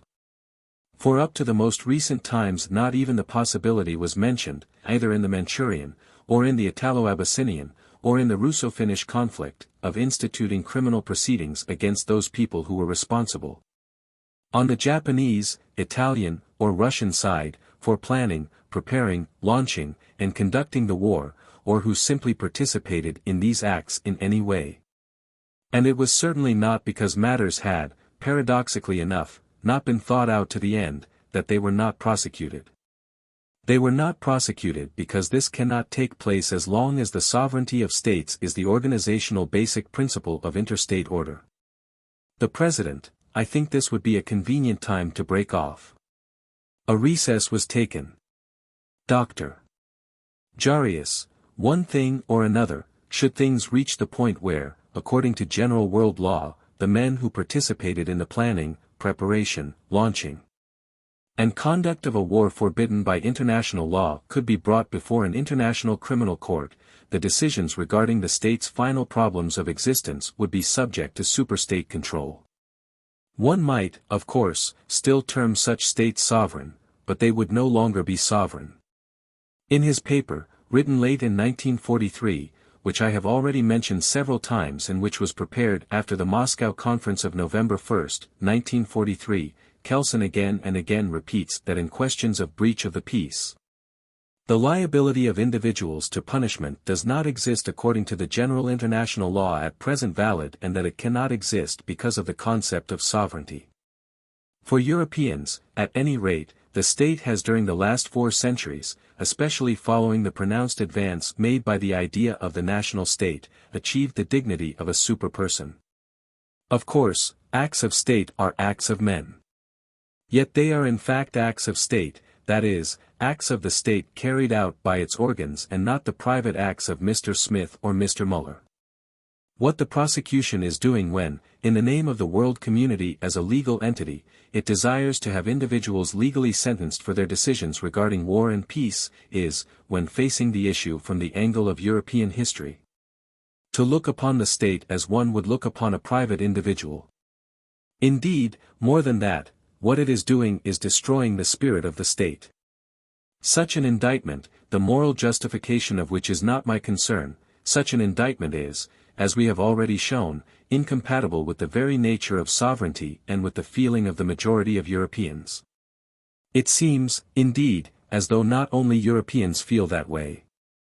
In 1919, in Paris, it was the American delegates at the War Guilt Investigation Committee who opposed most strongly any legal sentence on the Kaiser for the very reason of the incompatibility of such a procedure with the sovereignty of the state. And it is impossible to underline the idea of sovereignty more strongly than Kellogg did 8 years later during the negotiations in connection with the Pact of Paris, when he declared, as I have already said, every state is the sole judge of its behavior with regard to questions affecting its very existence. There are epochs which idolize the sovereignty of the state, others deprecate it. Certain epochs have done both at the same time, ours does so. Perhaps we are living in a period of transition. Perhaps a transformation of values is taking place. Perhaps world community will become the supreme political value for the peoples in place of their own particular states, which, at any rate, held this position hitherto. Perhaps we shall reach a point where the unleashing of a war deserving moral and also legal condemnation will, for the general legal conscience, constitute high treason against the world community. Perhaps we shall reach a point where it will be permissible, or even compulsory, to betray a government starting such a war to foreign countries without this being termed high treason toward one's own. At the moment there is in no nation a majority, let alone unanimity, in support of this conclusion. The punishment of individuals by the legal community of nations for breach of the peace between states can thus be ordered only provided the fundamental principles of international law as at present valid and a scale of values as for centuries they have been firmly rooted in the feeling of the European nations are abandoned, that scale of values according to which the state, one's own sovereign state, forms the indispensable foundation for free personality. The prosecution breaks up in its own mind the German state at a time when it stood upright in its full strength and acted through its organs. It must do so if it desires to prosecute individual persons for a breach of the peace between states. It must turn the defendants into private individuals. Then again the defendants, as it were, on the private level, are strung together into a conspiracy by legal concepts rooted in Anglo-Saxon law and alien to us. They are placed on a pedestal provided by the many millions of members of organizations and groups which are designated as criminal, thereby once more allowing them to appear as an ultra-individual value. Insofar as the Charter supports all this by its regulations, it is laying down fundamentally new law, if, concurring with the British Chief Prosecutor, one measures against existing international law. That which, originating in Europe, has finally spread to the whole world and is called international law is, in essence, a law of the coordination of sovereign states. Measuring the regulations of the Charter against this law, we shall have to say, the regulations of the Charter deny the basis of this law, they anticipate the law of a world state. They are revolutionary. Perhaps, in the hopes and yearnings of the nations, the future is theirs. A lawyer, and only as such may I speak here, will merely have to establish that they are new, revolutionarily new. The laws regarding war and peace between states provided no room for them and could not do so. Thus they are criminal laws with retroactive force. Now the French chief prosecutor, if I understand correctly, recognized the sovereignty of states in his profoundly moving speech and quite rightly saw that an unbridgeable gulf exists between the Charter and existing international law where it desires to see individuals punished as criminals for breach of international peace. He therefore transposes the trial from the plane of international law to that of constitutional law. It might have happened that a German state would have settled accounts after the war with those people who were responsible for launching the war. Since the whole life of the German people is paralyzed today, those foreign powers, who jointly on the basis of treaties have territorial power in Germany, are undertaking this settlement of accounts. The Charter has laid down the rules which are to guide the court in its investigation and verdict. We can leave the question open as to whether this concept is legally right or not. Even if it is right, our question is not modified thereby. When looking at the problem from this point of view, no differently from that of international law, we must know how far the Charter creates penal law with retroactive force.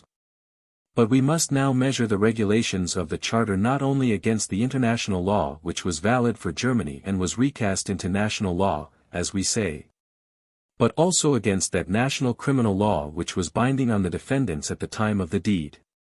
It is, after all, quite possible for a state, a member of the community of states, to be more cosmopolitan in its criminal law than actual international law. Some rule of the Charter, although new with regard to existing international law, may correspond to an already existing national law, so that it would not constitute criminal law with retroactive force. So how was the breach of peace between states, particularly the breach of non-aggression pacts, treated in that national criminal law to which the defendants were subject at the time of the preparation and launching of the war?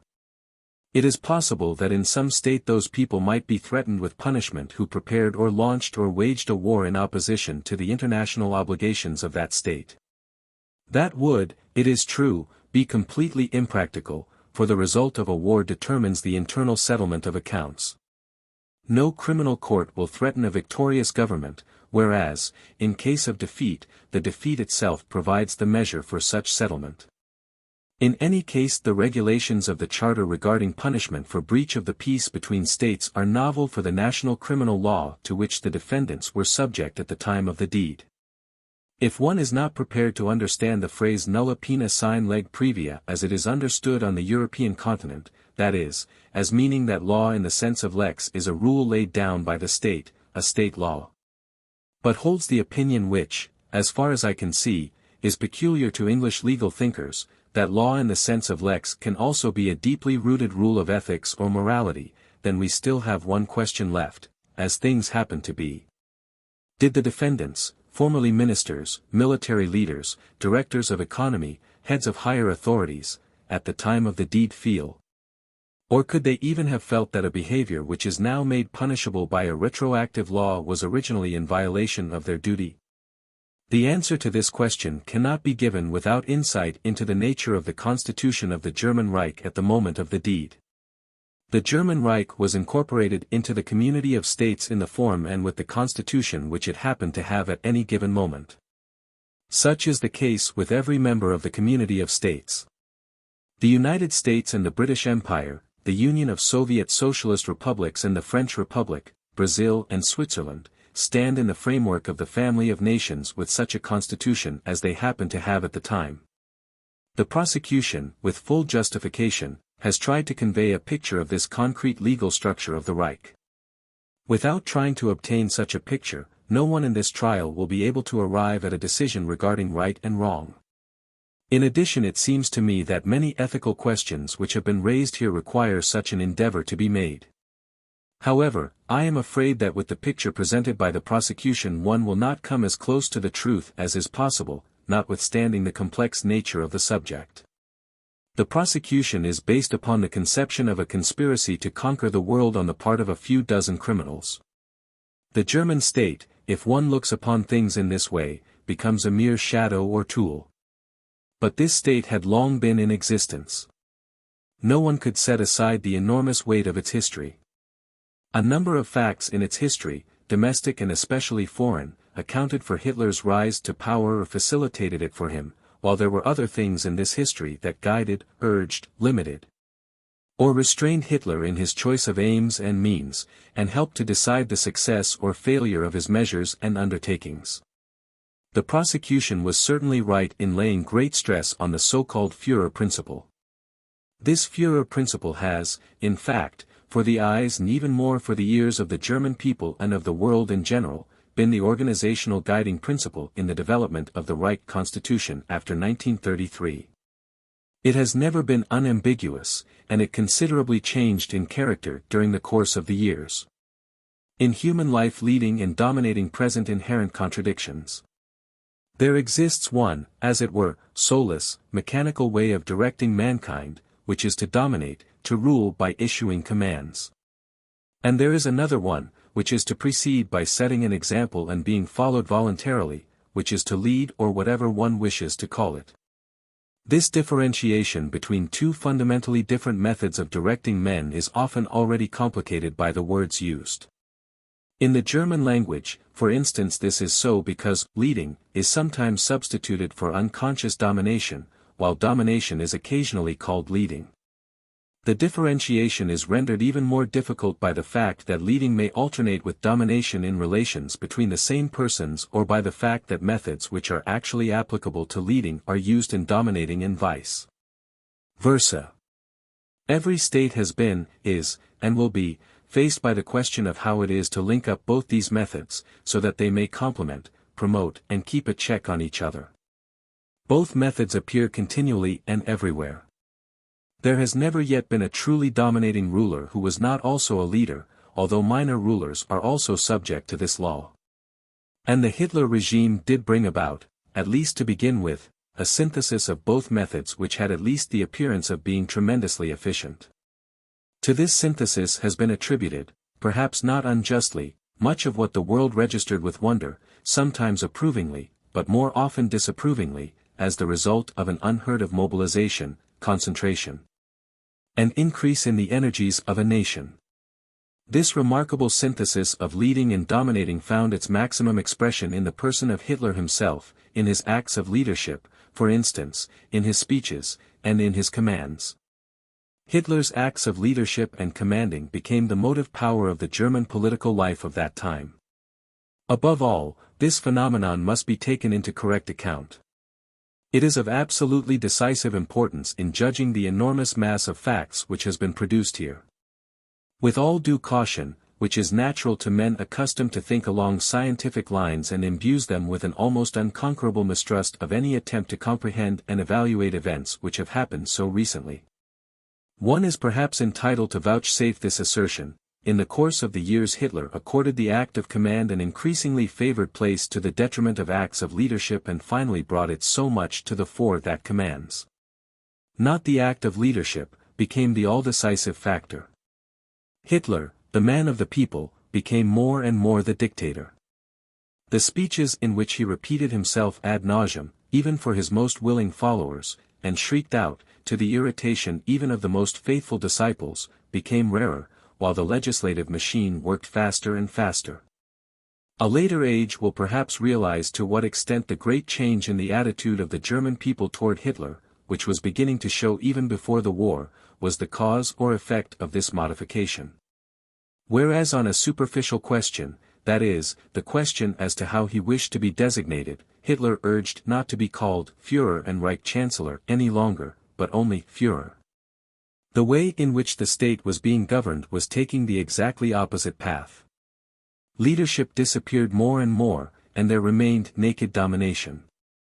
The Führer's orders became the central element of the German state edifice. In the public hierarchy, this development was attended by an increase rather than a decrease in Hitler's power. The great majority of German civil servants and officers had seen nothing behind the organized leadership but a machinery of domination invested with a new label and, if possible, an even more bureaucratic nature functioning side by side with the inherited state machinery.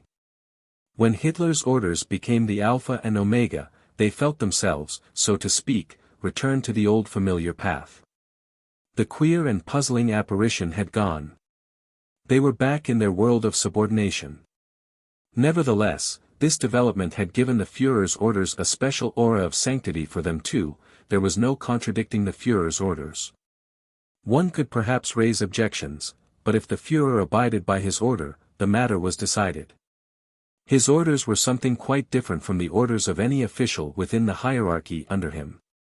Here we have the fundamental question in this trial: what position did Hitler's orders occupy in the general order of Germany? Did they belong to the type of orders which were disallowed by the charter of this court as grounds for the exclusion of punishment? It was perhaps harder for a lawyer who grew up in the habits of the state founded on law than for other people to witness the slow and then ever more rapid disintegration of that foundation of law supporting the state. He never came to feel at home in the new order and always remained half outside. Yet for that very reason he probably knows better than anyone else the peculiarities of this new order, and he may attempt to make them comprehensible. State orders, whether they lay down law or decide individual cases, can always be measured not only against the existing written and unwritten law of the state concerned but also against the rules of international law, morality, and religion. Someone, even if only the conscience of the person giving the orders, will always ask whether the person giving the order did not perhaps order something which he had no right to order, or whether he may not have formed and published his order by an inadmissible procedure.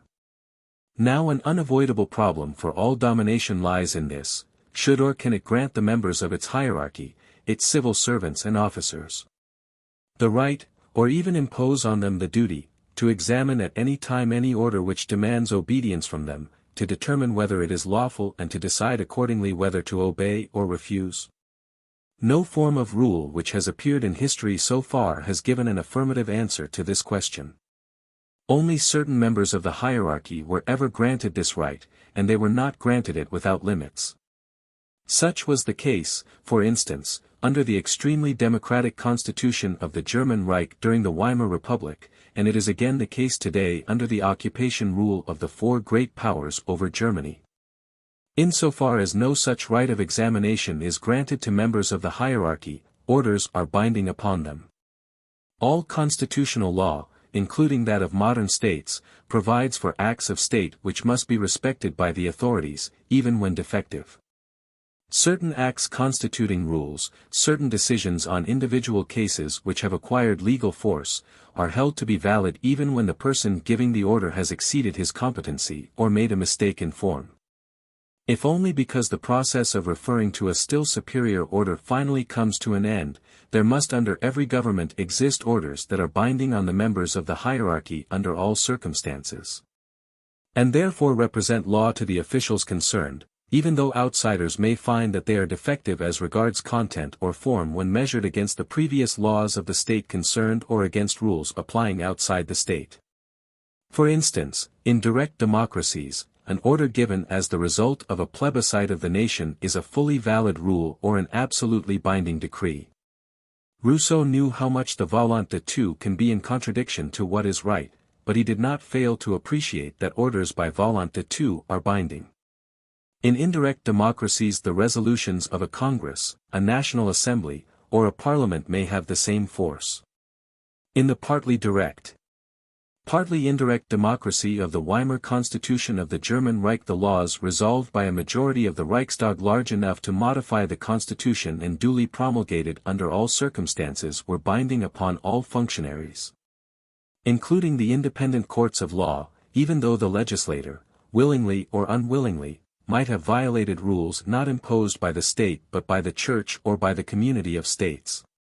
In the latter case the Reich would have been guilty of an international offense, since it would have failed to see to it that its legislation was in accordance with international law. It would, therefore, have been responsible under the international regulations regarding reparation for international offenses. But until the law concerned had been eliminated in accordance with the rules of German constitutional law, all officials of the hierarchy would have had to obey it. No functionary would have had the right, let alone the duty, to examine its legally binding nature with the aim of obeying or refusing to obey it, depending on the result of this examination. Things are no different in any other state in the world. It never has been and never can be different. Every state has had the experience of seeing its ultimate orders, its supreme orders, which must be binding on the hierarchy if the authority of the state is to subsist at all, on occasion coming into conflict with rules not imposed by the state, to divine law, to natural law, and to the laws of reason. Good governments take pains to avoid such conflicts. To the great sorrow, indeed, to the despair, of many Germans, Hitler frequently brought about such conflicts. If only for this reason, his way of governing was not a good one, even though it was for several years successful in some spheres. One thing however must be said straight away, these conflicts never affected the entire nation or the entire hierarchy, at least not immediately, but always merely groups of the nation or individual offices of the hierarchy. It was only some of the people concerned who were fundamentally affected, the bulk being only superficially involved, not to mention those conflicts that remained unknown to the overwhelming majority of the people and of the hierarchy, those orders. Therefore, by which Hitler not only showed himself to be inhuman in individual instances but simply put himself outside the pale of what is human. Here is a purely academic question: would Hitler's power have taken such deep root, would it have maintained itself, if these inhumanities had become known to wider sections of the people and of the hierarchy? There can be no answer, they did not. Now in a state in which the entire power to make final decisions is concentrated in the hands of a single individual, the orders of this one man are absolutely binding on the members of the hierarchy. This individual is their sovereign, their legibus salutis, as was first formulated, as far as I can see, by French political science with as much logic as eloquence. After all, the world is not faced by such a phenomenon for the first time. In former times it may even have appeared to be normal. In the modern world, a world of constitutions based on the separation of powers under the supervision of the people, absolute monocracy does not seem to be proper in principle. And though this may not yet be the case today, one day the world will know that the vast majority of intelligent Germans did not think any differently on this matter from the majority of intelligent people of other nations in and outside Europe. Such absolutely monocratic constitutions can nevertheless come about as the result of events which no individual can grasp in their entirety, much less control at will. This is what happened in Germany from the beginning of 1933 onward. This is what happened gradually, stage by stage, to the parliamentary Weimar Republic, which under Hindenburg was changed into a presidential republic. In a process which partly furthered the development by acts of state which stressed legal forms and which can be read in state documents, but partly simply formed the rules by accepted custom. The Reich Law of March 24, 1933, by which the institution of Reich government laws was created, whereby the separation of powers in the sense in which it had been customary was, in practice, eliminated, was, according to the transcript of the Reichstag session, passed with a majority sufficient for altering the constitution. Doubts about the legality of the law have nevertheless been raised on the grounds that a section of the deputies elected had been prevented from attending the session by the police, while another section of the deputies who were present had been intimidated, so that only an apparent majority sufficient for altering the constitution had passed the law. It has even been said that no Reichstag, not even if everybody had been present and all of them had voted, could have abolished the fundamental constitutional principle of the separation of powers, since no constitution could legalize its suicide. We need not go into this. The institution of government laws became so firmly rooted as a result of undisputed practice that only a formal jurisprudence entirely cut off from the realities of life could have attempted to play off paragraphs against life and to ignore the constitutional change which had taken place. And for the same reason one's arguments are faulty if one chooses to ignore how the institution of government laws, that is, cabinet law, was later changed by custom into one of several forms in which the Führer legislated. At the base of every state order, as of any order whatsoever, there lie habit and custom. From the time when Hitler became head of the state, practice quickly resulted in Hitler heading both the hierarchy and the whole people as the undisputed and indisputable possessor of all competency. The result of the development was, at any rate, that Hitler became the supreme legislator as well as the supreme author of individual orders. He gained this position to some extent under the impression of the surprising successes, or what were considered successes, in Germany and abroad, especially during the course of the past war.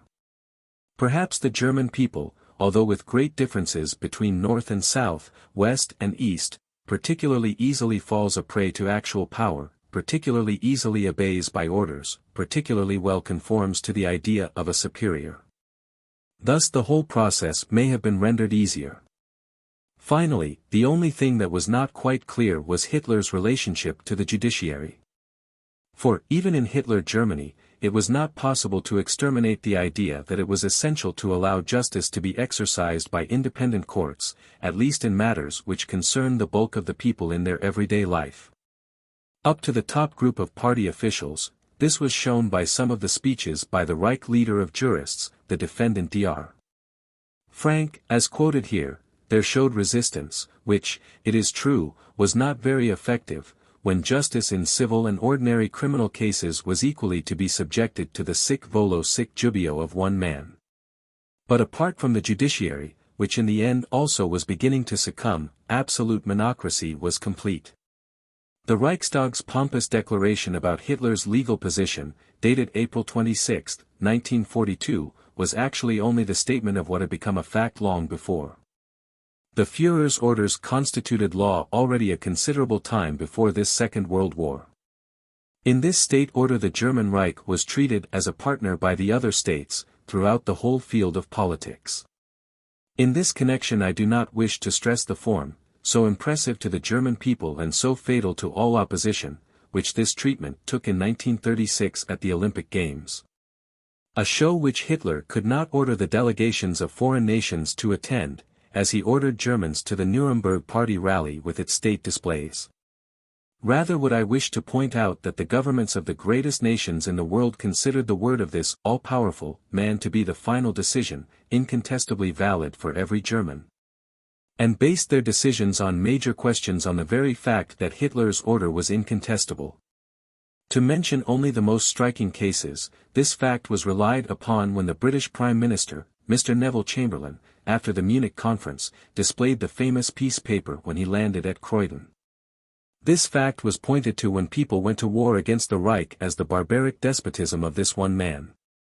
No political system has yet pleased all people who live under it or who feel its effects abroad. The German political system in the Hitler era displeased a particularly large and ever-increasing number of people at home and abroad. But that does not in any way alter the fact that it existed. Its existence was in part due to the recognition from abroad and to its effectiveness, which caused a British Prime Minister to make the now world-famous statement at a critical period, that democracies need 2 years longer than totalitarian governments to attain a certain goal. Only one who has lived in the outer cold and as though outcast among his own people amidst blindly believing masses, who idolized this man as infallible, can tell how firmly Hitler's power was anchored in the nameless and numberless following who held him capable of doing only what was good and right. They did not know him personally. He was for them what propaganda made of him, and this he was so uncompromisingly that everybody who saw him from close range and summed him up differently clearly realized that opposition was utterly pointless and, in the eyes of other people, did not even represent martyrdom. Would it therefore not be a self-contradictory process if both the following assertions were to be applied at the same time in the rules governing this trial? First, the Reich was the expression of the despotism of this one man and for that very reason a danger to the world. Secondly, every functionary had the right, in fact the duty, to examine the orders of this man and to obey or not obey them, according to the result of this examination. The functionaries had neither the right nor the duty to examine the orders of the monocrat to determine their legality. For them these orders could never be illegal at all, with a single exception which will be discussed later, an exception which, when carefully examined, will be seen to be only an apparent one, namely, with the exception of those cases in which the monocrat placed himself, according to the indisputable axioms of our times, outside every human order and in which a genuine question of right or wrong did not arise. So that no genuine examination was called for either. Hitler's will was the final authority for their considerations on what to do and what not to do. The Führer's order cut off every discussion. Thus a person who as a functionary of the hierarchy invokes an order by the Führer is not trying to claim exemption from punishment for an illegal action but opposes the assertion that his conduct was illegal. For it is his contention that the order with which he complied was legally unassailable. Only a person with full comprehension of this can have a conception of the hard inner struggles which so many German officials had to fight out in these years in the face of many a decree or resolution of Hitler's. For them such cases were not a question or a conflict between right and wrong, disputes about legality sank into insignificance. For them the problem was one of legitimacy. As time went on, human and divine law opposed each other ever more strongly and frequently. Whatever the Charter means by the orders which it rejects as grounds for exemption from punishment, can this be meant to apply to the Führer's orders? Can they come within the meaning of this rule? Must one not accept this order for what it was according to the interior German constitution as it had grown, a constitution explicitly or implicitly recognized by the community of states? Many Germans disapproved of Hitler's position of power from the very beginning, and to many Germans, who welcomed it at first because they yearned for clear and quick decisions, it later became repugnant. But that in no way affects the following: must not those people who did their duty in the hierarchy, willingly or unwillingly, in accordance with the Constitution, feel that an injustice is being done to them if they were sentenced because of a deed or an omission which was ordered by the Führer? A community of states might refuse to accept or tolerate as members such states as have a despotic constitution. Yet up to now this has never been the case. If it is to be different in the future, the non-despotic powers must take the necessary steps to prevent any member of the family of states turning into a despotic power and to prevent any despotic power from entering the family circle from outside. Today people are realizing more and more clearly that this is the crux of our question. The circumstances must be very special ones if a modern people is to let itself be governed despotically, even when as well disciplined as the German people. But wherever such circumstances do exist, no domestic countermeasures are of avail. In that eventuality only the outside world can help. If, instead, the outside world prefers to recognize this constitution, it is impossible to see where successful domestic resistance can spring from. In pointing to these special circumstances and to the recognition by the outside world, we are drawing attention to facts for the existence of which, to take our case, no German was responsible but which cannot be ignored when the question is asked how all this was possible. Attention must also be drawn to certain further facts without knowledge of which one cannot fully grasp the fact that Hitler's absolute monocracy was able to establish such a terribly firm hold.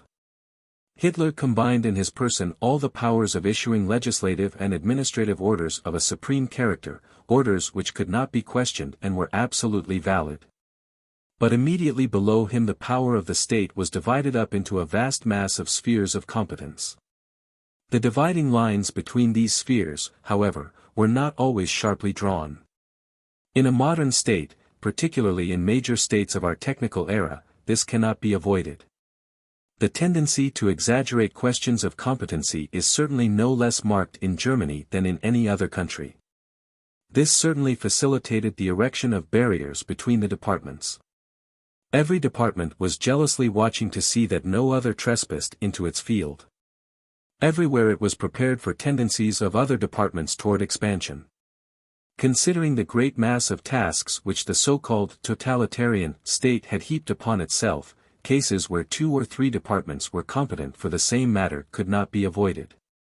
Conflicts between departments were inevitable. If a conspiracy existed, as the indictment assumes, the conspirators were remarkably incompetent organizers. Instead of cooperating and going through thick and thin together, they fought one another. Instead of a conspiracy we would seem to have had more of a dispiracy. The history of the jealousy and mistrust among the powerful figures under Hitler has still to be written. Now let us remember that in the relations between all departments and within each department, people surrounded themselves with ever-increasing secrecy. Between departments and within each department, between ranks and within the various ranks, more and more matters were classed as secret. Never before has there been so much public life, that is, non-private life in Germany as under Hitler. And also never before was public life so screened off from the people, particularly from the individual members of the hierarchy themselves, as under Hitler. The single supreme will became, quite simply, technically indispensable. It became the mechanical connecting link for the whole. A functionary who met with objections or even resistance to one of his orders on the part of other functionaries only needed to refer to an order by the Führer to get his way. For this reason many, very many, among those Germans who felt Hitler's regime to be intolerable, who indeed hated him like the devil, looked ahead only with the greatest anxiety to the time when this man would disappear from the scene. For what would happen when this connecting link disappeared? It was a vicious circle.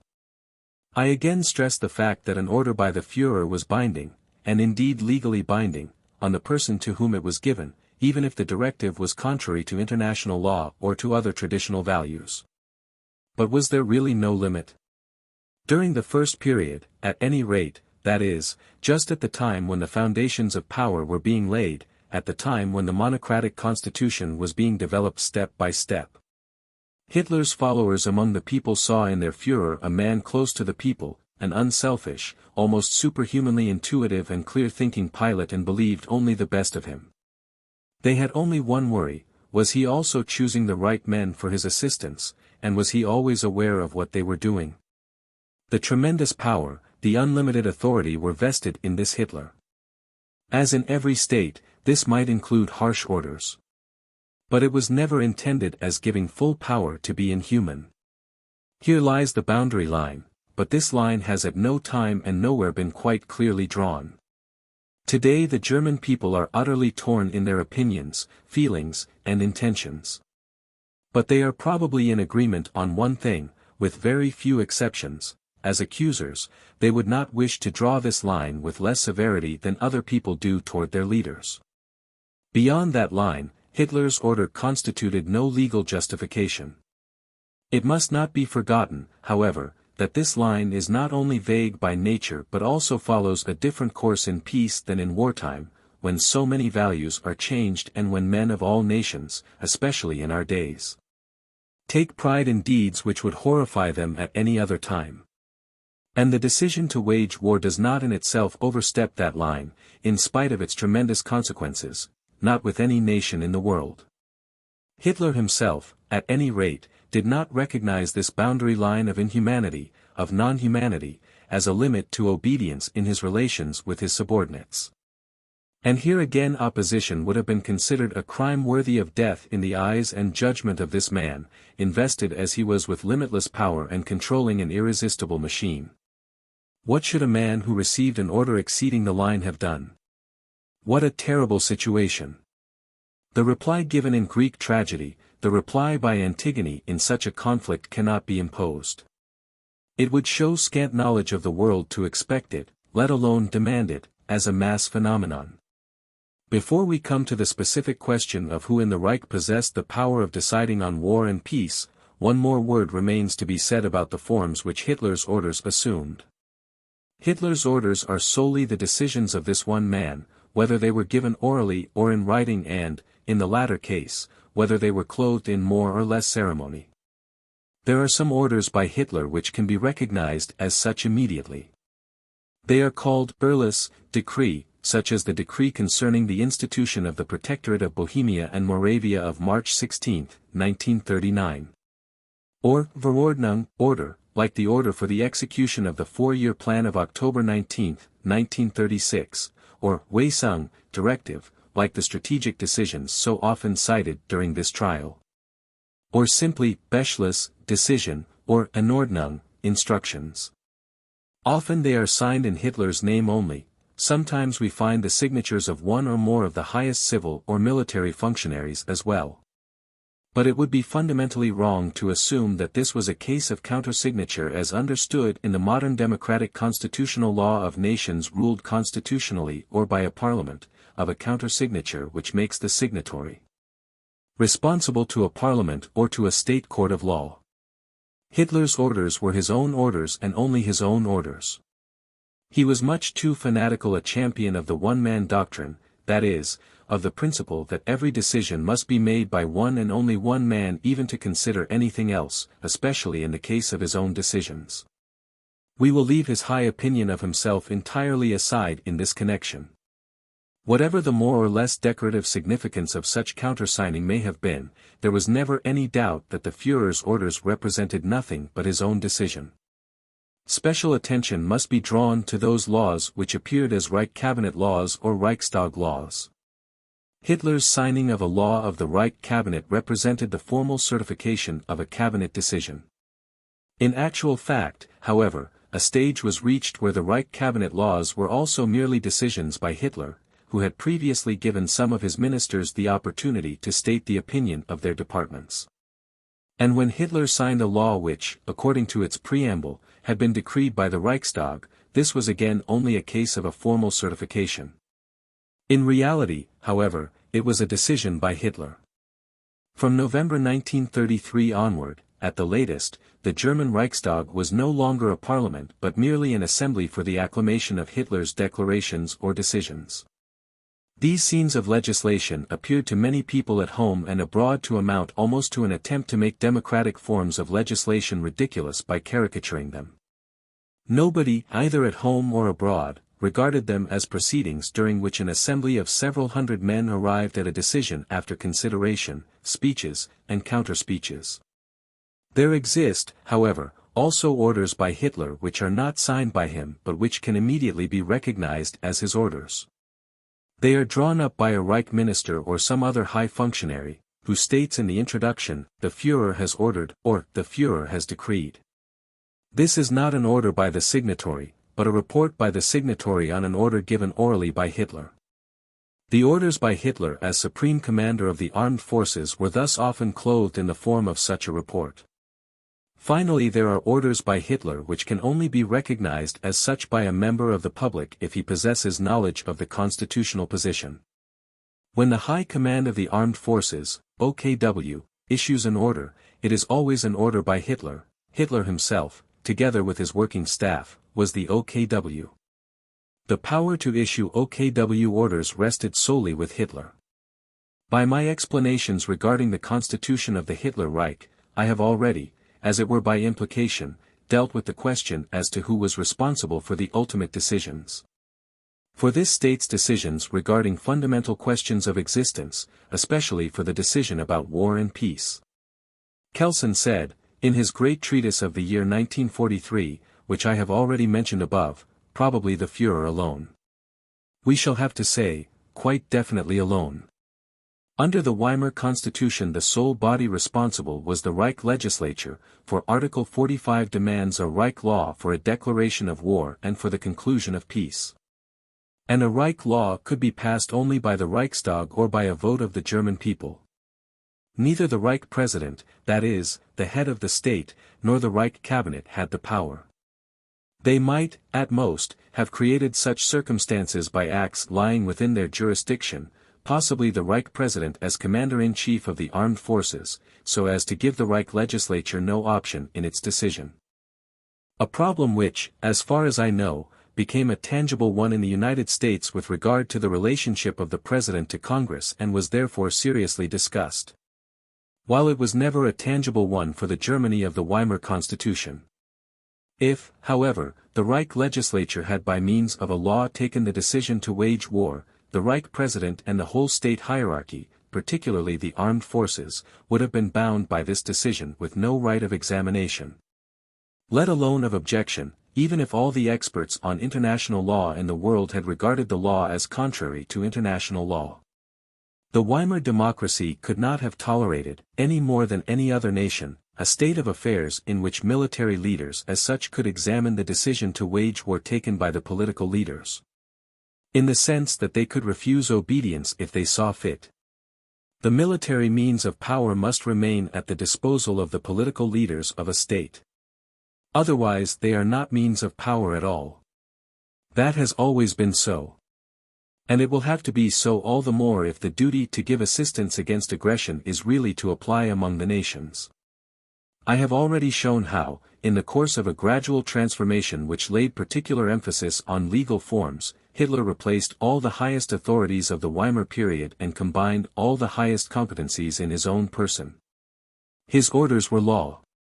The circumstances in a state can be such that the man who is legally the only one competent for the decision on war and peace, may have, in practice, no, or not the sole, authority. If, however, both the sole legal competence and the sole authority in actual practice have ever been coincidental in any state, then such was the case in Hitler Germany. And if, in any question, Hitler did ever go as far as to accept the advice of a third party, then that was certainly not the case in the question of war or peace. He was the arbiter of war and peace between the Reich and other nations, he alone. I conclude, sentences against individuals for breach of the peace between states would be something completely new under the aspect of law, something revolutionarily new. It makes no difference whether we view the matter from the point of view of the British or the French chief prosecutors. Sentences against individuals for breach of the peace between states presuppose other laws than those in force when the actions laid before this tribunal took place. The legal question of guilt, and I am here only concerned with that, is thus posed in its full complexity, for not one of the defendants could have held even one of the two views of the legal world constitution, on which the chief prosecutors based their arguments. The President, Dr. Sauter, could we take up the time between now and 1 o'clock in dealing with that letter, if you have it now? And possibly Dr. Exner also has his letter. Dr. Sauter, the defendant Walter Funk was questioned here as a witness under oath. After his examination, he told me that on one point his testimony was not quite correct. And he asked me to correct his testimony on this point, since he himself had no opportunity to do so. On June 17, 1946 I wrote the following letter to the President of the International Military Tribunal, which is signed by defendant's counsel Dr. Sauter as well as by the defendant Walter Funk personally. I shall read the text of the letter. Penal case against Walter Funk, correction of the testimony. The defendant Walter Funk in his cross-examination on May 7 said that he, that is, Funk, heard only through Vice President Pohl of a deposit of the SS at the Reichsbank. The witness, Emil Pohl, when he was examined, testified that it was Funk who had spoken with the Reichsfuhrer SS Himmler and he, that is, Pohl, was then informed by Funk about the deposit to be set up. From the statements of the witness Emil Pohl the defendant Funk reached the conclusion that, in fact, on this point, the statement of the witness Emil Pohl is correct. And after some consideration, the defendant Funk believed that he could recall that it was he, Funk, to whom Reichsfuhrer SS Himmler first applied concerning the establishment of a deposit for the SS and that he then informed Vice President Pohl about this matter. The statement by the defendant Funk under cross-examination was due to faulty recollection, because of the fact that these cross-examination questions of the prosecution had completely surprised and greatly disturbed Funk. Immediately after the examination of the witness Pohl, Funk informed me of his mistake and asked me to correct his factually incorrect statement on this point, since he himself would have no opportunity to do so. I put forward this request of the defendant Funk, and I take the liberty of informing the President of the correct state of affairs. The defendant Funk agrees with this correction by co-signing this letter.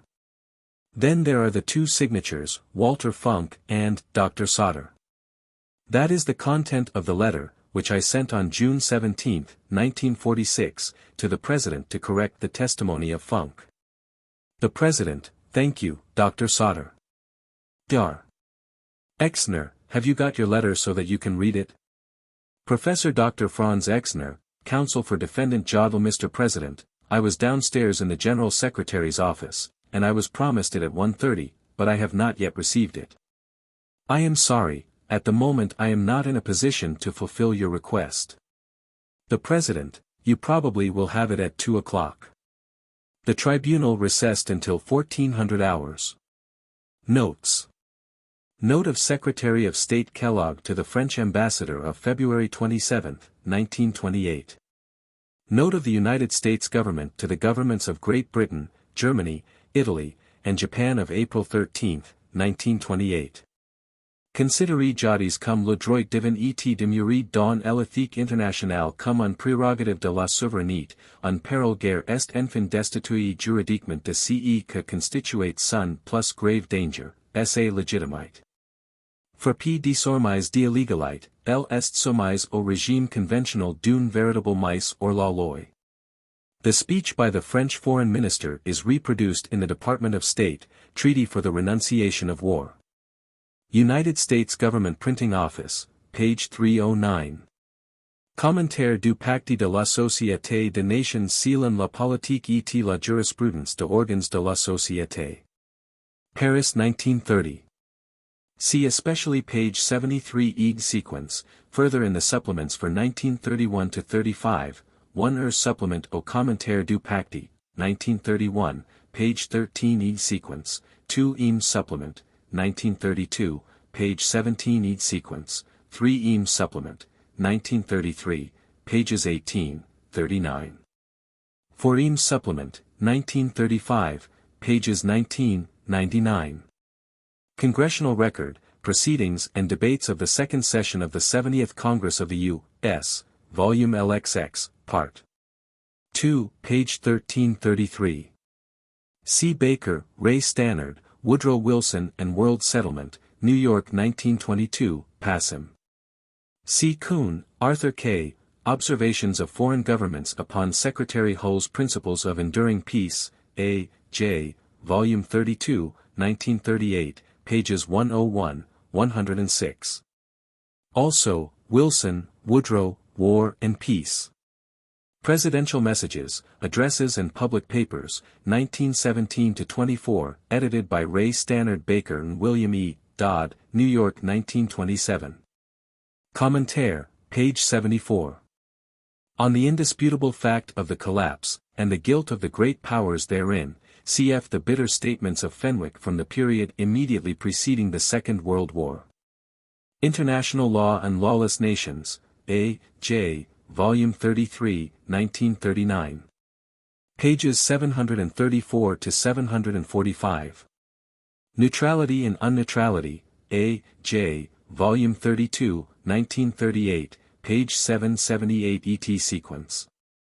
See also the memorandum on the signature by His Majesty's Government in the United Kingdom of the optional clause of the Statute of the Permanent Court of International Justice, Command 3452, Miscellaneous No. 12, 1929. It is the same train of thought developed by Brearley, Some Implications of the Pact of Paris, BRYB 1929. Tout le mécanisme prévu pour le maintien de la paix SS Dialogue. Parliament Debate, H.C., Volume 332, Column 226 ed sequence.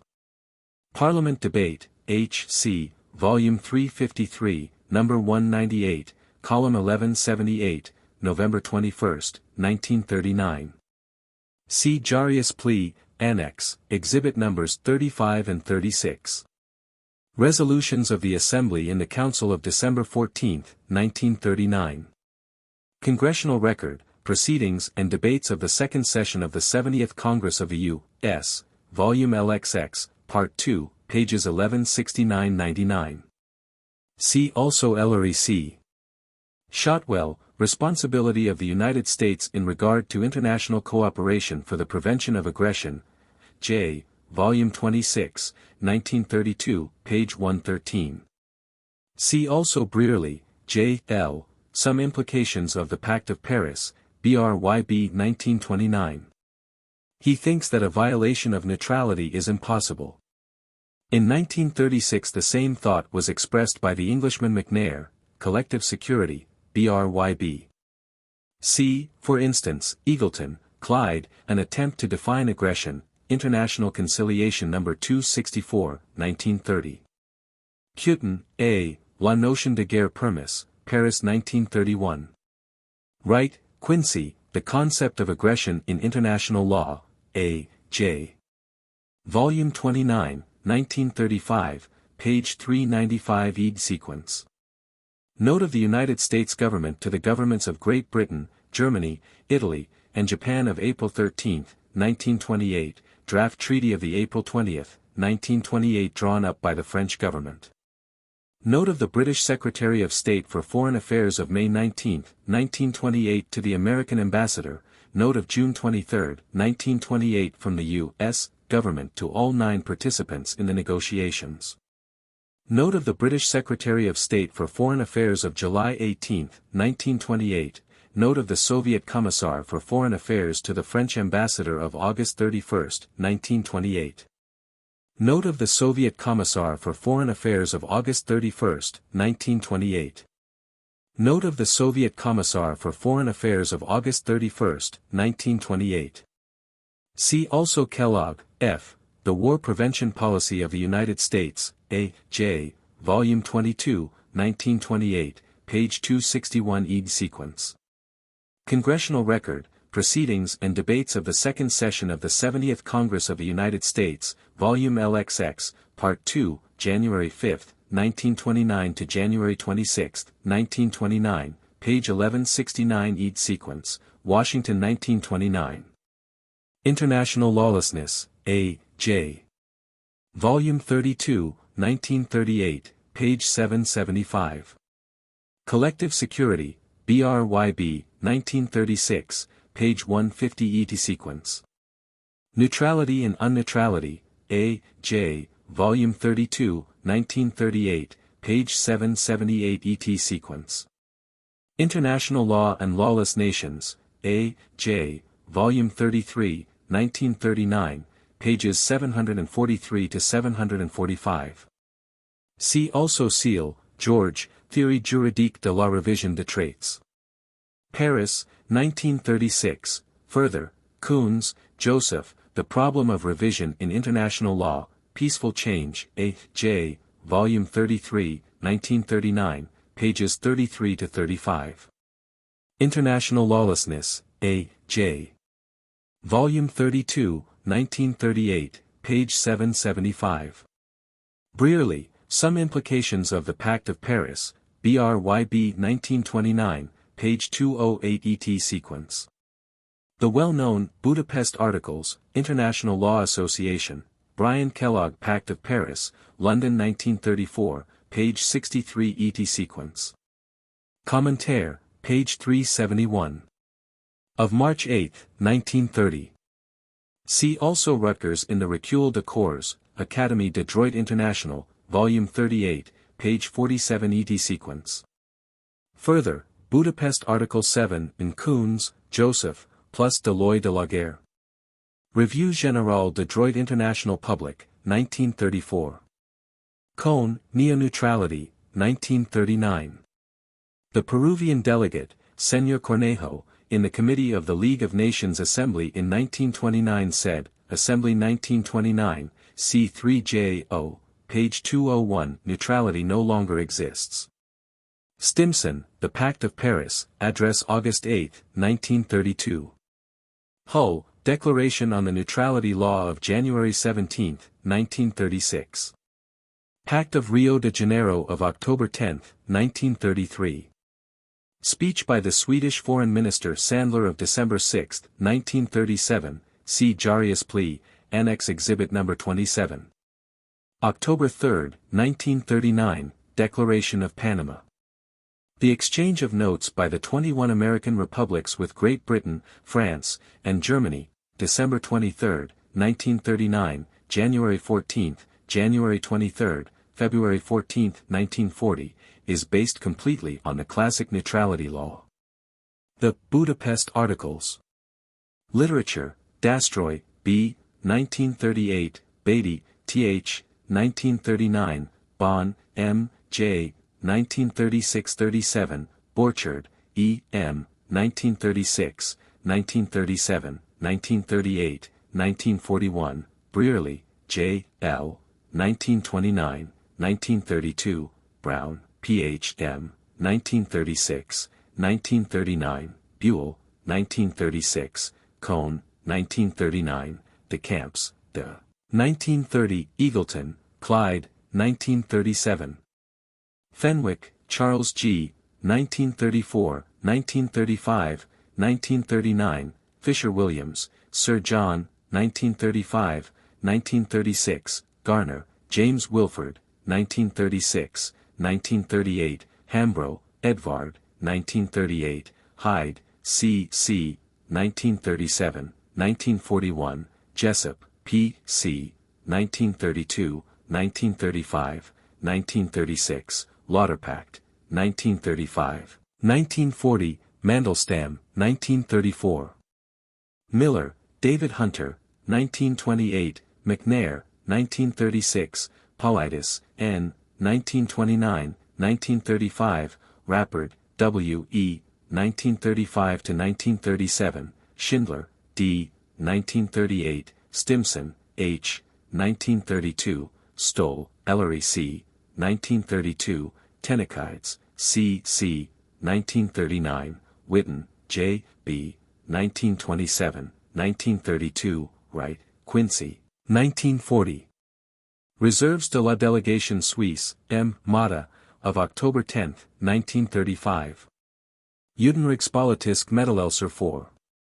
Airgang, numbers 4-5, page 122 EG sequence, see Jarius Plea, Annex Exhibit No. 30. Actes de la IIE Assembly, Séance de Commissions, I, page 396 EG sequence. Actes de la ICE Assembly, page 75. Department of State, Press Releases, January 9, 1932, page 41. Actes de l'Assemblée Extraordinaire, J. O.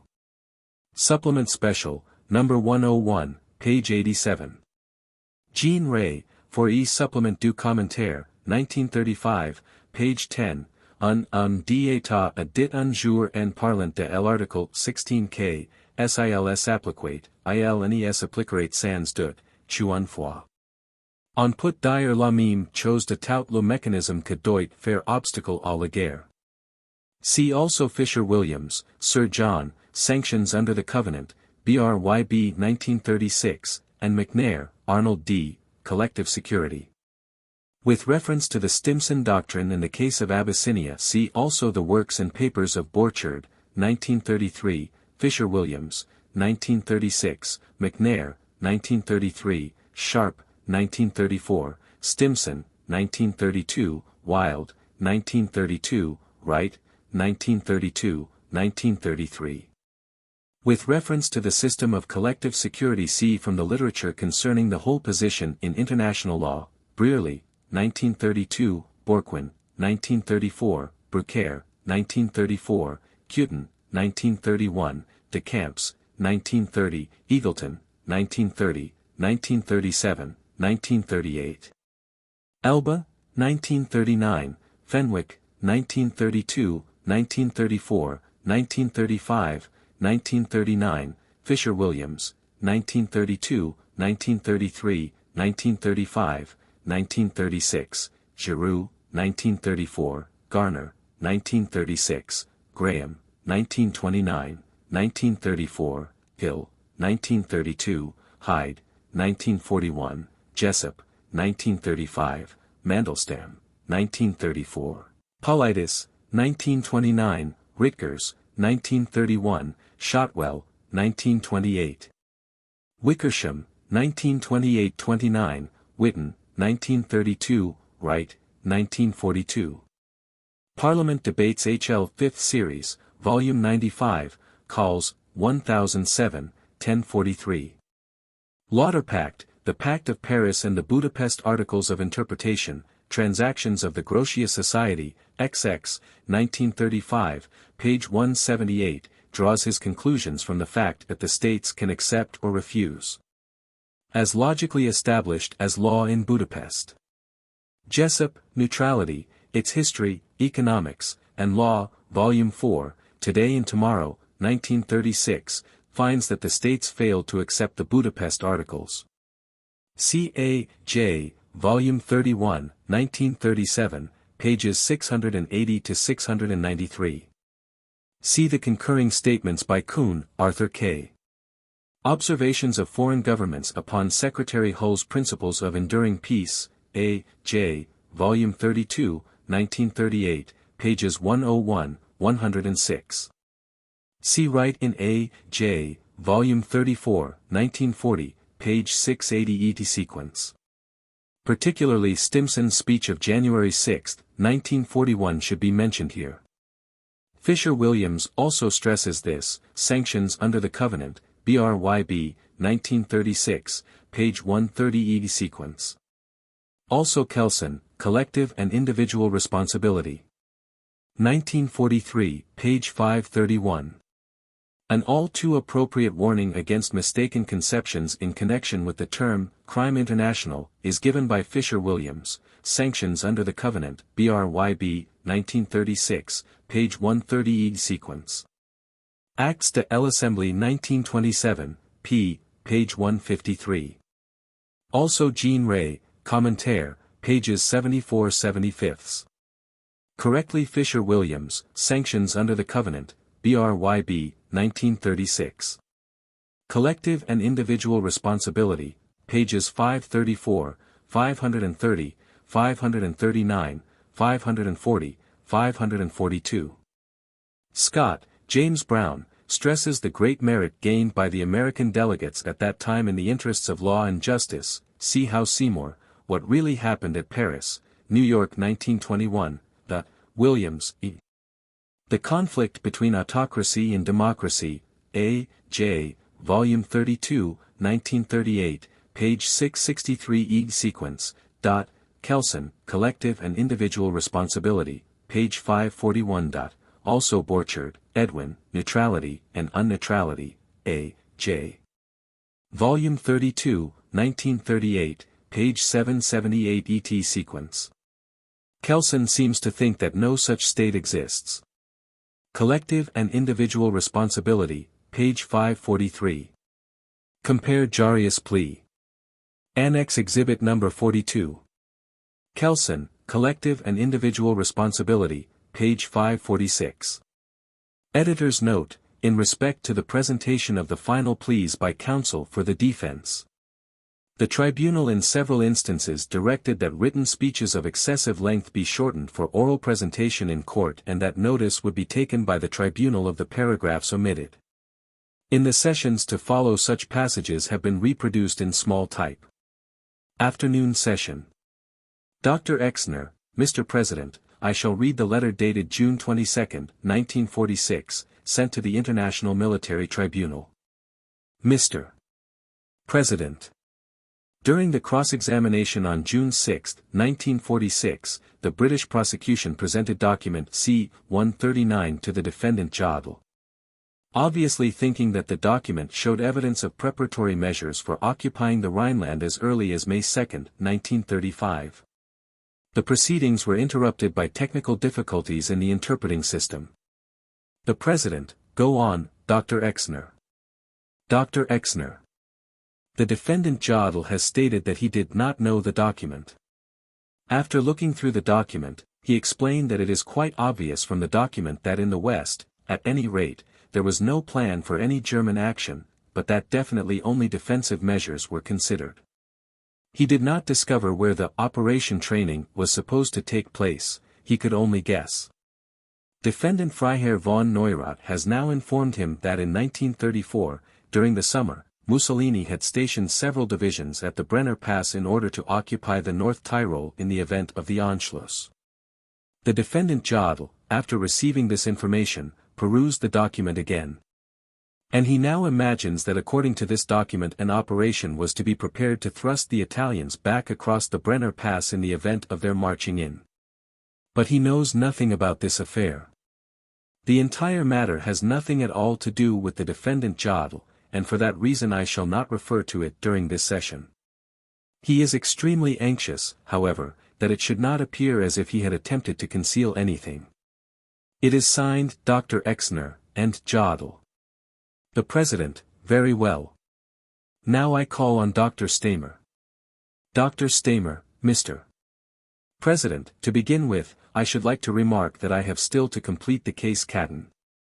The case Cadden could not be incorporated into the book which has been submitted to the tribunal, because the hearing of the evidence only took place on Monday and the day before yesterday. I shall have to present it, therefore, without its being in the book. It is only a brief presentation, and the interpreters will receive copies of my draft. Unfortunately, however, I cannot submit a translation to the tribunal at the moment, as the hearing of the evidence was concluded only the day before yesterday and I could not work on it before. I shall add this at a suitable moment, and I hope that in spite of this I shall be finished within the time I mentioned. The proceedings were interrupted by technical difficulties in the interpreting system. The President, is that all right now? Go on, Dr. Stamer. Dr. Stamer, when I mentioned the time I should require I could not take into account the Cadden case. Nevertheless, I hope that I shall be able to finish in the time which I have stated, as I am shortening the report in some places and I believe I shall have sufficient time. May it please the tribunal, this trial, of truly historical and political importance, and of great significance in shaping new laws, is of dimensions such as have not been known hitherto in the history of law. These proceedings which concern not only the defendants present in the court, but which are of the greatest importance to the entire German people, are now entering upon a new phase. The defense takes the floor. The position of the defense in these proceedings is especially difficult, for there is an all too unequal distribution of strength between the prosecution and the defense.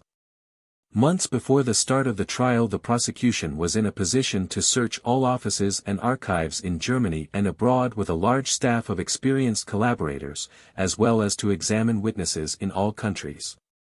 Thus they were able to submit to the tribunal an immense amount of evidence. The difficult position of the defense is further aggravated by the fact that in the Anglo-American procedure on which this trial is based there is a clause missing which is contained in the German criminal procedure according to which the prosecution is also bound to procure and submit evidence exonerating the accused. The President, Dr. Stamer, let me tell you that the statement you have just made is entirely inaccurate. There is no such thing as an English Code of Criminal Procedure.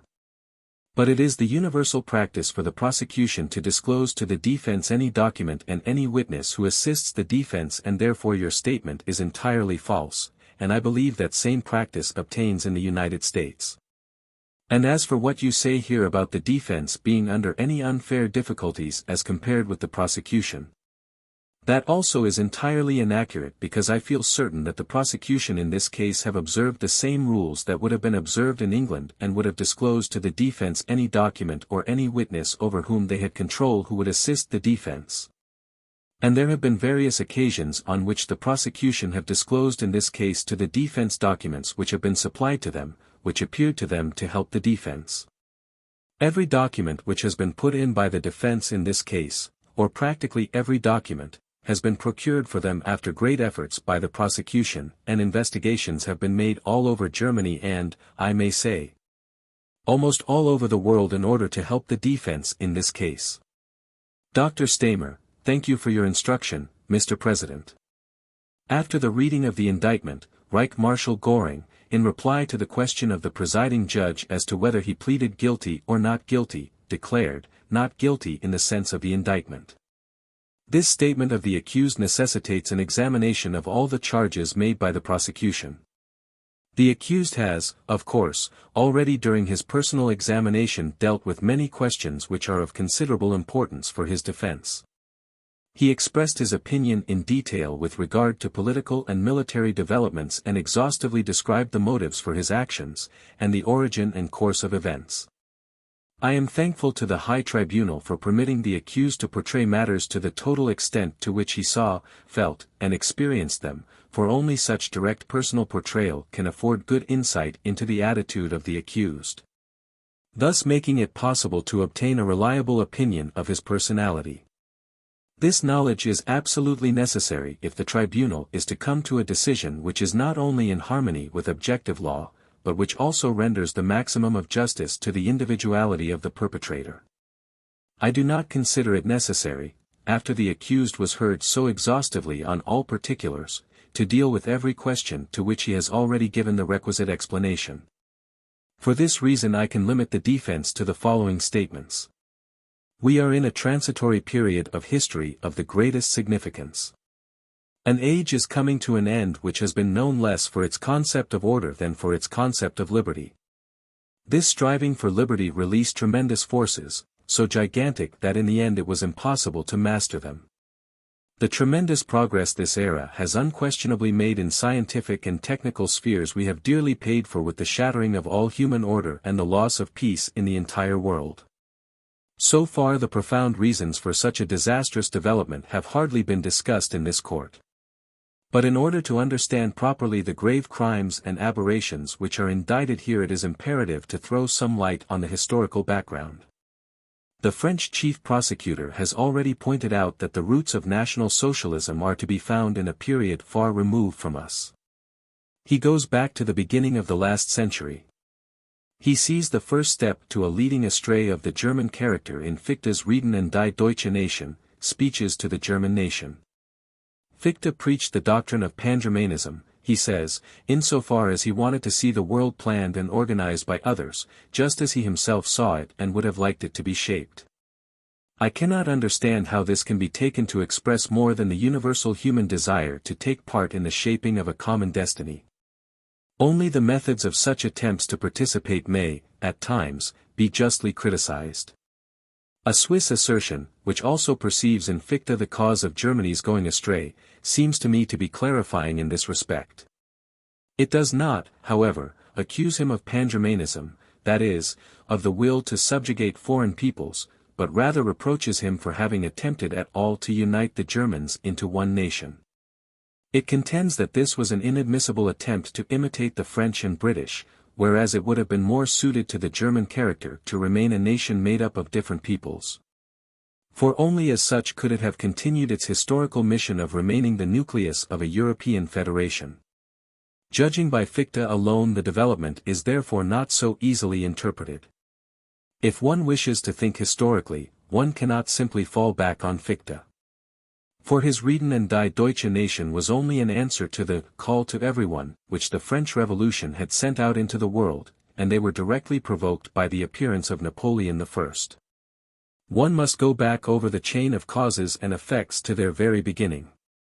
This, the beginning of a national and personal striving for liberty which has characterized the whole of modern times, we find in the Middle Ages.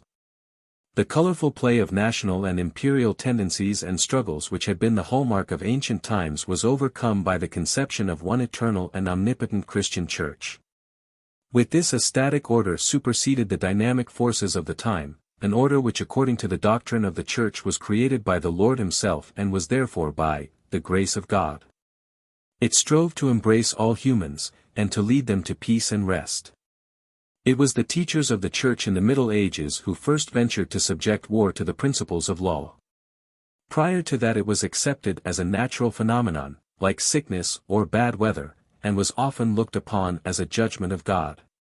Men like St. Augustine and Thomas Aquinas opposed this conception and declared that one must differentiate between a just and an unjust war. They did this upon the basis and within the framework of a Christian belief, by which God had entrusted mankind with the fulfillment of a moral world order to bind one and all. An order which would provide the answer to the question of the righteousness or unrighteousness of a war. When by the advent of the Renaissance and the Reformation the spiritual basis of the medieval order was shaken, this development into a universal world peace was reversed. Life, formerly tending towards stagnation and tranquility, now turned into a torrent which, as it swept ever faster through the centuries, gradually swelled to the present catastrophe. The individual, thirsting for freedom, cast off the shackles of church and class distinction. The state, declaring itself sovereign, violated the universal order of God as represented by the Church. Not recognizing any superior power, it began to conquer as much living space as it could on this earth, unless the stronger will of another nation did not impose any natural barriers. Peace hence existed only in the naturally rather unstable equilibrium of powers obeying only their own laws.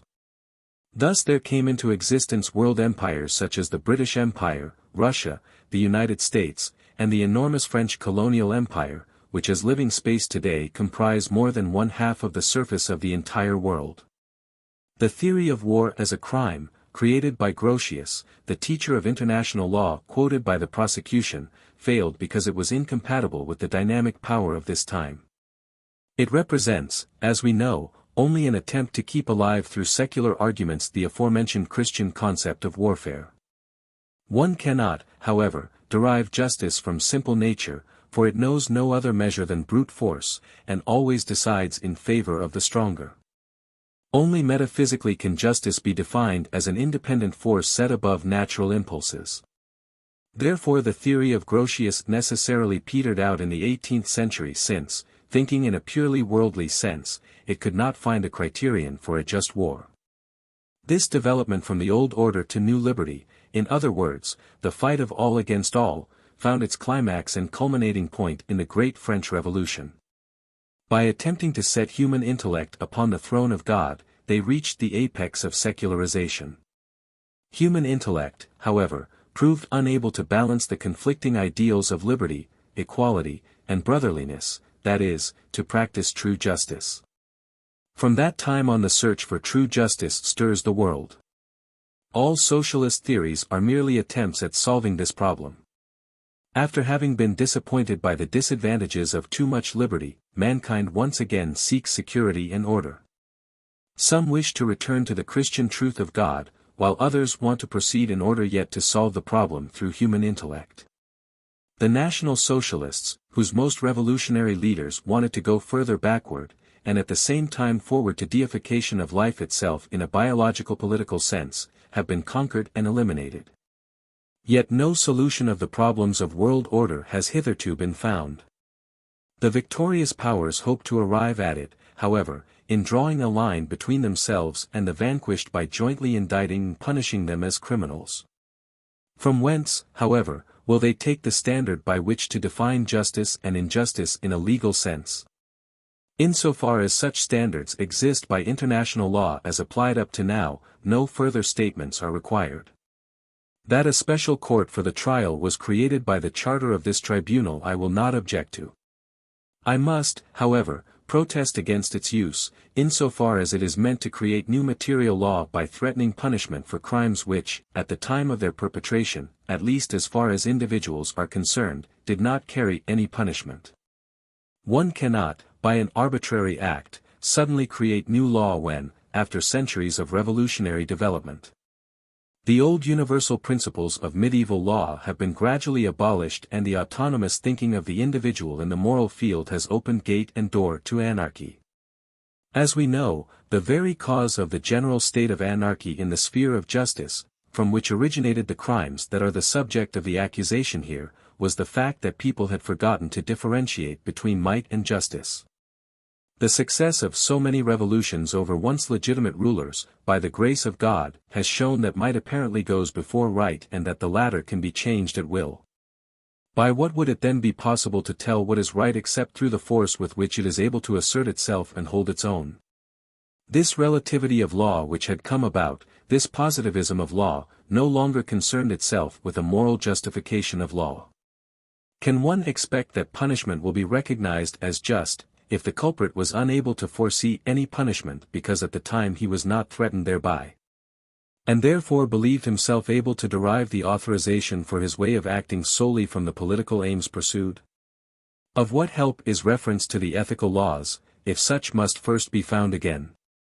According to Justice Jackson's opinion, however, the Nazi government from the start was never the representative of a legitimate state which had pursued the legitimate aims of a member of the international community. Only from such an attitude can the indictment for conspiracy be understood, which will be discussed later. In fact, this indictment, as the entire argumentation of Justice Jackson, is far ahead of its time.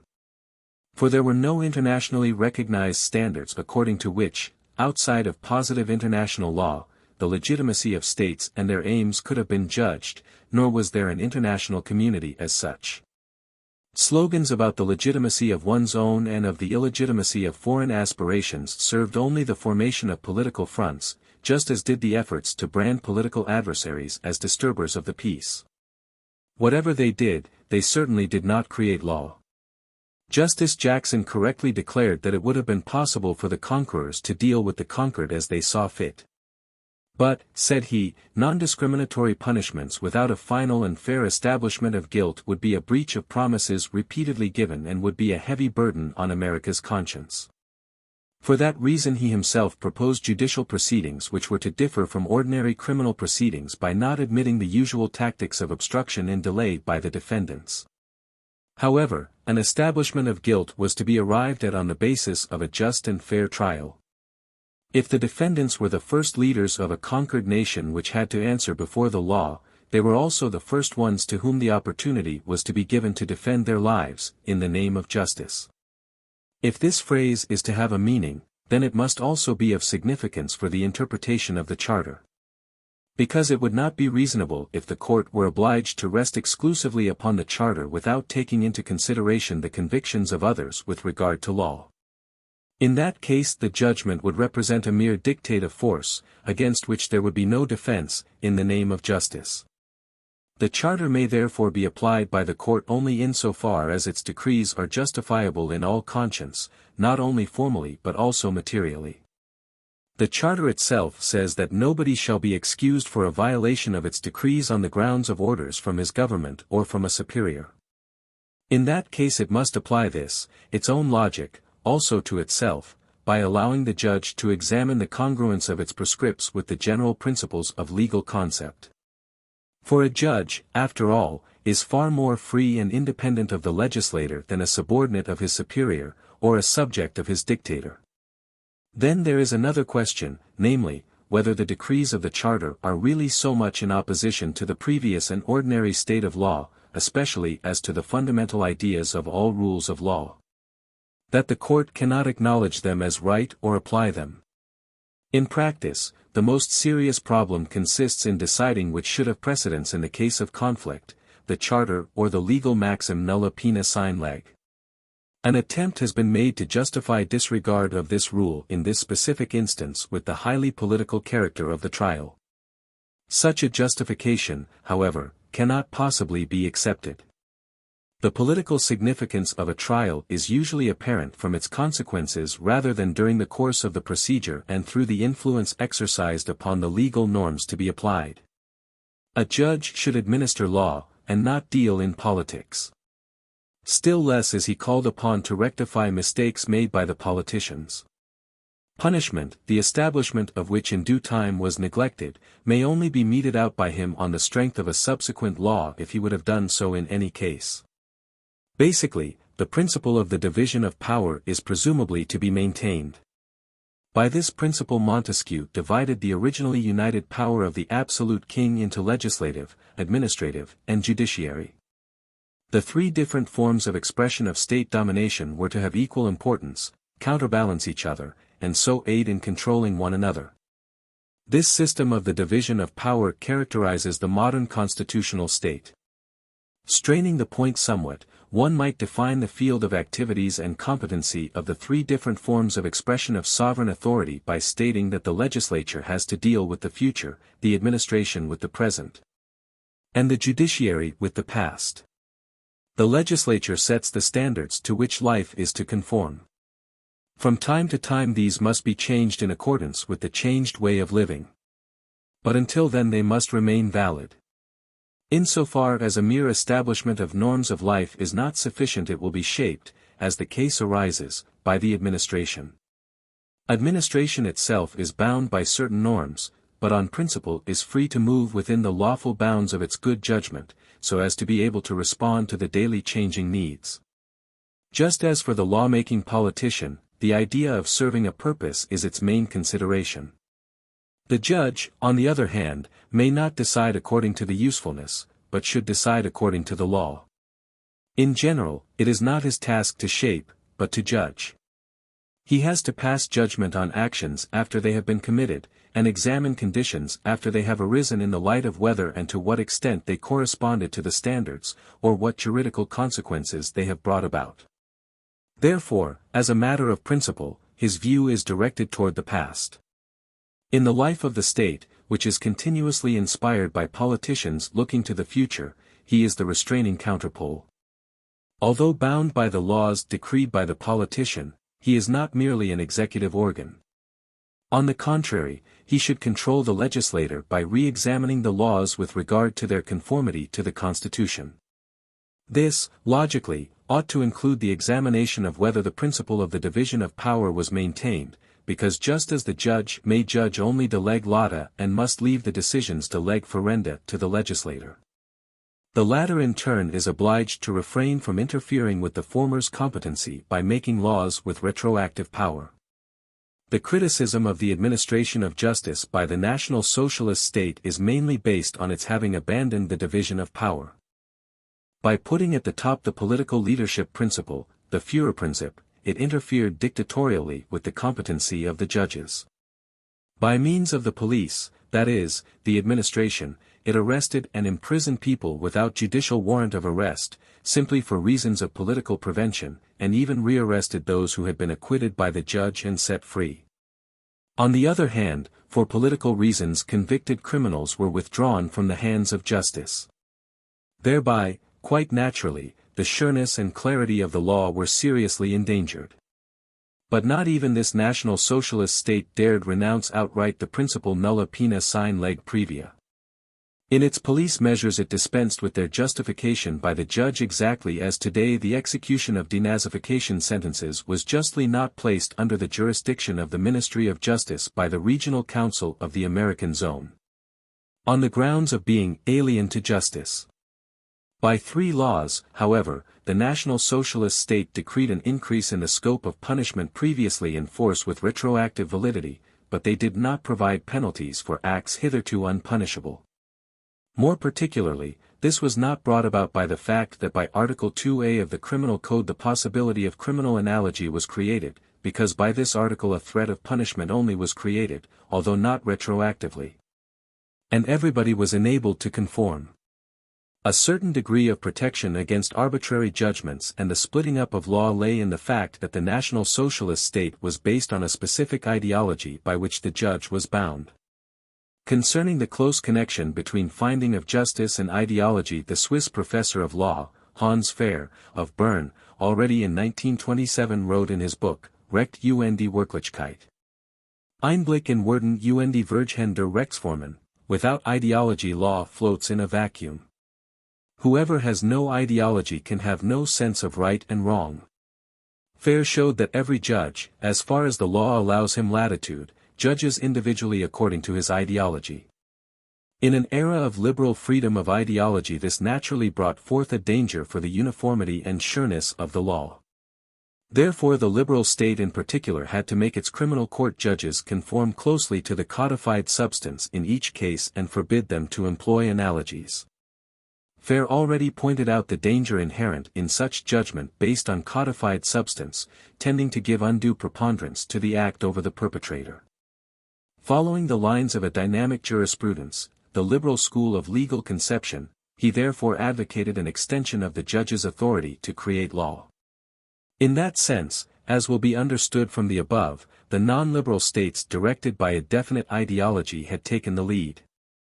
The Soviet Union, after the Marxists had already long ago rejected the liberal, allegedly objective, jurisdiction as bourgeois class justice, was the first to introduce a proletarian class justice which deliberately abandoned the idea of the equality of all before the law. The National Socialists, according to their racial ideology, followed suit by forming the thesis, right is what serves the people, wrong is what injures it. Inside such a solid ideological frame the dangers of criminal analogy, which were still further narrowed down by Article 2A of the Criminal Code, dwindled considerably. In contrast to this, no fixed ideological base as a foundation for the Charter is discernible. Since its signatories stand on very different ideological ground, we will have to proceed, as in the international law valid hitherto, from the liberal idea of freedom of ideology. Therefore the legal thesis nulla pena sine lege should be especially sacred to it.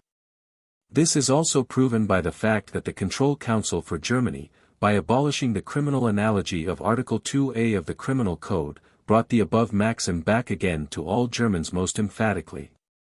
It would be all the more unintelligible and intolerable for the German sense of justice if this phrase were not to apply to Germans accused of war crimes. In itself the Charter is an exceptional law by the mere fact that it was created only against members of the Axis powers and based on an agreement made for 1 year and subject to notice. If, in addition, it should abolish the maxim nulla pena sine lege previa, specifically for actions that were not only within the scope of German legality, but under most severe penalties had even been made a duty by the government of the sovereign German state, then all understanding would cease for the interpretation that the court is bound by the Charter. Nor is an examination of the political aims connected with the Charter of any assistance. Justice Jackson has called the Charter and the trial a step toward creating a juridical guarantee that he who starts a war will pay for it personally. The American commentator Walter Lippmann stated elsewhere that the system of collective security for the prevention of wars had broken down because nobody was prepared to declare war on the country breaking the peace in order to help prevent a war which did not directly affect them. The means for combating the disease of war would have been just as bad as the disease itself. In consequence of the fiasco of the collective methods, the conception of basing security in the future upon holding responsible those individual persons accountable for breaking the peace was evolved by the enemies of Germany in the last war. And this finally led to the Nuremberg trial. Taking one starting point from this fact, today one might say, during this Second World War revolutionary developments have taken place. It has driven humanity beyond the bounds of what was the modern age until a short time ago. The first but essential steps to create a world state have been made. The way to peace, as shown here, will be welcomed on principle, although one will still doubt its absolute reliability. Justice Jackson himself has expressed doubts whether punishment will serve to intimidate and thus help prevent breaking the peace in the future. Only somebody certain of victory will decide to wage a war and thus will not seriously consider punishment, which would reach him only in the case of defeat. Therefore the educational issue of this trial, namely, to strengthen the sense of justice, seems more important than the effect of intimidation, which can also be achieved by warning for the future. The politician will have to learn that the principle of division of power will have to be observed by him, too, and that he will not find a judge willing subsequently to condone his mistakes. Because he will also punish him on the basis of subsequent laws. Confidence in international jurisdiction, which today still suffers from a suspicion of being easily misused for political purposes, would be heightened considerably through such a pronouncement. On the other hand, it would most certainly suffer by the sentencing of acts whose punishable quality remained doubtful. Thus the violation of the sentence nulla pena sine lege could not be justified even from the angle of political utility. Although conversely one must realize that the strengthening of the belief in the inflexibility of justice as the basic pillar of the tremendous dynamics of political forces serves peace best. This result cannot be questioned on the basis of the individual considerations presented by the prosecutors. The French prosecutors have pointed out that living international law could not be imagined without international morals, and that a moral code has precedence over all claims for freedom by the individual as well as by the nations. These certainly are facts well worth bearing in mind. Correctly considered, however, they speak only for my viewpoint that any strengthening of the sense of justice must not start out with a violation.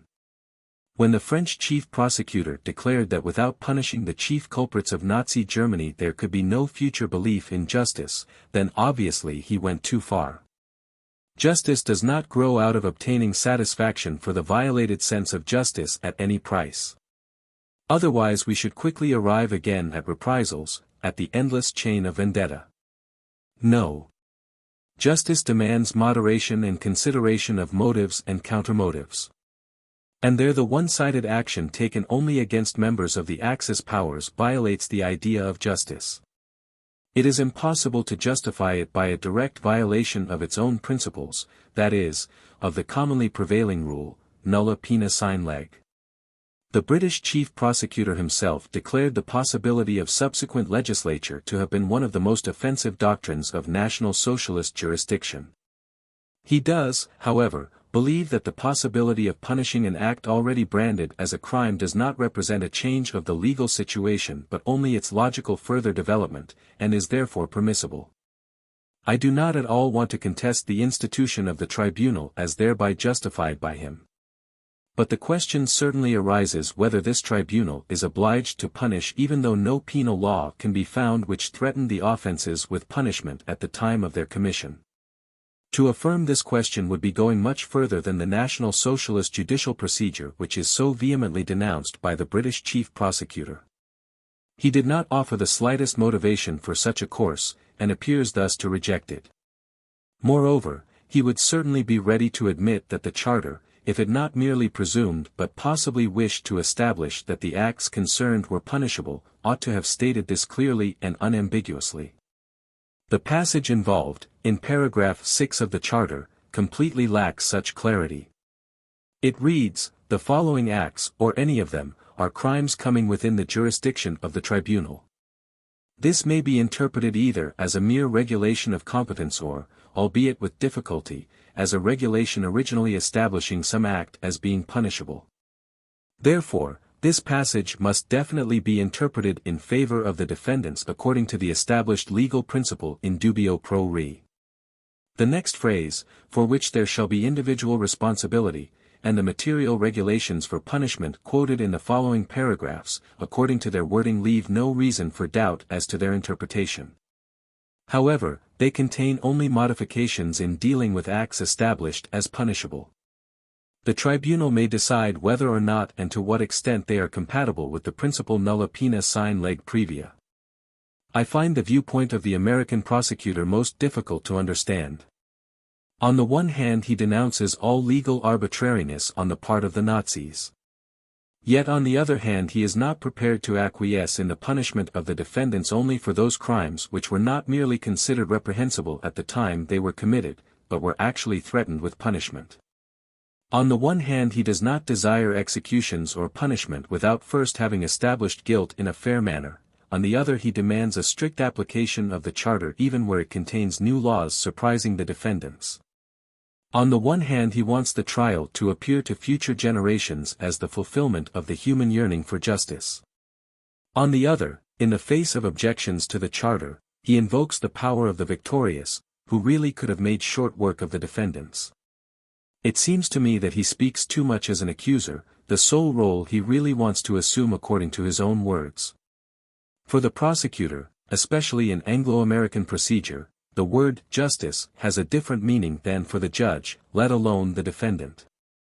Unquestionably, Justice Jackson thinks of himself not only as a prosecutor but to a large degree also as politician.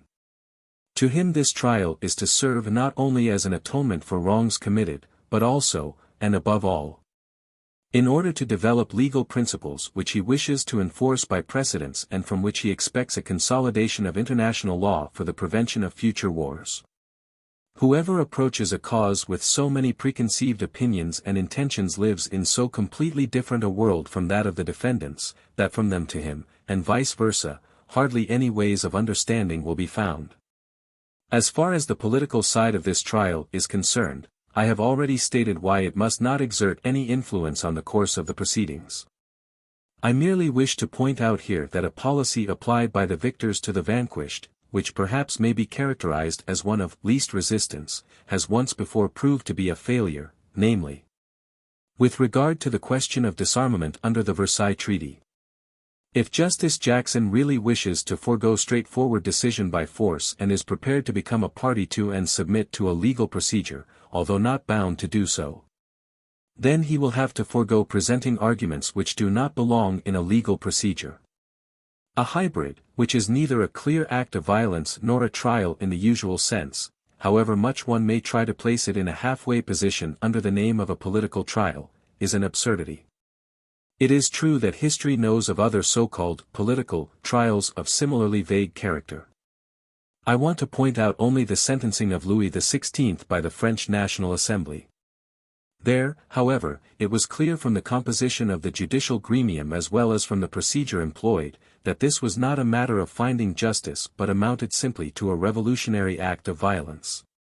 And courage to proceed with it was found in mutual exhortation. But here outstanding professional judges have been entrusted with the proceedings by the victorious powers. They have been given certain directions by the Charter, but otherwise their judicial discernment was granted the most far-reaching authority. There can be no doubt that the politicians called upon the judges to relieve them of a job which they could not manage themselves. And now the judges will have to decide by their own competence if and in how far they are able to execute the mandate. With any remainder the politicians will have to manage somehow or other on their own. I was not able to pick a single one from among Justice Jackson's arguments which might cause the tribunal to punish acts which were not punishable at the time of their perpetration. For this reason I shall examine the individual points of the indictment only from the legal situation prevailing at the time of perpetration. Of the crimes of which all the defendants are accused, the conspiracy is most extensive as regards time and object. Professor Exner, in his capacity as a university teacher of criminal law, has given special attention to this legal conception for our trial. In order to save time by avoiding a duplicate report, Professor Exner has placed the result of his research at my disposal. In conformity with him I have to present the following regarding this question. The concept of conspiracy belongs to the sphere of Anglo-American law. Even there, however, it is in no way uncontested.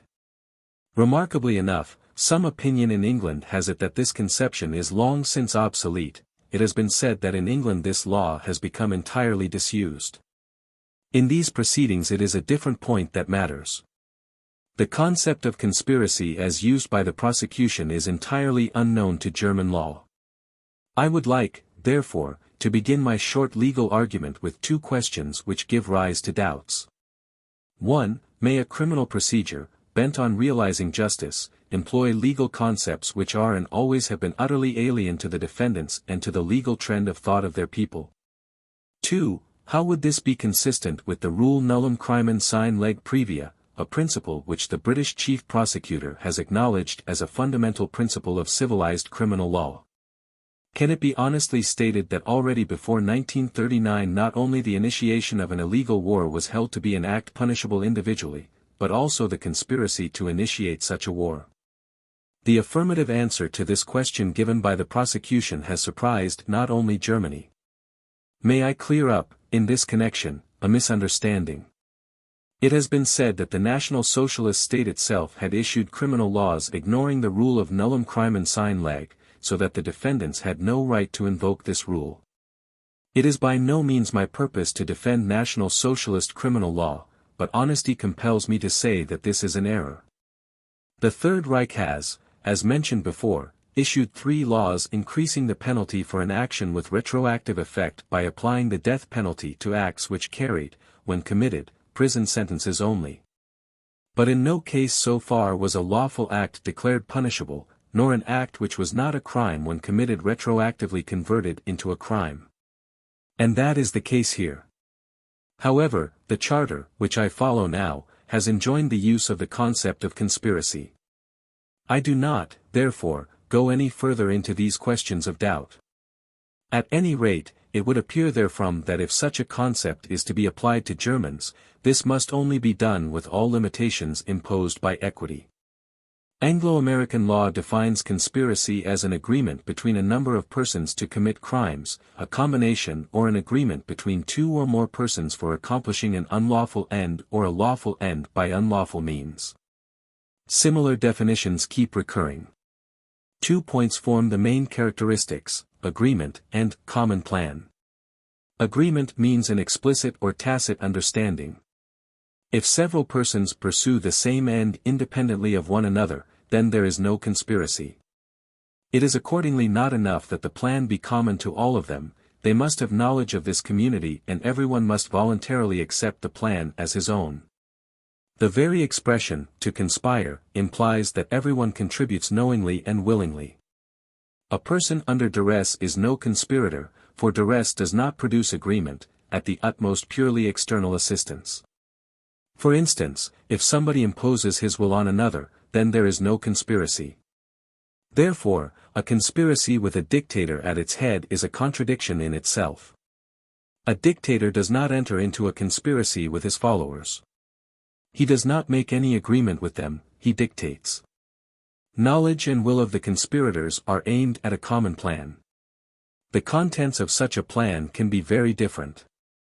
In English law, for instance, conspiracies are known for committing murder, fraud, blackmail, false accusation, certain economic delicts, and so forth. In all these cases, conspiracy is treated as a crime sui generis. And therefore the conspirators are punishable for conspiracy regardless of whether a murder, a fraud, or even a mere attempt at such crimes has been committed in any given case. According to German terminology, we would say that conspiracy is one of the cases where even preparation of a crime is punishable. Such cases are known to German criminal law. The partner in an agreement for committing a crime against life is punishable. According to Article 49b, he is punishable for a crime of preparing a killing even if the intended action failed to take place. In a certain sense, Article 129 can also be applied here. Participation in an association pursuing certain aims hostile to the state is punishable, again independently of whether a crime has actually been committed. But if it becomes a fact, everybody is charged with his own culpability in this action.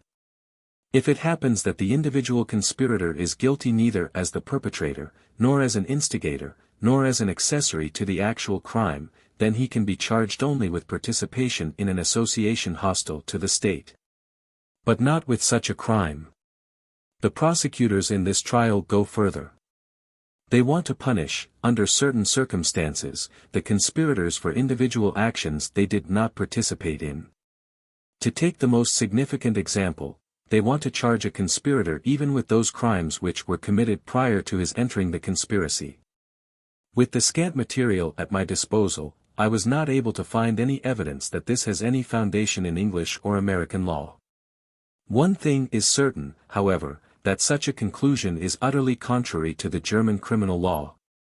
For the latter is based on the self-evident and unanimously accepted principle that a person is responsible for an action only when he was the author, or at least the co-author of it. Let us now look at the Charter. The Charter quotes 2 cases which are declared as punishable and which fall within the competence of the court. 1. Article 6 states, participation in a common plan or conspiracy for the perpetration of a crime against peace. As such are listed the planning, preparation, launching, and conducting of a war of aggression or of a war involving the violation of international treaties or assurances. It is remarkable that a concept which belongs to the internal criminal and civil law of England and America is applied here, without more ado, to international facts. The Charter does this by treating individuals who plan or conduct illegal wars as gangsters participating in a highway robbery. This is a piece of legal audacity, because in this case the sovereign state stands between the individuals and the result of their actions, and this removes all foundation from the comparison with facts in national daily life. Up to now the concept of conspiracy has been unknown to international law. 2. According to the last paragraph of Article 6 of the Charter, the partners in a conspiracy or in a common plan to commit crimes against peace, the law of war, or humanity are responsible for all actions committed by any partner while executing such a plan. This is fundamentally quite another thing from the case mentioned in 1. It does not mean punishment of the crime of conspiracy, but responsibility for the individual act of another conspiracy. In other words, conspiracy, as taken here, is not a crime sui generis, but a form of complicity in the actions of the conspirators. Mr.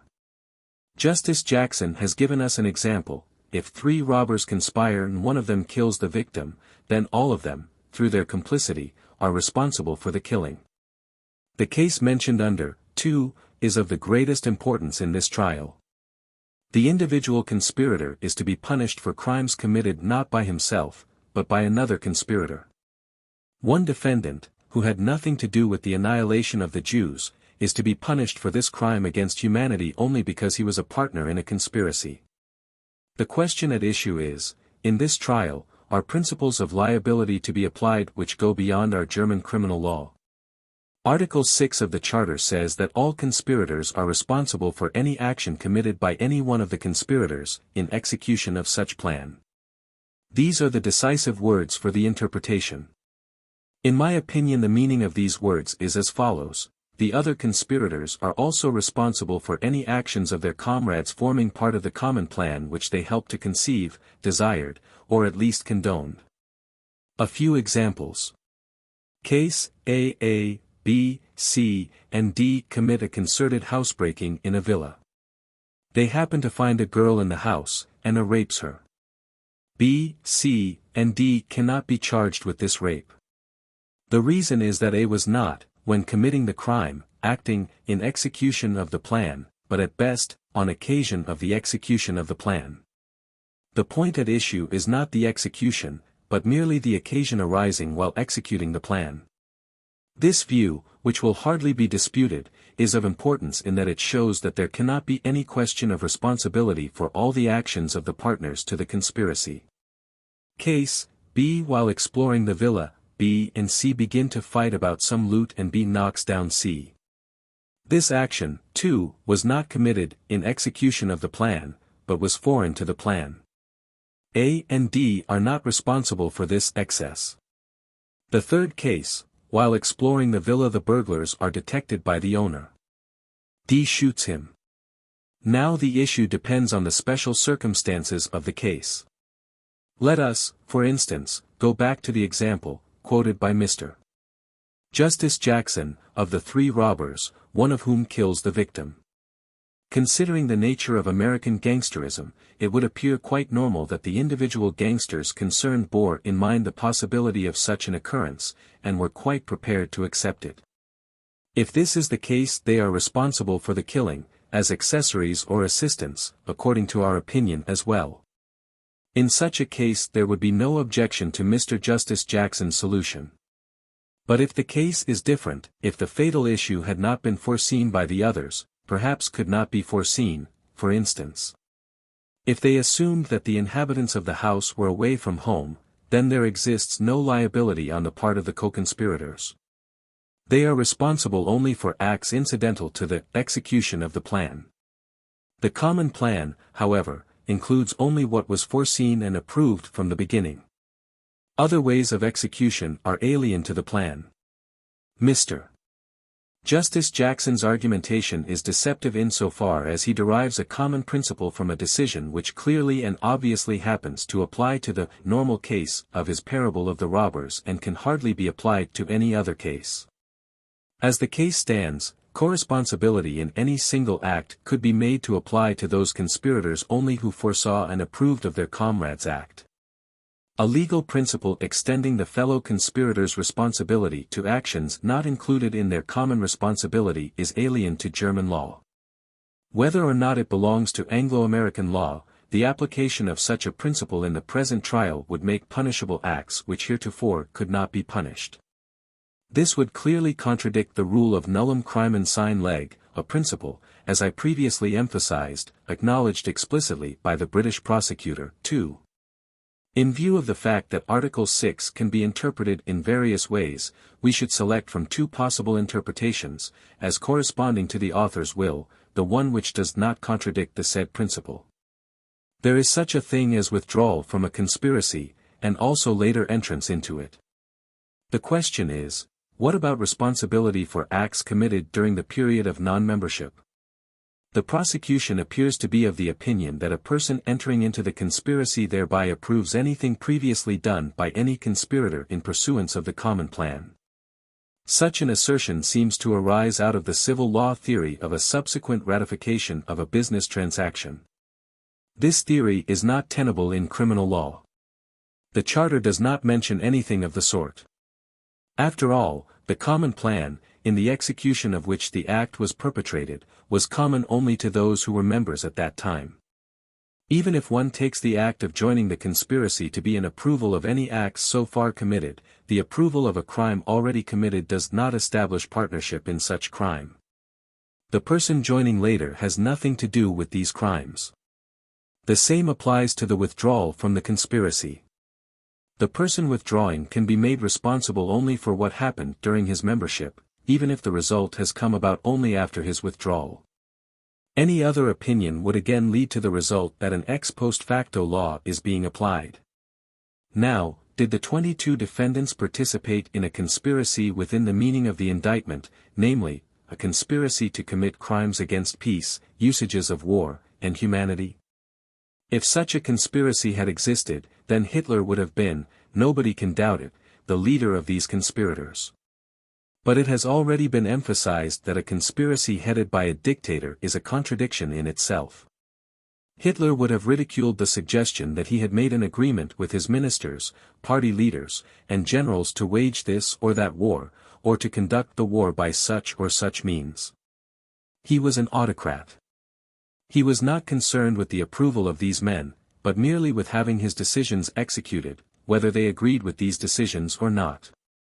Quite aside from legal considerations, Hitler's environment, in fact, was quite different from a band of conspirators, as visualized by the prosecution before the hearing of evidence. Apart from a small party clan, he was surrounded by an atmosphere of distrust. He trusted neither the defeatist club of his ministers nor his generals. Such was already the case before the war, and his surroundings during the war have been described by witnesses with great impressiveness. A cunning system of secrecy ensured that the plans and aims of the Führer remained unknown to his associates as long as at all possible, so that his most intimate assistants time and again were taken by surprise by the events, and, in fact, were shocked to learn some of them only at the present trial. This system of secrecy also ensured an isolation of the individual collaborator, since one person was not allowed to know what the other did. Does this look like a conspiracy? In fact, Hitler complained at times that the generals were conspiring against him, and used, strangely, this very word while speaking of those who today are charged with having conspired with him. The hearing of evidence repeatedly mentions conspiracies, but conspiracies against Hitler. From a psychological point of view it is, to say the least, highly improbable that the score of survivors of the Third Reich selected and put in the dock by the prosecution should have formed a gang of conspirators in the sense of the indictment. In this group of people all homogeneity as to outlook, background, education, social position, and function is lacking, and some of the defendants only met in the dock. The prosecution considers the party with its organizations as the nucleus around which the conspiracy formed. We should, however, in this connection consider the different attitude displayed by the individuals. Some of the defendants have never been party members at all, or, at any rate, not for a long time, and only a few of them have played an important part in the party. Some held top positions in the party and its organizations, and devoted their entire activity to the aims of these organizations, while others did everything in their power to eliminate from their sphere of activity any influence of party and SS. The NSDAP was founded in a period of utter powerlessness of the state and of general war-weariness of the people at a time when, truly, no intelligent person thought of a second war, much less of a war of aggression. But were not some of the defendants' aims attainable without war? Presumably every true German from the bottom of his heart desired the union of all adjoining German territory with the Reich. This applied to the Saar territory, Austria, Memel, Danzig, and, as a hope lingering in the far future, also to the Sudeten territory. In the past they all had been parts of the German Reich, they all would have returned to the German Reich already in 1919, had the right of self-determination solemnly promised to all peoples been realized. But these objectives of German longing could be reached by peaceful means. And in fact, they had been reached without a shot or a stroke with the one exception of Danzig, which would have been managed in the same peaceful way if the Führer had had a shred of patience and the Poles a shred of goodwill. But they neither wanted nor believed in a war. Hitler was thought capable of large-scale bluffing, but not of launching the catastrophe of a war. I cannot, therefore, believe in a conspiracy to commit crimes against peace and the usages of war. May I add 2 points of general importance? 1. The first point refers to Göring's attitude immediately previous to the outbreak of war. He was at that time Hitler's confidant and friend, the country's second string, and he is now the chief figure among the defendants.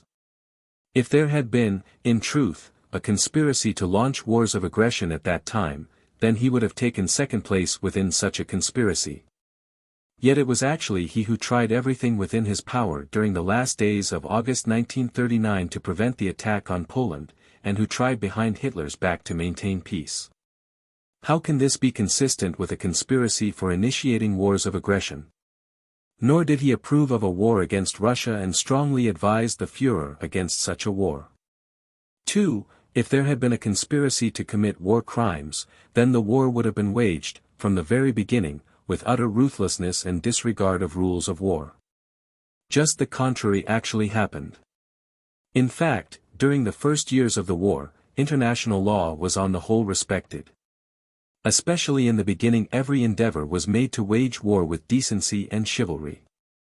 If any evidence is needed, a glance at the orders of the German High Command of the Armed Forces regulating the behavior of the soldiers in Norway, Belgium, Holland is sufficient proof.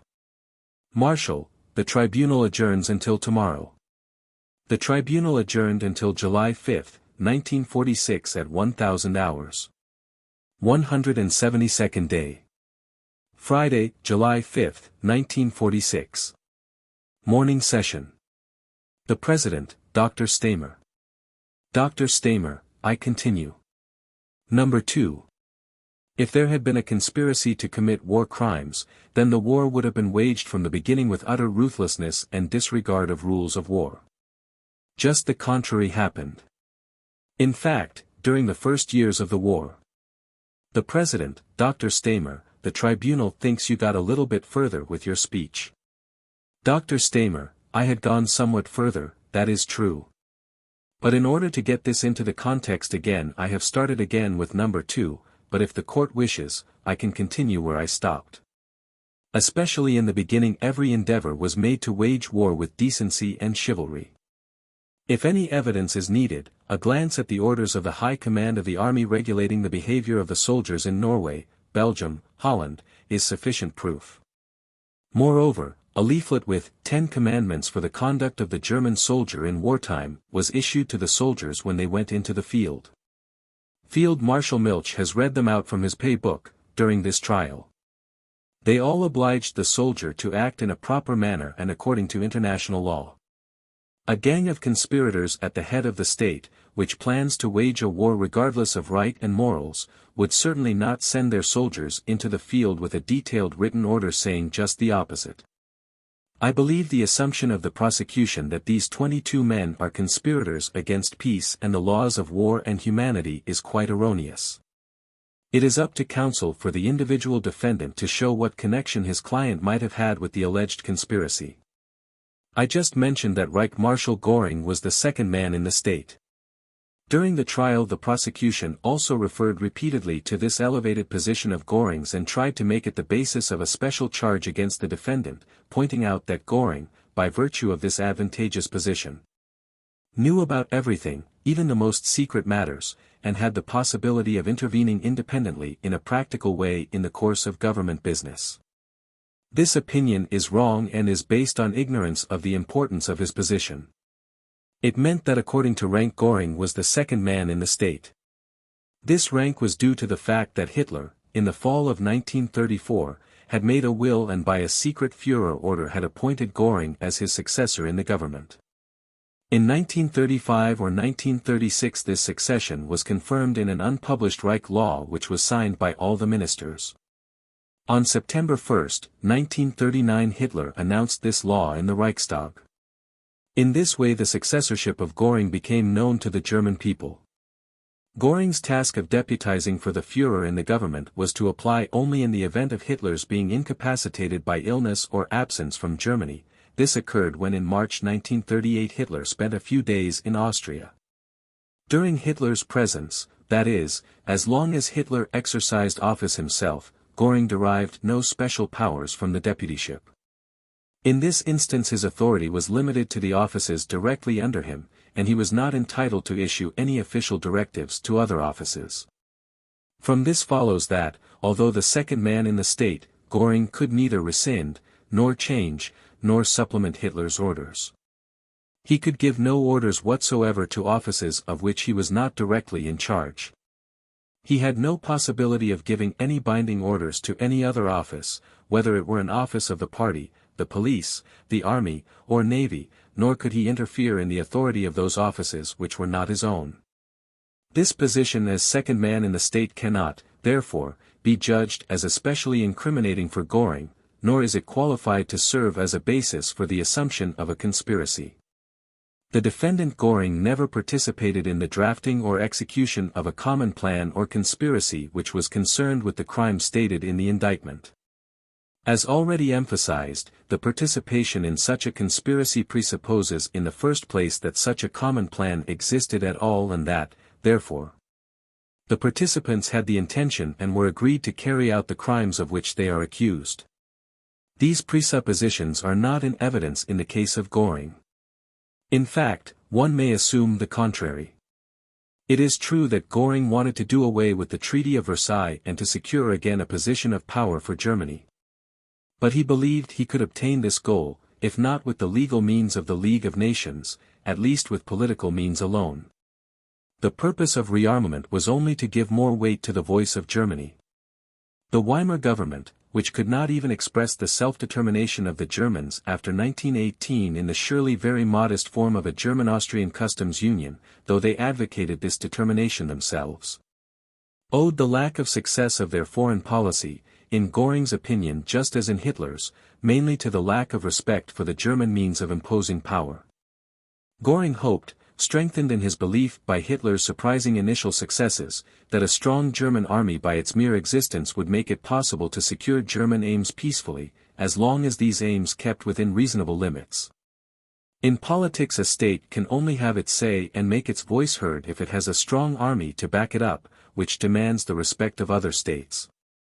Only recently the American Chief of Staff, Marshall, said in his second annual report that the world does not seriously consider the wishes of the weak. Weakness is too big a temptation for the strong. There was no arming for an aggressive war. Not even the 4-year plan, the purpose and aim of which have been clearly explained by the defendant himself and by the witness corner, was aimed at the preparation of an aggressive war. Field Marshals Milch and Kesselring have both testified in perfect agreement that the Air Force created by the armament program was only a defensive air force which was not fit for an aggressive war and which was therefore looked upon by them as a risky proposition. Such a modest rearmament does not allow for any conclusions of aggressive intentions. After all this, it is clear that Göring did not want a war. By nature he was an opponent of war.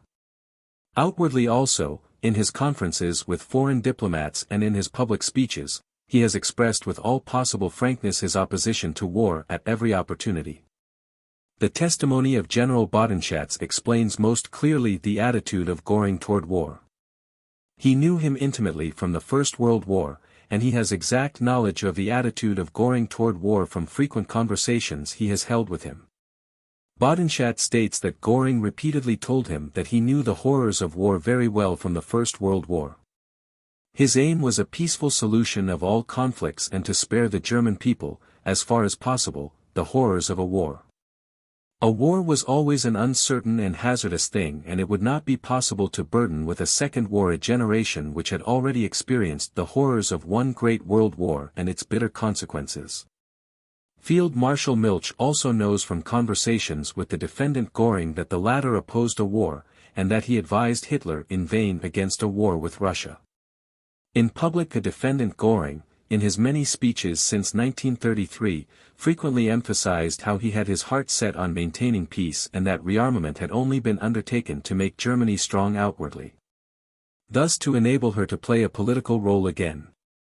His serious and honest will for peace can best be seen from the speech which he made at the beginning of July 1938 in Kehrenhall before all the Gauleiter of the German Reich. In this speech he emphasized energetically that the foreign policy of Germany had to be directed in such a way that it would under no circumstances lead to war.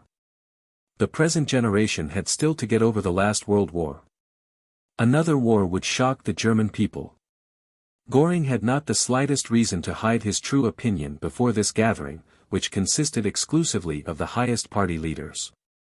For that reason, this speech is a valuable and reliable proof for the fact that Göring really and truly wanted peace. How deeply the defendant Göring was interested in maintaining good relations with England is shown by his conduct at the conference with Lord Halifax in November 1937 at Kehrenhall, in which Göring, with full candor, put before Lord Halifax the aims of German foreign policy, a. Incorporation of Austria and the Sudetenland into Germany. b. Return of Danzig to Germany with a reasonable solution of the corridor problem. He pointed out at the same time that he did not want to reach these aims by war and that England could contribute to a peaceful solution. The meeting in Munich in the fall of 1938 was arranged at his suggestion. The conclusion of the Munich Pact is essentially due to his influence. When, due to the occupation of the remainder of Czechoslovakia in March 1939, the relations with England had deteriorated considerably because England was very angry about this step of Hitler's, which was a violation of the Munich Pact. Göring made serious efforts for the restoration of normal relations. In order to achieve this goal, he arranged the meeting, described by the witness Dolores, with English industrialists at the beginning of August 1939 in the Sankt Niesen-Kug. In an address he pointed out that under no circumstances must a war with England come about, and he asked those present to contribute to the best of their ability to the restoration of good relations with England. When, after the often-quoted speech of Hitler's to the commanders-in-chief of the armed forces on the Obersalzberg on August 22, 1939, the danger of a war became imminent, Göring immediately, that is, already on the following day, summoned the witness Dolores from Sweden and endeavored, passing over the Foreign Office, to reach an agreement with England for the prevention of war on his own responsibility. The objection was raised here that Göring had left Dolores in the dark as to his true intentions. His efforts were not aimed at the maintenance of peace but only at persuading England to deny to the Poles the support guaranteed to them and thus to separate England from Poland, which would enable Germany, after this separation, to exert pressure on Poland to submit to the German demands or to attack Poland and to realize her plans toward Poland without any risk. Any doubt about the honest will for peace is unjustified. The imputed intention was far from Göring's thoughts. If this objection is substantiated by the fact that Göring did not inform the witness Dolores either of the content of the Führer speech of May 23, 1939 or that of August 22, 1939, then it cannot be considered relevant and nothing is gained by it. Under no circumstances could Göring inform a third person, and especially a foreigner, of those strictly confidential speeches without exposing himself to the accusation of high treason or treason against his country. These speeches were all without significance as far as the task given to the witness was concerned. Especially since the peculiar situation arose here that Göring, after the efforts of the diplomats had reached a deadlock, as a last resort knew of no other way out than to use his personal relations, his personal influence, and his personal prestige. The only thing that mattered for the activity of Dolores was that the foreign political situation, which had become dangerously critical through the quarrel between Germany and Poland and of which the witness was fully aware, had to be straightened out by an appropriate attitude on the part of England. That Göring's aim was not to separate England from Poland has been clearly proven by the fact that Göring, to begin with, had transmitted to the British ambassador in Berlin, Henderson, the text of the note which contained the propositions made by Germany to Poland, propositions which were called moderate by Henderson, and that, hereby, he tried to come to direct negotiations with Poland. Poland, however, obviously did not want an agreement with Germany. Several circumstances point to that. The conflict with Poland lasted for almost a year. Why did Poland not ask for a decision by a court of arbitration on the basis of the concluded arbitration agreement? Why did Poland not appeal to the League of Nations? Obviously Poland did not want any arbitration regarding Danzig and the corridor. The utterance of the Polish ambassador, Lipski, to the first secretary of the British embassy, Mr. Forbes, which was stated by the witness Dolores, is even greater proof of the unwillingness of Poland to come to an understanding. Lipski said he was not interested in any note or proposition by Germany. He was convinced that in the event of war there would soon be a revolt in Germany and the Polish army would march in triumph to Berlin. This intransigent and incomprehensible attitude of Poland obviously finds its explanation in the fact that she felt too strong and secure as a result of England's assurance. The reference to the imminent revolt makes one believe that Poland was informed of the plans of the Canaris group. There can therefore be no question of an ambiguous attitude or false play on the part of Göring. The serious will of the defendant Göring to maintain peace and to restore good relations with England is expressly recognized by Ambassador Henderson, who, due to his thorough knowledge of the German conditions and his connections with the leading men of Germany, summed up Göring correctly. I refer here to his book Failure of a Mission, in which, on page 83, it says, "I would like to express here my belief that the Field Marshal, if it had depended on him, would not have gambled on war as Hitler did in 1939. As will be related in due course, he came down decisively on the side of peace in September 1938. Lord Halifax also, according to the information he gave, had no doubts that Göring's efforts for the prevention of war were sincere. That after the outbreak of the war, which he had wanted to prevent with all the means at his disposal but had been unable to prevent, Göring, as Commander-in-Chief of the Air Force, exerted all his strength to win the victory for Germany is not contrary to the sincerity of his will to avoid the war. From that moment on he knew only his duty as a soldier to his fatherland. At different times Hitler made addresses to the commanders-in-chief of the armed forces, thus for instance in November 1937, on May 23, 1939, and on August 22, 1939. The defendant Göring at his personal interrogation has already given extensive explanations as to the importance and the purpose of these addresses. For the question of whether the fact that he was present at these addresses might constitute perhaps a complicity in a conspiracy in the sense of the indictment, it is important that on these occasions Hitler solely and one-sidedly made known his own opinion about military and political questions. The participants were only informed of what possible political developments Hitler expected. The participants were never asked for their opinion nor had they even any possibility to express their criticism of Hitler's opinion. Hitler did not ask his generals to understand his orders, all he asked of them was to carry them out. His autocratic leadership of the state was exclusively directed by the principle sic volo, sic jubeo, which he carried through to its logical conclusion. How rigidly Hitler followed this principle can be seen from the fact that after the address of May 23, 1939, as Milch stated in his testimony, he expressly forbade all participants to comment on the speech, even among themselves. That Hitler was irrevocably resolved on an aggressive war could not be deduced by the listeners of the said speeches, and they did not do so. This has been confirmed unanimously by all witnesses who were present when those addresses were given. At that time Hitler had actually not yet planned a war. In that respect the testimony of Field Marshal Milch is very informative. When the witness, in the months following the speech of May 23, 1939, repeatedly pointed out to Hitler in personal reports that the Air Force was not ready for action with its bombing squadrons and had hardly any stocks of bombs. Hitler refused to give an order for the production of bombs and remarked that this manufacturing was unnecessary and superfluous. Hitler persisted in this refusal, although Milch pointed out that the production would take several months. An order to that effect was given by Hitler only on October 20, 1939. Hitler's discourse before the commanders-in-chief can be easily explained by the odd inclination of Hitler frequently to develop political ideas without ever thinking of their realization.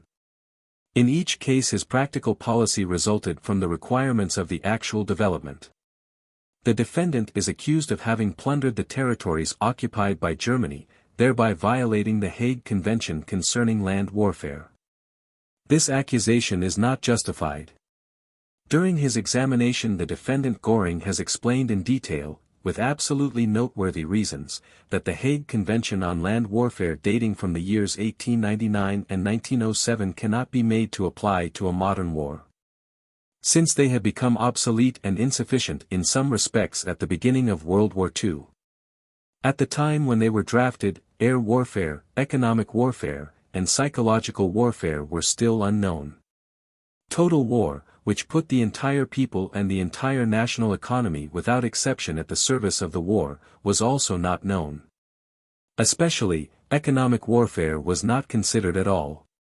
Due to this gap, there is no international law which has been generally recognized for economic warfare. Therefore the old statement of Hugo Grotius that everything is permitted in war, quod ad finem belli necessarium est, applies to economic warfare. Naturally, this principle only applies so far as it has not been affected specifically by a differing settlement through treaties. The following must be said about the legal situation as it stands. Until the beginning of World War I it was generally acknowledged in international law, in any case as far as land warfare is concerned, that the war does not affect any private legal relations between the citizens of the belligerent states. That private property on principle was inviolable, that the war would only be pursued with arms, and that the enemy civilian population would not be affected by it. This method of warfare suffered a basic change at the outbreak of World War I, when England, in the field of naval warfare, applied her interpretation of war of people against people. At that time the enemy powers resorted to the policy of paralyzing the entire German national strength, disregarding all established rules of the law of naval warfare and of neutrality law by cutting off the necessary raw materials and import of food. This new type of warfare corresponded to the Anglo-Saxon interpretation, which was joined by France at the beginning of World War I, that is, that war is not only fought against the troops in combat but against the entire population of the enemy. The citizen of the enemy state is the enemy of England, his property is enemy property, which is subject to seizure by the British government. With this, naval warfare was not only directed against the combat forces, but also against the peaceful subjects of the belligerent enemy. This goal was achieved by the total blockade carried out by England. The Hague Convention did not contemplate a total blockade in the form in which it was carried out by England. This blockade made any supplying of Germany through neutral countries impossible. Under these circumstances Germany cannot be blamed for applying to warfare on land the method used by England by means of her naval power. This fact leads to the following consideration. The rules of land warfare, according to their meaning, used to apply to land warfare. There the principle of protection of private property obtained. In naval warfare, however, private property was unprotected. Now, is it possible for the rules of land warfare with their restrictions to apply to a combined sea and land war? Would it be just that merchandise should be taken away from a party at sea who would not be allowed to touch similar goods belonging to the other party on land? According to established international law, the principle applies now as before that private property is actually inviolable during war. This principle suffers exception only insofar as the Hague Convention on Land Warfare permits certain encroachments on private property caused by an emergency in which the state may find itself, which are deemed justified to the extent in which they appear necessary in the interests of self-preservation of the state. Within this scope, therefore, certain actions are permitted during war which are not normally consistent with the laws of war and actually contrary to international law. By the fact that enemy warfare disregarded the established rules of naval warfare, Germany was driven into a state of economic emergency. If the enemy powers had observed this established law of naval warfare, then Germany could have supplied herself through neutral countries, and the state of economic emergency during the war would not have arisen. But since the enemy powers failed to observe the established blockade regulations, how could they expect Germany to observe the regulations on requisitioning, which form part of the rules of land warfare? Through the action of the enemy powers, Germany was thrown into a state of emergency. The prerequisite for the state of emergency within international law is, according to the prevailing theory, an existing or imminent threat of danger to the state, which it is impossible to avert in any other way and which endangers to the utmost the vital interests as well as the independence and existence of the state. Thus, wherever the vital interests of a state are threatened in this manner, there prevails a state of national emergency. This has the legal effect that such a state does not act illegally when committing a violation of international law necessary for the repulsion of imminent danger. The economic situation of Germany became extremely precarious during the course of World War II by the action of the enemy powers. All connections with neutral countries were made impossible for Germany by the total blockade, so that supplies of raw materials necessary for the conduct of the war and of food for the feeding of the civilian population were cut off. Germany was therefore forced, in order to support her own economy which would otherwise have collapsed, to use the stocks of raw materials and food available in the occupied territories and all other items necessary for the continuation of the war. For herself, the interests of the population in the occupied territories being given due consideration. In this, the principles established in the preamble to the Convention concerning the rules and customs of land warfare, dated October 18, 1907, as they result from the customs existing among civilized nations, from the laws of humanity, and from the demands of public conscience, were strictly observed. A renunciation of the right to use these resources in the occupied territories would have meant the abandonment of the independence and existence of the state, it would have meant unconditional submission. An emergency involving submission during war is the supreme and most fatal emergency in the life of a nation. By referring to the state of emergency, however, only such actions are covered which are necessary to remove a danger which could not be averted otherwise. The limitations naturally fluctuate, and it is not always easy to determine in individual cases whether a genuine state of emergency exists. Here the tribunal will have to consider in favor of the defendant the special circumstances and the wartime conditions, which are difficult to appreciate. It has not been proved that the defendant intentionally or carelessly infringed these limitations. It must be left to the examination of the tribunal whether the defendant personally can be held responsible for a violation, possibly committed intentionally or carelessly, a violation which has been committed exclusively by him in his capacity as plenipotentiary of the Führer, or whether in such a case there is only a liability of the state. The defense are of the opinion that in this case, too, the problem concerns only a violation of international law which does not constitute personal liability. Exceptional conditions prevailed in the Eastern theater of war because there was no private economy in the East, but only a national economy strictly regulated by a central office. The juridical situation here was such that property of the enemy state could generally be claimed as war loot. For the rest, a particularly careful regulation was made, which was defined in the so-called Green Folder. The regulations contained in this folder did not suggest any looting or annihilation of the population, as asserted by the prosecution. Its tenor was rather the mobilization of economy and the rules for keeping it going, the seizure and the orderly utilization of stocks and traffic installations in the zones to be occupied in the course of fighting. Taking into account the fact that far-reaching destruction was to be expected owing to the Russian attitude. The folder does not contain any order or indication which might burden certain groups of the population beyond the needs of war. This decree, for which the defendant Göring has taken full responsibility, does not furnish any reason for disapproval. In all this one must not overlook one thing. This war was of such bitterness, such proportions, such duration and totality as the creators of the Hague Convention certainly never had or could have even remotely imagined. It was a war in which nations fought for life or death. It was a war in which all values had changed. Thus the defendant was quite right when he declared, after all, in a life-and-death struggle there is no legality. From the standpoint of emergency, a justification can also be found for the deportation of workers from occupied territories to Germany. In his testimony the defendant stated in detail all the reasons which in his opinion made this measure necessary. For the rest, the counsel for the defendant Sokol, Dr. Servatius, will review these matters in detail. Therefore, I do not need to concern myself with further considerations in this respect. The defendant has made a comprehensive statement in regard to the charge of spoliation of art treasures, a statement which will be referred to in order to justify his conduct. In addition, it will be observed that Reich Marshal Göring was not directly engaged in the safeguarding of art treasures in Poland. Not one of these art treasures did he take for his own collection.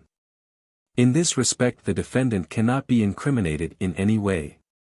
By order of the Führer such works of art in France as were owned by Jews were temporarily confiscated for the benefit of the Reich. They were considered as derelict property, because their owners had left the country. Of these confiscated objects, with the express approval of the Führer, Göring received a small part, though not for himself but for the gallery he had planned, in which he also intended to incorporate the works of art already in his possession. He wished to acquire these objects at a price estimated by French art experts, the proceeds to be distributed among the dependents of French war victims. The juridical situation, therefore, was as follows.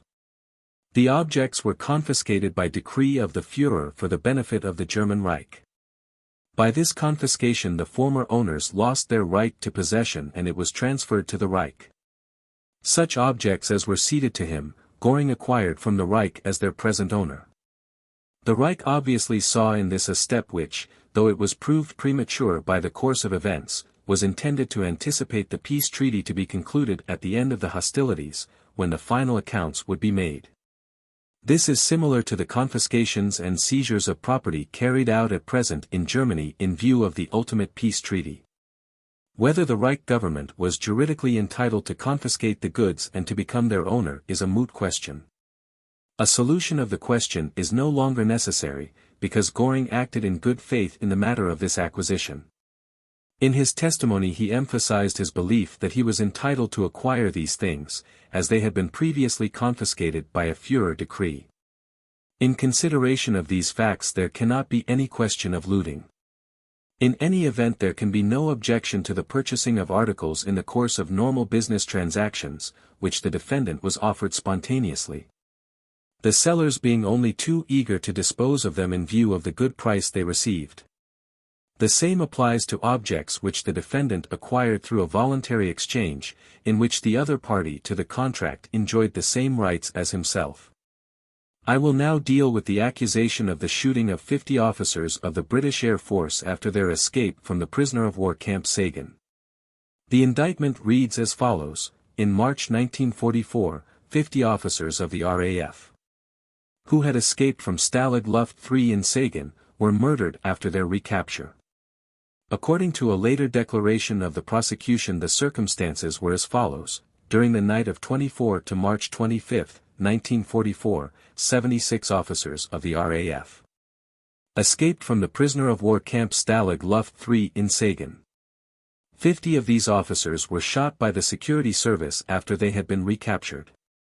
Investigation must bear on the following points: who gave the order for the shooting? Did Reich Marshal Göring play any part in this affair? Did he actually take part in the drafting of the order to shoot these 50 airmen? Did he approve the measure, although it was a grave offense against paragraph 50 of the Geneva Protocol dealing with the treatment of prisoners of war? The prosecution states that the defendant Göring collaborated in the drafting of this order. It referred, among other things, to the reports which General Major Westhoff and Criminal Counselor Wieland drew up while they were in British custody. But the interrogation of these witnesses in court, as well as the bringing forward of further evidence, which has been so carefully gone into before the tribunal, has shown in the meantime that the previous statements of Westhoff and Wieland were inaccurate. And in respect to Göring's presence at the conference and his knowledge of the shooting order were only based on suppositions which had their roots in the fact that it was a question of a prisoner of war camp for airmen. The result of the evidence was as follows. At this general conference on March 25, 1944, Himmler reported the escape of the 76 officers to the Führer. For this Hitler severely reprimanded Field Marshal Keitel. He considered the event a great danger to public security, since the escaped officers might assist the 6 million foreigners in Germany in the organization of an armed revolt. Then Hitler gave the order, the prisoners will remain with Himmler. Keitel definitely refused to hand over to Himmler the 15 officers who had already been recaptured by the armed forces and returned to the camp, and these officers remained unharmed.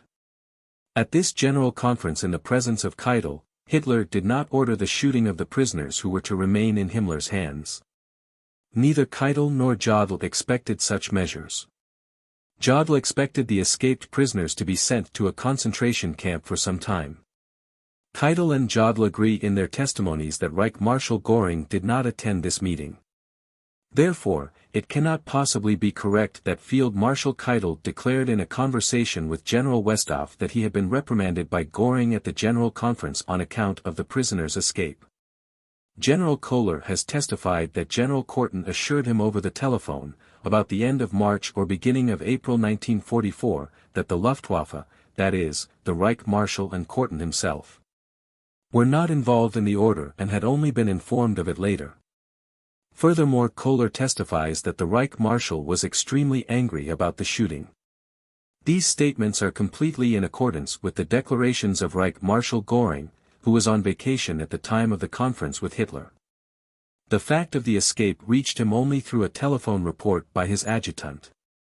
It was only after his return from vacation, sometime around Easter 1944, that he learned through his Chief of General Staff, Korten, about the fact that shootings of prisoners had taken place. Reich Marshal Göring was much upset about this last report because he condemned the deed in itself and, moreover, feared reprisals for his own airmen. Upon inquiry, Himmler then confirmed the executions to Reich Marshal Göring with the justification that an order to that effect had been issued to him by Hitler. It is made clear by this conversation how the execution was possible and how its perpetration could remain concealed from the Wehrmacht. In the absence of Keitel and Jodl, Hitler issued the order to Himmler to carry out the execution, and Himmler thereupon, unknown to the Wehrmacht, immediately passed on the order to the Reich Security Main Office, that is, after Kaltenbrunner's approval, to Müller or, as the case may be, to Northeast by East. Not only did Reich Marshal Göring remonstrate with Himmler because he had executed the order without informing Göring, but also raised the most vigorous protest against this measure in a subsequent interview with Hitler. This resulted in heated controversies between Göring and Hitler. As Göring strongly condemned such proceedings, he requested shortly afterward that the prisoner of war camps be taken in charge by the OKW. On being questioned, Field Marshal Keitel confirmed, as a witness, that a few weeks after the occurrence he received a letter from the General Quartermaster of the Luftwaffe, in which the Luftwaffe requested the taking over of its camps by the OKW. This result of the examination of evidence, correcting the initial statements of the witnesses Westhoff and Wieland, which are contradictory in many respects, as well as Keitel's earlier declaration of November 10, 1945. Also justifies the assertion that Reich Marshal Göring was in no way involved in this affair, that he condemned it most severely when he was informed of it, and that he, therefore, cannot be called upon to answer for this extremely regrettable and reprehensible order, which it was not within his power to prevent. The prosecution has gone on to the question of lynch law, as resorted to by the German population in isolated cases in 1944 when enemy airmen had been shot down. For these occurrences, the defendants, especially Reich Marshal Göring, are held responsible. The charge that the defendant Göring or the Wehrmacht are in any way involved in this action, that they issued orders or instructions to this effect or even merely approved the action, is seen to be entirely unjustifiable. The examination of evidence in this case has thoroughly cleared up the matter in favor of the defendant. To support their charges against Reich Marshal Göring, the prosecution invokes first of all a protocol of May 19, 1944, document L-166, concerning the so-called hunting conference, which was held on the 15th and the 16th of May 1944 under the direction of the defendant. Numbered as item 20 of this memorandum is a statement by the defendant saying he would suggest to the Führer that terrorist enemy airmen be immediately shot at the scene of their offense. The defendant most definitely denies having made any pronouncement to this effect and justly points to the following circumstances which belie any such statement. The session lasted for 2 days. And numerous technical and organizational questions were discussed. The question touched upon in item 20 had nothing whatever to do with the agenda for the rest of the session, least of all with the purpose of the session. The remark is placed in the midst of themes which deal with matters of an entirely different nature and has no point in this connection. Besides, Göring, had he approved and wished it, could himself have immediately issued such an order without further ado, as he knew the Führer's attitude on this point. The decisive fact is that the statement is in the sharpest contradiction with the fundamental attitude of the defendant. He always stood for the view that the enemy airman who was shot down was a comrade and must be treated as a comrade, a fact which I have already remarked upon in another connection. Moreover, in the question as to how terrorist airmen were to be treated, he defended his position with all frankness against the conception held by Hitler and made no secret to Hitler of his entirely different opinion. In view of this unwavering attitude and its resulting policy, it is utterly out of the question that he should suddenly have urged Hitler to issue the above-mentioned order against the terrorist airmen, an order which he opposed with all his might and the execution of which he sought to prevent by every means as soon as it came to his knowledge. And he did succeed in fact in preventing the execution of this order. If the terrorist airmen were actually discussed at the conference, this discussion could only have occurred with the implication that the Führer suggested such a measure.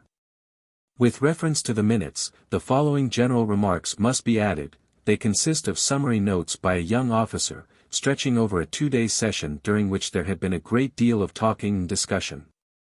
Experience acquired in many other cases has shown that such recordings are often very unreliable and have even at times reproduced the subject of the discussion in an utterly distorted form.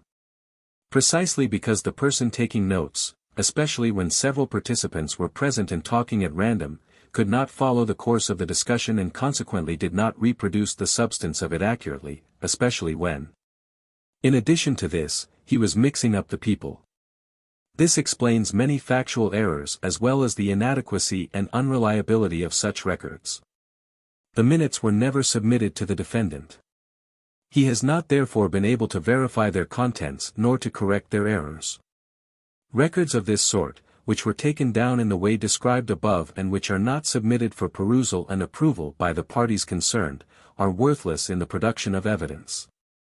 They cannot in themselves alone serve as an adequate means of proof either to charge or convict the defendant. They can, therefore, only be made use of to the detriment of the parties implicated when the content matter is confirmed by other material brought for evidence from sources other than these minutes. In the present case there is no confirmation from other evidence that Göring actually made the statement contained in item 20 or made a request to Hitler to that effect. The note dated May 21, document 731, PS, fails to provide support for the claim. The note, General Korten, according to a speech by the Reich Marshal, reports, cannot, in view of the defendant's uncontested statement, possibly mean that the Reich Marshal delivered an address on this matter in Hitler's quarters but solely that Korten reported on this subject to the Reich Marshal and that Korten informed the Reich Marshal of Hitler's order. The rest of the examination of evidence has made it clear beyond doubt that Göring was against a special treatment of enemy terrorist airmen who had been shot down and that he opposed Hitler's order. The witness Colonel Bernd von Brauchitsch pointed out during his interrogation on March 12, 1946 that in the spring of 1944 there was a sudden increase in losses among the civilian population through machine gun attacks by enemy airmen.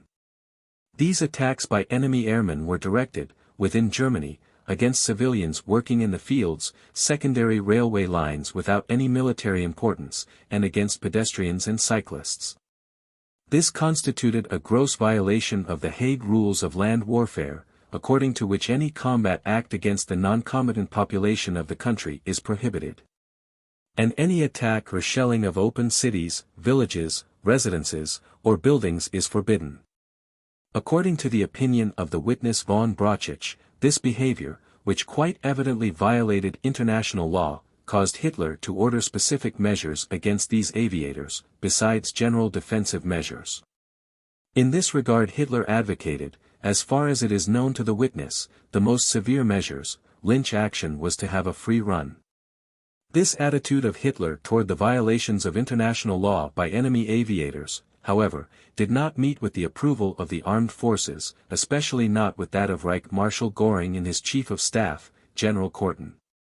Both of them did condemn to the utmost the attacks of enemy aviators, which were exclusively directed against the defenseless civilian population. However, they nevertheless opposed the handing over of defenseless, shot-down aviators to the aroused mob for lynch action. And they did not consider such measures to be an appropriate means of combating this conduct, however much in violation of international law. The witness General Kohler expressed himself to the same effect. Early in June 1944 General Korten informed this witness of the fact that the Führer intended to decree an order to the effect that terrorist aviators were to be surrendered to public fury. In the course of repeated conversations the witness Kohler and General Korten arrived at the opinion that the conception of the Führer must be rejected. They certainly considered the direct attacks of low-flying enemy planes on individual civilians, women and children, concentrations of civilians, school classes and kindergartens out on walks, farmers at work in the fields, as well as attacks on public passenger trains and hospitals, to be ruthless. However, the two did not see a way out or a solution of the difficult problem in the Führer's order. They were of the opinion that such an order was contrary to basic military conceptions, the Articles of War, and international law, and that it would give rise to numerous evils through which both enemy and German crews would come to harm.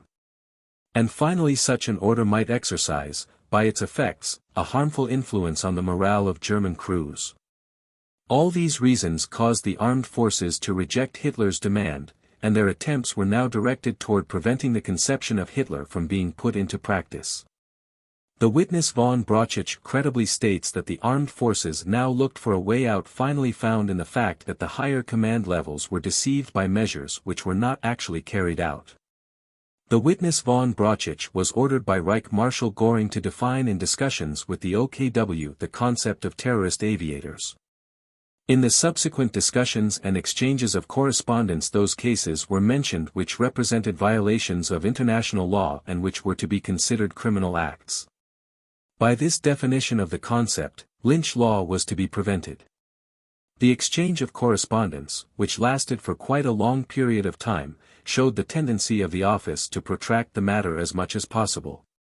The witness Kohler is justified in emphasizing that this exchange of correspondence shows every sign of a delaying action to gain time, that is, those concerned either did not want any decision or at least wished to postpone it as long as possible. In particular the marginal note on document D, 785, Exhibit GB, 318, no answer to be obtained from Commander-in-Chief of the Air Force, admits of the conclusion that the Reich Marshal purposely wanted to prolong the matter. Furthermore Reich Marshal Göring, as can be clearly seen from the letter of June 19, 1944, maintained the opinion that in every instance he considered legal procedure against terrorist aviators as definitely necessary. Where it is stated in a subsequent document of June 26, 1944, the Reich Marshal agrees with the formulation as communicated defining the concept of terrorist aviators and with the suggested procedure. Such agreement with the procedure refers exclusively to the procedure of publication suggested in the final paragraph of the letter of June 15, 1944, for which Reich Marshal Göring's approval had been requested.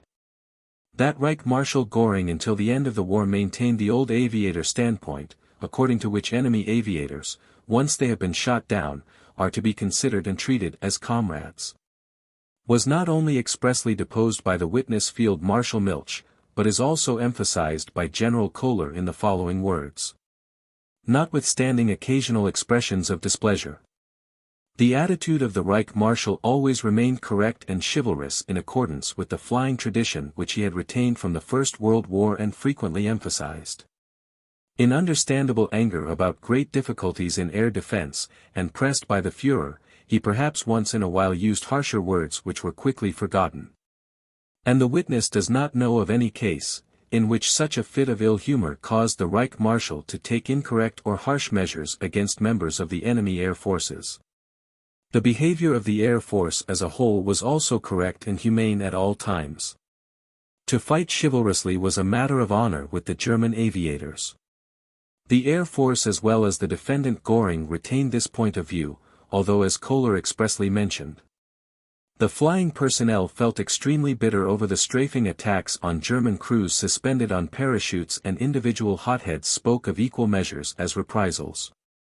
The best testimonial for the exemplary comradely behavior of the Air Force even toward an enemy who did not observe the rules of warfare can be seen clearly from the description of the witness Kohler about the establishment of a maritime life-saving service of the Air Force, which brought aid to Germans and enemies in equal measure and which carried on despite enemy attacks in violation of international law. It can thus be said that the armed forces and the defendant Göring rejected Lynch law, as well as all procedure against the terrorist aviators not in accordance with legal regulations, and did not issue any orders to troops under their command. In no case have enemy aviators been shot by the Air Force or by the Army, or handed over to the Security Service, SD. The prosecution accuses the defendant Göring of having established a reign of terror in Prussia immediately after January 30, 1933 in his capacity as Prussian Minister of the Interior and soon afterward as Prussian Prime Minister, in order to suppress all opposition against the Nazi program. In order to carry out his plans he had used the Prussian police, which he had ordered as early as February 1933 to protect the new government by proceeding ruthlessly against all political opponents without consideration of the consequences. In order to safeguard and consolidate power, he had created the dreaded secret state police and established concentration camps as early as the spring of 1933. To these accusations the following is to be said. All this was only natural and cannot serve as an accusation against the defendant. Rather would it have been a severe violation of the duties entrusted to him, if he had not devoted himself with all his strength to the safeguarding of the new government and taken every imaginable precaution in order to make any attack on this new government impossible from the very beginning. In order to achieve this goal, the first step concerned the police institutions. It only remains to be examined whether the means which the defendant considered it necessary to apply were objectionable. The question must be answered in the negative because of the following considerations. In every state the police is the inner political instrument of power. In every state its task is to support the government, to protect it in every direction and to render the disturber of the peace and the violator of the law harmless, if necessary, by force of arms. The defendant assigned these tasks to the police under his direction, whom he ordered, in the speech mentioned by the prosecution, to act energetically and to fulfill their duties conscientiously. Why such an appeal for the performance of duty should not be permissible is incomprehensible. In his interrogation the defendant Göring described expressly for what reasons and along which lines he considered a reorganization of the police necessary, and these directives cannot be objected to. I should like to point out in this connection that according to the prevailing rules of international law a sovereign state has a right to regulate its internal affairs as it deems fit. The reform of the police is an exclusively internal affair. The violation of generally recognized rules of international law is, therefore, out of question in this respect. A political police was also in existence in Prussia before the assumption of power. Before January 30, 1933 it was called Police Department 1A, which among other things had to watch and to combat political adversaries, at that time the National Socialists and Communists in particular. Such a police, dealing with the same tasks, was also needed after the assumption of power in order to protect the new state against attacks which threatened it, in particular from the very strong Communist Party. In order to make clear that this department of the police was charged exclusively with safeguarding the state against enemies of the state, it was named Secret State Police. As long as the defendant Göring was head of the police, this was, in fact, the case only until 1934, when Himmler was put in charge. He strictly confined himself to the tasks prescribed to him and did not transgress his authority. And no misuse of power worth mentioning occurred. Nor has the evidence produced shown anything against the defendant Göring for this period of time. Should, at a later date, the secret state police have transgressed their authority and committed illegal acts, the defendant had no knowledge of it and did not approve of it. For mistakes and crimes committed by his successors, which remained unknown to him, he cannot be held responsible. Now there appeared before the court a witness whose testimony was very incriminating for the defendant. This was the witness Dr. Gisevius. The defendant refuses to deal with this witness and his statement. He merely wishes to point out that this statement is untrue in all points which incriminate him. The conclusiveness of the witness's statement depends on whether he is considered to be credible or not. Dr. Melt has agreed to deal with this question extensively, so that, in order to avoid reiterated statements, I shall refrain from further declarations. Naturally, the assumption of power by the National Socialist Party met with some resistance, and in particular the leftist parties were anything but satisfied with the situation thus created. The opponents were by no means weak either numerically or in the means at their disposal.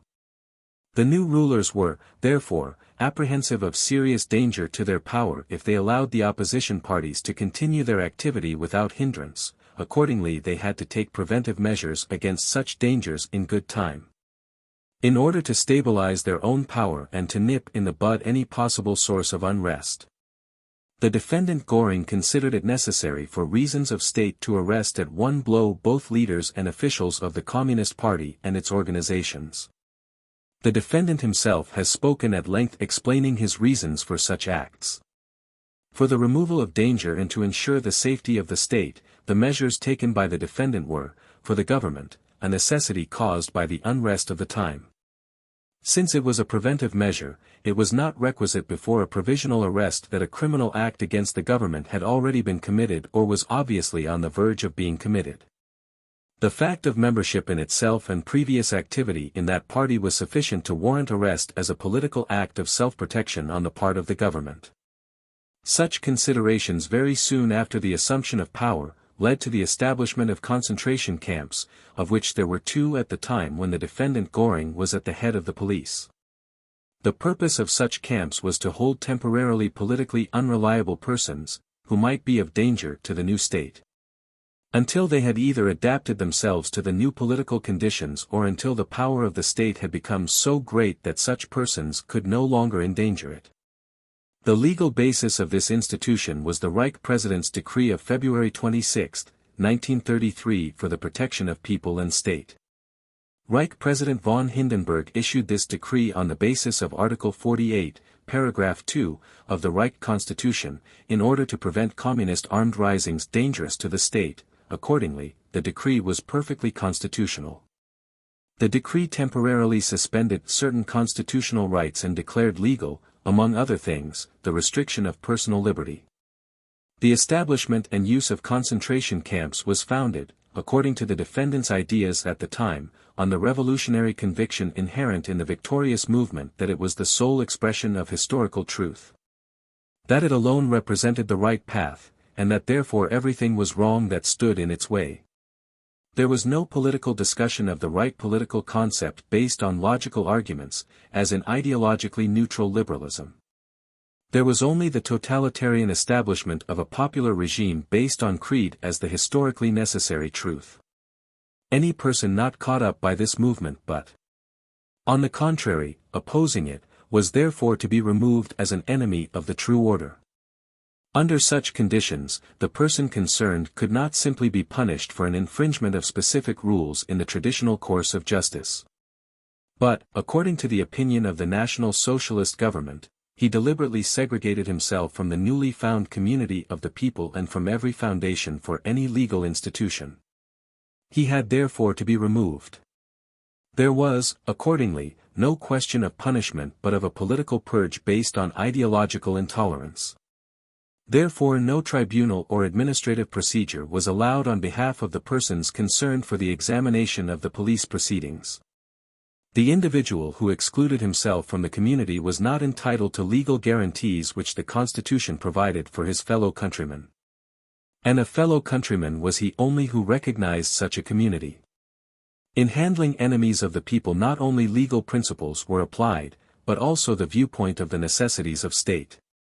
Since it was an act of political expediency, the defendant Göring could decide in some cases on his own responsibility that there was no necessity for further confinement and could use all his influence to procure the liberation of individuals who did not endanger the security of the state. In that case it was not a question of an act of grace breaking through any legal principle, neither was it tantamount to an acknowledgement of an injustice done to the other persons concerned. It simply was an act undertaken from the point of view of expediency, each case being decided on its own merits. Such principles in handling elements which fail to fit into a totalitarian political rule are by no means specifically National Socialist, they also dominate the policy of the victor countries toward the conquered German population. Anyone who does not obey the newly arising democratic order in Germany, even anyone of whom an essential opposition to democracy can be expected because he was grounded in National Socialism before, is now interned. Whereas, according to document R. 129 of the prosecution, 21,000 people were in concentration camps at the beginning of the war in Nazi Germany, more than 300,000 National Socialists and militarists are held in internment camps in the U.S. zone alone, according to figures published by the occupation powers. A recently published decree of the Landerat in the American occupation zone confirms the fact that such acts of political purging are not legal but political acts. This decree removes from the authority of the administration of justice and transfers to the authority of the general administration of the state all workers' camps in which are interned Nazis who have been sentenced to forced labor on account of their party membership. And this decree is issued because these camps are foreign to the administration of justice. Those were the only considerations which influenced the defendant Göring when he created concentration camps in 1933 and issued laws concerning the secret state police. These were intended to be, as he conceived them, a means of cleansing and strengthening the young community of the people. He did not aim at a definite annihilation of political enemies but, after a certain period of education, interceded generously for their release and discharged, at Christmas 1933, about 5,000 and in September 1934 about 2,000 prisoners. He vigorously counteracted inevitable abuses and errors which he openly admitted in the book he published in 1934, intended for the British public, The Building of a Nation. For example, he permitted the communist leader Thälmann personally to report to him about his complaints in the concentration camp and took care to have them remedied. He dissolved the so-called wild camps of Stettin and Breslau, punished the Gauleiter of Pomerania who had organized this camp without his knowledge and against his will, and had those responsible for these wild concentration camps brought to trial for their infringements of the regulations.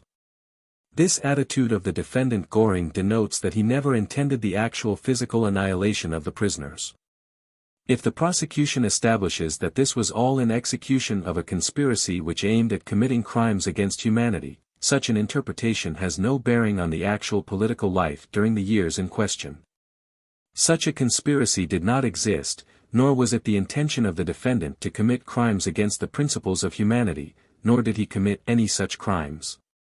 As one of the political trustees of the German government, he felt himself bound to safeguard it against dangerous disturbers of the peace and thereby to guarantee the future of the National Socialist way of life.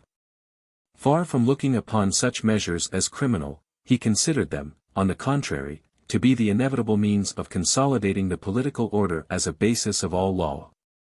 In 1936 the leadership of the police, and therefore the management of the concentration camps, passed from the defendant to the Reichsführer SS, Heinrich Himmler.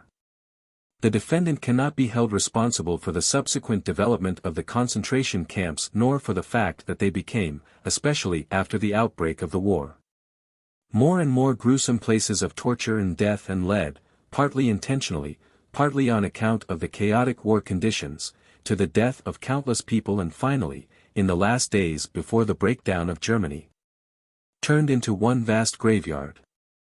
Certainly he knew that there still were concentration camps, also that the number of inmates had risen because of war tension and that they contained foreigners because of the expansion of the war machine over all of Europe. But the terrible happenings which have been disclosed in this trial were unknown to him. He knew nothing of the inhuman experiments which were being carried out on inmates in misinterpretation of true scientific methods. The testimony of the witness Field Marshal Milch has shown that the Luftwaffe was not interested in these experiments and that the defendant personally did not learn anything specific at all about this matter. By no means did the establishment of concentration camps as such have anything to do with the later extermination of Jews, which apparently originated in Heydrich's and Himmler's brains and was kept secret in a masterly manner until it was disclosed after the collapse as the horror of Auschwitz and Majdanek. This brings me to the Jewish question. The defendant Göring has explained in detail his views on the Jewish question during his interrogation as witness. Furthermore, he has shown in all detail the reasons which influenced the National Socialist Party and, after the seizure of power, the state, to take a hostile attitude toward the Jews. The defendant is reproached for having promulgated the Nuremberg laws in 1935, which were intended to keep the race pure, and for having, in his capacity as delegate for the four-year plan, issued decrees during the years 1938 and 1939 which had as their aim the exclusion of Jews from economic life. Furthermore, he is blamed for a number of other laws which meant a one-sided and serious intervention into the legal sphere of Jews. The legal reason for this reproach is obscure. For this deals with a purely domestic problem, namely, the regulation of the legal status of German subjects. According to internationally recognized legal opinion at that time, the German Reich as a sovereign state was free to settle such a matter. Even if these encroachments were harsh and the limitations of citizenship rights extremely severe, they nevertheless in no way represent an offense against humanity. Legal provisions which limit a certain race or a certain circle of citizens in their legal position have been made by other states without offense being taken at such measures and without other states considering themselves bound to intervene. Reich Marshal Göring always rejected any illegal or violent action against Jews. This is clearly shown by his attitude toward the action against Jews during the night of 9 to November 10, 1938, instigated by Goebbels, of which he was informed only after the deed had been done and which he condemned most severely. In this respect he raised serious objections with Goebbels and Hitler. On this matter, the precise statements of the witnesses Bodenschatz and Korner are available. The testimony of Dr. Uberreither shows how greatly Göring disapproved of this action. According to the former, the defendant summoned all Gauleiter to Berlin several weeks after this incident and in an address sharply censured this violent action, which was not in keeping with the dignity of the nation and which caused serious damage to German prestige abroad. That the defendant was no race fanatic became generally known by his expression, "I decide who is a Jew." It has been established sufficiently that he aided many Jews.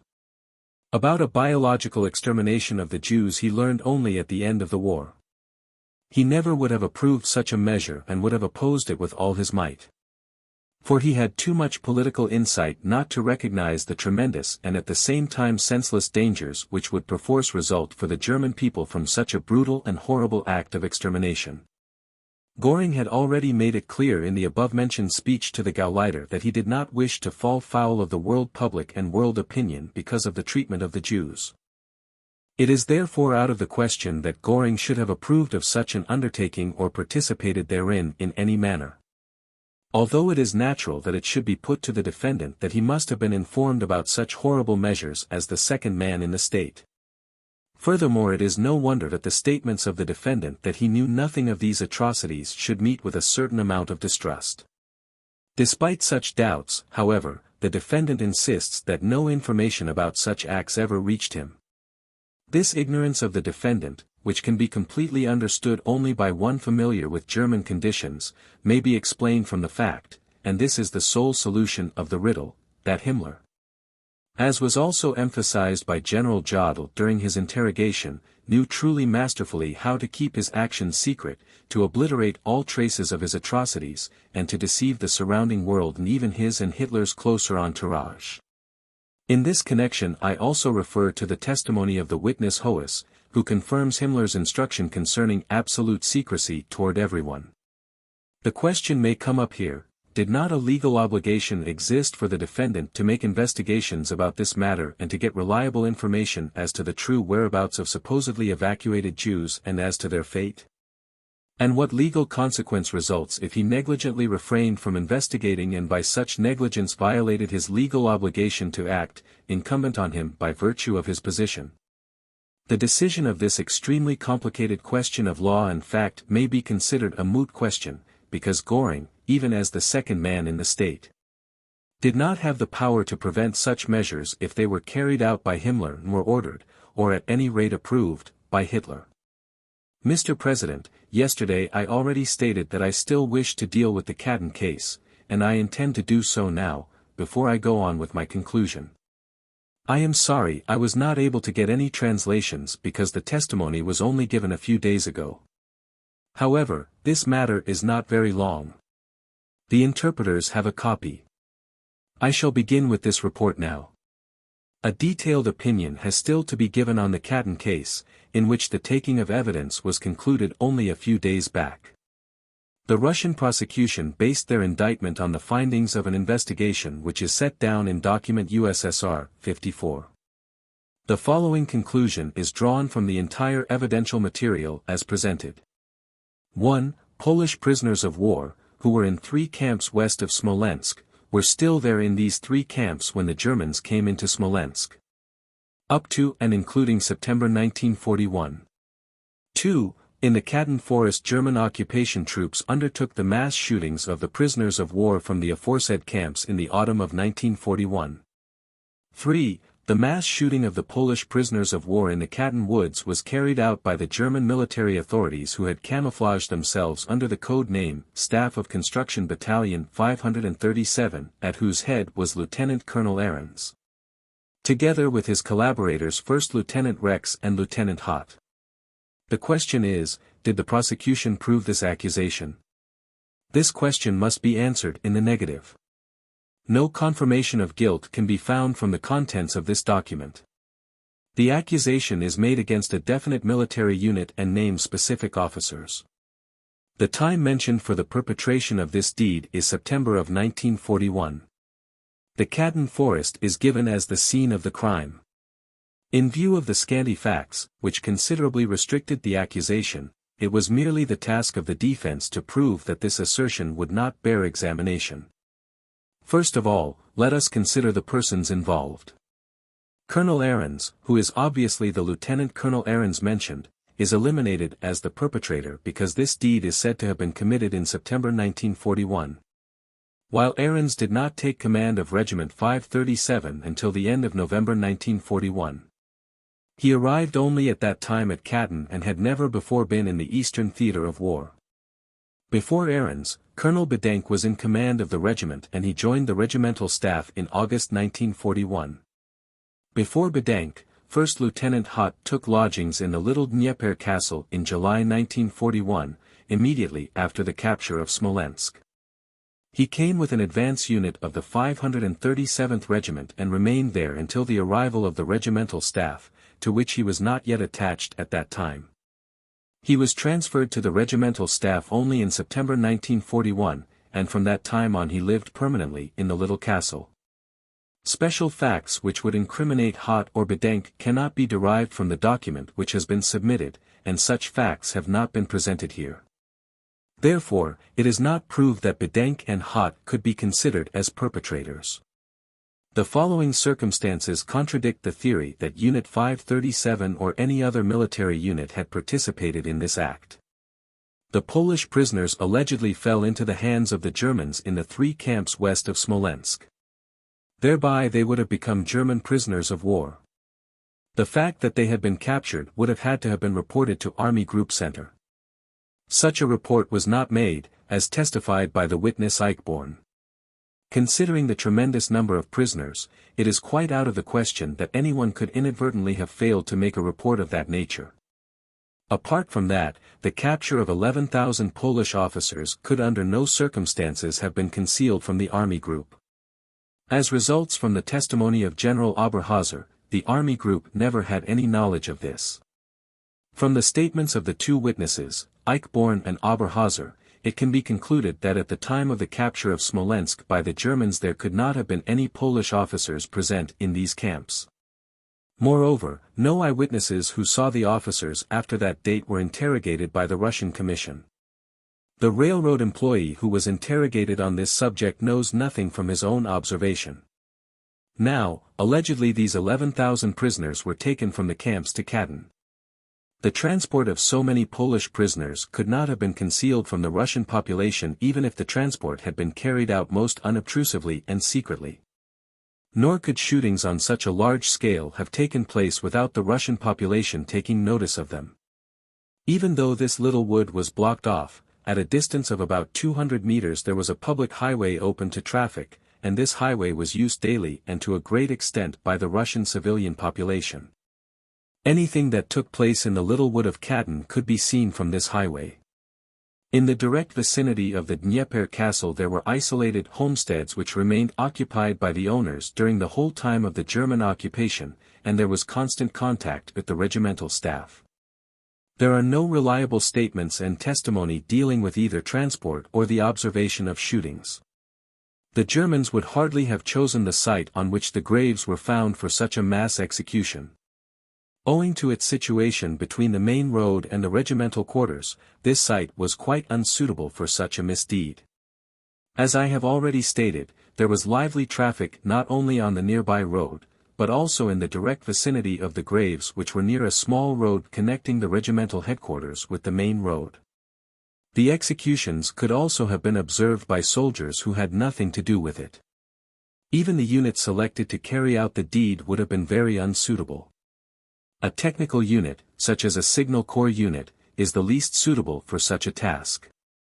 The witnesses Eichborn and Oberhauser did not move into these quarters near the site of the deed until September 20, 1941, and they can only testify as to what they themselves observed from that date on. But from the end of July there was an advance unit near the castle, and from August, a regimental staff. It is, however, quite out of the question that in this span of time or perhaps 6 weeks this act could have been perpetrated. The few people who were available were so overburdened with military tasks that in this short time it would have been quite impossible for them not only to kill 11,000 prisoners, but also to remove the bodies. According to the statement of the prosecution, Russian prisoners of war allegedly helped to remove the bodies. That has not been proved. None of the Russian population had ever seen such prisoners. In no case could all traces of the deed be effaced so quickly and the scene so speedily cleared that the witnesses Oberhauser and Eichborn on their frequent trips to the Dnieper castle would not have noticed some suspicious signs. The testimony of the witness who was heard here is not sufficient. He merely heard a story of such shootings from a certain Menshagin who cannot be found now. This witness did not make any personal observations. He himself did not see any Poles. He was told by students that they had seen Poles, but they did not know the number of Poles or where they were being kept. Testimony which is so scanty in every respect is worthless, and the testimony given by the 2 doctors heard as witnesses is not adequate for use in the sense of the indictment. Within the scope of the evidence admitted by the tribunal, it would not have been possible to clarify completely all the medical questions which were decisive for the experts in the facts you have established. Therefore, the defense has also refrained from calling a medical expert to exonerate the defendant. There is one thing, however, which must not be overlooked in this connection. The expert opinion obtained by the German government was given by 12 members of a commission of leading representatives of legal medicine from European universities.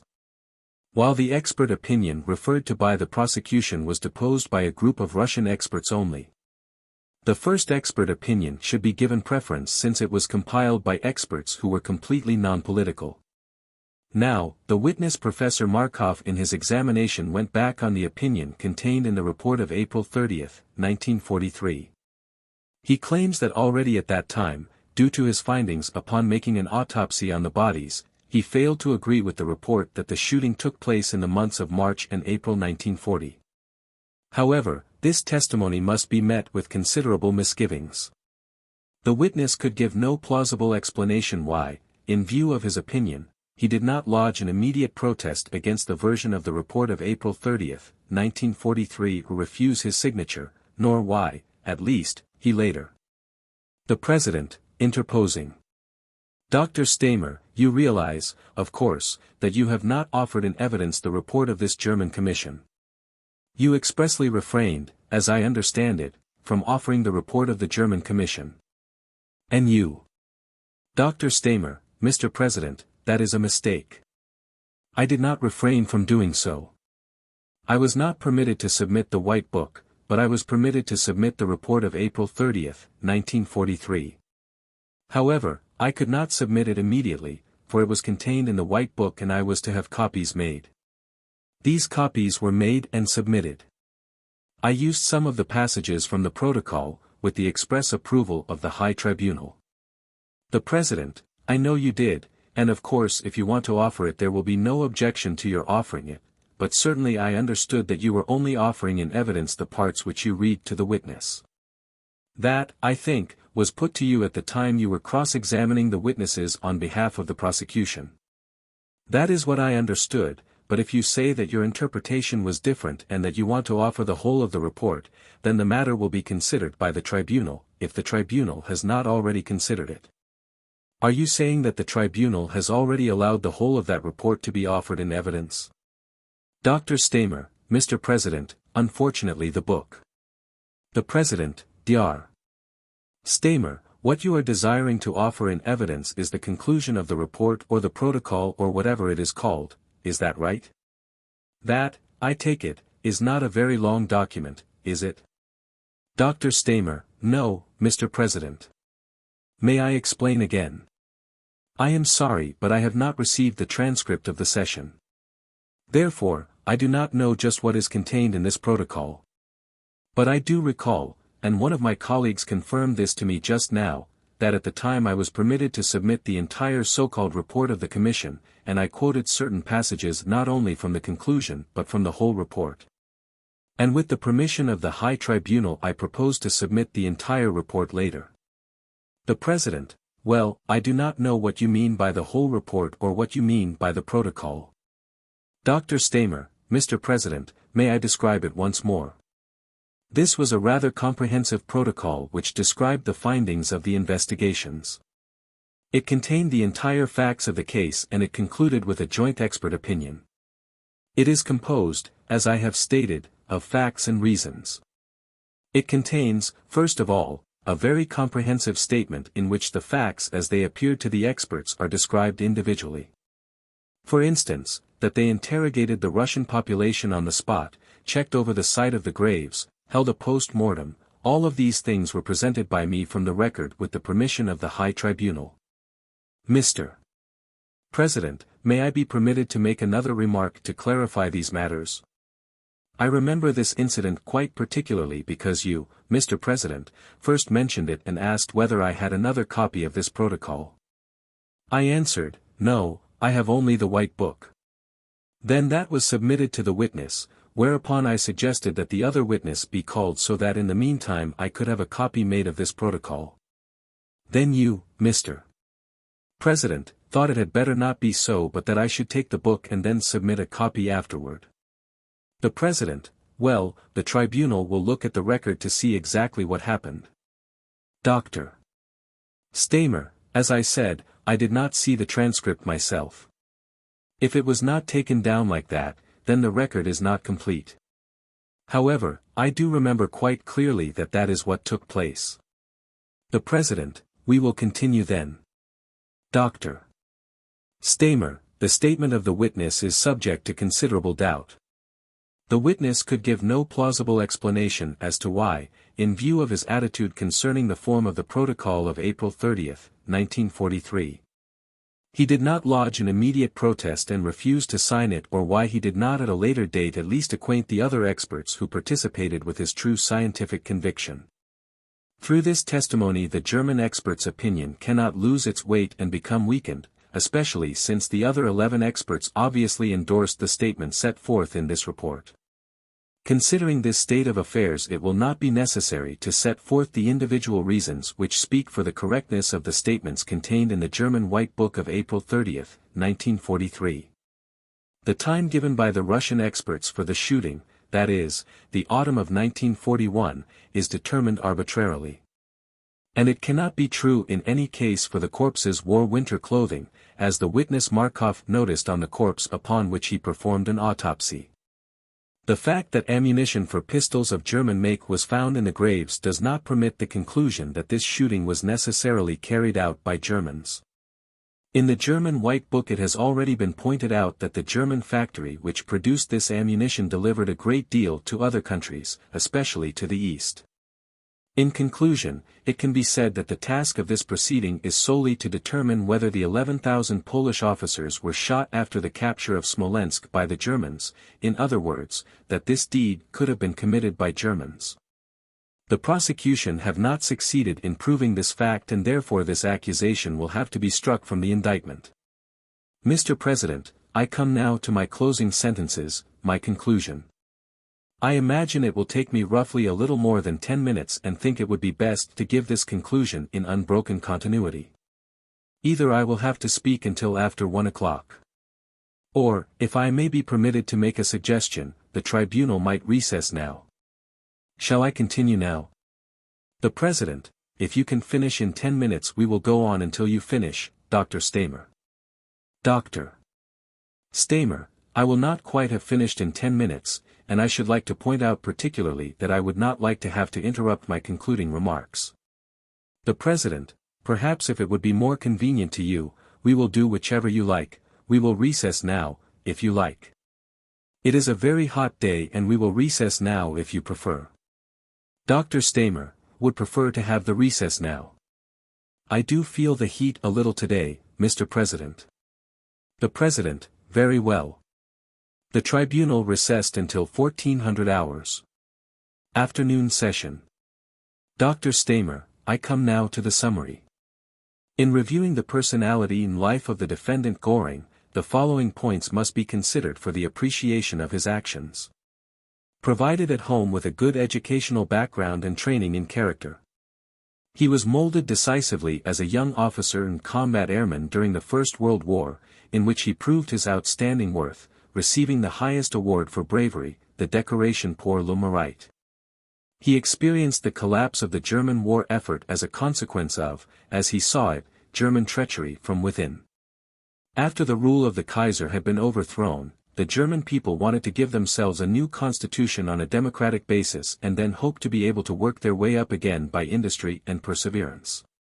In this, the confidence in the farsightedness of the victor powers of that time, and especially in the 14 points of Wilson, played a great part. But when the Treaty of Versailles utterly frustrated these hopes, the Weimar democracy fell into a serious crisis from which it was not to recover.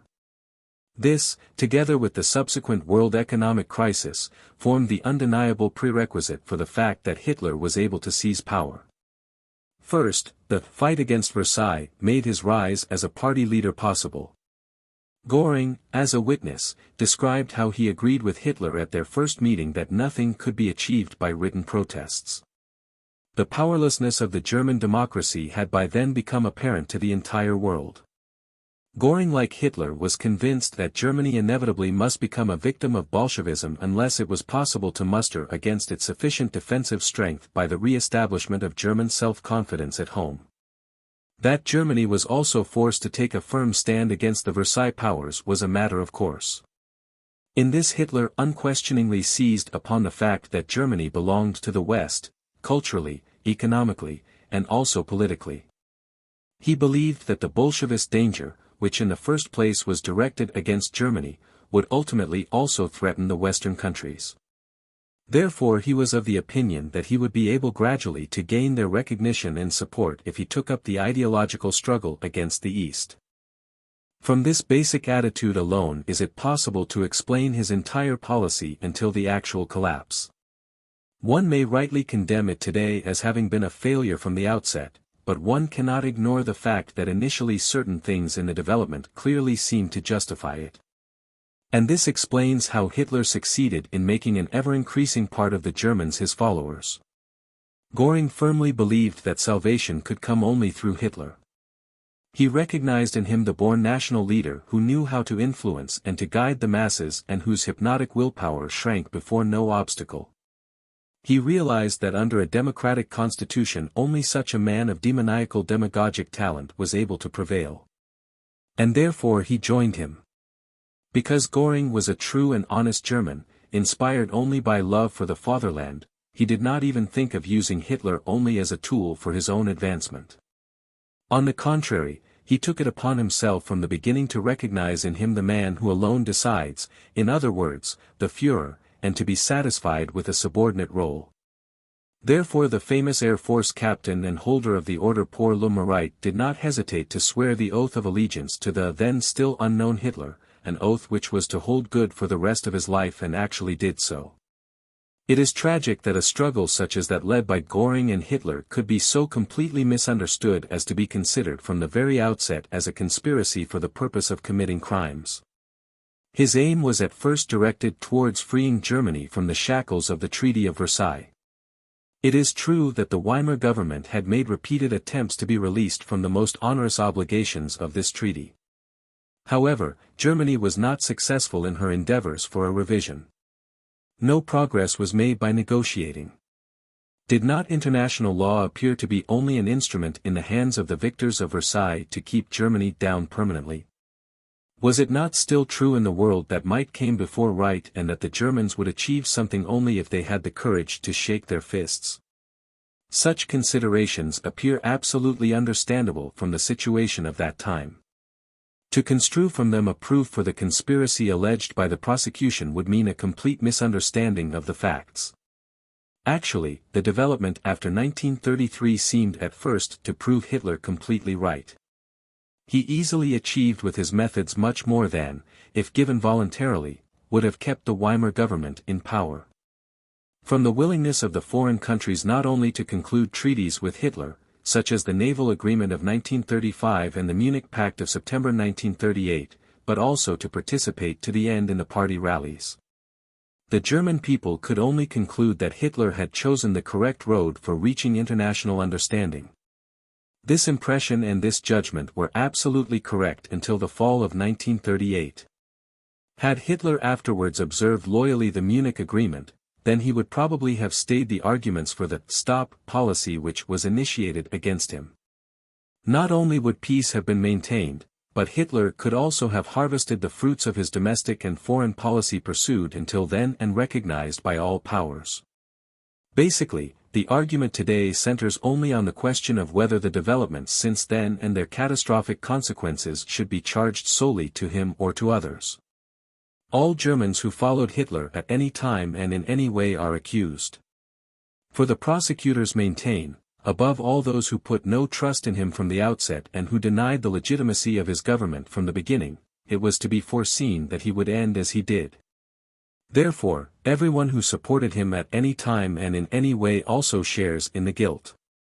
To this accusation it must be objected that retrospectively it invests the sad results with an inevitability which would destroy all belief not only in freedom, but also in the wisdom of man.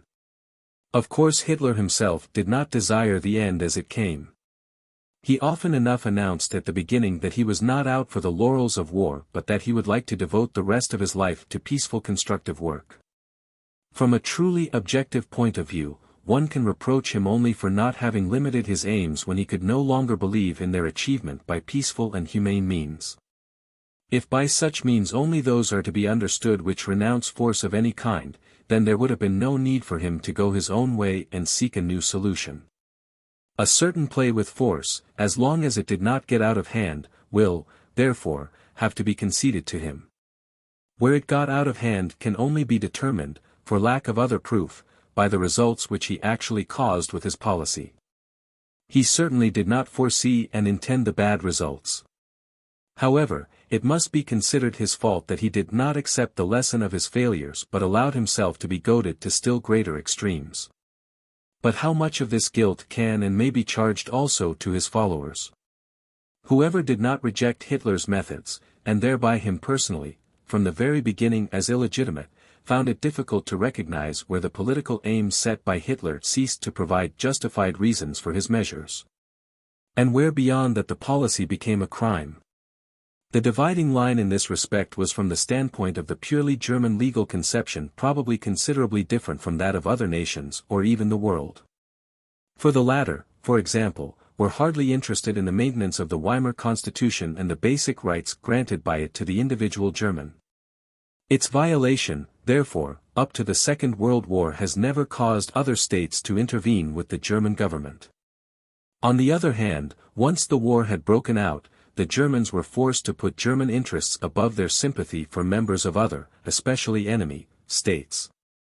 Each believed himself to be doing enough if he took care in his sphere to see that unnecessary harshness was avoided. To revolt against orders from the highest German authority would not only have been completely senseless and hopeless, but, until shortly before the bitter end, it would also have been a violation of German legality and thereby a punishable offense. Reproaches for failure to revolt can, therefore, be made only if the breach of formal legality, without consideration of the immediate practical effect and only for the sake of the principle, which is the attitude of a revolutionary, could be defined as a legal obligation. The consequences of such a conception are so far from the point that they cannot be considered seriously at all, because hitherto existing international law was primarily based on the principle of unlimited sovereignty of the states. No country has been willing to submit vital and decisive questions to the judgment of others, no matter to how great a majority or to however independent a tribunal. And now every individual citizen of such a sovereign state was to have had not only the right but even the duty toward the other nations or humanity to rebel against the legal system of his own country because it violated the rights of man and humanity. Such an imposition, made retroactively, pronounces its own sentence. It would place the autonomy of the individual above state sovereignty. Thereby the power of the individual person would not only be immeasurably overestimated, but this would also necessarily lead to the breaking of the last ties of traditional order, to anarchy. To this way of thinking Göring virtually represents the exact opposite pole. Just as others went to war in order to fight against war as such, he became a revolutionary in order to restore honor to the concept of loyalty. Thus, having once cast his lot with the Führer, he stood by him when he had already lost the latter's confidence, in fact, even after he had been sentenced to death by Hitler. He remained loyal until today, in spite of everything, by excusing Hitler again and again. To many this may appear incomprehensible, and many may see in it a sign more of weakness than of strength. But this loyalty reveals his whole personality. Göring has occasionally been described as a late Renaissance type, and there is something in that. Although of high intelligence, he allowed himself to be guided in his actions less by reason than by the dictates of his warm heart. Such a man expresses himself of necessity in a way that is primarily subjective. He does not look upon the people surrounding him and upon others impassionately as factors to be reckoned with. But he feels, above all, what effect they have on him and how they challenge his approval or disapproval so that he finally makes his personal reaction to them the basis for his overall judgment. But still, as can be seen from the statements of Generaloberstabsrichter Dr. Lehmann, he always endeavored to be just and to lend an ear to sensible arguments. He always kept himself free from doctrinal prejudices. As a soldier, he always endeavored to do the right thing in each case. His decisions on points of law as well as his social interest, which General Bodenschatz testified to among other things, show his earnest moral sense of responsibility. His attitude toward all criminal acts directed against the honor of women are proof of his chivalry. But in all this he is not guided by a dogma but by his spontaneous common sense, ergo not by intellect, but by life. From actual life he derives his ideas and the values which determine his actions. Therefore the Führer and the oath of loyalty he had taken to him meant everything to him and were the substance of his life. Ambassador Henderson had judged Göring correctly, when he wrote about him. He was the perfect servant of his master, and I have never seen greater loyalty and devotion than he maintains toward Hitler. He was recognized as the second power in the country, and always gave me to understand that he was Hitler's natural successor as leader. Men in secondary places often tend to emphasize their own importance. In all the open discussions in which I engaged with Göring, he never spoke of himself or the great part which he had played in the Nazi revolution. Hitler had done everything, all confidence was confidence in Hitler, every decision was Hitler's and he himself was nothing. This judgment still applies today. But his loyalty became his disaster. For him a world had gone to rack and ruin. He certainly recognized many a mistake of the past, but he did not show the repentance which many would have liked to see in him. He thereby remains loyal to himself as well. And this completes the picture of his character.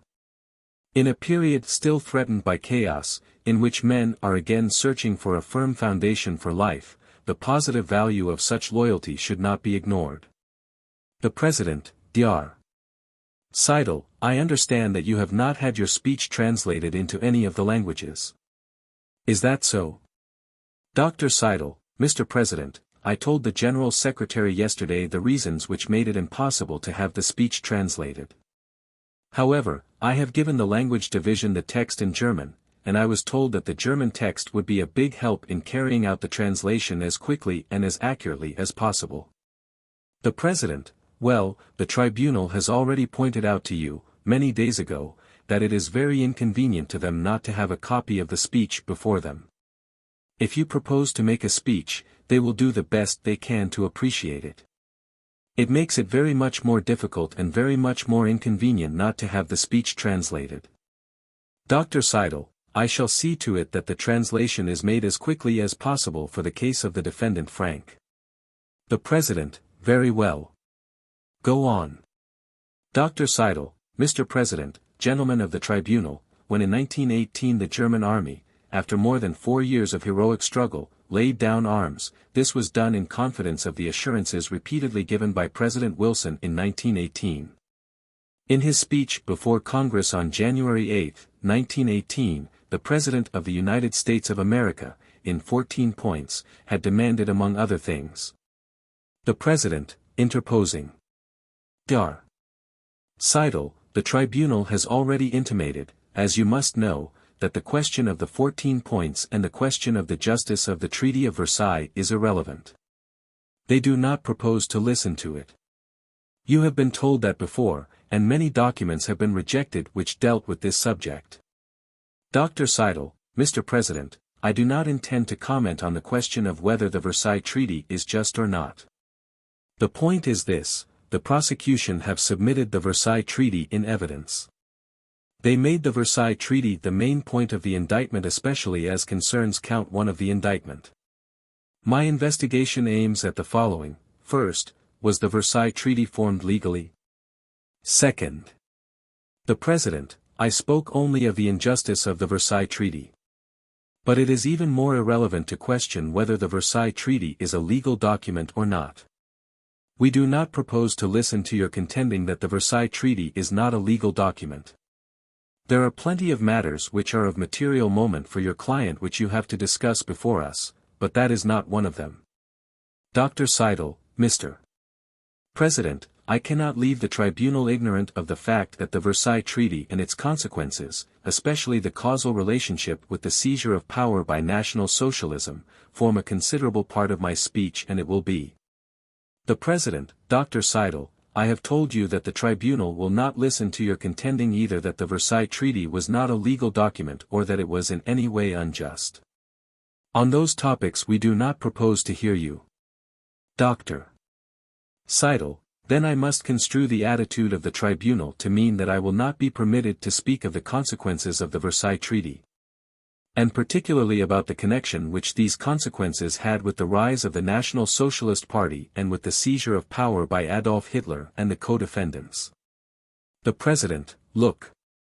The Versailles Treaty is, of course, a historical fact, and the tribunal cannot prevent you from referring to it as a historical fact. But as to its justice or as to its being a legal treaty, the treaty which Germany signed, you will not be heard. As you have not laid your speech before us, we do not know what you are going to say. But we will not listen to that sort of argument. Dr. Seidel, then I shall begin on page 6 of the German manuscript, with the second paragraph. Thus the struggle for the revision of the peace dictate of Versailles began at the moment when it was signed. In the program of the National Socialist Labour Party of Adolf Hitler, this struggle against the Versailles peace dictate and for its revision assumed a place far surpassing all other demands and considerations. It was the leading thought by which the whole inner political activity of the party was guided and which, after the seizure of power, was to form the basis for all foreign political considerations and decisions. One of the first fellow fighters of Adolf Hitler was the defendant Rudolf Hess. Like Hitler, he was also a front-line soldier in the First World War. As a volunteer he joined at the outbreak of the war, and he had risen to the rank of infantry lieutenant when he was wounded in Romania. Incapacitated for the infantry through this wound, he enlisted in the Air Corps. After the armistice, he fought with various volunteer corps. But in 1919, after the conclusion of the Versailles Peace Treaty, he had to recognize that the victors did not really desire a peace based on justice and a corresponding adjustment of interests. As could be expected, the terms of the Peace Treaty of Versailles, and especially the burden of the reparations on the already seriously affected German economy, had to have. The President, Dr. Seidel, it may be difficult for you to cut out of your speech the various references to the topics which I have referred to, but you must kindly try to do it. For if you continue to refer to the topics to which I have referred, namely the justice or the legality of the Treaty of Versailles, the tribunal will have to stop your speech and go on with some of the other defendants. Dr. Seidel, Mr. President, the subject I was just dealing with was not a question of justice or legality but a question of the consequences and referred to the investigation of the causal connection. If the prosecution, in weeks of presenting evidence, showed how the rise of the National Socialist Party came about and how the numbers of its mandates increased. The President, Dr. Seidel, those are all facts which the prosecution is perfectly entitled to prove. What you are now referring to is an argument that certain clauses of the Versailles Treaty were unjust. And that is an argument which the tribunal is not prepared to listen to. It is not a statement of fact, it is an argument. Dr. Seidel, of course, it is an argument. The President, I have said that it is an argument we are not going to listen to. If you do not understand what I mean, you will have to stop continuing your speech. Do you understand that? Dr. Seidel, page 8, then, if you please. When in 1925 the party was founded anew, Rudolf Hess was once more one of the first. It is impossible, Mr. President, to continue my speech, because all the following statements are concerned with the question, what did the defendant Hess do up to the seizure of power? And I must say and have said that the mainspring of his activity within the party and the German people consisted in achieving a revision of the Versailles Treaty in its most unbearable terms. This is the very question of the whole National Socialist movement up to 1933. The President, if you confine yourself to statements of fact as to what the defendant Hess did, there will be no objection to it at all. But as I said, if you make arguments that the Treaty of Versailles is illegal or unjust, the tribunal will not hear you. Dr. Seidel, I shall continue, and I ask you, Mr. President, since I do not know the exact limits which I may not transgress, to interrupt me if I should again touch upon a subject which in the opinion of the tribunal refers to the justice of the Versailles Treaty and the President, Dr. Seidel, you know perfectly well the limits which have been laid down by the tribunal many weeks ago as to the question of the justice or the injustice of the Treaty of Versailles.